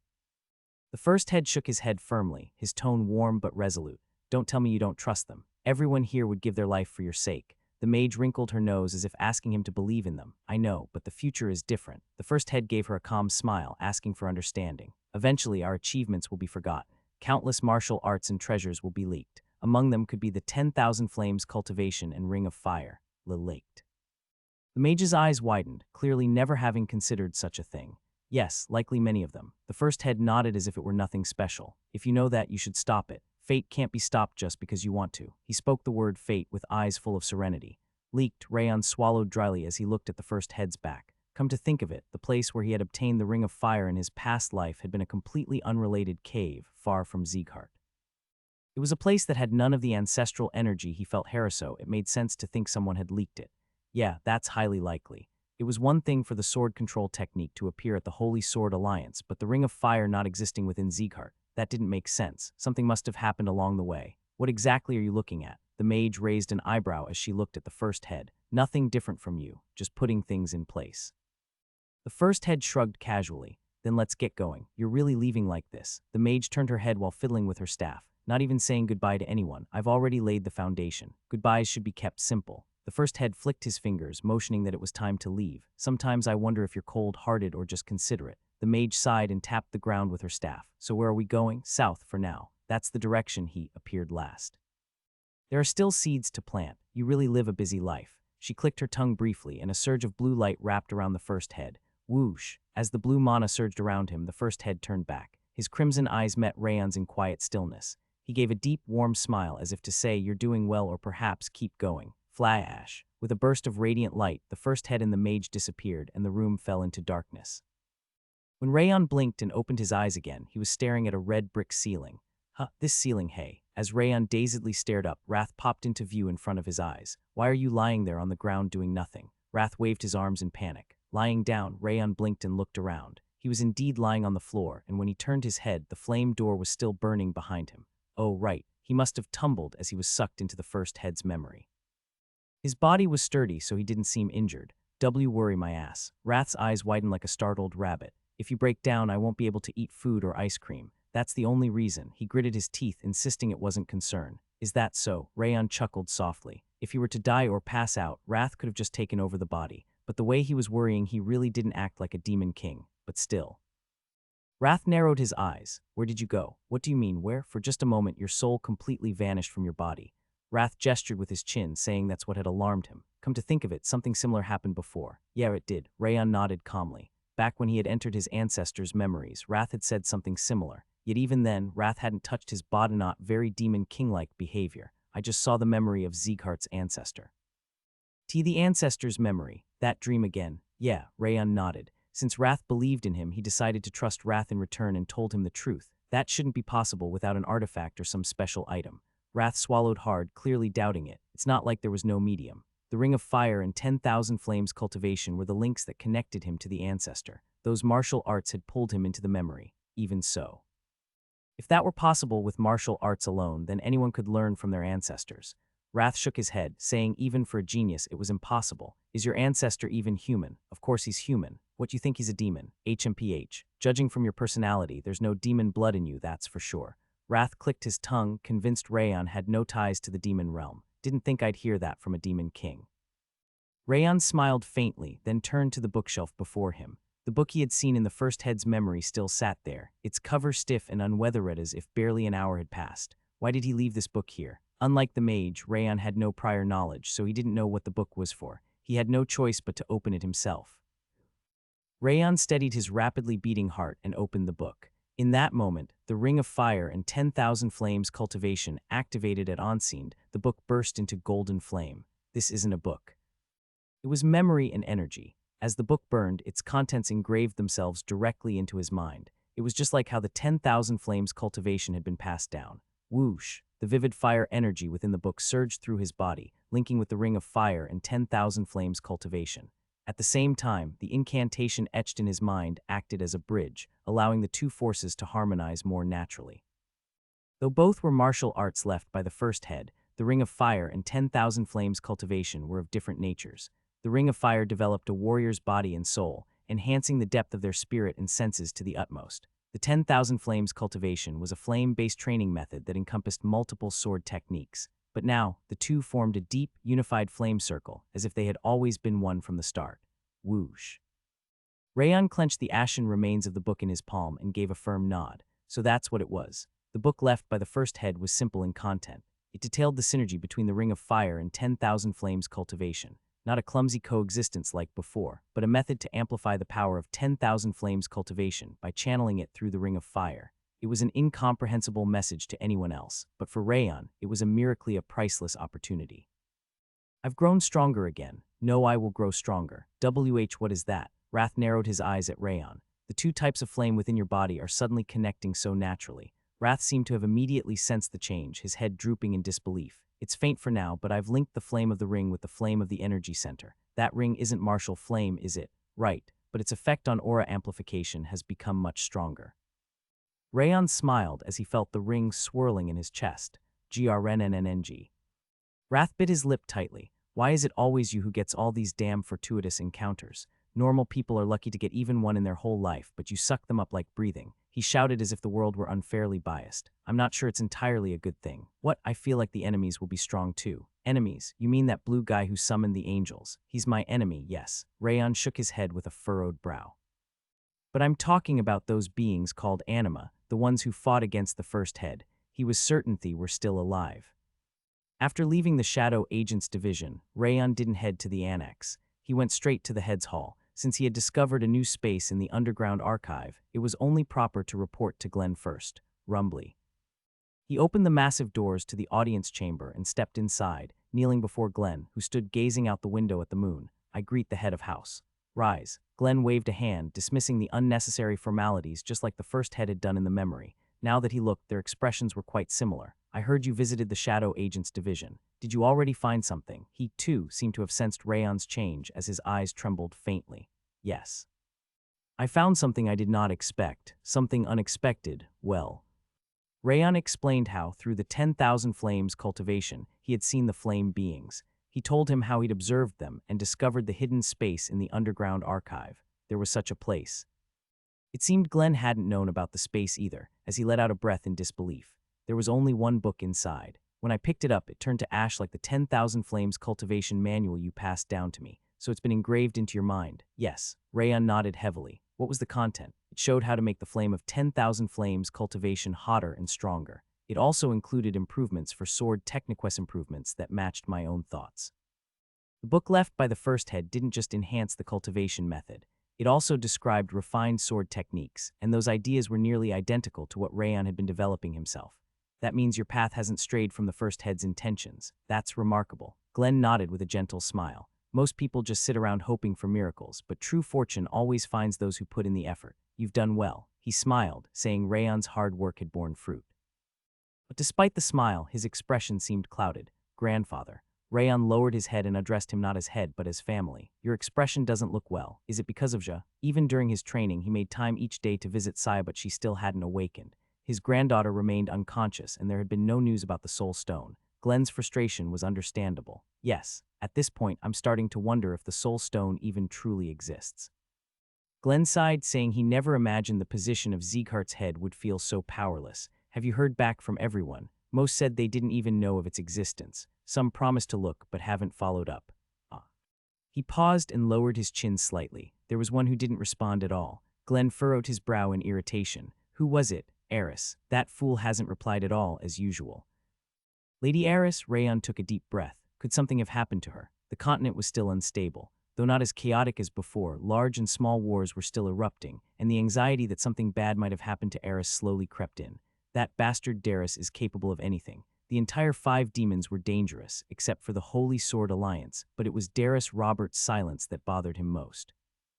Now that he could no longer predict that man's actions, a chill ran down his spine. Shouldn't we try to find Lady Eris right away? Rayon swallowed dryly and looked up at Glenn. There's no need to worry that much. Glenn shook his head calmly. That girl not replying isn't anything new. He lowered his hand as if it were a familiar occurrence. If anything, you should be suspicious when she replies immediately. Unless it concerns you, she doesn't even bother to respond. Glenn clicked his tongue, reminding Rayon of Eris's personality. But even so, Lady Eris should understand the gravity of the situation. What I asked her was only about the Soul Stone. Writing down the other matters would have been too heavy. He gestured with his fingers, saying he only included a request for her return and information about the Soul Stone. I see. And it's not like we got no reply at all. Glenn's eyebrows lowered slightly as he bit his lip. Eris and those pirate punks. He faltered slightly, seemingly embarrassed that the leader of those pirates was his own daughter. Eris left only a few people on the ship and moved to the Zebin port. That's why we haven't received a proper reply yet. Glenn shook his head, saying that only new recruits were left on the pirate ship Azure Wind, so the reply wasn't what they'd hoped for. Besides, she's grown since meeting you. Unlike when speaking of Eris, Glenn looked at Rayon with soft eyes. She won't fall to some nobodies, so don't worry. He assured Rayon that if something had happened to Eris, the entire continent would have already been in chaos, so he need not worry. That's true. Rayon nodded calmly. If Lady Eris had been captured or killed, rumors would have spread by now. Though Eris was the pirate king among the 5 divine order, she still belonged to Sieghart. If someone had killed or captured her, it would have been used not only to pressure Sieghart but the entire 5 divine order, and the news would have spread through many channels already. Right now, you should be thinking about ya, not that lunatic. Glenn let out a long sigh. He was the first person Rayon had seen call his daughter a lunatic, yet it didn't sound strange. She wouldn't even recognize it if she saw it anyway. Yes, there was nothing to refute. Eris was the kind of person who'd look at a soul stone and just say, that's interesting. It wasn't in the Holy Sword Alliance either, so where is it? There were 2 reasons he had gone to the Holy Sword Alliance. The first was, of course, training. The second was to search for the Soul Stone. He had sparred with every swordsman there and asked about the Soul Stone, but every answer he got was the same: they didn't know. We contacted the entire 5 divine order, the black market, the vassal families, and even neutral factions friendly to us, but no one's seen it. Aside from Chamber and the Tower Master, no one even knows of its existence. Glenn furrowed his brow deeply, clearly frustrated even as he spoke. Frederick says there's still time, but just waiting like this makes me anxious. Unusually, he shared his inner feelings and pressed his forehead. He looked like someone bearing a heavy burden. I haven't done anything for you, and to that child I'm just a useless old man, not being able to do anything. Glenn bit his lip deeply. He looked worn out by the powerlessness of being unable to awaken Ja. Wrath remained quiet. Rayon expected him to lash out, calling Glenn weak and pathetic, but surprisingly the Demon King furrowed his nose with what seemed like empathy. What do you mean you haven't done anything? You showed me the sword of Sieghart and instilled me with conviction. Those 2 things are the biggest pillars of who I am now. Rayon shook his head firmly. And please don't worry too much about my sister. She'll definitely wake up. He placed his right hand over his heart and raised his gaze. I'll search every corner of the continent to find it. He clenched his fist, vowing to find it not only through the connections he had built, but also by borrowing the Demon King's power if he had to. Glenn blinked in surprise at Rayon's declaration, then slowly nodded. All right, I believe in you. He gave a soft smile, as if sensing the growth of his grandson, whom he still thought of as young. Then I'll take my leave. Rayon bowed deeply and left the audience chamber. Heh heh heh. Roan stepped beside the platform, letting out a quiet laugh. The young master has grown. He looked fondly at the spot where Rayon had stood. Indeed, I never thought he'd be the one to comfort me. Glenn leaned back deeply into the throne and nodded. He's no longer a child. After Rayon left for the Holy Sword Alliance, he had unconsciously shaken his leg knot just because he missed Rayon. He had no way to save Ja anywhere, and the time given to that child was slowly running out, so the tremble was more from anxiety. Just now, too, he nearly trembled without realizing it, but upon seeing Rayon's reliable eyes, the urgency in his heart gently settled. It truly felt like everything would be resolved, just as Rayon had said. As expected, that child's real talent isn't his strength, it's that unwavering mental fortitude. No matter how dire the situation, Rayon never despaired, always found a path forward. He had faced many hardships since childhood, so the way to endure and overcome had become etched into his body and soul. Still, we can't leave everything to Rayon. Send word to everyone again. Glenn lifted his chin, saying he should do what he could. Yes, Roan bowed deeply, seemingly heartened by Glenn regaining his energy. I'll contact Eris myself. I'll make sure to send something that lunatic can't ignore. Glenn picked up a pen, saying it was time to leash that lunatic. After leaving the audience hall, Rayon headed for Frederick's mansion. Sorry, but you'll have to wait a little longer for dinner. Rayon clasped his hands together toward Wrath, who was clutching his belly. Fool, this king is no glutton. Wrath shook his head, seemingly understanding Rayon's situation and not rushing him. I can wait as long as needed, so don't worry. He snorted, telling Rayon not to look down on the Demon King. Rayon gently patted Wrath's head and entered Frederick's mansion. You came every day during training, and even now that it's over. Frederick nodded as if pleased to see him. Do you like me that much? Yes. If I don't see you for a day, I feel like thorns grow in my mouth. Haha, you've gotten cheeky. He chuckled in amusement and gestured for him to come in with a nod. Go ahead. Your mother and father are here too. Frederick told him not to make too much noise and entered the clinic. Rayon bowed his head to Frederick's back and entered Zhe's room. Zhe was still lying in bed, breathing faintly, while Sylvia and Edgar had their hands clasped like in prayer, watching over her. Rayon, Sylvia turned around, sensing his presence, and rose to her feet. I heard you were in training. Are you back? She held his hand and asked if he had eaten. Yes, I've been eating well. Rayon gave a faint smile and nodded. Eating well, my foot. Wrath puffed out his belly like a well-baked loaf of bread. You haven't eaten anything today but water. He ground his teeth, saying lying about food was intolerable. Your face is so gaunt. Sylvia held his cheek with a short sigh. It pained him that she who had been so worried about Zhe was now worried about him. Just like Glenn, Sylvia seemed to live her life carrying worry as a parent. I really did eat. Did you two eat? Of course we did. We had a full feast earlier today. Without you here, we didn't have to eat any weird food. That pineapple pizza or whatever. I just don't get it. I kept eating it because you liked it, but I couldn't stop thinking, why are we eating this? The taste is just unrefined. Edgar shook his head, saying he didn't understand it. He was always talkative, but it seemed he was talking even faster now to lighten the heavy atmosphere. This fool knows nothing. The sweet-salty combo of pineapple pizza is unrivaled. Wrath, simple as ever, exploded in fury at Edgar's comment. You clearly have no taste. Rayon borrowed Wrath's anger to retort to Edgar. How's Zhe? She's okay, Sylvia nodded while stroking Zhe's hair. She's no different than if she were just sleeping. That makes it even sadder somehow. She bit her lip as if grieving over how Zhe had lost both her teenage years and her 20s. Then we just have to make her even happier than that when she wakes up. Rayon looked at the sniffling Sylvia and the silent Edgar before holding Zhe's hand. He nodded, transferring the warmth of his mana circuit to her. I'll definitely wake you up. Zhe had been kidnapped as a child and spent her entire life as Eden's pawn, and now she was in a state with no guarantee of waking. It was a bleaker fate than his own past life, where he couldn't do anything by his own will, and that's exactly why he wanted to save her no matter what. I'll be going now. Rayon gave Zhe's hand a firm squeeze and stepped outside the mansion. Where are we going? The annex. Gotta eat and train right away. The stronger he became, the more he could do. He wanted to reach transcendence as soon as possible and open the path to save Zhe. HMPH, just for today. Wrath smacked his lips as he perched on Rayon's shoulder. I'll allow you to eat Nadine bread just for today. Huh, Rayon widened his eyes at Wrath. Really? Hurry and eat before this king changes his mind. Wrath shook his head, saying he'd make an exception just this once. Rayon smiled gently at Wrath, whose nose was scrunched up.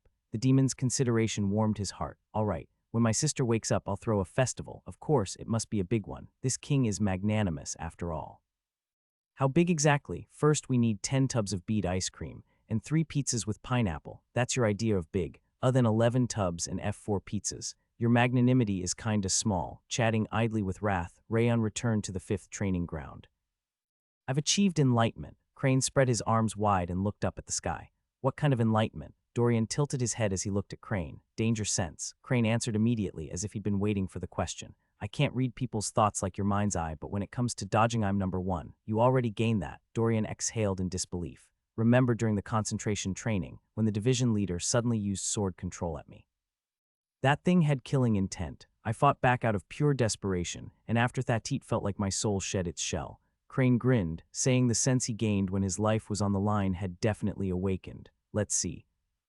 Dorian licked his lips, then drew his sword and thrust it at Crane's chest. Even though Crane had been on guard, the strike wasn't easy to block. Yua, Crane's eyes widened in shock, but he bent his waist backward like a branch riding the wind and narrowly avoided Dorian's thrust. W, what were you trying to kill me? He grabbed Dorian by the collar, grinding his teeth. Oh, it's real. Even as Crane held him, Dorian clapped, impressed. I didn't expect you to actually dodge it. So you really were trying to kill me. Are you becoming like Rayon Sieghart now? Crane pressed his forehead against Dorian's, gritting his teeth. That's not something you say to a person. Dorian frowned, demanding an apology. Ah, sorry, that was harsh. Crane also put his hands together in apology, but I've been thinking. He dusted off his hands and lowered his voice. We have something our division leader doesn't. Something he doesn't. Dorian tilted his head in confusion. Our division leader is already at the peak of Grandmaster. Going beyond that could take years, maybe even a decade. Crane shook his head as he looked at Rayon, who sat on the platform with his eyes closed. In the meantime, we can keep rising. Of course, catching up to him is impossible, but the feeling of growing stronger, it's worth it. He shook his head, saying they should take comfort in feeling like they were growing faster than Rayon. I guess that makes sense. Of course it does.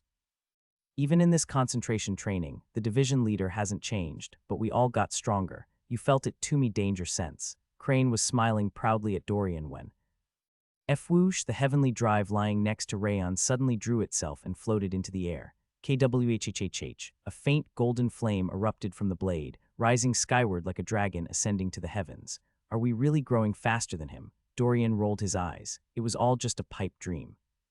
Crane lowered his head, speechless for a long moment. Thud, Rayon caught the heavenly drive as it returned to his hand like it had sliced the sky, wearing a satisfied smile. Incredible. By channeling the mana circuit's firepower through the ring of fire, the power of his swordsmanship had clearly grown stronger. He hadn't expected such a profound technique to be hidden within. And on top of that, his mastery of the sword control had increased as well. It seemed the ring of fire not only empowered his mana circuit, but also enhanced his swordsmanship.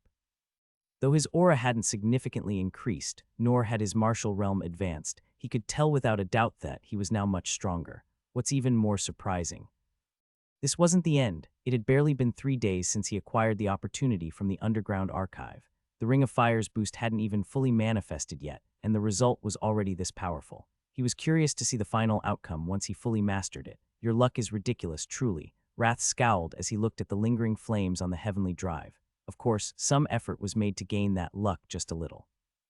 It seemed he felt guilty calling it all luck and clicked his tongue in reluctant acknowledgement. Rayon smiled faintly as he slid the heavenly drive back into its sheath. Wrath, can I ask you something? Speak. If I fought a low-level transcendent right now, what would happen? Among transcendents, there aren't sub-ranks like low or mid. Wrath shook his head, saying the realm of transcendence was fundamentally different. But if I were to answer, you could stand against someone who just entered transcendence. He wasn't joking or exaggerating. His voice carried genuine conviction. You would definitely die, but there's a high chance your opponent would die with you. Wrath nodded, saying Rayon had reached a level where mutual destruction was possible. That's pretty close to what I was thinking. Rayon clenched his fist. I think I could really fight a transcendent now. There were many masters on the continent, and only a few grandmasters, but transcendents were only found among the leaders of the most powerful factions. To think he had reached the level where he could fight such monsters made his heart pound. Then, with this power, what will you do? Wrath swallowed dryly, curious about Rayon's next move. I'll beat them up. Rayon grinned and looked toward the Light Wind Division swordsman still in training. Why is it suddenly cold? Yeah, winter's still far off. The swordsman shivered as if sensing his intent. This guy's insane. Wrath let out a breath and shook his head. And you shouldn't be the one saying that. There's no point in growing strong alone. As Rayon grinned, preparing a new round of hellish training, a snow-white hawk descended before him. That mark, Rayon narrowed his eyes at the folded paper tied to the hawk's leg. A white hawk. Rayon gently stroked the white hawk's head once before untying the letter attached to its ankle. White whale, huh? On the front of the letter was a drawing of a white whalean emblem that only the Thespian Emperor Ariel, the master of the White Whale Theater, could use. There was only one reason Ariel would send him a letter right now. The Soul Stone. When Ariel visited Sieghart and left after being insulted, he had asked her for information on the Soul Stone. It seemed she was sending that information now. Since the contents could very well say she didn't find the Soul Stone, he suppressed his expectations and unfolded the neatly folded letter. What does it say? Wrath is speaking as he flew through the air, blinking rapidly as if curious. It says something about seeing the sea. Rayon crumpled the end of the letter slightly, furrowing his brows. The sea? What sea all of a sudden? Sounds like the Soul Stone is near the sea. Ariel's white whale didn't just handle concrete intelligence, it also dealt in information obtained through divination. Given that the letter didn't contain any exact information and only mentioned seeing the sea, it was likely she had divined it herself. You can't possibly believe something like that, can you? Wrath is speaking with narrowed eyes, doubtful. Ariel's readings are accurate. Not 9 times out of 10 out of 10. Rayon lowered the letter and shook his head. That accurate? Yeah. Since it's not actual intelligence, the details may be vague, but the content itself has never been wrong. People even say she can read the heavens. As far as he knew, the Thespian Emperor's readings had never been incorrect. Of course, the fact that she couldn't see her own future meant putting blind faith in it wasn't wise either. First, I need to consider the possibility this information is fake. If the Thespian Emperor were aligned with the 5 demons rather than the 5 divine order, she might have fabricated the info to lure him toward the sea. However, that possibility is extremely low. The full-scale war hadn't even begun, so no one could grasp the true strength of either the 5 divine order or the 5 demons. In a situation where not even the immediate future could be predicted, it was completely against her personality to side with either group. In other words, this is real intel. With conviction, Rayon lifted his head. If it's the sea, I have a few people I can contact. There was Eris, captain of the pirate ship Azure Wind, naturally. He had also built connections with the people of the coastal city Akar while hunting the wild dragon Kaibar. And lastly, although he lived in a river, Garam could move freely through the sea as well should be a great help in many ways. First, I should thank Ariel. This is what now? It says an unknown faction is also looking for the Soul Stone.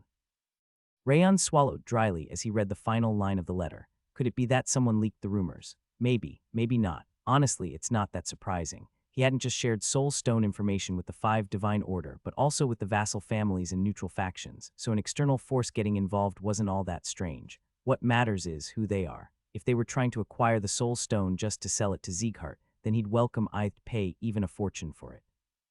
But if they were looking to use it for themselves, things would not end well. A chill ran down his spine, perhaps due to an ominous foreboding. Truly complicated, isn't it? It is. Rayon clicked his tongue and wrote a reply to the Thespian Emperor, tying it to the white hawk's leg. Make sure it gets delivered. He stroked the hawk's wings and sent it back into the sky. Caw, the white hawk tilted its head arrogantly and soared upward. Watching its silent ascent into the heavens, Rayon realized it had to be Heavenly Hawk, the divine beast most cherished by the Thespian Emperor. I should report this. He watched Heavenly Hawk until it became a white speck in the sky, then headed to the family head's residence. Fwoosh, the Heavenly Hawk spread its wings wide, flying at maximum speed to return to its master. True to its title as the Sovereign of the Sky, it looked down upon the world as it headed for the central region of the continent when suddenly, a tiny sparrow flew in from behind. During missions, Heavenly Hawk neither hunted nor fed. It was no mere beast but a divine creature. Even if prey appeared, it would resist its raptor instincts and let it go. The sparrow behind it closed in at an unimaginable speed. Hey, the sparrow flapped its tiny wings beside Heavenly Hawk. Stop right there. From its beak came the crude voice of a human woman. Since divine creatures could understand human language, Heavenly Hawk let out a baffled breath. What came after confusion was rage. It was the Sovereign of the Sky. It could shred most monsters, let alone eagles, with Eason, yet this bean-sized sparrow had the nerve to tell it to stop. How irritating. Screech. Heavenly Hawk glared at the sparrow and twisted its beak. It could kill the sparrow with a single swipe of its talons, but it was on a mission. Getting back to its master as quickly as possible took priority, so it decided to hold back its fury. Not just your feathers, but your brain must be white too. If you don't want to explode, fold your wings. But the sparrow, oblivious to the fact it had narrowly escaped death, only escalated its insults. Screech. Heavenly Hawk could no longer contain itself and veered to the right. It raised its talons, ready to shred the sparrow's body in a flash. Vroom, an immense aura burst forth from the sparrow less than half the size of one of Heavenly Hawk's wings. The raised talons halted mid-air. Its entire body trembled. It felt as though it had encountered a predator the likes of which it had never known in its life. This the one. A pink current shimmered beside the sparrow. From the cloudy, mist-like mass came another woman's voice, and her presence was even greater than its master's. So that's why you should listen when someone's talking. The sparrow came closer and tapped Heavenly Hawk's head lightly with its tiny wing. Its feathers trembled not from rage, but from fear. It felt as though it wouldn't be the one killing, but the one getting killed. Hand that over. The sparrow furrowed its brow slightly and flicked its wing, asking for the paper tied to Heavenly Hawk's leg. Screech. Heavenly Hawk shook its head violently, yelling that there was no way it would give it up. Geez, kids these days just don't listen to words. The sparrow casually loosened its wings and clicked its tongue. When they know they'll get hit once, they go and get themselves hit 10 times. She flapped her wings like flexing a fist, glaring at Heavenly Hawk. Seriously. Back in my day, this would have been unthinkable. The pink current also spoke, voice sinking deep with anger. Their combined terrifying auras caused Heavenly Hawk's feathers to fall out on their own. Creak. Weighing its loyalty to its master against the fear before it, Heavenly Hawk's wings trembled until finally, Unable to overcome the terror, it extended its ankle on its own. See, that wasn't so hard. We're not bad people. The sparrow patted Heavenly Hawk's head and pulled out the letter. Whimper. Heavenly Hawk lowered its head and trembled from its beak. It looked like a child caught by street thugs. What does it say? The pink current moved closer and asked the sparrow. The sparrow frowned while reading the letter. The pink current let out an even stronger surge of energy, visibly angered. Really, I hear it all the time. The sparrow scoffed at the pink current and flapped its wings mockingly. The pink current glared coldly at the sparrow, every day, even while stargazing together. The sparrow laughed, singing cheerfully. You really are hopeless. You should die right here. That's my line. The sparrow and the pink current clashed, emitting a violent shockwave. Despite no mana being used, lightning-like sparks burst out between them. Creak. Heavenly Hawk, the so-called sovereign of the sky, could neither run away nor retreat due to the letter held at the sparrow's claw. It could only cry out mournfully, Screech. Rayon went to Glenn and relayed all the information he had received from the Thespian Emperor. Ariel's readings are certainly reliable, but the sea. Glenn sighed briefly, saying the area was far too vast. Even so, we must search. Rayon folded Ariel's letter in half and raised his head. Please send the Light Wind Division. Even if we have to comb every coast on the continent, we must find the Soul Stone. There was no longer any reason to keep the Light Wind Division idle. It was best they took part in the mission together. Glenn looked quietly at Rayon, then shook his head. It's too risky to rely solely on the Light Wind Division when we don't know who else is after the Soul Stone. He stated that it wasn't yet time to move, shaking his head again.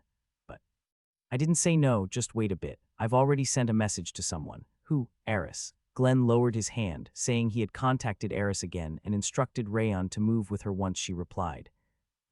Rayon closed his mouth. That really is the best option. Eris wasn't just strong, she had sailed all across the sea. If she helped, the search for the Soul Stone would become far easier. Understood. Rayon bowed and agreed to wait. You're at a very important juncture right now. Until your next mission, focus solely on your training. I will. Even in those short words, Rayon could feel Glenn's sincerity. He nodded deeply and left the audience chamber.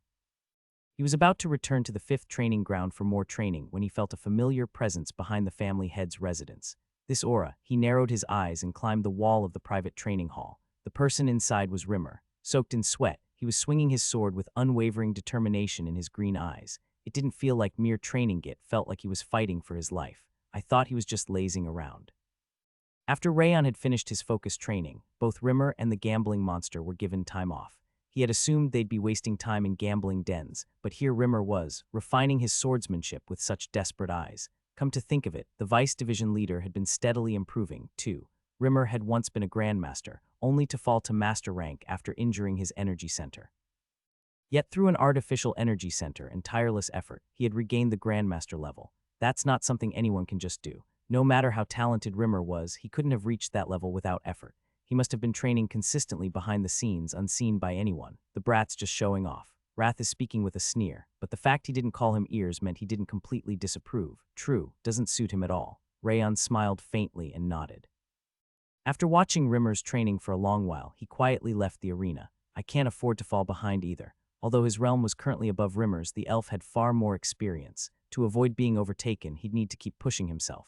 Which means, forget it. Wrath is speaking with furrowed brows. I haven't even said anything yet. You were going to ask for Nadine bread again today, weren't you? He shook his head emphatically, absolutely refusing. You've gotten sharper. Rayon chuckled as he looked at Wrath. Sharp, sharp. I've said it before, but you're the last person who should be using the word sharp, you fool. It's not that bad. It is that bad, Wrath is speaking as he smacked the back of Rayon's neck to knock some sense into him. Let this monarch tell you something. Humans originally lived through connections with others. Rayon returned to the annex while getting lectured by Wrath about social awareness and how to survive as a human. A quiet pier, waves carried by the wind gently rocked the sailing ship flying the pirate flag. Why won't this thing open? A middle-aged man with his forehead exposed furrowed his brow while staring at a pure white envelope on the deck. That can only be opened by the owner. A woman with a red eye patch shook her head. The owner, probably the captain. She explained that only the captain, Eris, would be able to open that letter, shaking her head again. Now that you mention it, why hasn't our captain come back? It's been over 2 months, hasn't it? The middle-aged man looked up at the blazing sky, his expression tightening. Eris had taken most of the crew and headed into a port after hearing a lead on her son's whereabouts, but she still hadn't returned. She was always one to do as she pleased, but this kind of silence for such a long time was rare, and it worried him. No need to worry. The eye-patch-wearing woman calmly shook her head. How can I not worry? 2 months. It's not normal to go this long without a word. No, I didn't mean it like that. You heartless ice queen, after everything the captain's done for you, the middle-aged man frowned, calling her cold-blooded. Even if Lady Eris and Rabouin are strong, they're not invincible. They could be in danger. Just as the man was shaking his head.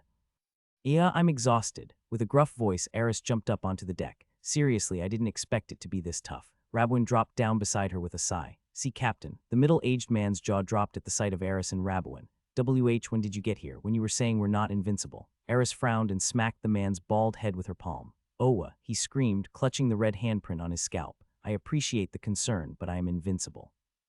Eris chuckled and shook her head. The man bit his lip and looked at the woman with the eye patch. Why didn't you tell me? I told you there was no need to worry. Only now did he recall her words and exhaled a shaky breath. How did your mission go? The eye-patched woman passed the middle-aged man and approached Eris. I got played. Eris furrowed her brow and shook her head. Played? Yeah, there wasn't even a trace of my son. Then why did it take you so long to come back? We went into a dungeon and the time axis was all messed up. She let out a dry laugh, explaining that while they were only in there for a week, 2 whole months had passed outside. Nothing happened here, right? Eris leaned back against the deck and tipped her head slightly. Nothing happened to us, but there was a message from Sieghart. Sieghart? Forget it. That old man's probably just saying something weird again. Well, it was something weird. He said they're searching for the Soul Stone. Soul Stone, she tilted her head, unfamiliar with the term. What's that? Just as Eris was about to ask, the white envelope lying on the floor floated up on its own and approached her. Oh, a special delivery from the black market. My old man must really be in a rush. Eris chuckled as she opened the envelope. After reading its contents, her eyes narrowed. It says, when the sun and moon touch at their closest point, the path to the sky will close and a wandering soul will inhabit the nearest object, becoming a soul stone that shines with a rainbow glow. Ever heard of that? She scrunched her nose, clearly not understanding the meaning. Who'd go looking for something like this? The letter we received earlier said the same thing. The middle-aged man rubbed his now red scalp and lowered his head. I've been all over the continent, and I've never even heard of. Rainbow glow, Rabouin blinked as she lifted his fake eye patch. I've seen that before. You saw the soul stone, Eris snorted as she looked at Rabouin. No way you saw it. You've only got one working eye. This thing's fake. Rabouin pulled off the fake eye patch and scowled. You're the one who made me wear it. Still, it's true you can't see out of that side. Eris tilted her chin, implying he couldn't see properly with the eye patch on. Well. Rabouin lifted the eye patch and licked his lips. There's a tiny pinhole poked into it. He averted his gaze, clearly embarrassed to admit he'd made a hole in the eye patch. No one ever sticks to their character around here. Eris sighed, tapping the letter paper lightly.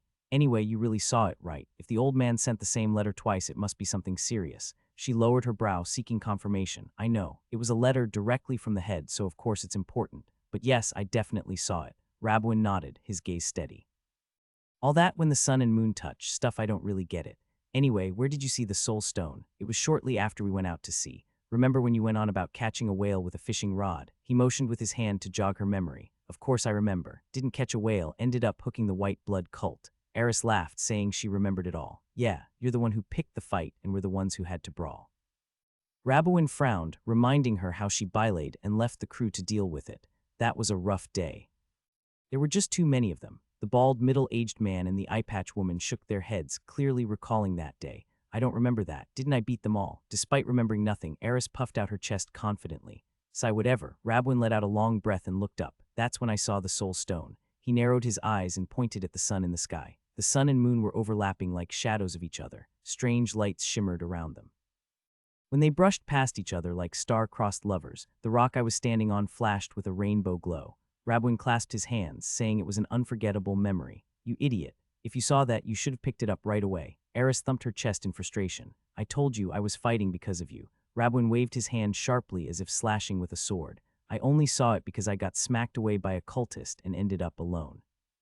He clenched his jaw, still bitter about the past. Do you remember the location? Ignoring his anger completely, Eris asked about the Soul Stone's location. Why yeah, it was on a rocky island a bit off Seville Island. But Rabouin glanced to the side. There were tons of rocks on that island, and it's been so long. We just need to take our time and search. Eris tilted her head as if wondering what the problem was. You're not the one searching, though. Rabouin turned his head and bit his lip. What was that? And nothing. He straightened his shoulders and shouted that he was just talking to himself. We should send a reply first, right? Of course. Rabwin nodded. Then why are you just standing there? Me? Who else? Eris tossed the crumpled letter from her pocket at him. Rabwin caught the letter and, chewing his lip, headed for the captain's quarters. Kids these days never do anything unless you spell it out, huh? Just then, a letter bearing the Zeekhart emblem dropped onto Eris's head. What the? He sent another one already. What's going on? Even Eris sensed something unusual as she read the letter with serious eyes. He's sending Rayon to join the Soul Stone search. Her serious expression vanished instantly, replaced by a delighted smile. Well then, I'd better go greet my dear nephew. Rayon placed his hand on the sheath of the Heavenly Drive, SRRRNG.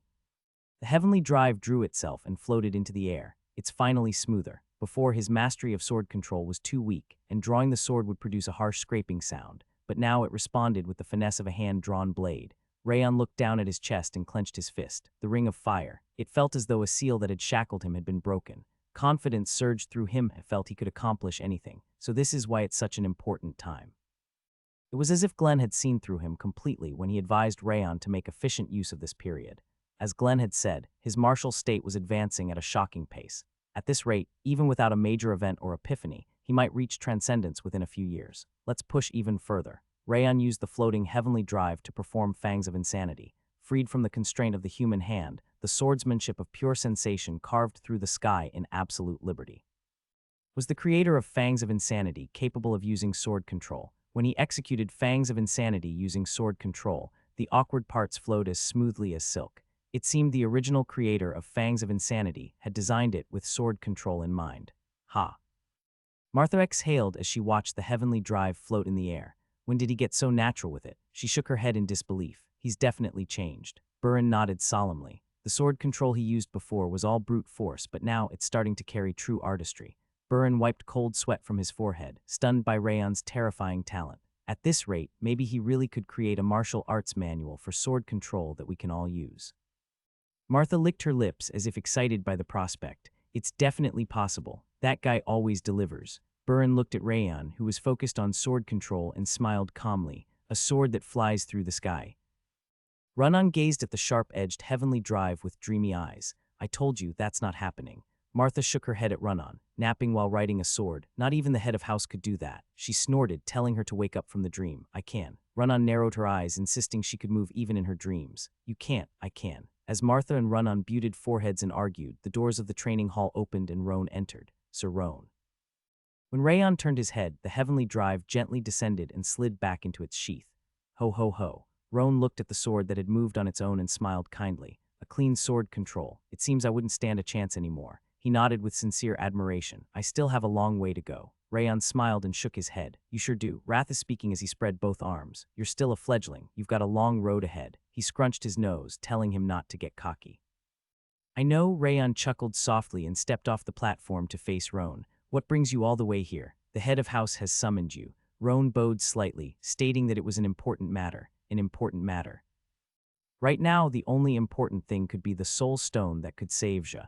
It seemed they had finally made contact with Eris. Then I'll just go on, don't worry about us. Just as Rayon was about to instruct the Light Wind Division to conduct independent training, Rimmer, who had been lying below the platform, waved his hand. I'll handle it. Rimmer said to leave it to him, then yawned long like a sloth. Normally, Rayon wouldn't trust Rimmer and would leave things to the team leaders, but after seeing firsthand what kind of heart Rimmer carried, he nodded. Then I'll leave it to you. Yeah, go on. Rayon bowed to Rimmer, then left the training hall with Roan. Ahem. After Rayon exited, Rimmer slowly climbed the platform. All right, eyes up here. At his gesture, the Light Wind Division stopped their training and gathered in front of the platform. Today's scheduled training is sword drills. Burin, expecting Rimmer not to know what was on the schedule, stepped in and announced it. Sure, sword drills are good, but today I've got something to say. Rimmer shrugged as he looked over the Light Wind Division. Knew it, just trying to slack off again. Martha frowned, seeing right through him. Is it nap time? Runnan's eyes sparkled with anticipation. Unfortunately, it's not nap time. Rimmer smiled gently and shook his head.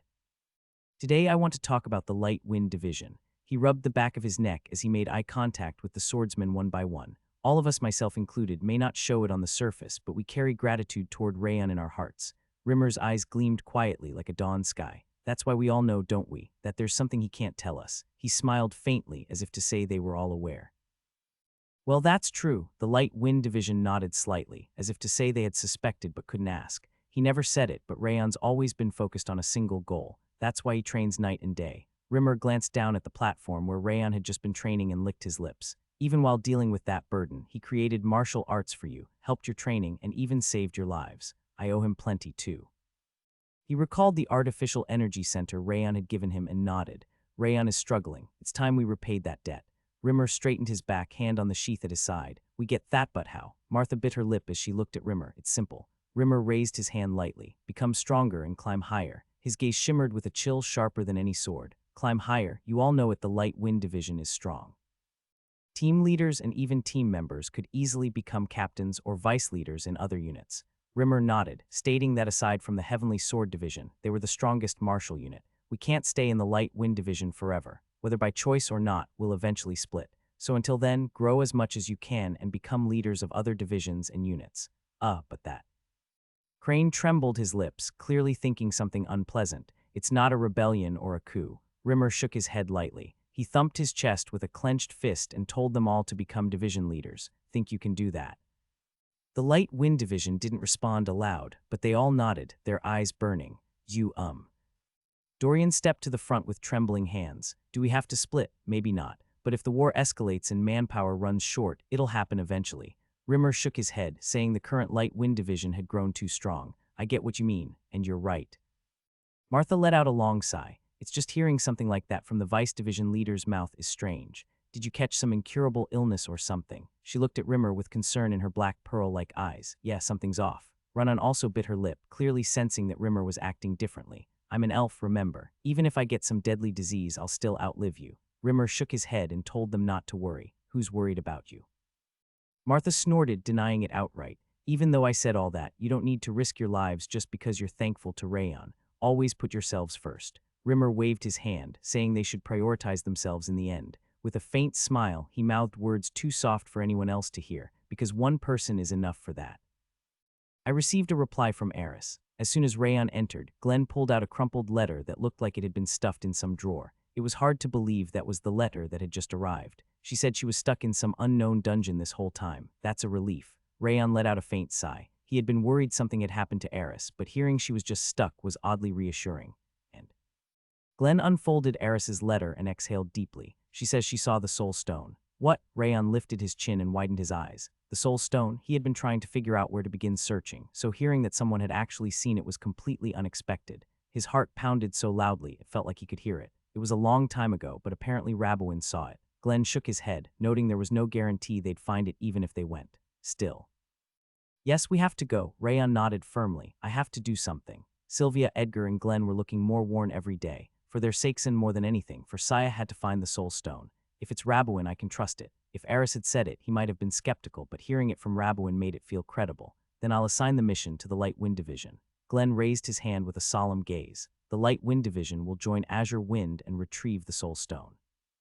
Though he spoke as the head of house, his eyes carried the affection of a grandfather. I accept the mission. Rayon placed a hand over his chest and bowed his head. When do you plan to depart? I need time to prepare, so I'll leave at dawn tomorrow. Very well, take care. Glenn handed over Eris's letter, his voice trembling ever so slightly. Yes. Rayon bowed deeply, then left the audience chamber. Eris and Rayon, Roan smiled gently and nodded. Doesn't seem like anyone could match them. He smiled faintly, expecting good news. Back then, both Rayon and Eris were weaker than they are now when they brought down the wild dragon. Glenn said he was hopeful, though the concern in his eyes lingered. Rayon returned to the 5th training ground to brief them on the mission. When he climbed onto the platform and looked over everyone, something felt different from just a while ago. What is this? The swordsmen were always diligent in their training, but now, he could feel a desperate intensity, as if their lives were on the line. It reminded him of Rimmer's expression in the family head's training hall. Rayon swallowed dryly and clapped his hands. We've received a new mission. The Light Wind Division paused their training and gathered at the front of the platform. He hadn't been imagining it. Their eyes gleamed sharper than blades. This is a mission, but to me, it's also personal. Rayon nodded as he addressed them. As you all know, my sister Jazigheart still hasn't woken up. They say they've found a soul stone that might be able to awaken her. Our mission is to find it and return. He called it a mission, but it still felt like a personal matter, which made him a bit embarrassed. Yes, just as he was about to say more, the entire Light Wind Division responded in unison, like a war cry. Their gazes flashed even more fiercely than when they trained. Departure is at dawn tomorrow. We'll be heading out to sea by ship, so be thoroughly prepared. Understood. Not one of them gave a half-hearted answer or showed worth. He nodded with firm resolve and left the training hall. What did you say to them during training? Rayon narrowed his eyes at Rimmer. Nothing much, just a little pep talk. Rimmer shrugged casually like it was no big deal. Well, guess I'll go get ready too. He gave Rayon's arm a light pat and wandered off with his usual lazy gait. What just happened? Rayon blinked in a daze. This is why. Wrath is speaking as he clicked his tongue. This monarch always says you have no sense whatsoever. The next morning at dawn, Rayon left the annex early and headed to Zha's room. As always, Sylvia and Edgar were seated at her bedside, staying by their unconscious daughter's side. Rayon, be careful, all right, and don't forget your safety comes first. Sylvia held Rayon's hand, letting out a worried sigh. You're important, yes, but you're also a division leader now. You have to look after your subordinates first. Think of them as your own life. Not that I'm in any place to say that, really. I mean, even though there were reasons, I abandoned my subordinates back in the Holy Sword Alliance. Enough. Sylvia silenced Edgar before he could ramble to the end. Rayon, come back safely, and take care of the others too. Yes, I will. Rayon bowed to Sylvia and Edgar, then approached Zha's bed. Just hold on a little longer. He held her hand gently, silently vowing to save her. Boom! Suddenly, heavy footsteps echoed, and the door to the Frederick estate burst open. What the? Rayon's eyes widened as he stepped outside, only to find Eris standing there, one hand on her hip and chin raised, her red hair flowing behind her. Aunt. Rayon's jaw dropped at the sight of Eris's beaming smile. What are you doing here? You said you were coming, so I came to meet you. Eris smiled brightly, saying she just couldn't wait to see him. Meet me. He hadn't realized that coming to meet someone could mean barging into the house. Come to think of it. Wrath is speaking, narrowing his eyes at Eris. You don't seem to have a single normal woman in your life, do you? I see. After hearing the story, Eris lowered her head. I'm sorry, I had no idea. She pressed her lips together tightly as she looked at Zha lying in bed. I said I'd protect you all, but I guess I focused too much on my own affairs. Eris let out a deep sigh filled with regret. You don't need to apologize. Rayon approached Eris and shook his head. If this matter got out, it could have been used as a weakness against the 5 demons, so the head intentionally chose not to tell you. Since Eris seemed to be blaming herself, he explained why the news hadn't been shared. That's right, Unnie. Sylvia called Eris Unnie in a slightly trembling voice. Everyone's safe. We're really okay. She smiled softly, setting aside her worry for Zha for the moment. Even after hearing Rayon and Sylvia's words, Eris furrowed her brows, still unable to forgive herself as she stared at Zha. Aunt. Rayon looked down, calling her aunt to shift the atmosphere. What were you doing all that time that you couldn't be reached? The head said he sent a letter even before I went to the Holy Sword Alliance. Eris let out a short sigh and raised her gaze. I was looking for that damned son of mine. She tousled her hair and clicked her tongue. You mean Sif? Sylvia narrowed her eyes at Eris. Still no contact. Yeah, I went to the place someone said they'd seen Sif 2 years ago. Damn place turned out to be a dungeon. Eris gritted her teeth, saying she'd been completely fooled. You went into a dungeon. Rayon looked at her and asked again. Yeah, it was a dungeon full of traps and monsters ready to kill. But that wasn't the real issue. What do you mean it felt like it was created just days ago, but also like it had existed for hundreds of years? Actually, that's probably accurate. The flow of time was different. Eris nodded with furrowed brows. We were in the dungeon for a week, but when we came out, more than 2 months had passed. She shook her head, saying it was an incredibly strange place. Then what did you find there? Nothing. Not a trace of that damned son of mine. No treasure either. Rayon stroked his chin as he looked at the tongue-clicking Eris. She's wound up. Normally, Eris would have welcomed a dungeon and adventure like that, but it seemed she was on edge because of the missing Sif. Who? Eris leaned back in her chair and looked up at the ceiling. Honestly, I didn't want to live like my father, so I planned to give Sif a bit of training and then let him go free.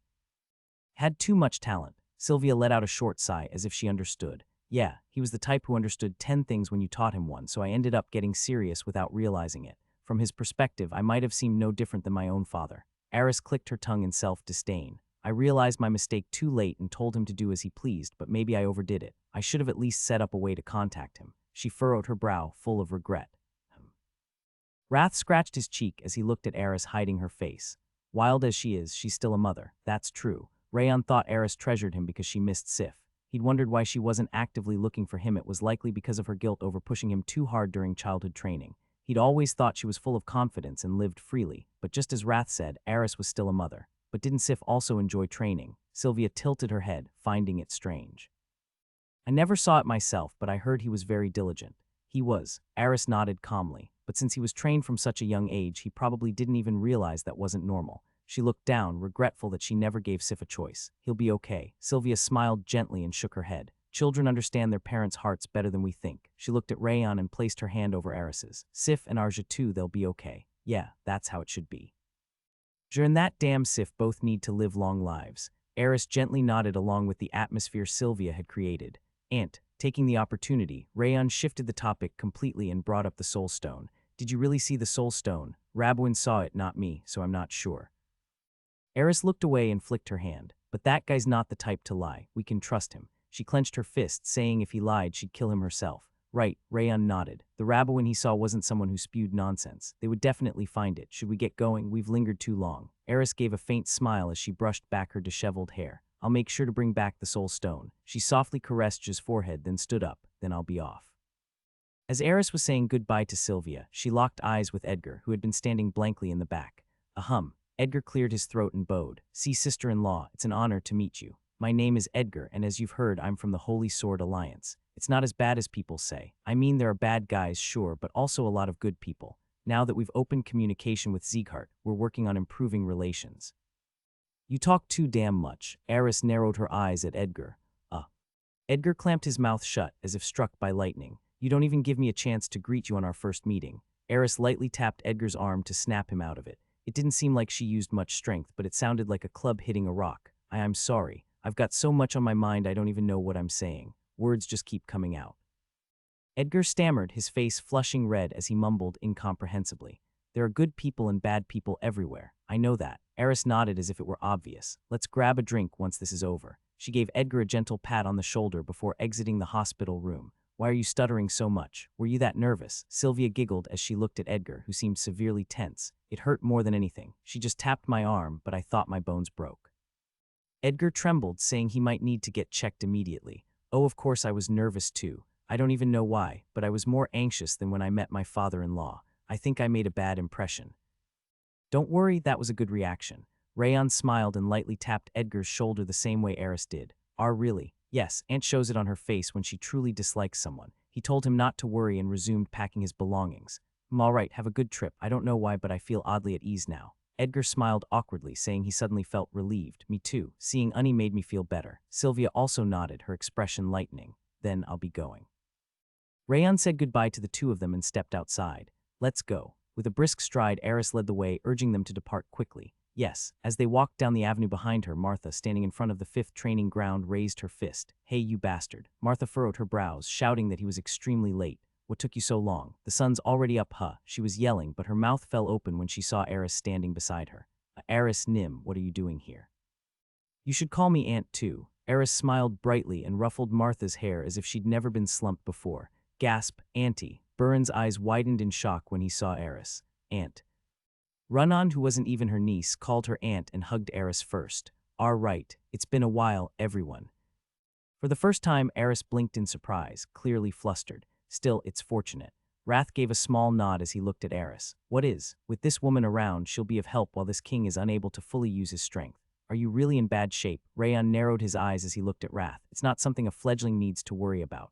Wrath waved his hand, telling him to worry about himself. Seeing him act as usual, it seemed he would recover with time. What's going on? Rimmer walked up to Rayon with a dazed expression. Why is that wild woman here? He tilted his head, clearly confused. She came to pick us up. Rayon shrugged as he looked at Rimmer. Pick us up? I think your definition of that word is a little different from mine. Rimmer let out a baffled chuckle. Still, it feels reassuring right from the start of the mission. He smiled, saying the journey would be smooth. Yes. Rayon nodded gently as he watched Eris pulling on Dorian's cheek. It definitely feels reassuring. You can already see the ocean, though.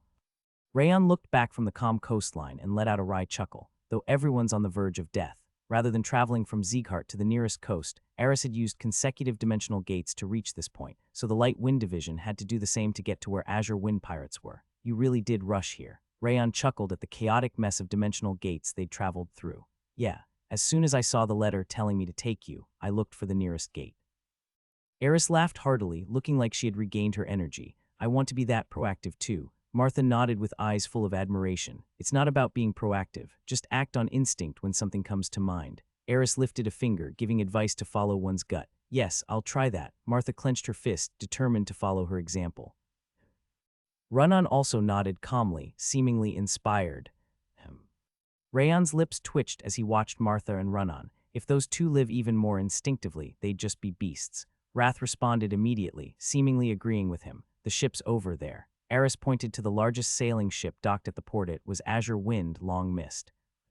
Rayon gulped as he looked at Azure Wind's sail. You still have the pirate flag up. This was a normal port city on the opposite side of Eris's domain, and she had left the pirate flag flying without a care. No reason to lower it. Eris grinned, saying she'd just crush anyone who tried to mess with them. Right. Rayon let out a dry laugh and nodded. That kind of confidence always gave him strength. Then let's get on board. Eris flicked her finger, saying everything was ready to go. Yes. Rayon nodded and climbed the wooden stairs onto Azure Wind. You're back sooner than expected. Rabwin, who was tidying the deck, bowed his head to Eris. No need to waste time bringing the kids over. Eris laughed, saying it cost her a bit of money, but speed was everything. That's true. What did the head say, the head? I didn't see him. She tilted her head, wondering why she'd need to see Glenn. Rayon's mouth dropped open. You didn't stop by to see the head before coming to us. Come on, why would I go see that guy? I didn't want to hear him nagging. Eris waved her hand, saying listening to Glenn's nagging at dawn would ruin her whole day. I knew it, Rabwin sighed, while Rimmer chuckled knowingly. Everyone, guide the Light Wind Division members. Rabwin quickly regained composure as if this was nothing new and gave orders to the crew. Yes, this way please. The crew took their luggage and guided the Light Wind members below deck. Having fought together in the war, their gazes already held familiarity and friendliness. It's been a while, Rayon Nim. Rabwin bowed respectfully to Rayon. You look better than before. Rayon smiled back and returned the greeting. Things have calmed down a bit since a certain someone stopped raising hell. Rabwin glanced at Eris and lowered his voice. But Rayon took a step closer to Rabwin and opened his lips with a heavy tone. Did you really see the soul stone? Yes. Without hesitation, Rabwin nodded. When the sun and moon aligned, the stone beneath my feet shone in rainbow light. My life was hanging by a thread, but it was so mesmerizing I can't forget it. He explained the situation when he'd clashed with the White Blood cult because of Eris. White Blood cult.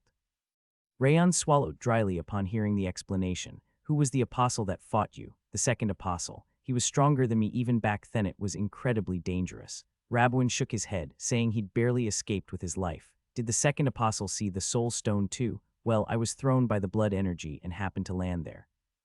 He turned his chin to the side and clicked his tongue. The light wasn't that strong, but considering how powerful he is, he might have seen it too. Rabwin furrowed his brow, saying it was quite possible. I see. Then there's a chance the White Blood cult is also after the Soul Stone.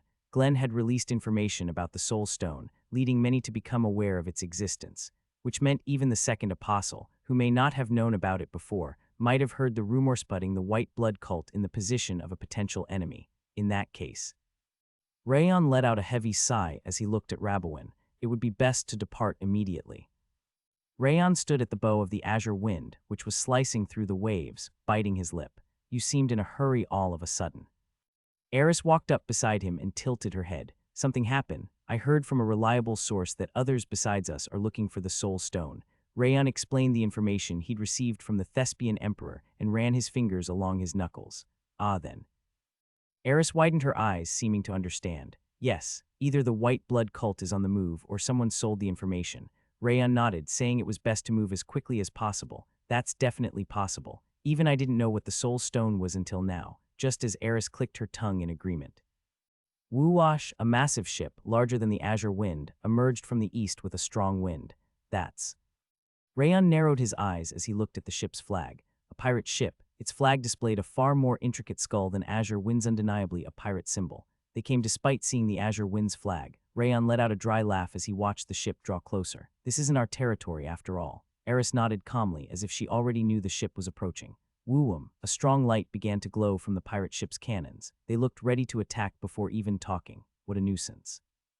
Eris clicked her tongue briefly and grabbed her sword handle. I'll handle this. Rayon shook his head and placed his hand on the sheath of the heavenly drive. Yeah, then let's see how much my nephew's grown. Eris nodded and stepped back. Quang. The moment the pirate ship fired its magic cannon, Rayon exhaled shortly and activated sword control. Chi-yang. The heavenly drive flew from its sheath, wrapped in a faint flame, and shot forward like a beam of light. Quang. The sharp blade of the Thousand Flames cultivation, unleashed through sword control, split the magic cannon in half. The bisected cannon fell into the sea, raising a massive wave. Kugagagung. A violent wave surged, making both the pirate ship and the Light Wind members tremble as if they would capsize. Quajujujuduk. Not stopping at defense, Rayon continued with sword control, wielding his sword to rip apart 3 more magic cannons made of steel. Light Wind Division, charge. After disabling the enemy's weapons, Rayon gave the order. The swordsmen, blades already drawn, burst from the deck and leapt onto the shaking pirate ship. What is that? Insane. Sword control. The crew of the Azure Wind stared at Rayon with wide eyes, their shock at sword control plain on their faces. Huh. Even Eris let out a breath of awe as she looked at Rayon. I heard you used sword control with a dagger when you caught the Crimson Flame Demon, but this is the real deal. I still have a long way to go. Rayon shook his head as he returned the heavenly drive to its sheath. Still, using it in actual combat is impressive. I didn't see that coming at all. Eris nodded repeatedly, praising him with enthusiasm. But hey. Her eyes suddenly gleamed with curiosity. Why don't you try putting one more thing into that sword control? What do you mean by that? Rayon tilted his head, still holding the sheath of the heavenly drive. He couldn't quite grasp what Eris meant by putting something into sword control all of a sudden. I just had a fun idea. Eris nodded and raised her sword. What if you mix the essence of a spatial blade into sword control? The essence of a spatial blade. Rayon rubbed his chin as he heard her words. Up until now, he'd focused all his energy on simply using sword control. The idea of adding spatial manipulation had never crossed his mind. Think about it. Eris suspended her sword in the air. It wasn't sword control, just simple telekinesis using aura. Most people think the biggest advantage of sword control is its destructive power, but someone like you should know.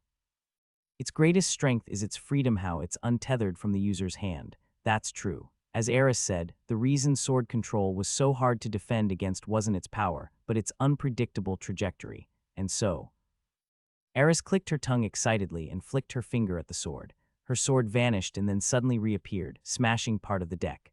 Of course, it wasn't sword control, so it lost momentum and dropped immediately, but its speed and impact as a flying sword were impressive. If your sword control sword suddenly appeared like that, wouldn't it be even more fun?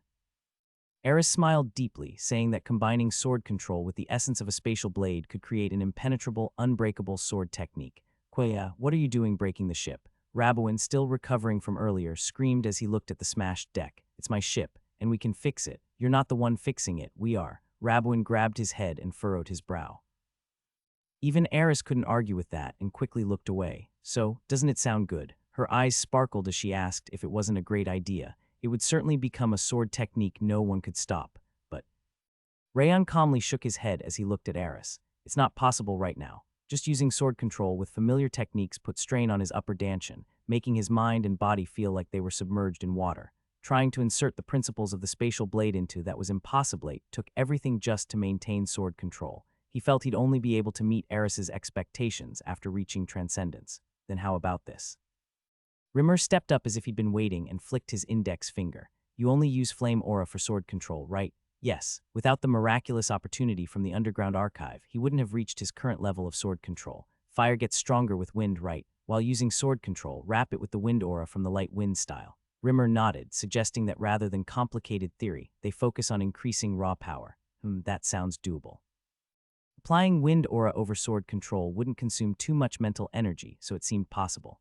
No way. Eris pushed Rimmer aside with her elbow and stepped in. Spatial blade is way cooler and has way more practical use. You should go the hard route, not the easy one. She shook her head, saying training in spatial swordsmanship was better. It's not the hard route, it's the impossible one, you know? Rimmer snorted, saying it wasn't going to work in the current situation. KRRRR.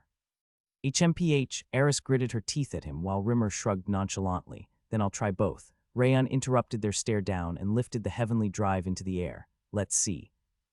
Just like Eris wanted, he launched the sword with sword control and tried to incorporate the essence of a spatial blade. Woo-wung. The heavenly drive trembled violently, trying to leap through space, but then stopped dead mid-air above the sea. As expected, it didn't work. Trying to bend space while maintaining sword control made his head feel like it was going to explode. It was the result of lacking mastery in both sword control and the spatial blade. See, told ya, no way it'll work. Rayon may be a genius, but just using sword control is already crazy hard at his level. Rimmer shook his head as if the result was obvious. I never said it would work now. I said we should train for it. Eris bit her lip, a vein popping on her forehead. Rayon, try adding the light wind style's wind next. The power boost should be guaranteed. Rimmer nodded with confidence. Understood. Rayon nodded back and focused on sword control again. Targeting the pirate ship with the 10,000 flames cultivation, he layered the fierce, steady flame with the wind aura of the light wind style. Kuwang. My whole body was stiff from jumping through dimensional gates, but swinging my sword feels great. Martha grinned as she slashed a tattooed pirate with a single strike. Seriously. I thought we wouldn't get to train at sea, but I didn't expect real combat. Burin nodded as he cleaved through 3 charging pirates in one motion. But is it really okay to kill them? We don't even know what they did. Dorian swallowed dryly as he laid the subdued pirates on the ground. They launched cannon fire the moment they saw us. What do you think? Martha flicked Dorian on the forehead, telling him to get real. Don't worry. The bald, middle-aged man who had guided them below deck shook his head. They're part of the Jurang pirate crew, the absolute worst scum in these waters. He said they were demons in human skin, and with that, he cut down the pirates' throats without hesitation. Murder, theft, drugs, human trafficking, those bastards do anything that makes money. A woman wearing a black eye patch narrowed her eyes coldly, saying there were probably slaves aboard the ship. She's right, they're below. Run-On, who had only been defending with her scabbard, sensed faint presences beneath the deck and drew her sword. From the pure white blade, a blossom of frost bloomed, instantly turning the nearby pirates into living ice statues. Then there's no need to hold back. Martha grinned and gripped her sword with both hands. Resolute, she began destroying not only the pirates but the pirate ship itself. This too must be for the good of the continent. Burin, muttering that this was also a way to protect others, began slaughtering the pirates without hesitation. Stop. Just as the Light Wind Division overwhelmed the pirates without a single scratch, the captain's quarters burst open, and a large middle-aged man stepped out. A greatsword was slung across his shoulders, and the energy radiating from him was immense, like a war-hardened general. He was at least a high-ranking master, HMPH. Martha clicked her tongue as she eyed the man who appeared to be the pirate captain. Finally, someone decent. I'll take care of him. Burin stepped forward, straightening his posture. What nonsense. He's mine. Martha shook her head, telling him to back off. Look inside the captain's quarters. Burin pointed toward the room the pirate captain had just exited. Inside, people drenched in blood and shackled in chains were collapsed on the floor. It meant they had been treated like toys after being kidnapped. I can't forgive that scum. Burin's chilling aura flared as he insisted on finishing the pirate himself. All the more reason for me to handle it. Someone like that shouldn't be killed easily. Martha bared her white teeth, unwilling to back down. You brats don't know your place. The pirate captain ground his teeth and raised his greatsword above his head, just as he gathered his full strength to strike down Martha and Burin. Quairang, a massive sword engulfed in flames, fell from the sky and cleaved the pirate captain in two. Grag. The blade's strike was so sharp that even after being sliced in half, the pirate captain didn't die immediately and screamed in agony as the flames devoured him. Whoa, that's a bit. Rayon's on another level. Even Burin and Martha, who had vowed to kill the captain themselves, trembled at the brutal execution they hadn't imagined. Guys, I think the ship is tilting. Dorian blinked as his body slowly slid across the deck. It's not tilting. It's split in half. Crane trembled as he stared at the pirate ship, now broken in two and starting to burn. Quoo! The force of Rayon's sword control was so great it didn't just destroy the pirate ship, it split the sea beneath it as well. Ag. What the hell just happened? The ship is sinking. Save the people first. The Light Wind Division, able to walk on water, dove fearlessly into the sea to rescue the kidnapped victims. You damn brat, you sent us ahead and then destroy the whole ship. You didn't just break it, you obliterated it. Go show off somewhere else. Martha and Burin gritted their teeth as they glared at Rayon. Ugly Rayon. Run-On formed a splint out of frost and shot Rayon a frosty glare. Pew-hoo-hoo-hoo-hoo-hoo. Wrath pointed at Rayon and cackled. To think you'd earn the ice cream girl's resentment. How disgraceful. He burst into laughter, thoroughly enjoying the mess Rayon had made. Sorry, I didn't expect it to be this strong. Rayon clasped his hands together in apology toward the Light Wind swordsman. Since the ship was large, he hadn't thought to hold back, but the combination of wind and flame produced more power than anticipated. While the sword technique was still crude, its destructive force had already surpassed the level of a grandmaster. This is embarrassing. After returning the heavenly drive to its sheath, Rayon dove into the sea to help rescue the people with the Light Wind Division. See, sometimes focusing purely on power is the way to go. Rimmer shrugged at Eris. The spatial blade can wait. We'll see about that. Eris clenched Rimmer's shoulder with a burning glare. Starting today, I'm going to train him one-on-one until he surpasses me in spatial blade. Her eyes blazed red with frustration at losing to Rimmer. Fine. Rimmer gulped as he saw her increasingly red eyes. Is there a single normal person in this damned family? That's not it. Eris slammed a switch she'd gotten from who knows where onto the deck. You can see the sword's movement. That's not a spatial blade, it's just moving fast. She shook her head, saying the path itself was wrong. I know, but it's not easy. Rayon lowered the heavenly drive and shook his head.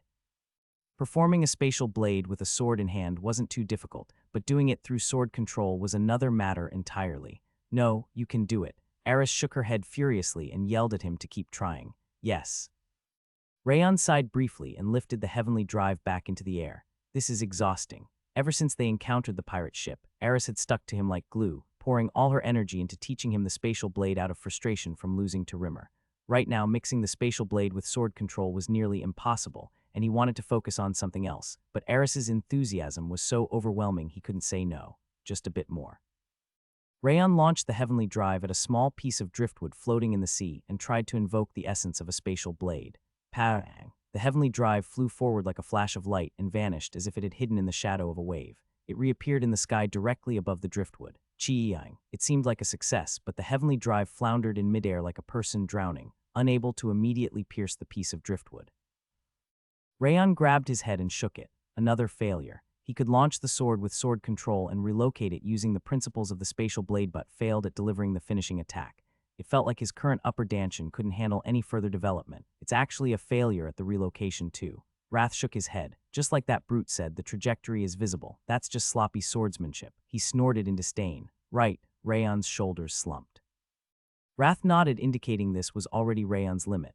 Og, so close. Eris clapped her hands in frustration and shook her head. Just a bit more, let's try again. She clasped her hands together, certain it would work with more tries. No point. Rimmer waved his hand. Rayon using sword control at all is already miraculous. Adding spatial blade to that is impossible. He shook his head, agreeing with Wrath that it would only be possible after reaching transcendence. Can't you shut your mouth? What can I say what I want? This won't do. Rayon narrowed his eyes, watching Eris grab Rimmer by the collar as if she were about to throw him into the sea. If the Vice Division leader knows this, Ant must know too. Rimmer was aware that pushing further with sword control was unrealistic, yet Eris continued to insist. Rayon couldn't understand why. That doesn't mean this training is meaningless. Wrath shook his head calmly. It's not meaningless. The danshin is like a muscle. Even a little use causes it to grow and strengthen. Your upper danshin is overloaded right now, but after resting and using that sword technique again, you'll find yourself slightly improved. Wrath assured him that even if it didn't show now, once he reached transcendence, this would make a difference. I see. Rayon nodded as he held the heavenly drive again. It seemed Eris wasn't just pushing his limits, wanted his future self to grow stronger through this training. Ag. As he turned toward the edge of the ship, he heard Rimmer scream he was gone, and Eris was approaching with a cheerful smile.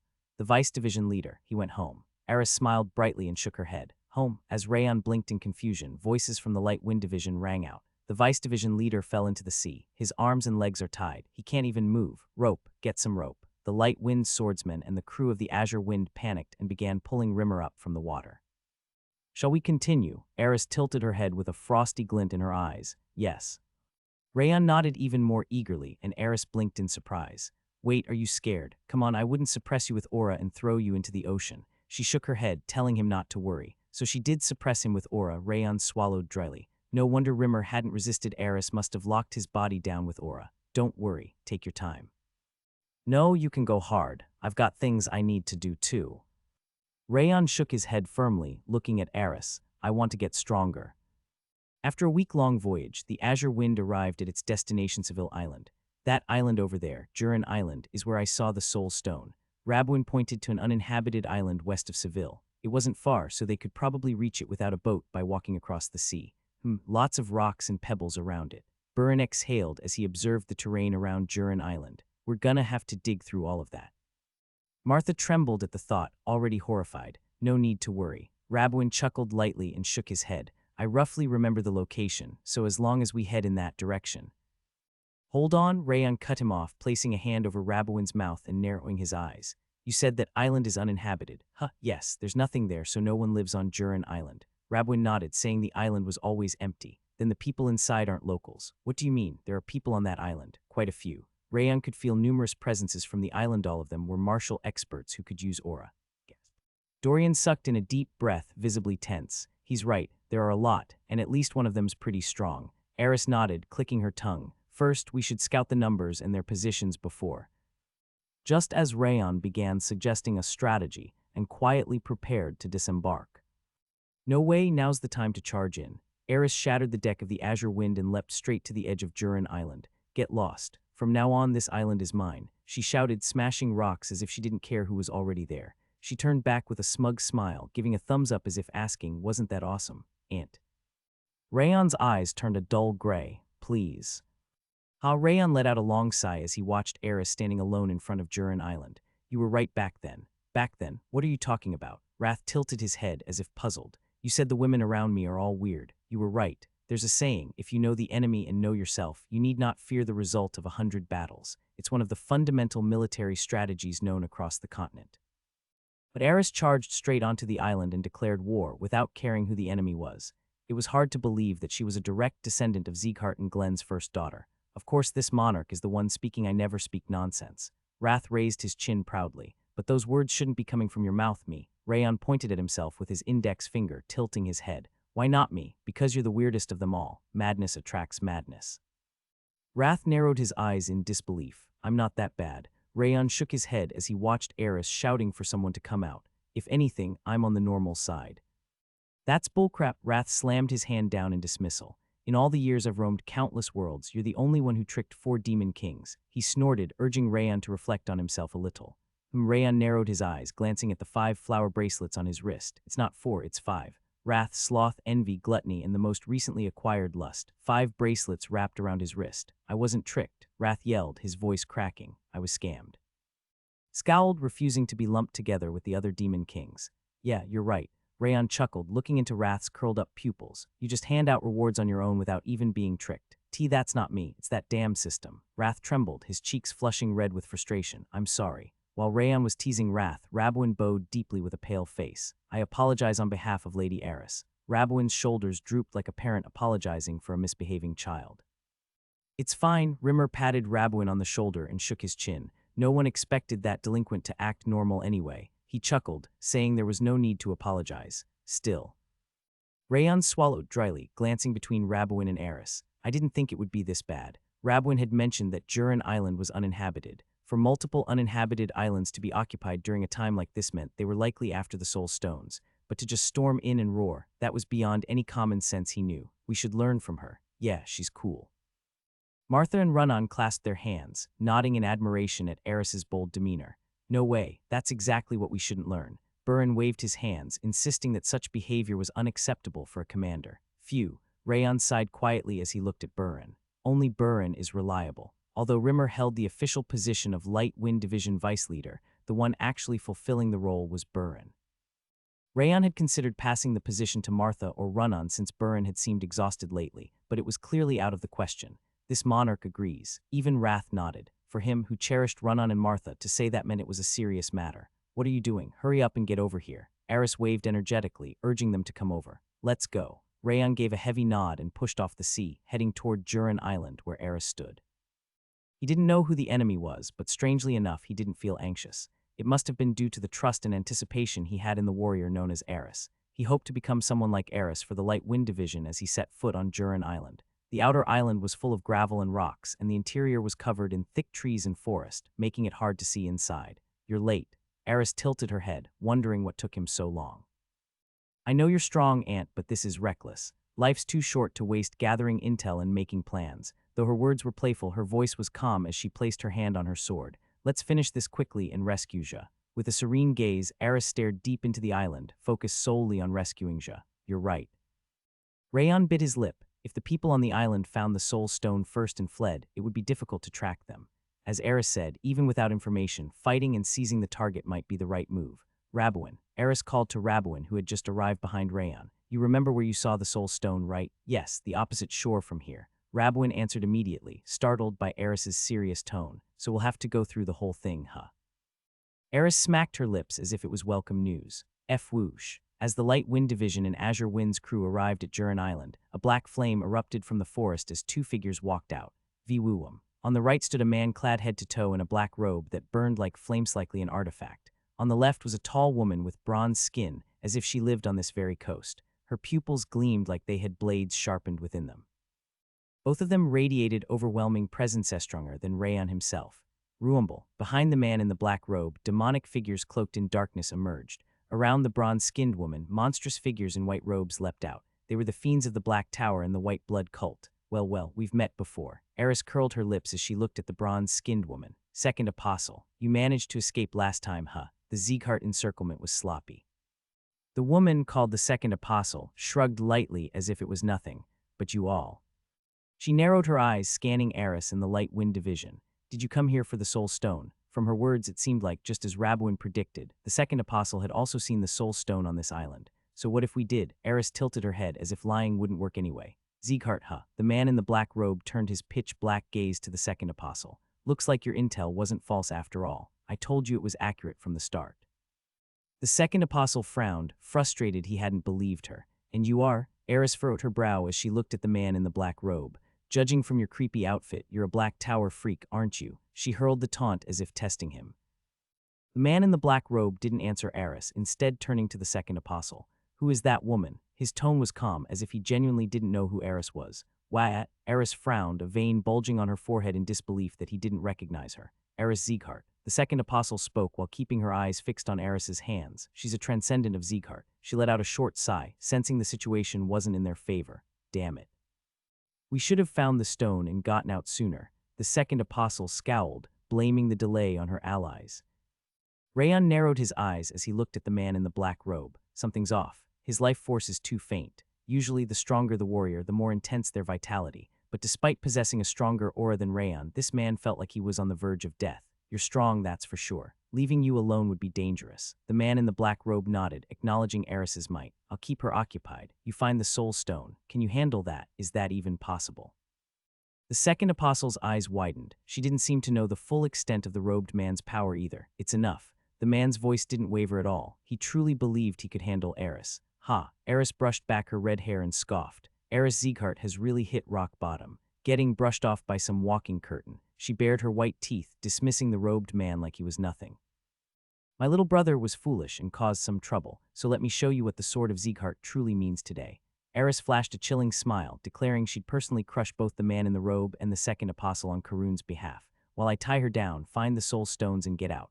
The man in the robe stepped forward, suggesting a rendezvous point. Got it. The second apostle nodded immediately. As long as Eris Zeeghart is out of the picture, the rest are just insects. No problem.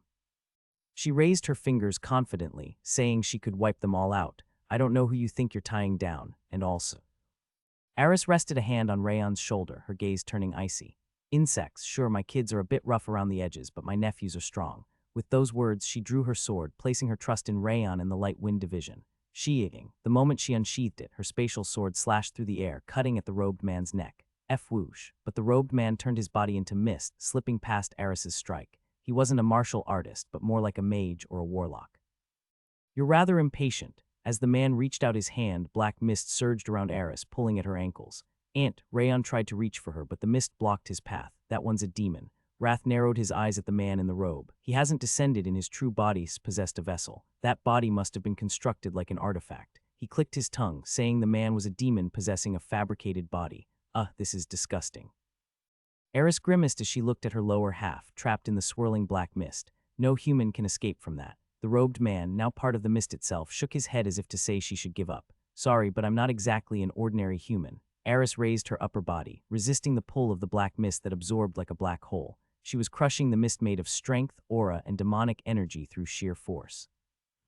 Even the man in the robe let out a faint breath, seemingly surprised by Eris's power. Rayon, you can do it, right? Eris, forcing down the black mist, looked straight at Rayon. You can win without sacrificing a single one of our kids, right? She nodded, telling him to speak up now if he couldn't. Rayon didn't answer immediately. He looked coldly at the second apostle, whose eyes were filled with venom. Yes, we can. We have a score to settle with them after all. The second apostle had broken through Zeeghart's wall and tried to kill Sylvia. Just thinking about it had boiled his insides for days, and now that the chance for revenge had come, he welcomed it. Then I'll trust you. Eris smiled and relaxed her body. Her form melted into the earth along with the black mist. When Eris opened her eyes again, she was in a space dyed entirely black. The ceiling, walls, and ground all pulsed with thick demonic energy. A barrier. Looks like I can't beat you in that dimension. The ground rippled like mud as the man in the black robe rose up again. He had a human form, but it felt more like he was made of smoke. So you think you can win here? Eris scoffed, clearly unimpressed. It doesn't matter if I can't. All I need to do is buy time. He shook his head as if saying it was enough just to keep her tied down. This is the problem with Black Tower bastards. Their heads are so filled with demonic energy, they can't think straight. Eris lightly tapped her head as she glared at the man in the black robe. I won't kill you here. She raised her sword with a mocking smile, because I want to show you who's standing outside. A grudge, huh? The second apostle chuckled and shook her head. On a normal day, maybe I'd lose to you. She tilted her chin as she looked at Rayon. But today isn't one of those days. Powerful blood energy surged over her shoulders. It was the aura of a transcendent, far beyond a grandmaster, Light Wind Division. Rayon held his ground against the second apostle's aura and raised his hand. Cut them all down. Yes, sir.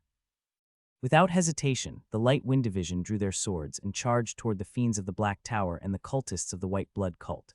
Kill them all. The second apostle stomped forward, issuing her own charge order. The demons of the Black Tower and White Blood cult behind her rushed at the Light Wind Division.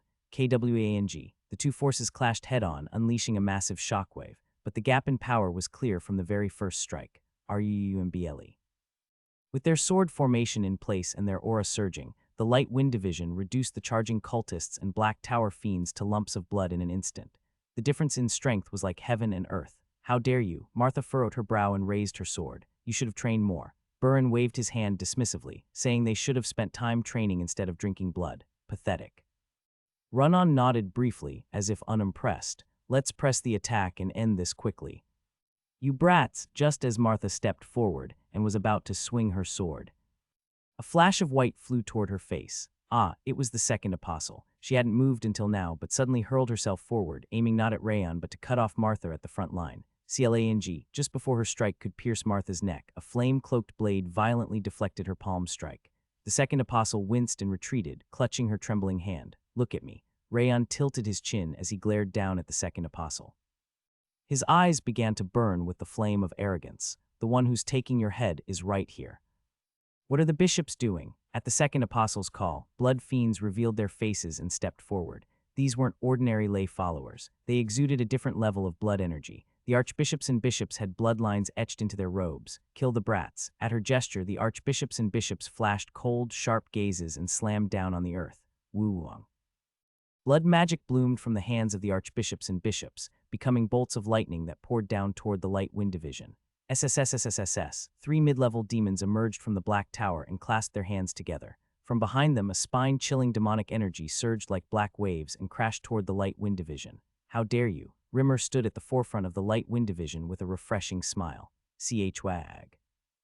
The pale green wind blooming from his sword split apart every blood magic spell that had been pouring toward the Light Wind Division. You shall not pass. Rabwin stepped forward with heavy steps and raised his sword. A thunderclap as if the sky had been torn apart shattered the black wave, attempting to collapse the storm formation. I won't need to step in then. Rabwin took a step back to protect the relatively weaker crew members, wipe them all out. Martha, as if she had already forgotten the fact she nearly died to the second apostle moments ago, stepped forward again and severed the neck of a white blood cultist. They're useless for the world's sake. Don't hold back. Burin encouraged the Light Wind Division while following behind Martha to maintain the formation and prevent her from becoming isolated. Focus more on defense than offense. Run-On held the center of the storm formation in place of Martha and Burin, who had surged ahead, and protected swordsmen who were in danger. Rumbly, the Light Wind Division 2 unleashed sharp sword force and relentlessly cut down the white blood cultists and demons.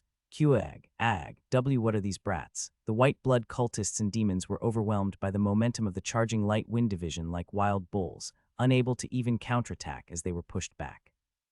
There was a clear gap in strength, but the difference in morale far exceeded that. How far do you think you're going? The apostle is right beside us. A red-haired blood fiend who appeared to be an archbishop screamed with a cracked voice. He seemed flustered that the Light Wind Division showed no fear despite the second apostle being right in front of them.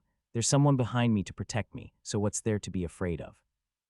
Martha, saying she trusted Rayon, pushed even more fiercely against the white blood cultists. I am a bit scared, no, I'm really scared, but I believe Rayon will protect us. Dorian glanced at Rayon and gave a small nod. That's right. Rayon nodded his chin as he looked at the trembling eyes of the second apostle. I'll say it again. Your opponent is me. Don't look elsewhere. He pointed the heavenly drive at the second apostle's forehead as if to provoke her. Hey. The second apostle exhaled a pale breath, arms drooping loosely. I didn't expect insects flaunting their petty strength to be this revolting. A pale blood energy rose from beneath her feet, sending chills up the spine. Just seeing it made one feel their heart tightening. So now it begins. Rayon exhaled softly, his smile vanishing. I heard she's inconsistent, but judging by her presence alone, she surpasses Lawrence. It was right to consider her a transcendent. Though the second apostle didn't acknowledge it, the nickname following her was Witch of Instability, given because her strength fluctuated wildly from High Grandmaster to Transcendent depending on her condition. Still, no matter the instability, for a Grandmaster to display Transcendent-level strength was supposed to be impossible. In other words, the second apostle was a Transcendent who occasionally weakened. I'll start by taking your head, just as you wished. Clenching her fist, the second apostle vanished into a white haze, where, before he could turn his gaze, her fist struck from the right. Thunk, Rayon pivoted on his left foot and raised the heavenly drive. Flame wall, a barrier of fire, blocked the second apostle's punch. Clang! With a fierce shockwave, Rayon was pushed back 5 steps, and the second apostle also retreated 3 steps, slightly bending her knees. Huh, the second apostle exhaled sharply, as if she couldn't believe she had been pushed back. How could a mere grandmaster? She furrowed her brow in disbelief at Rayon, who had blocked her attack and even countered. You're already surprised. That's a problem. Rayon drew the Soul Requiem sword with his left hand, lips twisting into a smirk. I've still got a lot more to show you. Planting both the Soul Requiem sword and the heavenly drive into the ground, he opened the world of his mental world. Sword field creation, divine demonic harmony. Holding the divine sword born of the sun in one hand and the demonic sword forged by the moon in the other, he gave a slight nod. Cheap tricks won't work on me. The second apostle's eyes flared crimson, and wings of white blood energy sprouted from her back. I'll show you what the realm of transcendence truly is. As she spread her blood wings, she vanished without a trace, leaving not even an afterimage. Whoosh! Rayon narrowed his eyes, following the vanished presence of the second apostle. Even in this state, I can barely keep track of her. Even while resonating the ring of fire and using the perception of snow flower, he couldn't lock onto her location. Right now, the second apostle was in a far faster realm than he was. Whoosh! While Rayon was spreading his senses in all directions, the second apostle's fist pierced the space, aiming at his left chest to shatter his heart and ribs. Better to attack than block. Rayon gave up on defense and swung a close-range flame dragon break at her charging fist. Whoosh! A rotating flame like a wagon wheel clashed head-on with the second apostle's punch. Kuang! Fiery and bloody sparks melted into an orange blaze that scattered in all directions, forcing both Rayon and the second apostle to retreat 3 steps each. Its power is overwhelming, but Rayon clicked his tongue as he looked at the slightly trembling divine sword. It's not just about speed. In terms of destructive force alone, with his sword field creation active, he had the upper hand. But even going all out, he didn't think he could catch the second apostle's speed.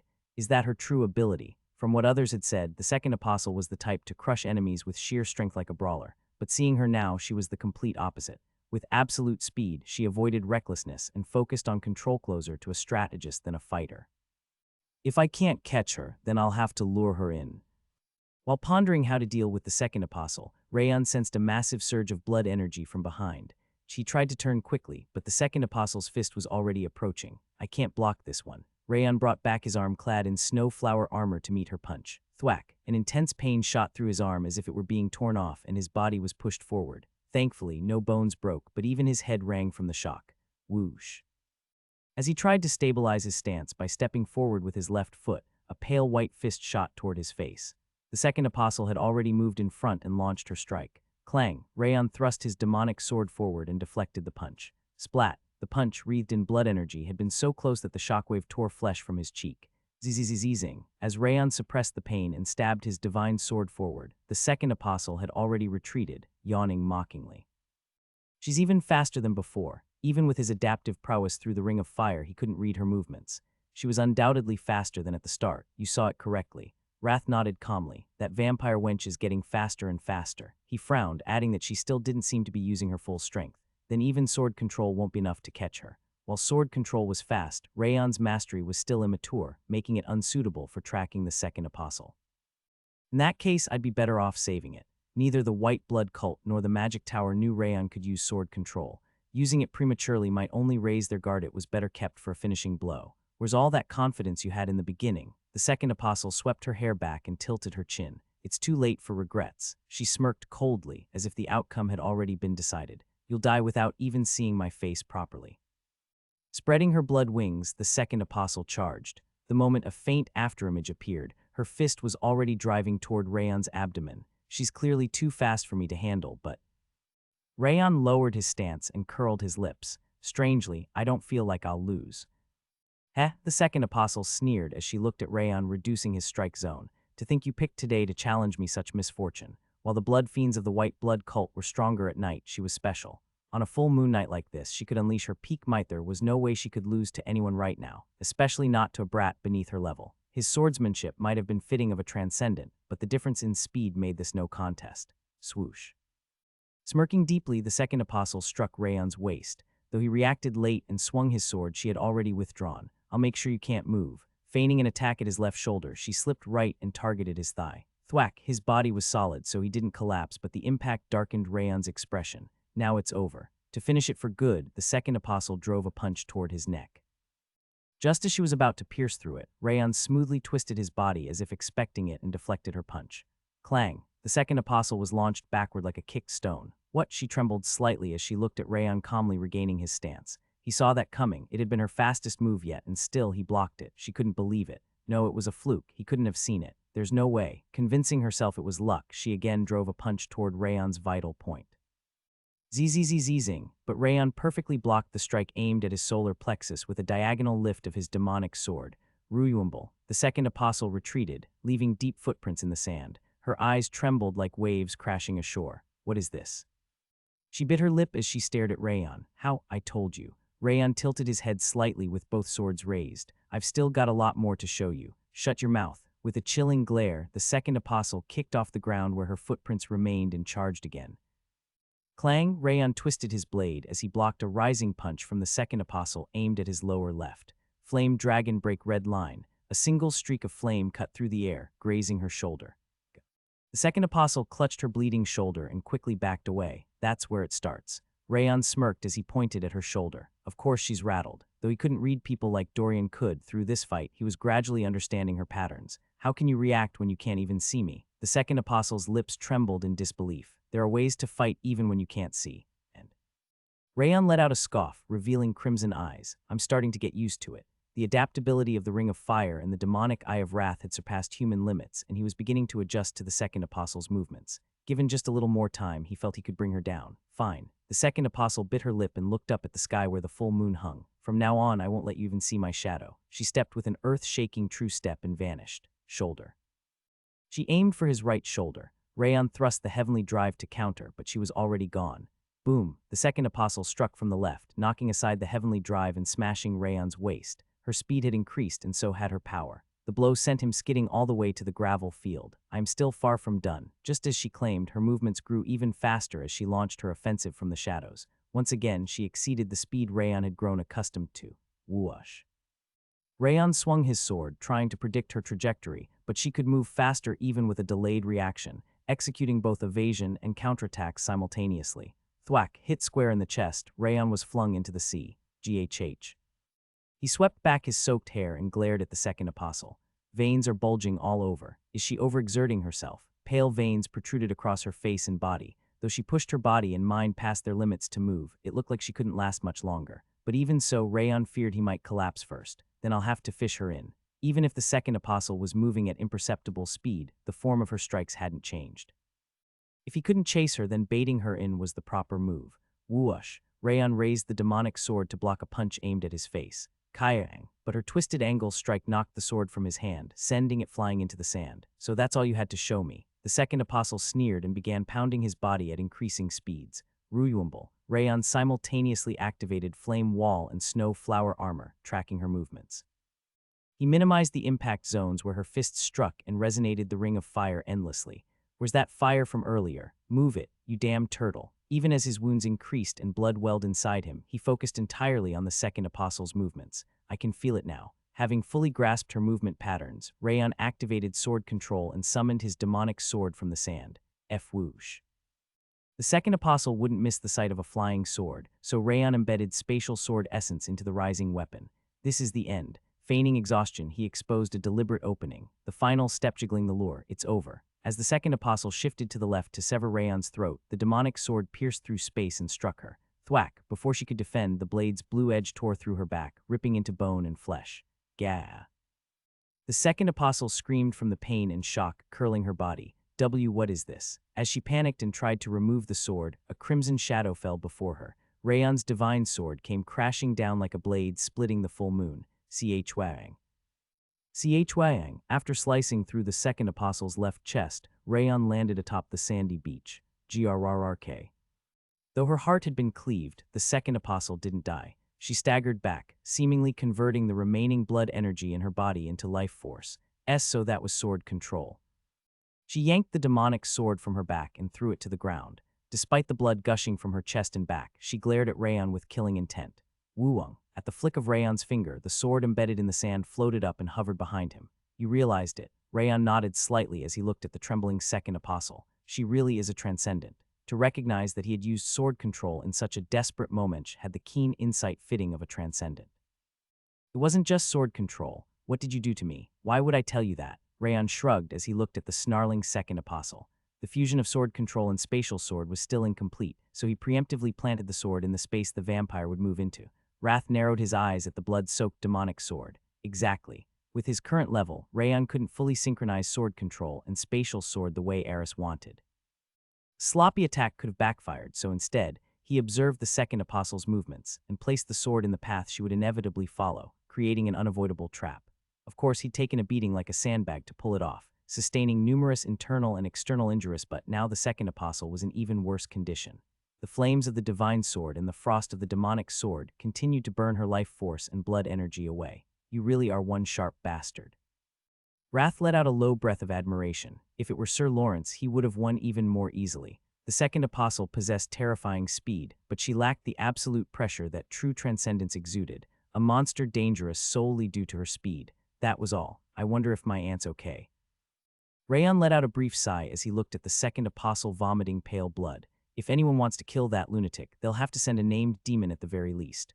Wrath shook his head, saying there was no need to worry about Eris. She might get imprisoned, but she won't be hurt or killed. That's a relief. More importantly, finish off that vampire properly now. I know, Rayon nodded solemnly, but attacking first isn't the best move. A cornered rat bites even a cat. Her gaze wasn't dead yet. It was better to gauge her intentions and move accordingly. Good instinct. Wrath gave a small nod. Even if she's teetering on the edge, that vampire has already crossed the wall. She'll lash out to the end, so stay sharp. The moment Wrath warned him to stay focused, the second apostle's aura erupted explosively. Ruyumble, even more powerful than when the battle began. She wasn't trying to flee, she intended to take Rayon with her no matter what. As expected of a white blood cult apostle, the sect with the most maniacs among the 5 evils. Even if I die, I'll kill you too. The second apostle ground her teeth and stomped down. Her body turned into a flash of white light and vanished. Rayon exhaled a murky breath and gripped the heavenly drive with both hands. She's faster again. This is dangerous. If he waited to sense her approach and respond, he'd be too late. He had to predict where she'd attack and strike first. Now that her life's on the line, she'll act even more instinctively, though he had to be ready for surprises. Whoosh! As soon as he sensed her presence, Rayon stepped forward with his right foot and swung the divine sword toward his left chest, their most frequent target. Crackle. But the second apostle twisted her body unnaturally, dislocating her own ankle to dodge. Her fist veered from the chest and aimed at Rayon's neck instead. A chill ran down his spine. You're not the only one who can deceive. She grinned, lips soaked in blood, convinced of her victory. Let's die together. Her punch, now a suicide strike, erupted with overwhelming blood energy. Ruyumble. The force of her punch deepened Rayon's internal injuries and his knees buckled. Sorry to disappoint. Even in the face of her terrifying blood energy, Rayon remained unshaken. My deception isn't over. Just before her fist pierced his throat, he summoned the demonic sword floating behind him. Ruyumble, the divine sword in his hands and the descending demonic sword intersected in a blazing cross. Rayon's Sieghart-style sword technique. Form 6 divine demonic harmony combined skill, blue-red invincible blade. The divine sword in both hands and the demonic sword guided by sword control created a storm of flame and frost that swallowed the blood energy summoned by the second apostle's final strike. Qa, true to its name, the sword strike imbued with an invincible wave obliterated the blood energy completely and split the second apostle's body in two. GGRRK. The second apostle collapsed onto the sand, her body cleaved in half. Damn it. She trembled with frustration that even risking her life wasn't enough to kill Rayon, but her complexion darkened at her life had clearly reached its end. Why were you after the soul stone? Rayon pointed his sword at her throat and asked. Ha. She let out a faint breath and slowly raised her gaze. You're going to die soon. She sneered like a curse. I've heard that line more times than I can count. Don't worry about that, just answer me. Why did you target the soul stone? See, curse? It's not that. Once I die, that person will move. The second apostle bared her blood-soaked white teeth and said, he will come. Rayon narrowed his eyes, and the second apostle's jaw trembled as she forced out her final words, the 13th. With that final number, the second apostle's breath stopped. Her expression remained twisted with resentment to the very end. The apostle was defeated. That was the second apostle too. No way. It's the night of the full moon. The vampires of the white blood cult trembled all over, unable to believe the second apostle had been defeated. A grandmaster beat a transcendent. That's Rayon Sieghart, the usurper. Even calling him a monster doesn't do it justice. The sorcerers of the Black Tower also swallowed dryly, unable to hide their shock. That's our division leader. Rimmer grinned brightly and pointed his sword at the cultists and tower mages. Only the stragglers are left. Take them all out. Yes, sir. Fueled by Rayon's victory, the Light Wind Division charged in with even sharper energy, slicing through the White Blood Cult and Black Tower forces. Kua, don't retreat. Fight to the end. Take down at least one of them. Not a single vampire or sorcerer Ranthe, all fought to the bitter end against the Light Wind Division. Normally, when there's such a difference in power, someone tries to flee, but not here. Their insanity was evident in their willingness to die. Who? Rayon sheathed the Heavenly Drive and Requiem sword and wiped the black blood from his lips. That wasn't easy. Though his external wounds were severe, the internal damage was even worse. His head was spinning. Even for someone near their level, facing a transcendent was no easy task. Still, Rayon frowned as he looked at the second apostle's corpse. What did she mean by 13th? As far as he knew, there were only 12 apostles in the White Blood Cult. That's why they were called the 12 Apostles. A 13th, what could that mean? Clap, clap, clap. As Rayon pondered, stroking his chin, clapping came from behind. Well done. When he turned his head, Eris was clapping with a refreshing smile. Glad I trusted you and held back. She patted her own head and said he did well. You saw it. Yeah, just the final moment though. She nodded, saying she saw the moment he used the blue-red invincible blade by combining the sword in hand with sword control.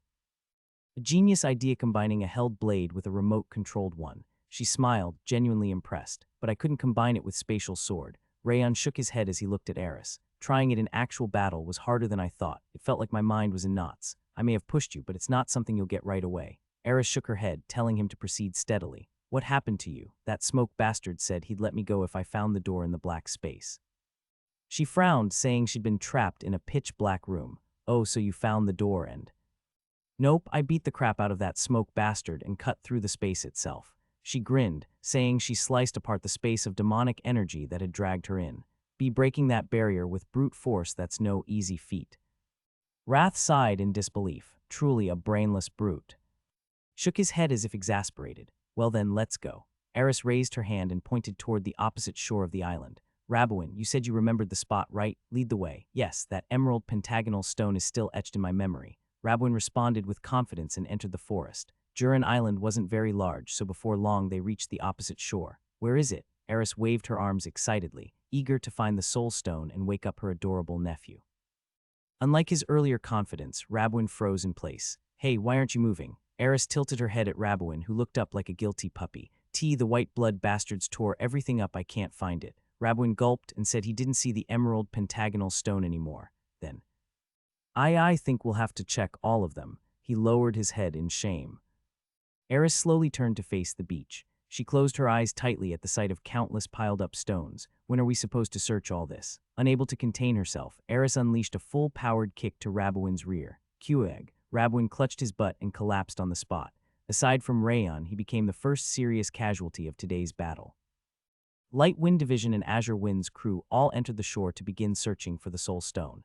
Since the minimum requirement to sense it was mid-level Grandmaster, everyone except Rayon, Rimmer, Eris, and Rabouin simply searched for pentagon-shaped stones based on the eyewitness account. Arg, I can't see it. Where the hell is it? Eris screamed, throwing the stone in her hand toward the horizon. Let's stay calm. Stay calm. Rimmer shook his head as he carefully examined each stone like an appraiser. You're surprisingly diligent. Eris narrowed her eyes as she looked at Rimmer. Our division leader finally understands the importance of family. I've got to help with all I've got. Rimmer shrugged, saying it was only natural. Feels like you've got an ulterior motive, but maybe not. Eris narrowed her eyes in suspicion. I don't. Even if I didn't help, I'd still get bonus pay. Rimmer said it sincerely and shook his head. You've changed a lot. Eris clicked her tongue lightly. No, I'm the same. Rimmer shook his head, saying nothing had changed. HMPH, well anyway. Eris looked at Rayon, who had gone the farthest ahead, and gave a faint smile. Our nephew is really rewriting the continent's history. Right, for a Grandmaster to defeat a Transcendent might be the only one in all of history to pull it off. Rimmer nodded deeply, pride in his eyes. This might shake the entire continent. It could be what draws the neutral powers, who have been wavering between the 5 monarchs and the 5 demon kings, to our side.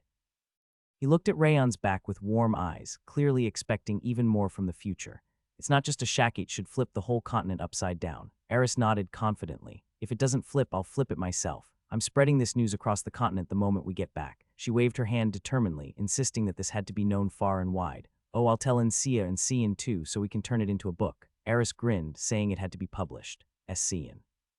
When did you meet my little sister? We became close while talking about Rayon. She said Rayon's name worked wonders almost anywhere and laughed. That girl's like a blank slate. She really shouldn't be hanging around with someone like you. Rimmer furrowed his brow with sincere concern. Then you should disappear first. She's so kind it's hard to believe she's your sister. Eris slapped Rimmer's back and shook her head. Quit hitting me. Rimmer looked into Eris' eyes, then tilted his head. You're happy, right? Then why do you look so lonely? Your dumb brain sure is annoyingly sharp sometimes. Eris dropped the hand she was using to hit Rimmer and sighed briefly. When I look at Rayon, that damn son of mine comes to mind. She bit her lip as she gazed at the moonlit horizon. That's what I wanted Sif to be like. Someone who shows his strength while cherishing his family. I tried to raise him well. Being a parent is hard. Eris lowered her head, saying it felt like it was her fault that Sif hadn't returned. You said Rayon values his family lately, right? Rimmer gently placed a hand on Eris' shoulder. That family includes you too, so don't be so down. With that, he stepped forward. Eris looked at Rimmer, then at Rayon standing ahead, and forced a trembling smile onto her lips. Of course I know, he's my nephew. She kicked Rimmer and went back to searching for stones. Oh. Rayon let out a deep sigh as he sifted through the water up to his thighs, checking stones. At this rate, when will we ever find it? Rabwin had said it was a pentagon-shaped stone, but over time the waves could have worn it down, changing its shape. They couldn't ignore even the smallest stones. There were countless rocks, and only 4 people could detect soul stones, making the search incredibly difficult. Pathetic fool. Wrath shook his head in disdain. What now? Struggling just to find a single thing like that.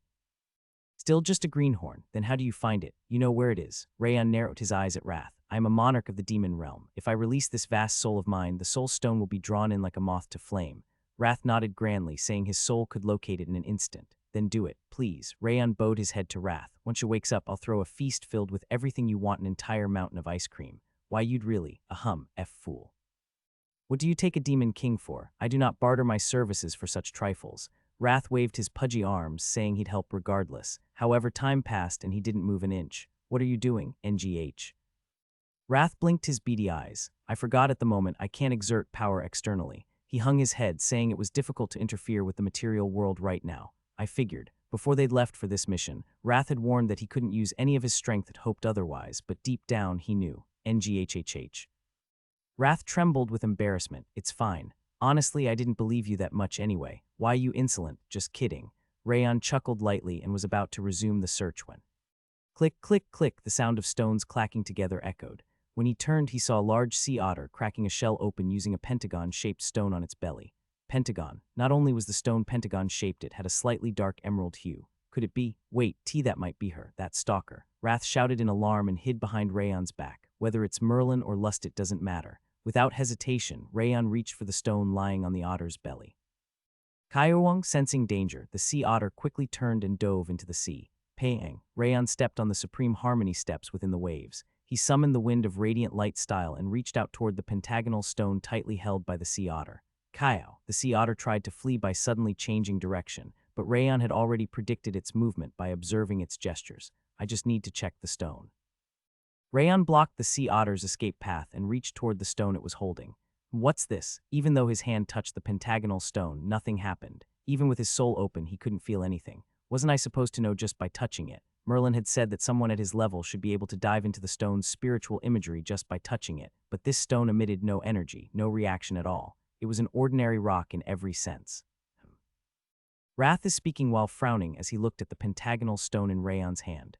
I'm not in great condition, so I can't be certain, but just as you said, it feels like a normal stone. So it's not the one, indeed. That sea otter isn't the madwoman either, but merely a resident of this sea. He let out a sigh of relief. I knew that. If the sea otter had been Merlin, she wouldn't have run away. He already knew it was just a real animal. The shape and color of the stone the sea otter carried were so identical to Rabwin's description that he touched it just to be sure, but as expected, it was just a normal stone. Sorry about that. Rayon returned the stone to the sea otter and gave it a small nod. Keiku. The sea otter gave a nod in return as if to say it was fine, then swam away. Sea otters comfort people these days, huh? Rayon chuckled faintly and surfaced again. What happened? Did you find it? Rimmer approached and tilted his head. No. Rayon shook his head. I chased it because the stone the sea otter had was pentagonal, but it turned out to be an ordinary rock. Sea otter? Ah, the one that uses rocks to crack clams. Rimmer mimicked a sea otter by pounding his own stomach with his fist. Exactly. Rayon nodded. The shape was similar and the color was emerald-like, but it wasn't the one. It would have been funny if that had been it. Rimmer laughed, saying it would have been hilarious. Just like you said earlier, it's likely the edges got worn down from being on the shore all this time. We might have to just search everything. He smacked his lips, implying they'd need to check every stone rather than look for one matching the description. It's not difficult, but it'll be a grueling task. Rayon sighed lightly as he looked at the stones submerged in the clear sea, especially for the others. For him, it was a matter involving his family, so he had no choice but to do it. But the Light Wind Division and Azure Wind's crew weren't the same. He felt apologetic knowing he'd have to put them through long hours of tedious work by the shore. It's tough, but it has to be done. Rimmer smiled softly, telling him not to worry too much. Rayon blinked as he looked at Rimmer. What? I'm just surprised that someone who I thought didn't even know the word comfort is actually comforting me. The Rimmer he knew would have gotten tired and wandered off after a half-hearted search, yet today he was more passionate than even Eris about finding the Soul Stone. It was such a drastic change that Rayon almost laughed out loud. Are you saying you think I'm insane? Rimmer frowned in disbelief. I've done some crazy things, sure, maybe a lot. But I'm not the kind of selfish bastard who'd leave behind something precious to the division leader just to take a break. He smiled gently, saying he understood how important family was to Rayon, so let's keep going and try even harder. Rimmer, seeming embarrassed by his own words, quickly turned his back and continued searching for the Soul Stone. Rayon bowed his head toward Rimmer's back. I appreciate the comfort, but still I can't help but feel sorry. The only ones who could identify the Soul Stone were himself, Eris, Rimmer, and Rabouin. That meant the Light Wind Division and the crew could only sift through rocks literally. They were using highly skilled personnel for monotonous tasks. That made him feel even more guilty. Heir. Rayon let out a brief sigh and dove back into the sea to continue searching for the Soul Stone. And then as the moon set and the sun began to rise again, Wrath clutched his head and groaned. Ah, this is so frustrating, I can't take it. What is? Rayon blinked, brushing back his wet hair. At this rate, when are we going to find it? That island was small and empty too. We'll never see ice cream again at this pace. Wrath screamed, frustrated that the search for the Soul Stone was taking too long. Can't be helped. Just hold on a little longer. You do it. Wrath is speaking while grabbing Rayon's shoulder with his round hand. Me, do what? Rayon tilted his head in confusion. The thing this king was about to do. Open your soul and detect the Soul Stone around here. Wrath raised his fist, insisting that would be the fastest way. That's something only you can do. I haven't even reached transcendence yet. Wrath had once said that the soul grows depending on how one lives their life. No matter how much hardship Rayon had endured, he couldn't compare to the soul of a demon king. Even Auntie can't do it, so it doesn't make sense for me to. Ha! Wrath is speaking with a long, disappointed sigh. This king has told you time and again. Your soul is far bigger than your pathetic strength would suggest. You did say that. Rayon nodded. Wrath had often said that his soul was abnormally large for his age and strength. The time you spun that damned ring, your soul was larger than even that lunatic's. Wrath is speaking as he raised a finger and pointed at Eris. That's why this king always says it's a cheat. He slammed his hand down, demanding Rayon recognize his own abilities. Rayon placed his hand over his left chest where the ring of fire spun and smacked his lips. Even so, this is going to be difficult. Even if I fully open my soul, it would only cover this area. Fool. The only thing granted to you wasn't just the soul. Wrath is speaking as he raised his hand and pointed to the bracelet hanging from his own wrist. The Demon King's authority. That's right, what was given to you isn't just power or attributes, but fragments of a Demon King's soul. He struck his own wrist to emphasize it. I know that. Rayon bit his lip, recalling the emotions of the Demon Kings lingering at the edge of his soul. I still can't use them all. His level was too low to summon all the Demon King's authorities. Even drawing out the most familiar one, Wrath, required full focus. This king will help you. Wrath is speaking as he flicked his plump finger while sitting on Rayon's shoulder. What? This king said I'll help you control the authorities of the Demon Kings. But you, while it's difficult to exert physical force right now, supporting you like this is more than possible. He nodded calmly, as if telling Rayon not to worry. Still, it'll strain you. Rayon hesitated. Wrath had mentioned his spirit body wasn't in great shape and couldn't exert external power. Helping like this could put a burden on him. Brat like you worrying about this king is utterly laughable. Wrath is speaking as he tilted his round chin upward with a sneer.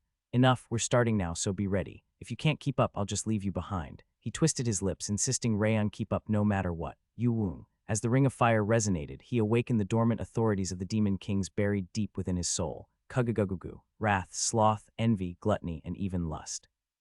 The authorities erupted like a volcano, spewing lava as they burst beyond his control and spread in all directions. Now it begins. Focus. With Wrath's shout, Wrath surged down from his shoulder and soaked into him. Kugugugugu. This wasn't Wrath trying to take over his soul like before, it was a condensed force meant to help him control the other authorities. This king won't last long. Take those emotions and spread them with your hands and feet across this shoreline. Got it. Using Wrath's shout as a foothold, Rayon heightened his concentration to the extreme. F-woo-wash. As the authorities of the Demon Kings merged through the emotion of wrath, it felt like the entire shoreline was within his grasp. It was an omniscient sensation, as if his skin had expanded to cover the whole island of Jurin. I can see everything. He had entered a hyper-sensory world where he could perceive not only rocks and pebbles, but even the shape of individual grains of sand. ZZZZZKT. From the empty air, Lust's authority surged forth intensely. What is this? Rayon's lips trembled. Lust, who he thought had returned to the devildom, was now watching him from within a pink current. Kaya, Wrath is speaking as he screamed and removed his hand from Rayon's shoulder the moment he saw Lust. That omnipotent sensation Rayon had where he felt capable of anything vanished instantly. Lust, why are you here? Lust sighed softly as she emerged from the pink currents. Hehehehe. While Rayon stood frozen at the sight of Lust, a baby sea otter surfaced and began giggling. I told you, you went too close. A sea otter speaking human language. There was no need to ask who was inhabiting it. Merlin too. Yup, it's me. The sea otter eagerly nodded. Why are you two here? We made a little bet. I'm sorry. Lust showed her face through the pink currents and lowered her head. I was just so happy you used my authority. She truly looked sorry as she bowed deeply. Urag, Wrath is speaking as he sniffled and hid behind Rayon's back. Why are those maniacs here? Why are those lunatics hanging out together? And at a time like this, he wailed, saying everything was ruined. No need to worry. Rayon tapped Wrath's head and shook his head. I'm curious about the bet, but let's talk later. You're looking for the soul stone, I'll help. Merlin reached out, saying she'd come in her true body. We already found it. You found it. Are really? Merlin and Wrath both blinked in surprise. Yeah, Rayon nodded calmly. Although Lust and Merlin had surprised him, his meditation-like focus hadn't unraveled. When his soul had spread across the shoreline, he distinctly felt a dark, despair-filled emotion. It's here. Rayon looked at a fist-sized pebble in the shallow waters not far from the shore. It was completely smooth, with all its edges worn down, and glowed a deeper green than emerald. From that stone, he felt someone's cries, sorrow, and despair. It probably doesn't belong to a good soul, but he had to go anyway. Rayon let out a short breath and reached out to grab the pebble. F-whoosh. It was a sensation like being lifted, as if witnessing the memories of an ancestor. His vision turned pitch black. A girl 7 years old, maybe even younger, came into view. She practiced swordsmanship in the yard in front of her house and seemed to be full of talent, improving with each passing day. Despite her young age, the girl seemed wholly devoted to the sword, but there were moments when her emotions wavered. It happened whenever she saw children her age playing together. She would blankly stare at them, envious of how they spent their time thinking about what games to play or what adventures to go on that day. One of those children approached her and reached out a hand with a bright smile, asking if she wanted to join. Me too. Just as the girl was about to take the child's hand, a stern-looking middle-aged man appeared and blocked the way. Get lost. At the sharp command of the man, the other child teared up and fled, never to approach the girl again. You have a duty. Don't disappoint me. The middle-aged man, who appeared to be her father, coldly ordered her to focus on her training, his eyes devoid of even a trace of warmth. From that moment, the girl swung her sword day and night. Even as children her age laughed and played nearby, she paid them no mind, wielding her blade daily with the sole intent of meeting her father's expectations. 3 years passed. The girl finally reached the level her father had desired. With her heart full of excitement, she went to find him. His response was a single sentence. It's time. Let's go. No words of praise like well done or good job. He simply stood and told her to come. The girl wasn't disappointed. She believed that from now on, joyful days awaited and followed him into an unknown underground cavern. There, many children of similar age were gathered. The girl felt happy, thinking she finally had friends, but the other children didn't seem to think the same. All of them held the same cold gaze as her father. Her life didn't change much. She continued swinging her sword every day in the common training ground and slept alone in a solitary cell. She had no time to bond with others, let alone rest. Most of the other children adapted quickly to this hellish place, as if it were normal, but one child was different. He seemed frightened by the cavern's gloom and always had tears clinging to his eyes. Moved by the boy who reminded her of herself, the girl began looking after him. That was when she found a small sliver of happiness building a bond with the boy named Valda. One dawn, she wasn't summoned to the training ground. She remained alone in her cell. Though relieved not to be swinging a sword, she trembled with anxiety at not being able to see Valda. Then, from afar, she heard someone scream. The next day and the day after that, the screams continued. Each day brought new cries of terror in that strange place. Frightened, the girl called out for her father, but of course there was no answer. A week passed as she feared for the safety of her father and Valda. Then one day, the door to her cell opened and her father entered. "Father," she cried out, running toward him, asking to be saved. But he only looked at her like a bug and kicked her away. As she lay on the floor, curled from the blow, a boy with a cold gaze stepped into view. Valda. The boy she had shared a small bond with now looked at her with the same eyes as her father, holding up his sword. "Valda, why are you As the girl cried out, telling him to lower his sword, Valda's blade pierced through her heart. Her chest burned. As all the aura and her soul gathered in her dantian were drained, Valda finally pulled the sword out. Dad Valda. With the last of her strength, the girl reached out to her only friend and her father, but her hands stopped mid-air, and the two left the now dark room without even sparing her a glance. A half-success, I suppose. The girl heard her father's icy voice as she reflected on her life. A cold father, a sword wielded every day, children who once tried to play with her, and the final betrayal from her one and only friend. Moments of despair from a life she never got to live like a normal child lingered in her dilated pupils as tears fell. I just wanted to play like the other kids. Kua, the girl's body burst into black flames and transformed into a massive fiery monster. Death, despair, rage, and pain, all those dark forces were embedded in the girl's soul. Yeah, Rayon looked at the girl's soul, now a black flame, and did not draw his sword. Instead, he extended his hand. I'll play with you. He play with her? What nonsense are you spouting? Wrath is speaking as he suddenly popped out, tail flicking upward. That soul is overflowing with malice. It's burning with the will to kill not just humans, but all living things. He clenched his fist, declaring that she had to be subdued by force. Looks like you didn't see it. Rayon clicked his tongue briefly as he looked at the now giant girl. If Wrath had seen the girl's life, he wouldn't be saying something so reckless about using force.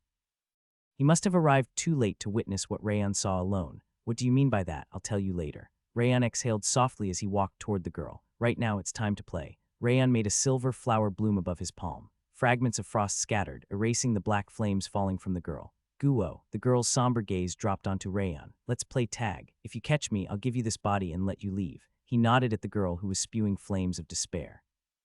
You lunatic, Wrath is speaking as he leaped in fury, eyes bulging. Are you out of your mind? Hand over your body. That body belongs to this king. He grabbed Rayon by the collar, shouting if he'd truly lost it. It'll be fine. Rayon gave a faint smile and shook his head. Probably. Did you just say probably? Wrath is speaking as he let out a long, trembling breath. This is the realm of the mental world. Any promise made here will be fulfilled unless the other party refuses. I know.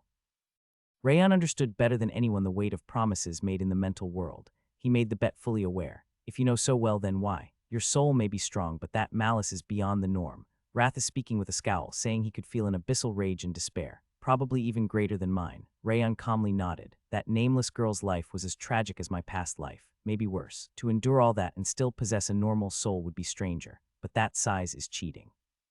Return to your original form. Rayon beckoned to the girl with a flick of his finger. Guo, the girl gazed at him quietly, then gave a small nod. Her massive form gradually shrank until she returned to the figure of a girl in her early teens, just as Rayon had seen in the memory. Her entire body was still engulfed in black flames of resentment, but for now that was enough. Let's begin. If you catch me, I'll give you anything you want. Just like the first child who had once approached her, Rayon slowly extended his hand. The girl responded by releasing even darker flames of malice, as if to say she wanted nothing from him. Then let's begin. As Rayon lightly kicked off the ground and retreated, the girl followed like a shadow. An overwhelming speed, despair and resentment were lending her strength. You're fast, but... Rayon spun his ankle lightly and pivoted to the right. Kugagugu, unable to control her momentum, the girl shot past in a straight line and stopped only far in the distance. Heir. She let out black embers from her mouth and charged again. She was faster, but that was all. Thunk, Rayon stepped diagonally using flowing spatial steps and easily avoided her.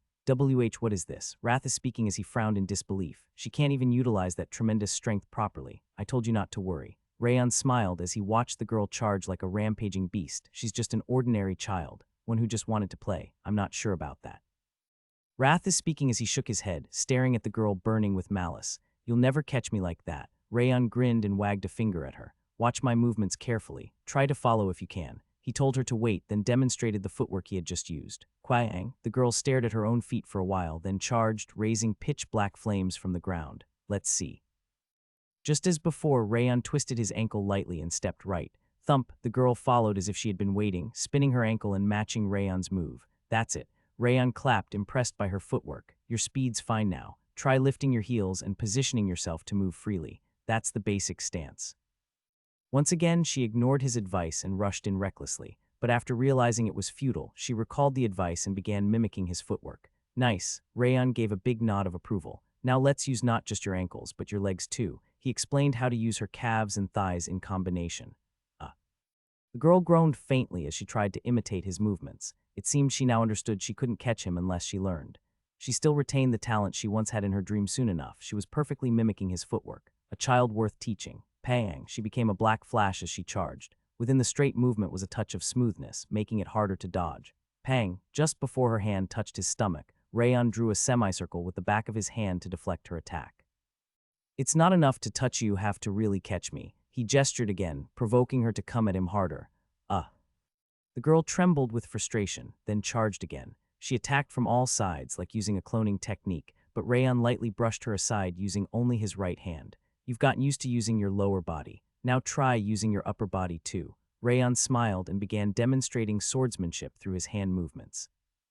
The girl, seemingly intrigued by the idea of learning, stopped in place and mimicked Rayon's hand movements.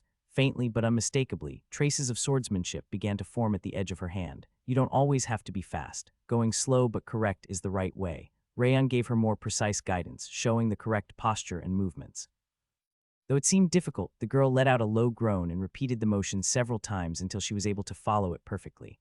Thump, gaining confidence, the girl slipped in from the left and reached out her hand. F-woo'em. Rayon struck her hand with a palm blade containing the flow of radiant light style and nodded. Good movement. Hoping she would follow further, he now demonstrated the flow of the snow flower swordsmanship. Huff. The girl answered that expectation by charging in, her right hand flowing with radiant light style, her left imbued with snow flower swordsmanship, a talent that understood 10 things from being taught one. She reminded him of Burin, Run-On, and Martha. Too fast. For the first time, human speech escaped the girl's blackened lips. She was expressing her frustration at being unable to catch him. Looks like it's going well.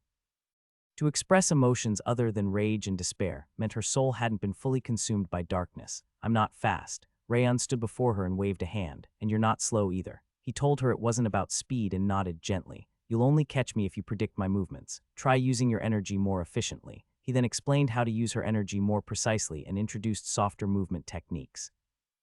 The girl mimicked even Rayon's subtle nod, soaking up his teachings. Her movements gradually began to show fluidity. It seemed she was starting to enjoy this game, after taking so many blows to the head earlier. Wrath is speaking as he shook his head at Rayon and the girl. You've really lost it, haven't you?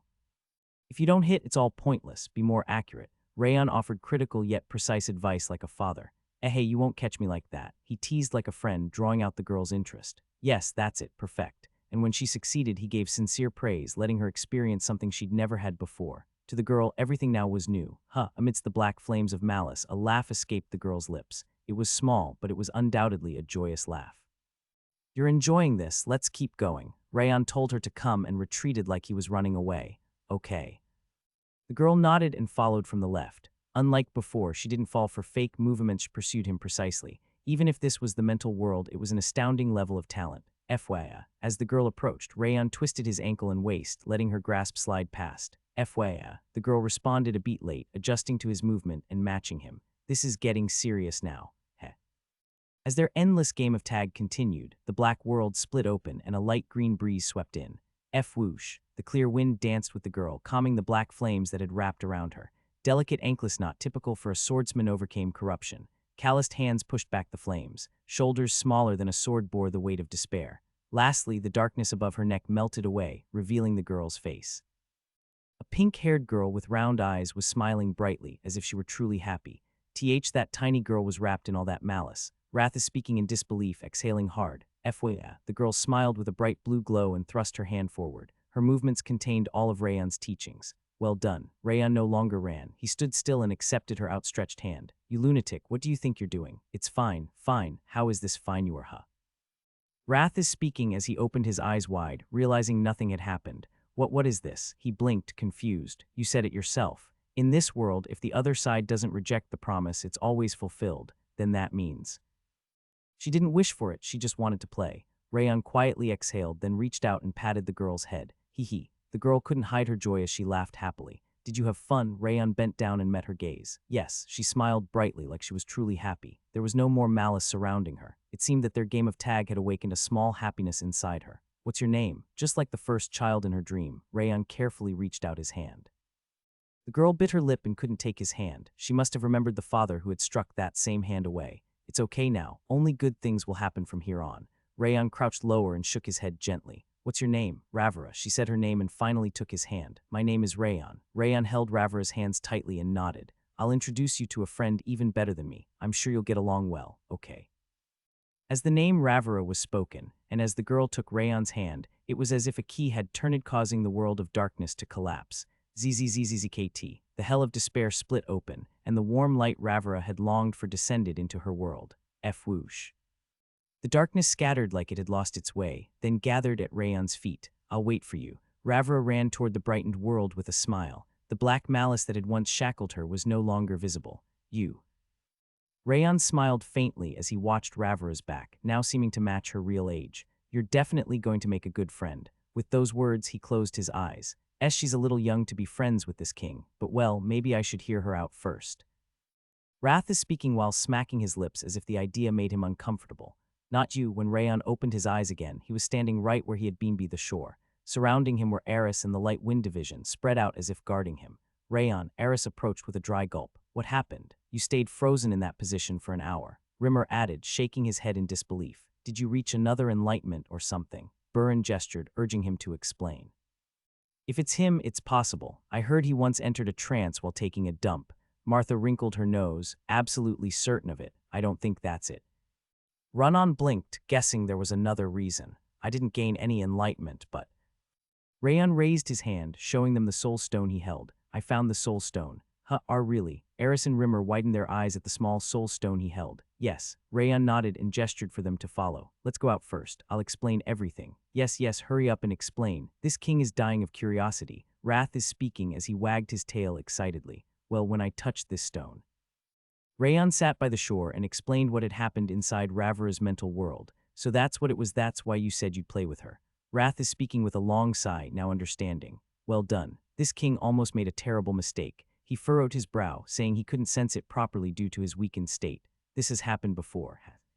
Eris bit her lip in pity. It used to be even worse. Back when our territory was smaller, human trafficking was rampant. Rimmer shook his head, saying things were much better now. So then, what happens to the girl named Ravara? Surprisingly, Run-On stepped forward. It seemed Ravara's story had deeply touched her, as far as I know. She'll be with the young lady from now on. Merlin popped out from between the Light Wind Division, beaming. Merlin? Rimmer widened his eyes, as if asking what she was doing here. The needle goes where the thread goes. Merlin shrugged like it was only natural. Rayon turned around. He could faintly sense the authority of lust, near subtle but unmistakable. Lust must be close too, so the girl in the soul stone is going to be with Sha. Eris narrowed her eyes at Merlin. Yup, see auntie. Merlin nodded at Eris. See auntie, what's with that? Normally, just experiencing the mental world is enough to receive a soul stone, but this child suffered so much that she became a vengeful spirit, consumed by hatred toward humans. She continued unfazed despite Eris' confusion, but Rayon played with her, and that was a form of soul soothing. That's when a soul is comforted and pacified. Originally, she would have given her power and disappeared, but instead she stayed within the stone. She'll be a great source of strength for the young lady. Merlin clapped her hands, saying it was a wonderful outcome, just as I thought. Rayon smacked his lips as he looked at the soul stone. Just like Wrath remained beside him, it seemed Zhe would now be accompanied by Ravara. That's not a bad thing. Ravara had returned to her true form, a kind child whose only wish had been to play with friends. She would surely enjoy spending time with Zhe. Like this king, you say? Wrath is speaking as he shouted. This king is a monarch of the devildom. There's no way that little brat could be anything like me. He violently shook his head in denial. I didn't mean it like that, I just meant they'd be good friends. Rayon waved his hand at Wrath. Right, that's what you meant. Wrath is speaking as he blushed in embarrassment. Well, if it's like that, I suppose I can understand. A little. This king might even call you a fry. As he was glancing around and trying to say the words. You have accomplished an impossible feat through a brilliant idea. You have defeated a transcendent. You have pacified a vengeful soul. All stats have. The rewards for defeating the second apostle and acquiring the soul stone all came flooding in at once. We're not friends, not friends. Wrath is speaking as he grabbed Rayon by the collar, unable to take it anymore. You're a filthy thief. I didn't steal anything. Offense is even worse. That's not what I... Just shut up. Timing, that cursed thing always gets the worst possible timing. Wrath shook his blazing red head from side to side, furious. It must just be a coincidence. Rayon lightly waved his hand. Coincidence, my foot. You think it's just coincidence that the rewards always show up at times like this? They're clearly mocking this king. Wrath clenched his fist, shouting as if it were obvious. As soon as this king returns to the devildom, I shall beat them all to the brink of death. You're going to beat everyone, then. Just as Rayon was about to ask Wrath a question, Eris approached and tapped him on the shoulder. That's a relief. We can return quickly. Eris let out her signature refreshing laugh, clearly excited to see Ja. Yes, we were lucky. Rayon nodded as he dismissed the message. Seeing how you were the first to find the soul stone, I don't think it was luck. Eris waved her hand, saying the heavens must have acknowledged his desire to save Ja. Agreed. Rimmer raised his hand to shoulder height. You didn't rest for even a second since arriving on this island, just searched for soul stones. No one else could have found it. He nodded, as if it were only natural that Rayon had found it.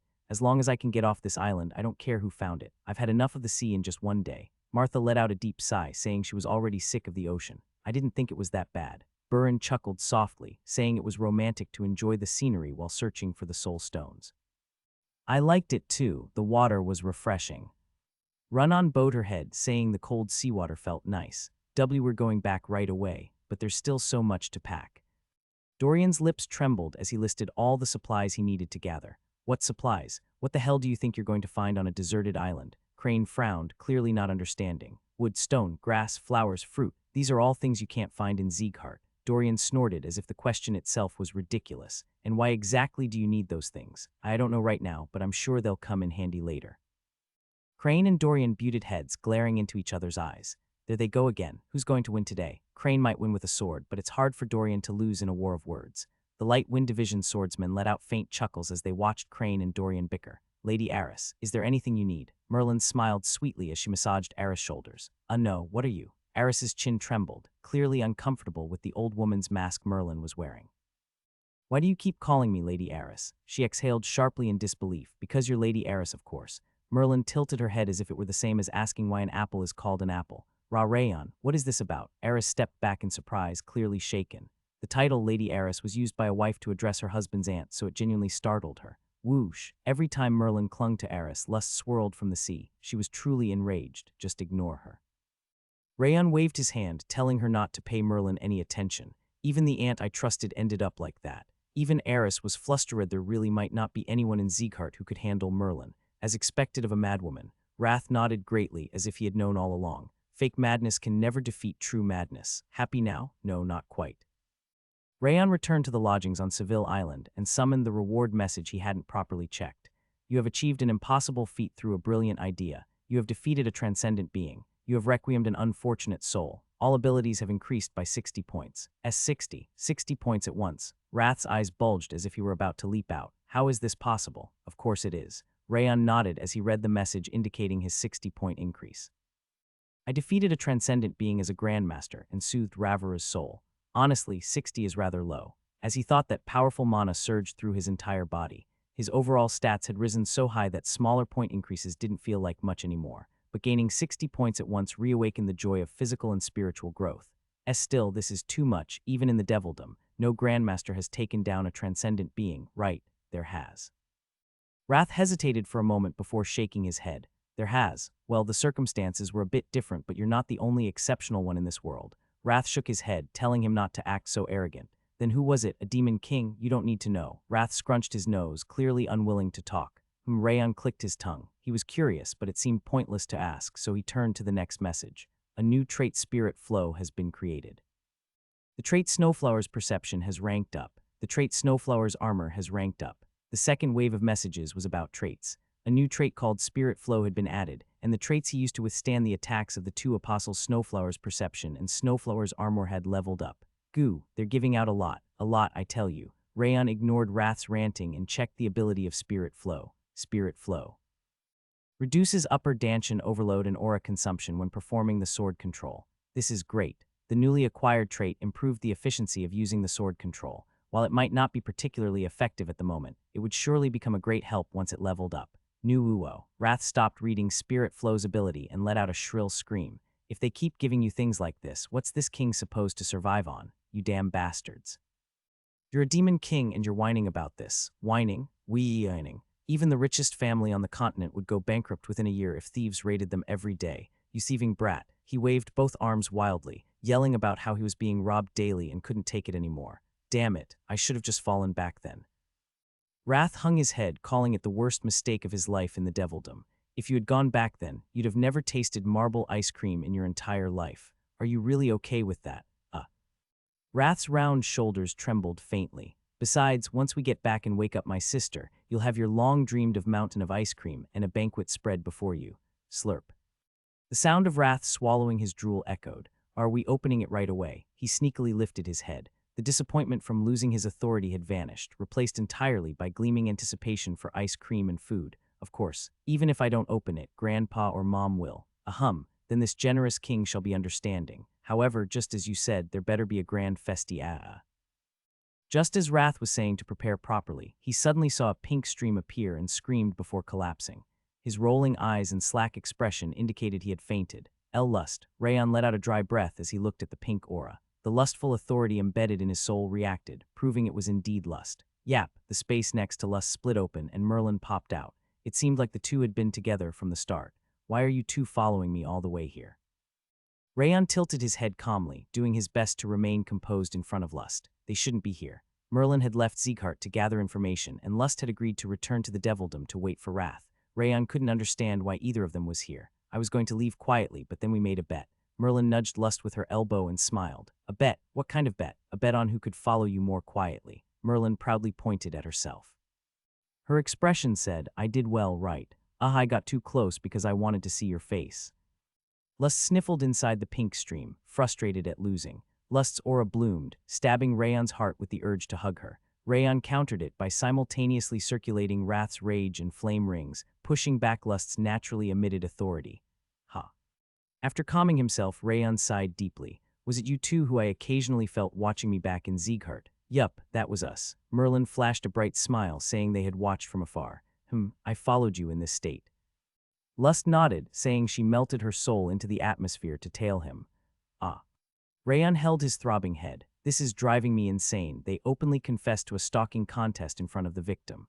The winner beamed. The loser cried. What kind of situation was this? Honestly, locking the two up in a cell wouldn't be strange, but somehow Rayon felt like they'd enjoy it if he did. My head hurts too much to even explain properly. Rayon looked between Merlin and Lust and let out a long sigh. Is that praise? Great, praise me. Merlin spread her arms wide, asking for a prize. Who? Lust, on the other hand, cried big tears, deeply frustrated over losing the stalking contest. There's no winning or losing in stalking, you criminals. Rayon couldn't hold it in anymore and shouted. You said you'd go back. Are you breaking your promise? I lost. Lust didn't even hear him, drowning in despair from her loss to Merlin. You said you needed to gather information. If you were going to do this, you should have just stayed in Sieghart. Prize, give me a prize, anything. Merlin kept trying to hug him, insisting that the winner deserved a reward. What is going on? Wrath seemed to have come to his senses and slowly sat up. Wrath, you're awake. Rayon supported him on his knees. They said they've been secretly following us the whole time and even had a stalking contest. Those stares I sometimes felt behind Mate was them. He explained everything to Wrath. Wrath stared silently at Merlin and Lust. Unlike his usual demeanor, his presence was heavy, seemed genuinely angry. Yeah, Wrath, say something to them, just as Rayon was stepping back, believing in Wrath. I'm just gonna die, Wrath screamed and slammed his forehead into the ground. Thud, because he was imbued with spiritual energy, his body collapsed with glazed eyes. Wrath, I can finally rest now. Wrath let out a faint chuckle as he lowered his head. Now I'm the only one who can stalk him. I'm the true stalker. I followed Wrath for thousands of years and still lost. Seeing the smiling Merlin and sobbing Lust, Rayon drew the heavenly drive still in its scabbard. I give up. Rayon smashed his forehead with the sheathed heavenly drive. Thud. The next day, Rayon, carrying a lingering unease about Merlin and Lust's sudden disappearance, left Seville Island with the Light Wind Division. Standing on the deck and watching the crashing waves, Rayon recalled the moment when the knot of despair seeped into his feet in Ravara's mental world the day before. Nothing's going to happen right. It left him with a slight sense of unease, but since the energy had already been purified, he figured it wouldn't be an issue and smacked his lips. As the island vanished and the number of seagulls dwindled, footsteps echoed from behind. When he turned around, Rimmer was standing there with a raised hand. What are you thinking so hard about? Rimmer let out a small laugh and clasped his hands behind his head. Nothing much. Rayon shook his head, saying he'd just been looking at the sea. Yeah, then why do you look so worried? Is there something wrong with the soul stone? Rimmer narrowed his eyes, saying Rayon's complexion didn't look good. Oh, it's not that. Rayon shook his head. He wasn't concerned about the soul stone, it was just the anxiety of not knowing where Merlin and Lust might be lurking. Then that's a relief. Rimmer chuckled faintly and leaned his arms against the railing. He stared at the crashing waves for a while before speaking. Now you can finally wake your sister. You must be happy. Yes, I'm looking forward to it, but more than that. Rayon nodded calmly. I'm more relieved that this will ease the worries of my mother, father, and both grandfathers. Glenn, Rector, Sylvia, and Edgar had spent every waking moment looking for a way to save Zha, constantly visiting her room. Relieving their burden felt just as rewarding as waking Zha herself. You're more surprising the more I see you. Rimmer turned his gaze to Rayon. Pardon, what do you mean? It's amazing how someone who used to push people away now values his family so much. Not long ago, you couldn't even say aunt to Eris. He gave a big smile, saying he liked how Rayon had changed. My family helped me realize that I don't need to fear relationships so much. Sylvia must have taught you that. She's got real grit, that one. She certainly taught me a lot, but the people at the annex aren't my only family. Rayon shook his head as he looked at Rimmer. The Light Wind Division is also my family. And of course, you too, Vice Division leader. The Rayon who now cherished his connections wasn't shaped by Sylvia alone, but also by Rimmer and the Light Wind swordsmen. If they hadn't been there for him, he would still be consumed by revenge, walking the path alone. Uog, Rimmer trembled and shook his head wildly, arms quivering. Goosebumps, that's way too cheesy, and no, I mean.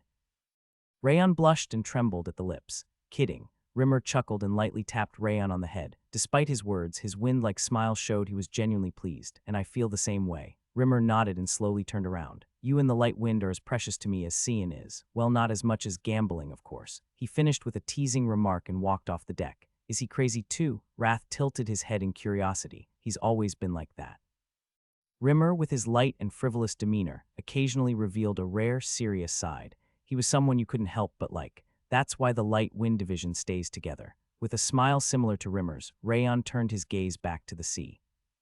Aside from one encounter with a small group of pirates, they returned safely to the original port. Let's hop straight into the dimensional gate and head home. Rabwin's paying. As soon as Eris stepped off the ship, she energetically raised her hand. Me, why me? Rabwin blinked in confusion. Because of you, we wasted time looking for that dumb pentagon stone. Eris scowled and kicked Rabwin's butt. Jaya. Rabwin was struck down to the floor without a chance to defend. I didn't know things would turn out like this.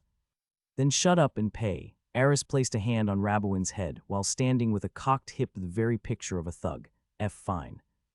Rabwin sniffled and turned his back. Only Rayon could see him silently mouthing curses at Eris. I'll pay, so don't worry. Rayon chuckled faintly and supported Rabwin when Lady Eris, a short, hunched middle-aged man, climbed up onto the deck of the Azure Wind and rushed toward Eris. We've found a real trace of the young master.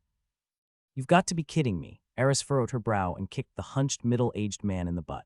The man fell to the ground clutching his rear. Seeing how he straightened his back immediately, it seemed like he had been pretending to be hunched. Why are you hitting me? I brought back the information, risking my life. Did you already forget how much trouble we went through because of that damned information? Eris tapped the man's forehead repeatedly, asking if he remembered. Filthy, cold, hot.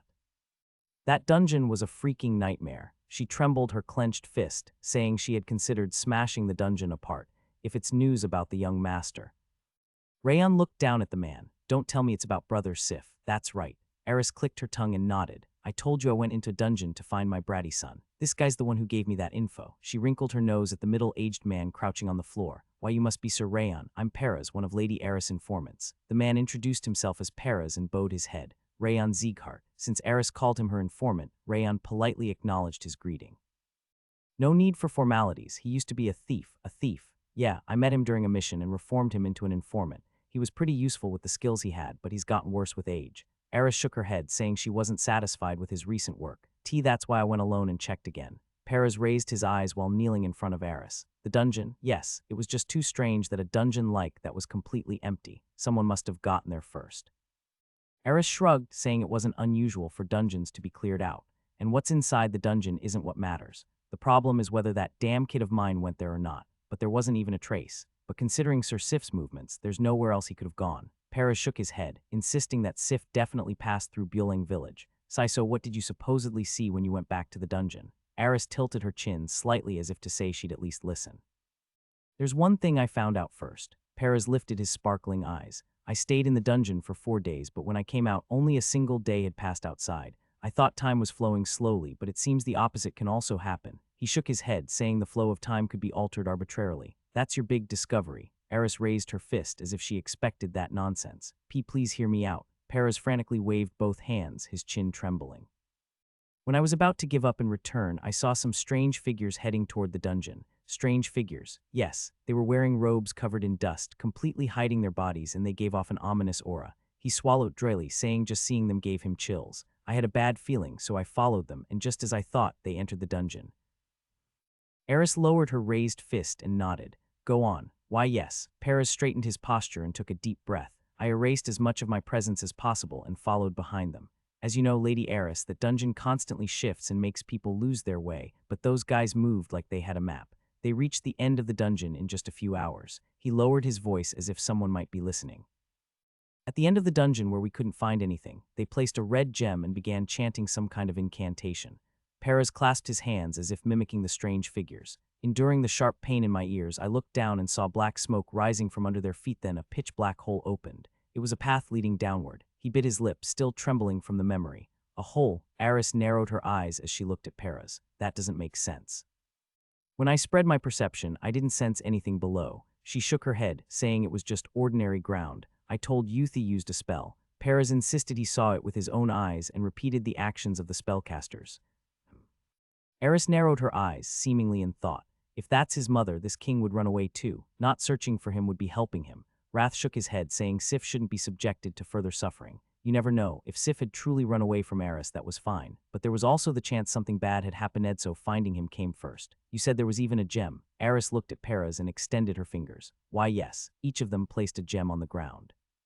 Spell alone wouldn't be enough to fool my perception, but if those gems are artifacts, it might be possible. She nodded, saying that if it was a space imbued with both an artifact and spell, even she might not notice it. I had a similar experience recently. Rayon stepped forward, looking at Paris. It was right in front of me, but I didn't realize there was a path leading underground. He recalled the hidden archive door inside the Shadow Agent's branch leader's office and said it was plausible. All right. Go on. Eris tilted her chin again, as if she'd decided to trust Paris for now. Paris bowed to Rayon and continued. I followed the three of them down through the dark, rippling hole. It gave me goosebumps, like a path to the devildom. What nonsense. The devildom isn't that horrible of a place. Don't run your mouth when you don't even know what you're talking about. Wrath shouted in protest. The path wasn't that long, but I could tell we had descended incredibly deep. After suppressing my presence even further and exiting the black hole, I found myself in a bizarre space where the ceiling, floor, and walls all seemed to be made of metal. A space made of iron. Yes, there was nowhere to hide, so I moved cautiously. That's when I heard human groans coming from the metal walls and underground. Only then did I realize it was a prison. He clutched his shoulders, saying he still trembled at the thought. A prison made entirely of iron ceiling, floor, and walls. Rimmer furrowed his brow. I feel like I've heard of that before. It's the Iron Pillar Federation that waged war 100 years ago. Eris frowned, saying it sounded like traces of the Iron Pillar Federation. The Iron Pillar Federation. Rayon lowered his chin slightly. It's been a while since I've heard that name. The Iron Pillar Federation was a militant group that combined armor and sorcery to craft weapons and armor capable of blocking aura. They were powerful enough to rival the 5 Divine Order and 5 Demons, but in their overzealous conquest, they were eventually destroyed. I've never seen the Iron Pillar Federation's prison myself, but it matched the descriptions I'd heard. Paris exhaled a thin breath and continued. Those spellcasters walked the iron corridors as if they were familiar with them, but I couldn't follow. He trembled, his shoulders hunched and lips quivering. My instincts as a lifelong thief warned me if I went any farther, I'd die. Paris looked up with terrified eyes, saying if he had ignored that warning, he wouldn't be alive now. That's probably true. Rayon gave a calm nod. If there really was a prison made of iron, as Paris said, the internal defenses would be far stronger. Honestly, it was a miracle he returned safely. I decided it was too dangerous and planned to head back alone, but... Paris swallowed dryly and lifted his head. From the deepest part of the prison, I heard S or Sif scream. Sif, yes, he exhaled shakily, insisting it was undoubtedly Sif's voice. Got him it. Eris narrowed her eyes at Paris. There's no way Sif is locked up in a place like that, and it's not like he has a unique voice. She shook her head vehemently, as if denying it completely, but her expression had hardened gravely. You know it yourself. I've heard Sif scream after getting beaten by you more than anyone. Paris, who had trained with Sif, trembled as he pressed his hand against the ground. And as I said at the beginning, we know Sif definitely entered that dungeon. What if he went alone and was captured by those spellcasters? He gripped his head, saying he was deeply worried about Sif. Rayon turned his gaze from Paris and looked at Eris. She was biting her nails, her eyes trembling. It was a look she hadn't shown even in war. She was genuinely shaken. If we're going, we have to move as quickly as possible. Paris bowed his head deeply from his kneeling posture. Judging by that broken voice, he might not last long. Lady Eris. Even Reborn couldn't offer advice, merely biting his lips. Eris ran her hands through her hair in frustration, breaking into a cold sweat. Then, as if having made her decision, she walked up to Rayon. Rayon, I'm sorry, I'll have to visit you later. She shook her head, deciding to search for Sif first. I'll go with you. Rayon raised his calm gaze toward Eris, who had bowed her head. Why would you? I want to meet this amazing cousin of mine, and I'd like to take a look at the faces of those bastards who have been kidnapping people. Besides, that strange dungeon might have been created by one of his ancestors, so he was curious to see it for himself. But you have to save Zhe. You should prioritize your family. Eris furrowed her brow, urging him to return to Sieghart and take care of the soul stone first. Of course, that's important. But Rayon gently took Eris' trembling hand and smiled faintly. Your family too, Aunt. What the heck? That was well said. Exactly. You've always helped us know it's our turn, Aunt. Martha, Buran, and Runnon also nodded in agreement. You guys.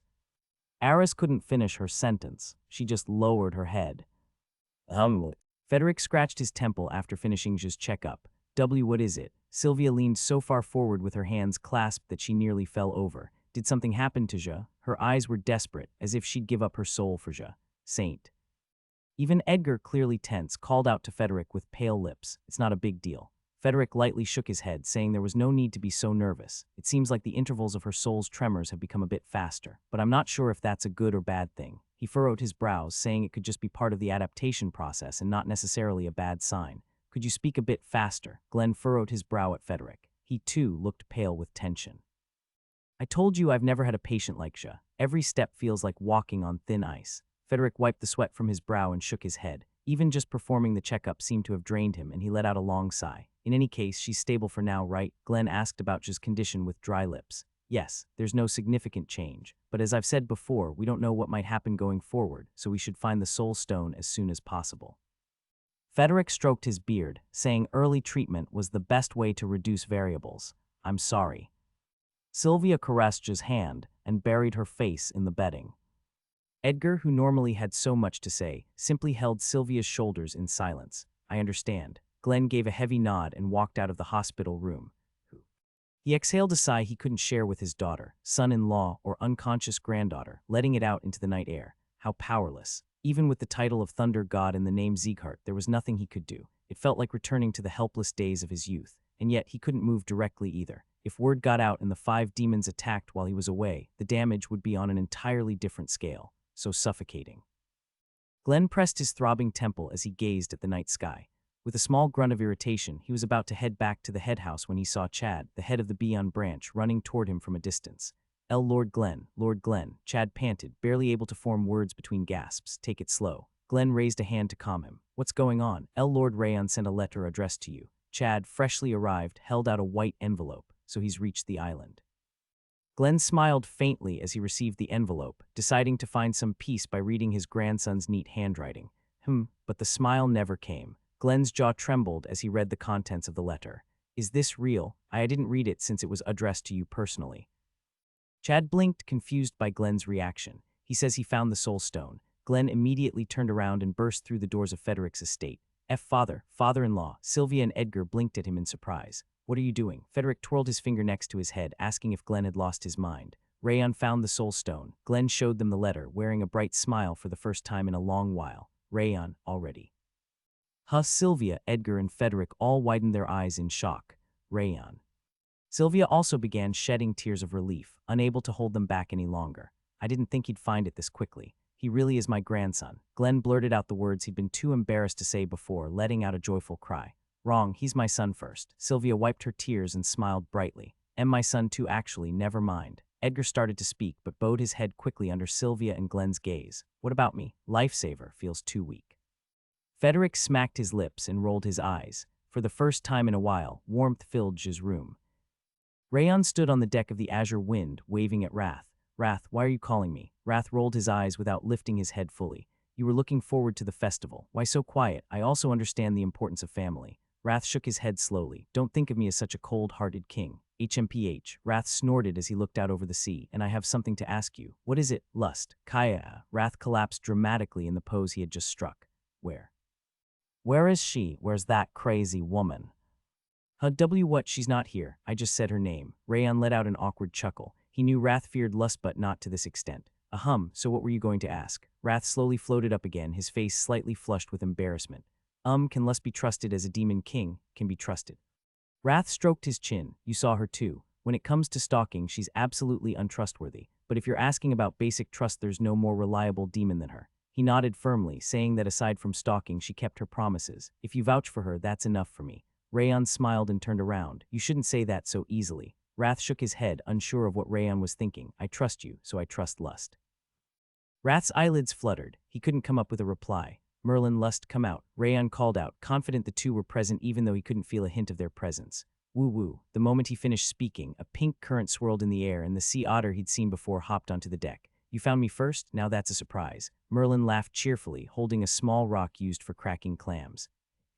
Lust was still sniffling, as if she still couldn't believe she had lost. What the hell? You lunatics were still following us. Wrath screamed at Merlin and Lust. And why did you call them here? He shook his head, utterly baffled. I have a favor to ask. Rayan pulled the soul stone from inside his robes. Take this soul stone to Sieghart. As he said this, he held it out toward the two. Wah, Merlin's eyes widened in disbelief. My mother and grandfather must be worried sick. I want to ease their minds. Rayan bowed his head and said it was a request. Why you're trusting me with something this important? Merlin's eyes widened even more, as if she couldn't believe it. Lust also furrowed her brows slightly, as if she grasped the gravity of the situation. Yes, because I trust you both. Rayan nodded as he said this. No, you must never say such things to those stalkers. Wrath's outcry was drowned out as Rayan's words echoed, and Merlin and Lust's eyes blazed with fiery determination. This is a proposal, right? You're asking to marry me, right? Merlin shouted joyfully, hopping up and down. She was still in the form of a baby sea otter. All right, I'll stay with you for life. Lust, too, seemed to take his trust as a proposal. She opened a stream of pink air and revealed a breathtaking beauty that swept away the gloom of night. Rayan took a step back and swallowed dryly. All he said was that he trusted them. How did that become a marriage proposal, you fool? The number one thing you should never say to lunatics like them is that you trust them. Wrath shook his head, shouting that he had just sown the seed of destruction.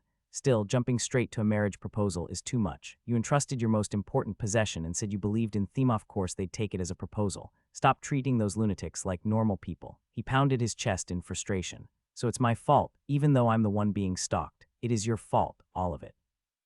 Rayan let out a hollow laugh. All he did was forgive the ones who stalked him and say he trusted them, and now he was being told that was a mistake. But judging by the look in Merlin and Lust's eyes, it was clear he had definitely made one. Where should the ceremony be? I like small places. I don't have any friends to invite anyway. Merlin smiled brightly as she casually mentioned having no friends. I want a grand one.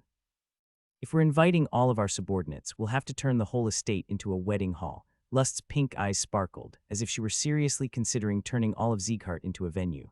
Oh right, I have animal friends. You've met them before, haven't you? Merlin added with a gentle smile, saying she could invite her animal friends too. Rayan pressed his lips together tightly as he looked at the dazed expressions on Merlin and Lust. They're not listening. Both were caught up in their fantasies, completely deaf to the outside world. A chill crawled down his spine. Jay, just calm down. That's not what I meant by what I said. Rayan raised both hands, blocking their view. That's not what you meant. Then what did you mean? Merlin stared at the soul stone in her hand and spoke in a voice dry as drought. Explain. Lust also turned her jaw, her once warm pink eyes now frozen cold. Rayan exhaled deeply under their sharp gazes. If he said the wrong thing here, this ship might sink. He felt more tension now than when fighting the second apostle. All right, let's flip it. After running a quick scenario in his mind, he slowly opened his mouth. You both know how important this soul stone is. It's more precious than my life. It's the only way to save someone dear to me. Rayan lowered his voice and held out the soul stone to them. And right now, you two are the only ones I can entrust it to. He looked at Merlin and Lust one after the other, twisting his lips faintly. I was trying to show I trusted you by giving this to you, but what I got in return was disappointing. Instead of discussing how to carry it safely, you started talking about something else entirely. Seems I misjudged you. He shook his head slightly, saying he was truly disappointed. No, I'm sorry. Merlin immediately lowered her head and apologized. I'm sorry. I didn't think about what mattered first. Lust admitted she'd made a mistake too and furrowed her brows. Really now? Rayan imitated Wrath's tone and gave them both a cold stare. Yeah, we'll work together to get it to grandfather. Merlin clasped her hands and promised to deliver it to Glenn no matter what. Trust me. Lust also pressed her lips tightly, saying she'd protect the soul stone from anyone. All right, then I'll trust you one more time. Rayan gave a small nod and took out the soul stone again. What just happened? Wrath's eyes widened in confusion. They were just screaming about marriage, and now suddenly. I figured since they were so thrilled to gain my trust, they'd panic and apologize if I took it away. This was the first time Merlin and Lust had received such clear trust from him, not just being followed around one-sidedly, but actually being entrusted with his most precious item. So if they thought they were about to lose that, they'd naturally react in fear and apologize. But who do I give it to? There was only one soul stone, so he had to pick one of them. He trusted Merlin more, but Lust had the edge in strength. That made it hard to decide. On top of that, giving it to one might disappoint the other, which made his head hurt even more. How should I solve this? As he bit his lip in thought, Merlin set down the rock she used to crack clams and reached out her hand. Give it to me. She's terrible with directions, so it's better if she just follows me. Merlin nodded, saying she should be the one to carry it. Lust groaned but didn't argue, even after being called directionally challenged. Directionally challenged. Didn't I tell you before? She gets lost so easily she's never around when it matters. Ah, right. He remembered Narath had mentioned that about Lust early on. She's ridiculously bad with directions. Even if it's just a straight line, she somehow ends up going backward. Merlin shook her head, saying Lust wouldn't have made it here without her. It's not that bad. Lust offered a weak rebuttal, eyes shifting away. All right then. Merlin, you carry it. Lust, guard her along the way. Rayon smiled faintly and handed the soul stone to Merlin. And don't burn your souls to transport it. It's okay if it's slow, just make sure it gets there safely. Okay, yeah. Merlin and Lust's delicate eyes sparkled, seemingly moved by Rayon's concern. Then I'm counting on you. Rayon clasped his hands in front of him and nodded to Merlin and Lust. Trust me. And Merlin, who had been smiling sweetly, suddenly revealed a chilling gaze. That unfinished sentence, I can say the rest after all this is over, right? She gave a crazed smile that made it clear she had no intention of backing down. After we deliver the soul stone, I'll hear everything, in full detail. Lust emphasized in full detail with a glint of cold steel in her eyes, as if she'd abduct him if he refused. The two exchanged a glance, then vanished into the sea soaked in night. Pang! Rayon watched the waves splash right up to his eyes and swallowed dryly. They didn't forget. Pew-hoo-hoo-hoo-hoo. Wrath snickered as if he'd known this would happen. So smug just a moment ago. All you did was delay the inevitable. He waved his hand teasingly, telling Rayon to figure it out himself. Why are you laughing? Because it's funny. This isn't just my problem, especially Lust is after you, not me. Oh. Wrath, realizing he was also involved, froze mid-smirk like a statue. What do we do? You cursed brat. He shook his own collar, furious that Rayon kept causing problems. Future Rayon and Wrath can deal with future problems, right? Rayon laughed it off, saying they could worry about it later. That's not how this works. Wrath threw punches, demanding they come up with a plan now. It'll work out. Right now, we have something more important to do. Rayon turned his back while enduring Wrath's punches. Why didn't you step in? He looked toward the comm deck and called out to someone hiding in the shadows. Vice Division Leader. At the mention of Vice Division Leader, Rimmer stepped out from the shadow of the sail drawn by moonlight. Though he'd watched everything unfold from the start, he hadn't said a word. Rayon had expected him to step in, so it was honestly surprising. How can a Vice Division Leader stop a Division Leader? Rimmer gave his usual laid-back smile and shrugged.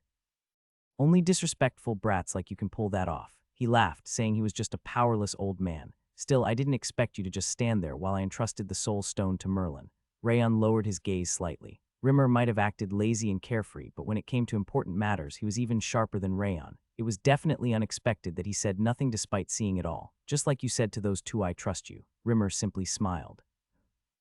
Rayon bit his lip as he looked at Rimmer. He's different now. Rimmer used to say he trusted the Light Wind Division so often it became tiring. But lately his voice carried a sincerity that hadn't been there when Rayon was a child. I feel like I've asked this before, but tell me the truth. You're seriously ill, aren't you? I told you I'm not. Rimmer thumped his chest, insisting he was fine. It's true. Wrath furrowed his brow as he looked at Rimmer. As much as I don't like him, that pointy-eared bastard is annoyingly healthy. He snorted, annoyed by Rimmer's health. Then are you planning to go back to Sepia? Why would I return to that boring place? I've given my heart and soul to Sieghart.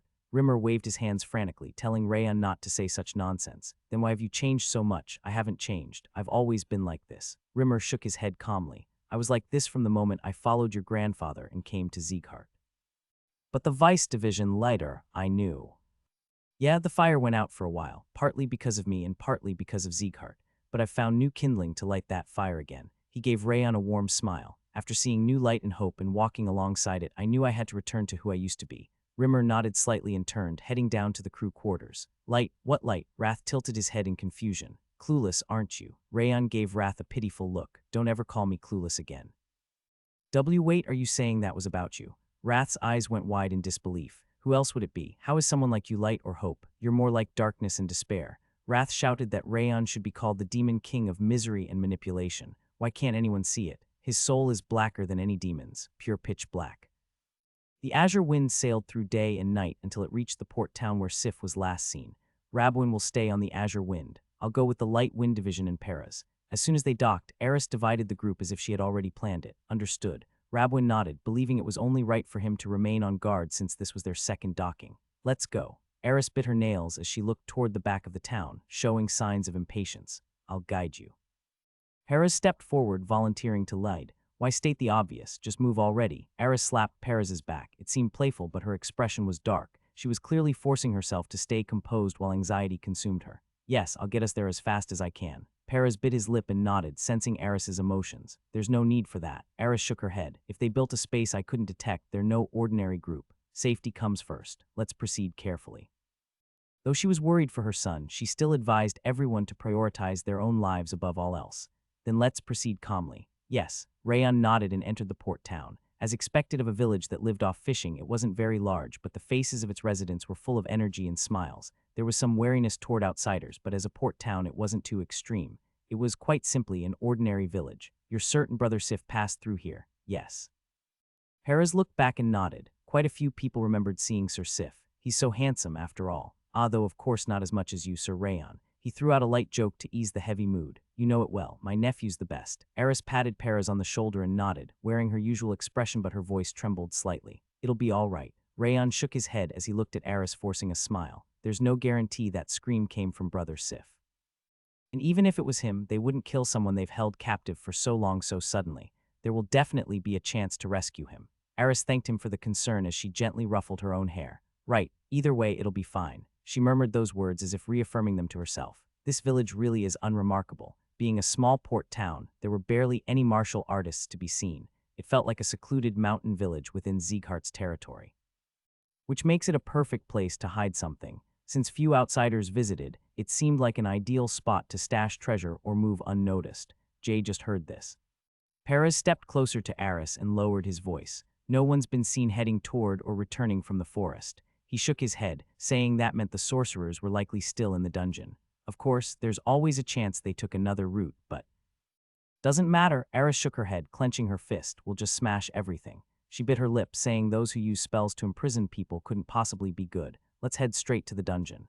Eris declared there was no point staying in the village and left immediately. From here, I'll increase the pace. Please keep up. As soon as they exited the village, Perez dashed into the forest like a streak of black light. He moved at a pace just barely manageable for the light wind division.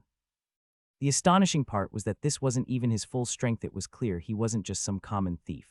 There won't be any breaks. Adjust your pace as needed. Eris, surrounded by a sharp aura unlike anything before, followed closely behind Perez, just like she saidn't fall behind. Lady Eris doesn't have the room to watch over us right now. Yes, the light wind division nodded and pushed themselves to follow behind Eris and Perez. Rayon, preparing for the worst-case scenario, sent the light wind division ahead and took the rear position. After traveling for more than half a day using footwork, Perez finally came to a stop. The path had been incredibly rough, and they'd encountered many monsters along the way. It wasn't a place ordinary people could reach even if they tried. This is the place. Perez pointed to an area where large trees overlapped with dried, brittle ones. In the shadows of the trees, a bizarre entrance to the underground had opened. How did you even find this? Burin widened his eyes in disbelief. Didn't you make it yourself? Martha exhaled in awe, unable to believe he discovered it. My job has always been finding hidden places, not just robbing normal homes. Perez shook his head, saying it was part of his profession. And Sir Sif is my motivation. We endured years of hardship together in front of the demons. I just had to find him. He bowed his head lightly, saying that was all. A comrade. Ranon nodded as if she understood. Let's go. Eris let out a short sigh and stepped into the dungeon without a single joke to spare. Yes, Rayon nodded heavily. Normally, he would have suggested capturing the sorcerers for information, but seeing Eris's dark expression, he couldn't bring himself to say anything. He shook his head slightly and stepped into the shadow-drenched dungeon corridor. Since the ancestor's memory wasn't appearing, it likely wasn't a dungeon created by him. Though I might see it later, he had entered the ancestor's memory before just by witnessing remnants of his presence. So Rayon stayed alert and descended carefully. Despite the lack of light, the inside of the dungeon was clearly visible, as if it had some kind of luminous effect. The mana is twisted here. Who could have made this? Wrath glanced around and muttered curiously. You're right. Just like Wrath said, the mana flow inside was different from outside. It felt like the mana itself was hardened. Just below. While carefully expanding his perception and following the group, Eris came to a halt and placed a finger to her lips. Someone's there. Guwu, as soon as Rayon heard Eris's words, he activated his perception of the snow flower. He felt the mystical sensation of the mana in the air turning into his own skin and spread his presence beneath his feet. They're definitely there. Not directly below, but he could sense the presence of people hiding silently about 3 floors down. A sorcerer. No, a warrior with a sorcery artifact. It seemed they hadn't been detected by his senses because their presence was hidden through sorcery. Rayan let out a hollow laugh as he looked at Eris. Didn't notice that right away. He had felt satisfied after defeating the second apostle, a transcendent and growing stronger, but it seemed he was still far from reaching a true transcendent. I didn't need to worry after all. He had thought Eris had grown anxious out of concern for her son, Sif, but even in her disoriented state, she hadn't neglected her duties as a leader. As the saying went, there was no need to worry about a transcendent. When we first came to this dungeon, there were only monsters and traps. Eris lowered her voice and tilted her chin slightly. There were no external footprints, so it's only right to assume they came from below. She pointed her finger downward, indicating they should consider them enemies. They came up from below. Perez blinked as he stared at the ground. It seems traces of you were discovered, Sir Perez. Rayan narrowed his eyes and placed a hand on his sword. Me? Absolutely not. I may look like this, but I'm a descendant of the great sword and even trained under Lady Eris in hellish conditions. Perez trembled as he insisted he had perfectly erased his traces. Nothing happened when you entered the dungeon alone, right? Why, yes. I just followed the sorcerers from a distance. He rolled his eyes as he explained that nothing had happened then. I can feel the energy of sorcery from the warriors below us. They wouldn't suddenly become alert without reason, so it's likely they picked up on your traces. Rayan calmly shook his head. Ah. Perez held his head in his hands, feeling like it was all his fault. I'm sorry. Because I did something strange, I've put Lord Sif in more danger. This isn't your fault, Sir Perez. Rayan waved his hand toward Perez's pale face. They didn't find actual traces. They must have noticed it through sorcery. Sorcery. Yes, that instinctive sense of danger you felt when you followed the sorcerers to the secret space at the end of the dungeon was probably your body sensing the sorcery embedded there. Unlike magic, sorcery uses negative mana and has exceptional power in tracking and detection. While Perez's movement techniques and skill in hiding his presence were impressive, his martial realm wasn't high enough to deceive sorcery. Then does that mean they already know we're here? That's unlikely. Rayan shook his head as he felt the presence of the warriors silently hiding below. Covering this entire dungeon with sorcery to detect intruders would be an enormous waste. These warriors below are likely guards sent to conserve the sorcery's consumption. The warriors weren't moving, as if they had turned into statues, hidden perfectly within the sorcery. Judging from the situation so far, they were undoubtedly sent as guards to alert their base in case of intruders. Of course, that's just my assumption. From now on, we should move with heightened senses. There's a high chance detection sorcery has been installed. That's my nephew for you, sharp as ever. Eris grinned and patted Rayan on the back. Just like Rayan said, let's move while hiding our presence as much as possible. I'll handle the sorcery detection, so just quietly follow behind me. She said she'd take the lead from now on and slightly bent her knees. I'll put up a sound barrier to block the noise from the light wind division. Rayan drew in the surrounding mana and wrapped it around the entire light wind division. It couldn't block all sound, but it was enough to mask the footsteps of the swordsmen. Let's move out. Eris exhaled lightly and led the way down the dungeon. There were no visible traps or monsters, likely because they were relying on their guards. After about 5 minutes of descending through a winding path, a small entrance leading to a brown cavern appeared. They're in there. Eris turned her gaze and lowered her voice even further. I don't see anyone. Perez opened his eyes wide, saying he couldn't even see a shadow. I can't tell either. Yeah, it just looks like a normal cave. The light wind division swordsmen also didn't seem to notice. The sorcery was too powerful for even masters to detect. 3 warriors are hiding within the sorcery, watching the entrance. Rayan inspected the entrance and shook his head. It looks like they're arranged so that if one gets taken out, the other 2 can report it. Judging by how well they're hidden, they really must be remnants of the Iron Pillar Federation. Then we each take one. Eris tilted her chin toward Rayan and Rimmer. Middle, lower, left, upper, right, right. Rimmer also seemed to have sensed the presence of the warriors hidden by sorcery as he twirled his fingers. I'll take the left, then I'll take the right.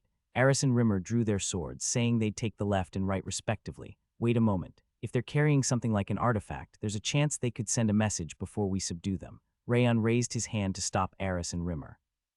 If even a finger moved, they could potentially alert the base, so charging in recklessly wasn't a good idea. Then what do you plan to do? Eris furrowed her brow. We can't go any further without breaking through this entrance. Let's toss one in. Rayan beckoned to Dorian, who was standing blankly. Me, toss what? Dorian's eyelids trembled nervously, clearly uneasy. Please. Rayan smiled lightly and threw Dorian toward the entrance of the cavern. Wait a second. Dorian tried to brace himself to avoid being flung, but ended up tumbling right into the cave entrance. Now, Rayan didn't miss the moment the sentries focused their gazes on Dorian and activated the Supreme Harmony steps. With a gust of wind wrapped around his toes from the radiant light style, he charged toward the warrior hiding in the center of the cavern. The sentry's gaze shot up from Dorian in a panic, but it was far too late. Rayan's fingertips were already touching his neck. Thud. The sentry crumpled like a puppet with its strings cut after taking a direct hit from Rayon's hand strike. The sentry couldn't even move a finger, completely suppressed by Rayon's aura. Thwack, two more shockwaves rang out almost simultaneously. Rimmer and Eris also struck down the hidden sentries and landed silently on the floor. Good, we got them before any signal was sent. There wasn't the slightest movement in the sorcery in this space. Thankfully, it seemed they were subdued before any alarms went off. You were right. Eris nodded as she showed the small button the sentry had been holding in his hand. Looks like this would have sent a signal down below. How did you come up with that plan? She praised him for both his quick thinking and solid planning. I've done it a lot. Rayon chuckled and shook his head. Dorian, based on appearances, was the very embodiment of a harmless creature like a rabbit or a squirrel. Anyone would have panicked at the sight of such a clumsy-looking guy trembling alone in a cave. I say this every time, but our squad leader's real talent isn't swordsmanship, it's that sneaky brain of his. Martha shrugged, saying his intellect was astonishing. We're on a mission. Call it good judgment, not sneakiness. Burren shook his head and reminded her to show respect to the division leader. What nonsense. Wrath shook his head. The brat's real talent isn't his brain or swordsmanship, it's his mouth. Wrath furrowed his brow in frustration that no one seemed to realize this. I want to try throwing Dorian too. Run-On clenched her small fist, expressing her desire to give Dorian a toss herself. Please don't. If you join in, Lady Run-On, I might really die. Dorian trembled, saying his heart nearly gave out. As expected of the Light Wind Division's quartermaster. Now you're even supplying bait using your own body. Crane whistled teasingly at Dorian. Hey, you punk. Dorian finally snapped and lunged at Crane. Let's interrogate them first. Eris signaled for everyone to begin questioning the subdued sentries. Yes, Rayon nodded and examined the state of his target. Judging by the iron-plated armor connected with sorcery, there was no doubt they were warriors of the Iron Pillar Federation. What's your name? Rayon asked, but the sentry refused to even lower his gaze and kept his mouth shut. All right then, it's been a while since I used this. Rayon smirked and activated a torture technique he had developed alternating between heat and colding the warrior's body. Normally, they'd start screaming as soon as it began, but this warrior's face only turned red. He neither screamed nor reacted excessively. You're from the Iron Pillar Federation, aren't you? Answer me. Eris too used the essence of her spatial sword to dig into the sentry's flesh, but still couldn't make him talk. This might take a while. Might as well study the sorcery carved into their bodies while he's at it. The pain of Rayon's method increased over time, so he decided to analyze the sorcery surrounding the warrior's body until it finally broke him. You don't even know the basics of sorcery. I don't, but with my traits I can see it. With the enhanced ranks of the Ring of Fire, Demonic Eye of Wrath, and Perception of the Snow Flower, he could interpret even unknown powers if given enough time. Hess, relying on weird traits just because you're lacking in ability. You'll never grow like that, but the Perception of the Snow Flower and Demonic Eye of Wrath are your powers. Rayon shut Wrath up and focused on the flow of sorcery. So quiet, I like it. Splash. Like a baby sea otter transformed into a shark, it zipped through the water at high speed and came to a halt. Hey, the sea otter pointed angrily at the sky on the right. Why are you going that way? The baby sea otter Merlin shouted, and pink energy rippled across the sea to the right. Isn't it this way? The pink aura tilted her head in confusion. That's the ocean. We're supposed to be going to land now. Why do you keep veering off course? Merlin clutched her chest in frustration, not understanding any of this. Oh, it's there. Lust nodded and drifted southward. No, it's not. Merlin couldn't hold it in anymore and threw the soul stone she was holding into the sea. Kaya, startled, she dove into the water and retrieved the falling soul stone. Ah, okay, I get it. Lust said she understood and floated over to Merlin's side. Merlin tilted her chin, telling her only to step in during a fight. Got it. Lust nodded proudly, completely unbothered. Haya, so frustrating. Merlin let out a long sigh and swam forward again. Why can't a transcendent find her way? Lust was powerful. Especially the size of her soul, it was larger than any being Merlin had ever seen. It was still hard to believe that a monster that powerful could be so bad with directions. We should have arrived ages ago, but because of that damned sense of direction, she looked back and saw Lust once again flying toward the distant sea. Not that way, Merlin screamed hoarsely with a voice nearly gone. You idiot, that should do it. Rayon removed his hand from the sentry's chest and gave a slight nod. A sorcery that uses blood and negative mana. The sorcery, armor, and artifact the sentry possessed all gave off the same traces of blood and negative mana. The sorcery itself wasn't overly complex, but it reeked of thick, sticky malice. This is enough. The sentry's body was swollen with bulging veins from the torture.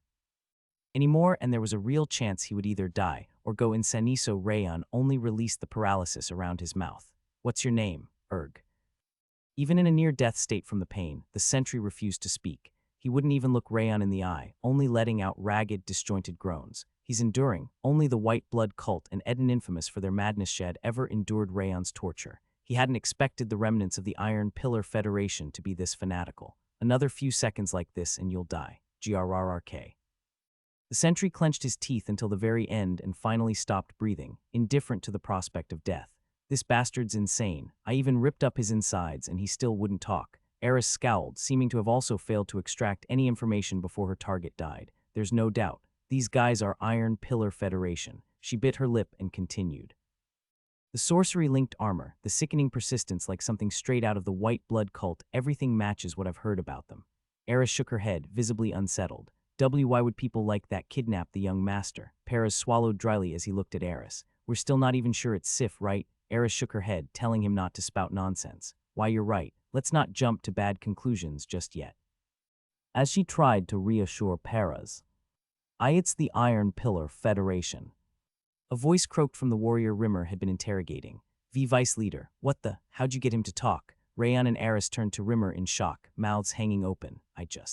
Rimmer tilted his head like he found their reaction strange. I tickled his feet. He blinked innocently, saying he just used wind to tickle the guy's souls. Tickling. Rayon's eyes widened. I told you to interrogate him, would you tickle him? Torture's not my style. I trusted you two to handle that, but I guess this is how it turns out. Looks like I'm the true hero of the Light Wind Division. Rimmer cackled, declaring himself a genius, as expected. Wrath shook his head, truly worthy of the title Original Madman.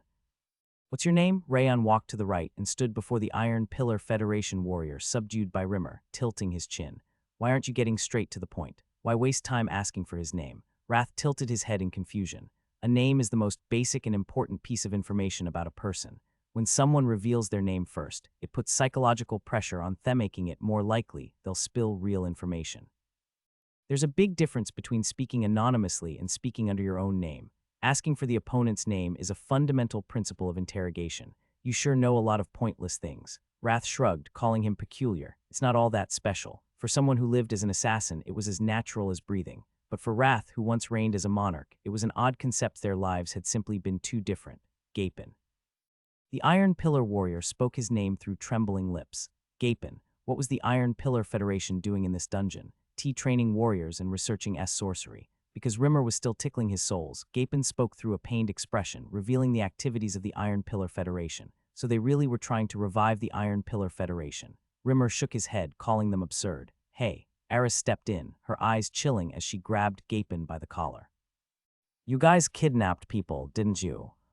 Gapin didn't respond, but his silence was answer enough. Is one of the people you kidnapped named Sif? I don't know. I'm only in charge of the outer perimeter. I don't know who the hostages are. He shook his head, claiming ignorance about the prisoners. Think carefully. Red eyes and black hair. He's so strong you couldn't possibly miss him. Eris clenched Gapin's throat and demanded an answer. I only arrived at this branch recently. That area isn't under my authority. Gapin murmured frantically, face pale as death. You moron. Eris lost her temper and slammed her fist into Gapin's face. She may have held back, but Rayon thought it was excessive. Aunt, please calm down. Rayon caught her arm and lowered Gapin back to the floor. Are you acting to resurrect the Iron Pillar Federation? It's not resurrection. We've always been alive. We're only preparing for revenge. Gapin raised his voice in frustration, and a deep fury burned within his soul. They're the ones who attacked first. You'd think we were ambushed if you heard him. Rimmer muttered in disbelief as he smacked Gapin's forehead. GRR. Gapin still ground his teeth in humiliation. It's likely the Iron Pillar remnants aren't only in this dungeon. If he had transferred to this branch, there had to be a headquarters elsewhere. And for a force that was supposedly wiped out 100 years ago to speak of Revengeth's dungeon was far too small in scale. The exact location was unknown, but there was no doubt they had a much larger force than what was here. But for now, what mattered more than the Iron Pillar's main base was what lay below this place and who they had taken hostage. Why were you hiding here? Rayon exhaled and cast a sharp gaze at Gapin. We found signs that someone had entered the underground base. Gapin clearly didn't want to speak, but under Rimmer's tickle torture, he opened his mouth again. Perez clutched his temple, feeling responsible. We sent a signal while relocating the branch to buy Timerk. Gapin suddenly grabbed his own throat mid-sentence. His eyes turned red as if soaked in blood. What the hell? Rayon pressed a hand to Gapin's chest. BZZZMM. The flow of sorcery swirling through Gapin's body suddenly twisted violently, and before anyone could react, his heart exploded. Gapin let out a final, cracking moan and died on the spot. It's sorcery. Rayon removed his hand from Gapin's chest and shook his head. They used the flow of sorcery embedded in Gapin's body to burst his heart. It seemed they had inscribed a remote activation spell on him to destroy him the moment he became a liability. Of course, it's the Iron Pillar Federation. Ruthless bastards. Eris bit her lip, eyes burning with frustration. That's not even the real problem right now. Rimmer frowned at Gapin's corpse. The Iron Pillar Geisthier trying to abandon this dungeon. That's right. Rayon nodded at Rimmer. The moment they detected an outsider's trace, they immediately prepared to abandon the branch. That proves how dangerous they are. To consider one unknown intruder a serious enough threat to deploy guards and dismantle the entire Basathy had astonishing decisiveness. Rayon could now understand how the remnants of the Iron Pillar Federation had survived this long. We need to move as fast as possible. When underground factions abandon their branches, they often kill every hostage they held. To rescue the kidnapped victims, they had to break through this dungeon at top speed. We should head down right, huh? Rumble, rumble, rumble, rumble. The entire dungeon began to quake as the paths leading downward and outward collapsed. Woo-wong, not just soil and stone, but metallic pillars of unknown origin surged forth, sealing both the entrance and the exit. It was all clearly the work of sorcery. What is this? Martha clenched her lips while crouching to maintain her balance. The caverno, the entire dungeon is shaking. Burin also lowered his head, visibly tense. Wow, we're gonna get buried. If we stay here, we'll all die. Dorian flailed his arms wildly, urging them to escape quickly. It's too late. Rayon shook his head as he looked at the exit buried in soil. They plan to trap us in this dungeon until they've moved their base.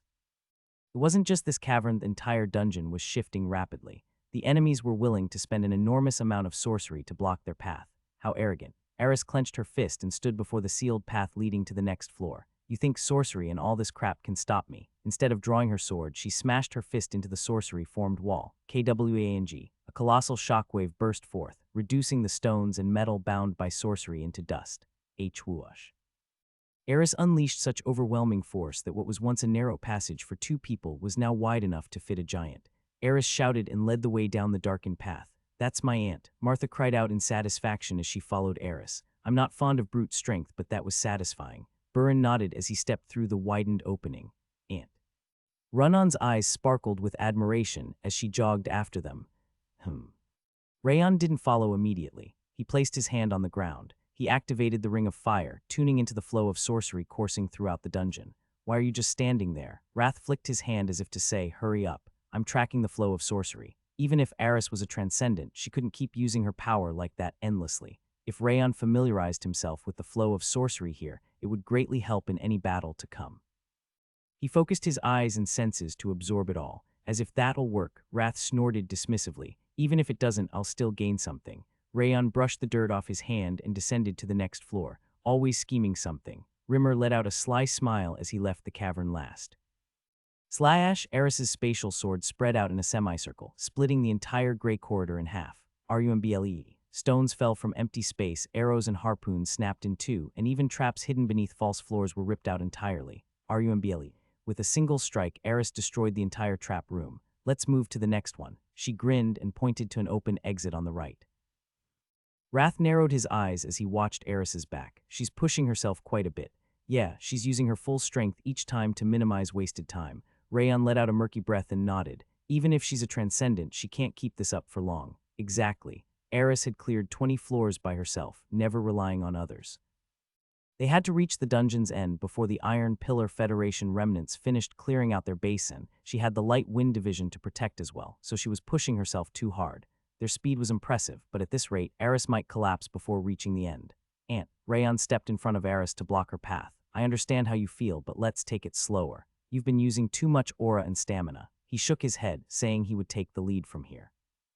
You're right, I'm overdoing it, but do you know why I can push myself? Eris gave him a soft smile. It's because you're here. What? Rayon blinked at her. Because you're behind me, I can afford to go all out. She spoke quietly, letting him know she trusted him. Am I wrong if I'm in danger or that idiot son of mine want you go save us? She tilted her chin at him. I have to. See. Eris grinned and placed a hand on his shoulder. I'll keep clearing the path.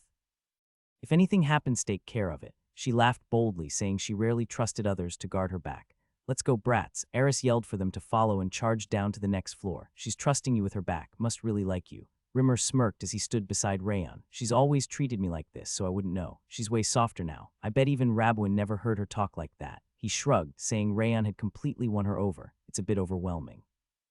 Rayon lightly clenched his fist as he watched Eris lead the Light Wind Division down. All right, I'll trust Antan focus on what I have to do. The traps in this dungeon were also powered by sorcery. He hadn't figured it all out yet, but with a little more observation, he felt confident he could decode the core mechanics of it. Rayon summoned the Ring of Fire and descended the dungeon. The dungeon was endless. It felt like all the traps and monsters from the randomly scattered paths had been dragged into one route. Even after going down 10 more floors, the end was nowhere in sight. But with that, the flow of sorcery thickened throughout the dungeon, and Rayon was now certain how the Iron Pillar Federation's sorcery functioned. Rayon brushed soil infused with sorcery and narrowed his eyes. It's not just blood. The Iron Pillar Federation's sorcery wove together fear and dread concepts rooted in iron and blood. Not ordinary blood, but the blood of the dead. It wasn't ordinary iron, it was iron meant to kill. This was how they used negative concepts to strengthen their sorcery. When is this ever going to end? As Eris descended to a new floor, steel golems marked with bizarre runes surged up from the ground. Even at a glance, there were over 30, and their numbers kept growing. Get out of my way. She clicked her tongue and slashed her spatial severance sword. Slash. Every golem that had formed and those still forming was split in half by a single strike. Rumble. Eris hadn't just destroyed the golems. It seemed she had also severed the sorcery powering this chamber. The ominous energy that had filled the space completely vanished. Huff. She planted her sword into the ground and wiped the cold sweat from her brow. Her trembling hands showed just how exhausted she was. After breaking through over 30 floors of traps, monsters, and every steel gate that blocked the way, it was only natural. KWANG. Once again, Eris shattered the steel gate blocking the path forward and gestured for the group to follow. Huff, let's go. She exhaled a murky breath and led the way down once more. Eris suddenly widened her eyes as she descended the dark corridor. This place. It's the end. This is the end of the dungeon. Paras hurried past her, confidently claiming it was the final chamber, having visited twice before. He's right. This is the last place. Eris nodded, confirming they had finally arrived. So this is the end of the dungeon. Rayon clicked his tongue as he looked around the empty cavern, reminiscent of the first floor. Here. Paras pointed to the center of the floor. They opened the path to the secret area from here. He confidently positioned himself, recalling the exact location. Good, move aside. Eris waved him away and raised her sword. I'll break it open in one go. Clenching her teeth, she brought down a spatial severance. BOO.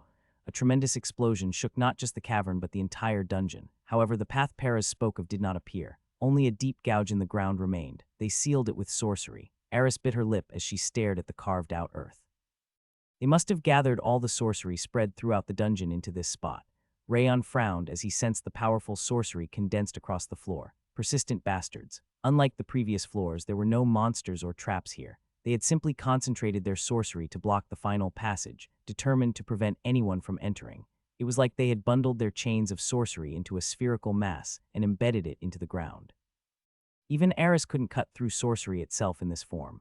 Judging by its density, it's like they used the blood of Dreadsnow, over 1,000 people. No matter how thick they wove the spell, for it to endure spatial severance at this scale, they must have slaughtered hundreds, maybe thousands within this dungeon. Damn it, I'll just break it. Eris swung her spatial severance 2 more times, but she was too exhausted, and the sorcery-laced ground was too dense her slashes no longer dug deep. Damn it.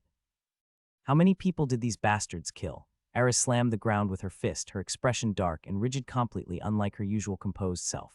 W will help too. The Light Wind Division joined her, striking the earth with their swords while maintaining the light wind formation, but predictably the ground barely budged. Damn it all. Eris screamed and began punching the ground with her bare fists. Even as blood burst from her knuckles, she didn't stop. Sif, hang in there.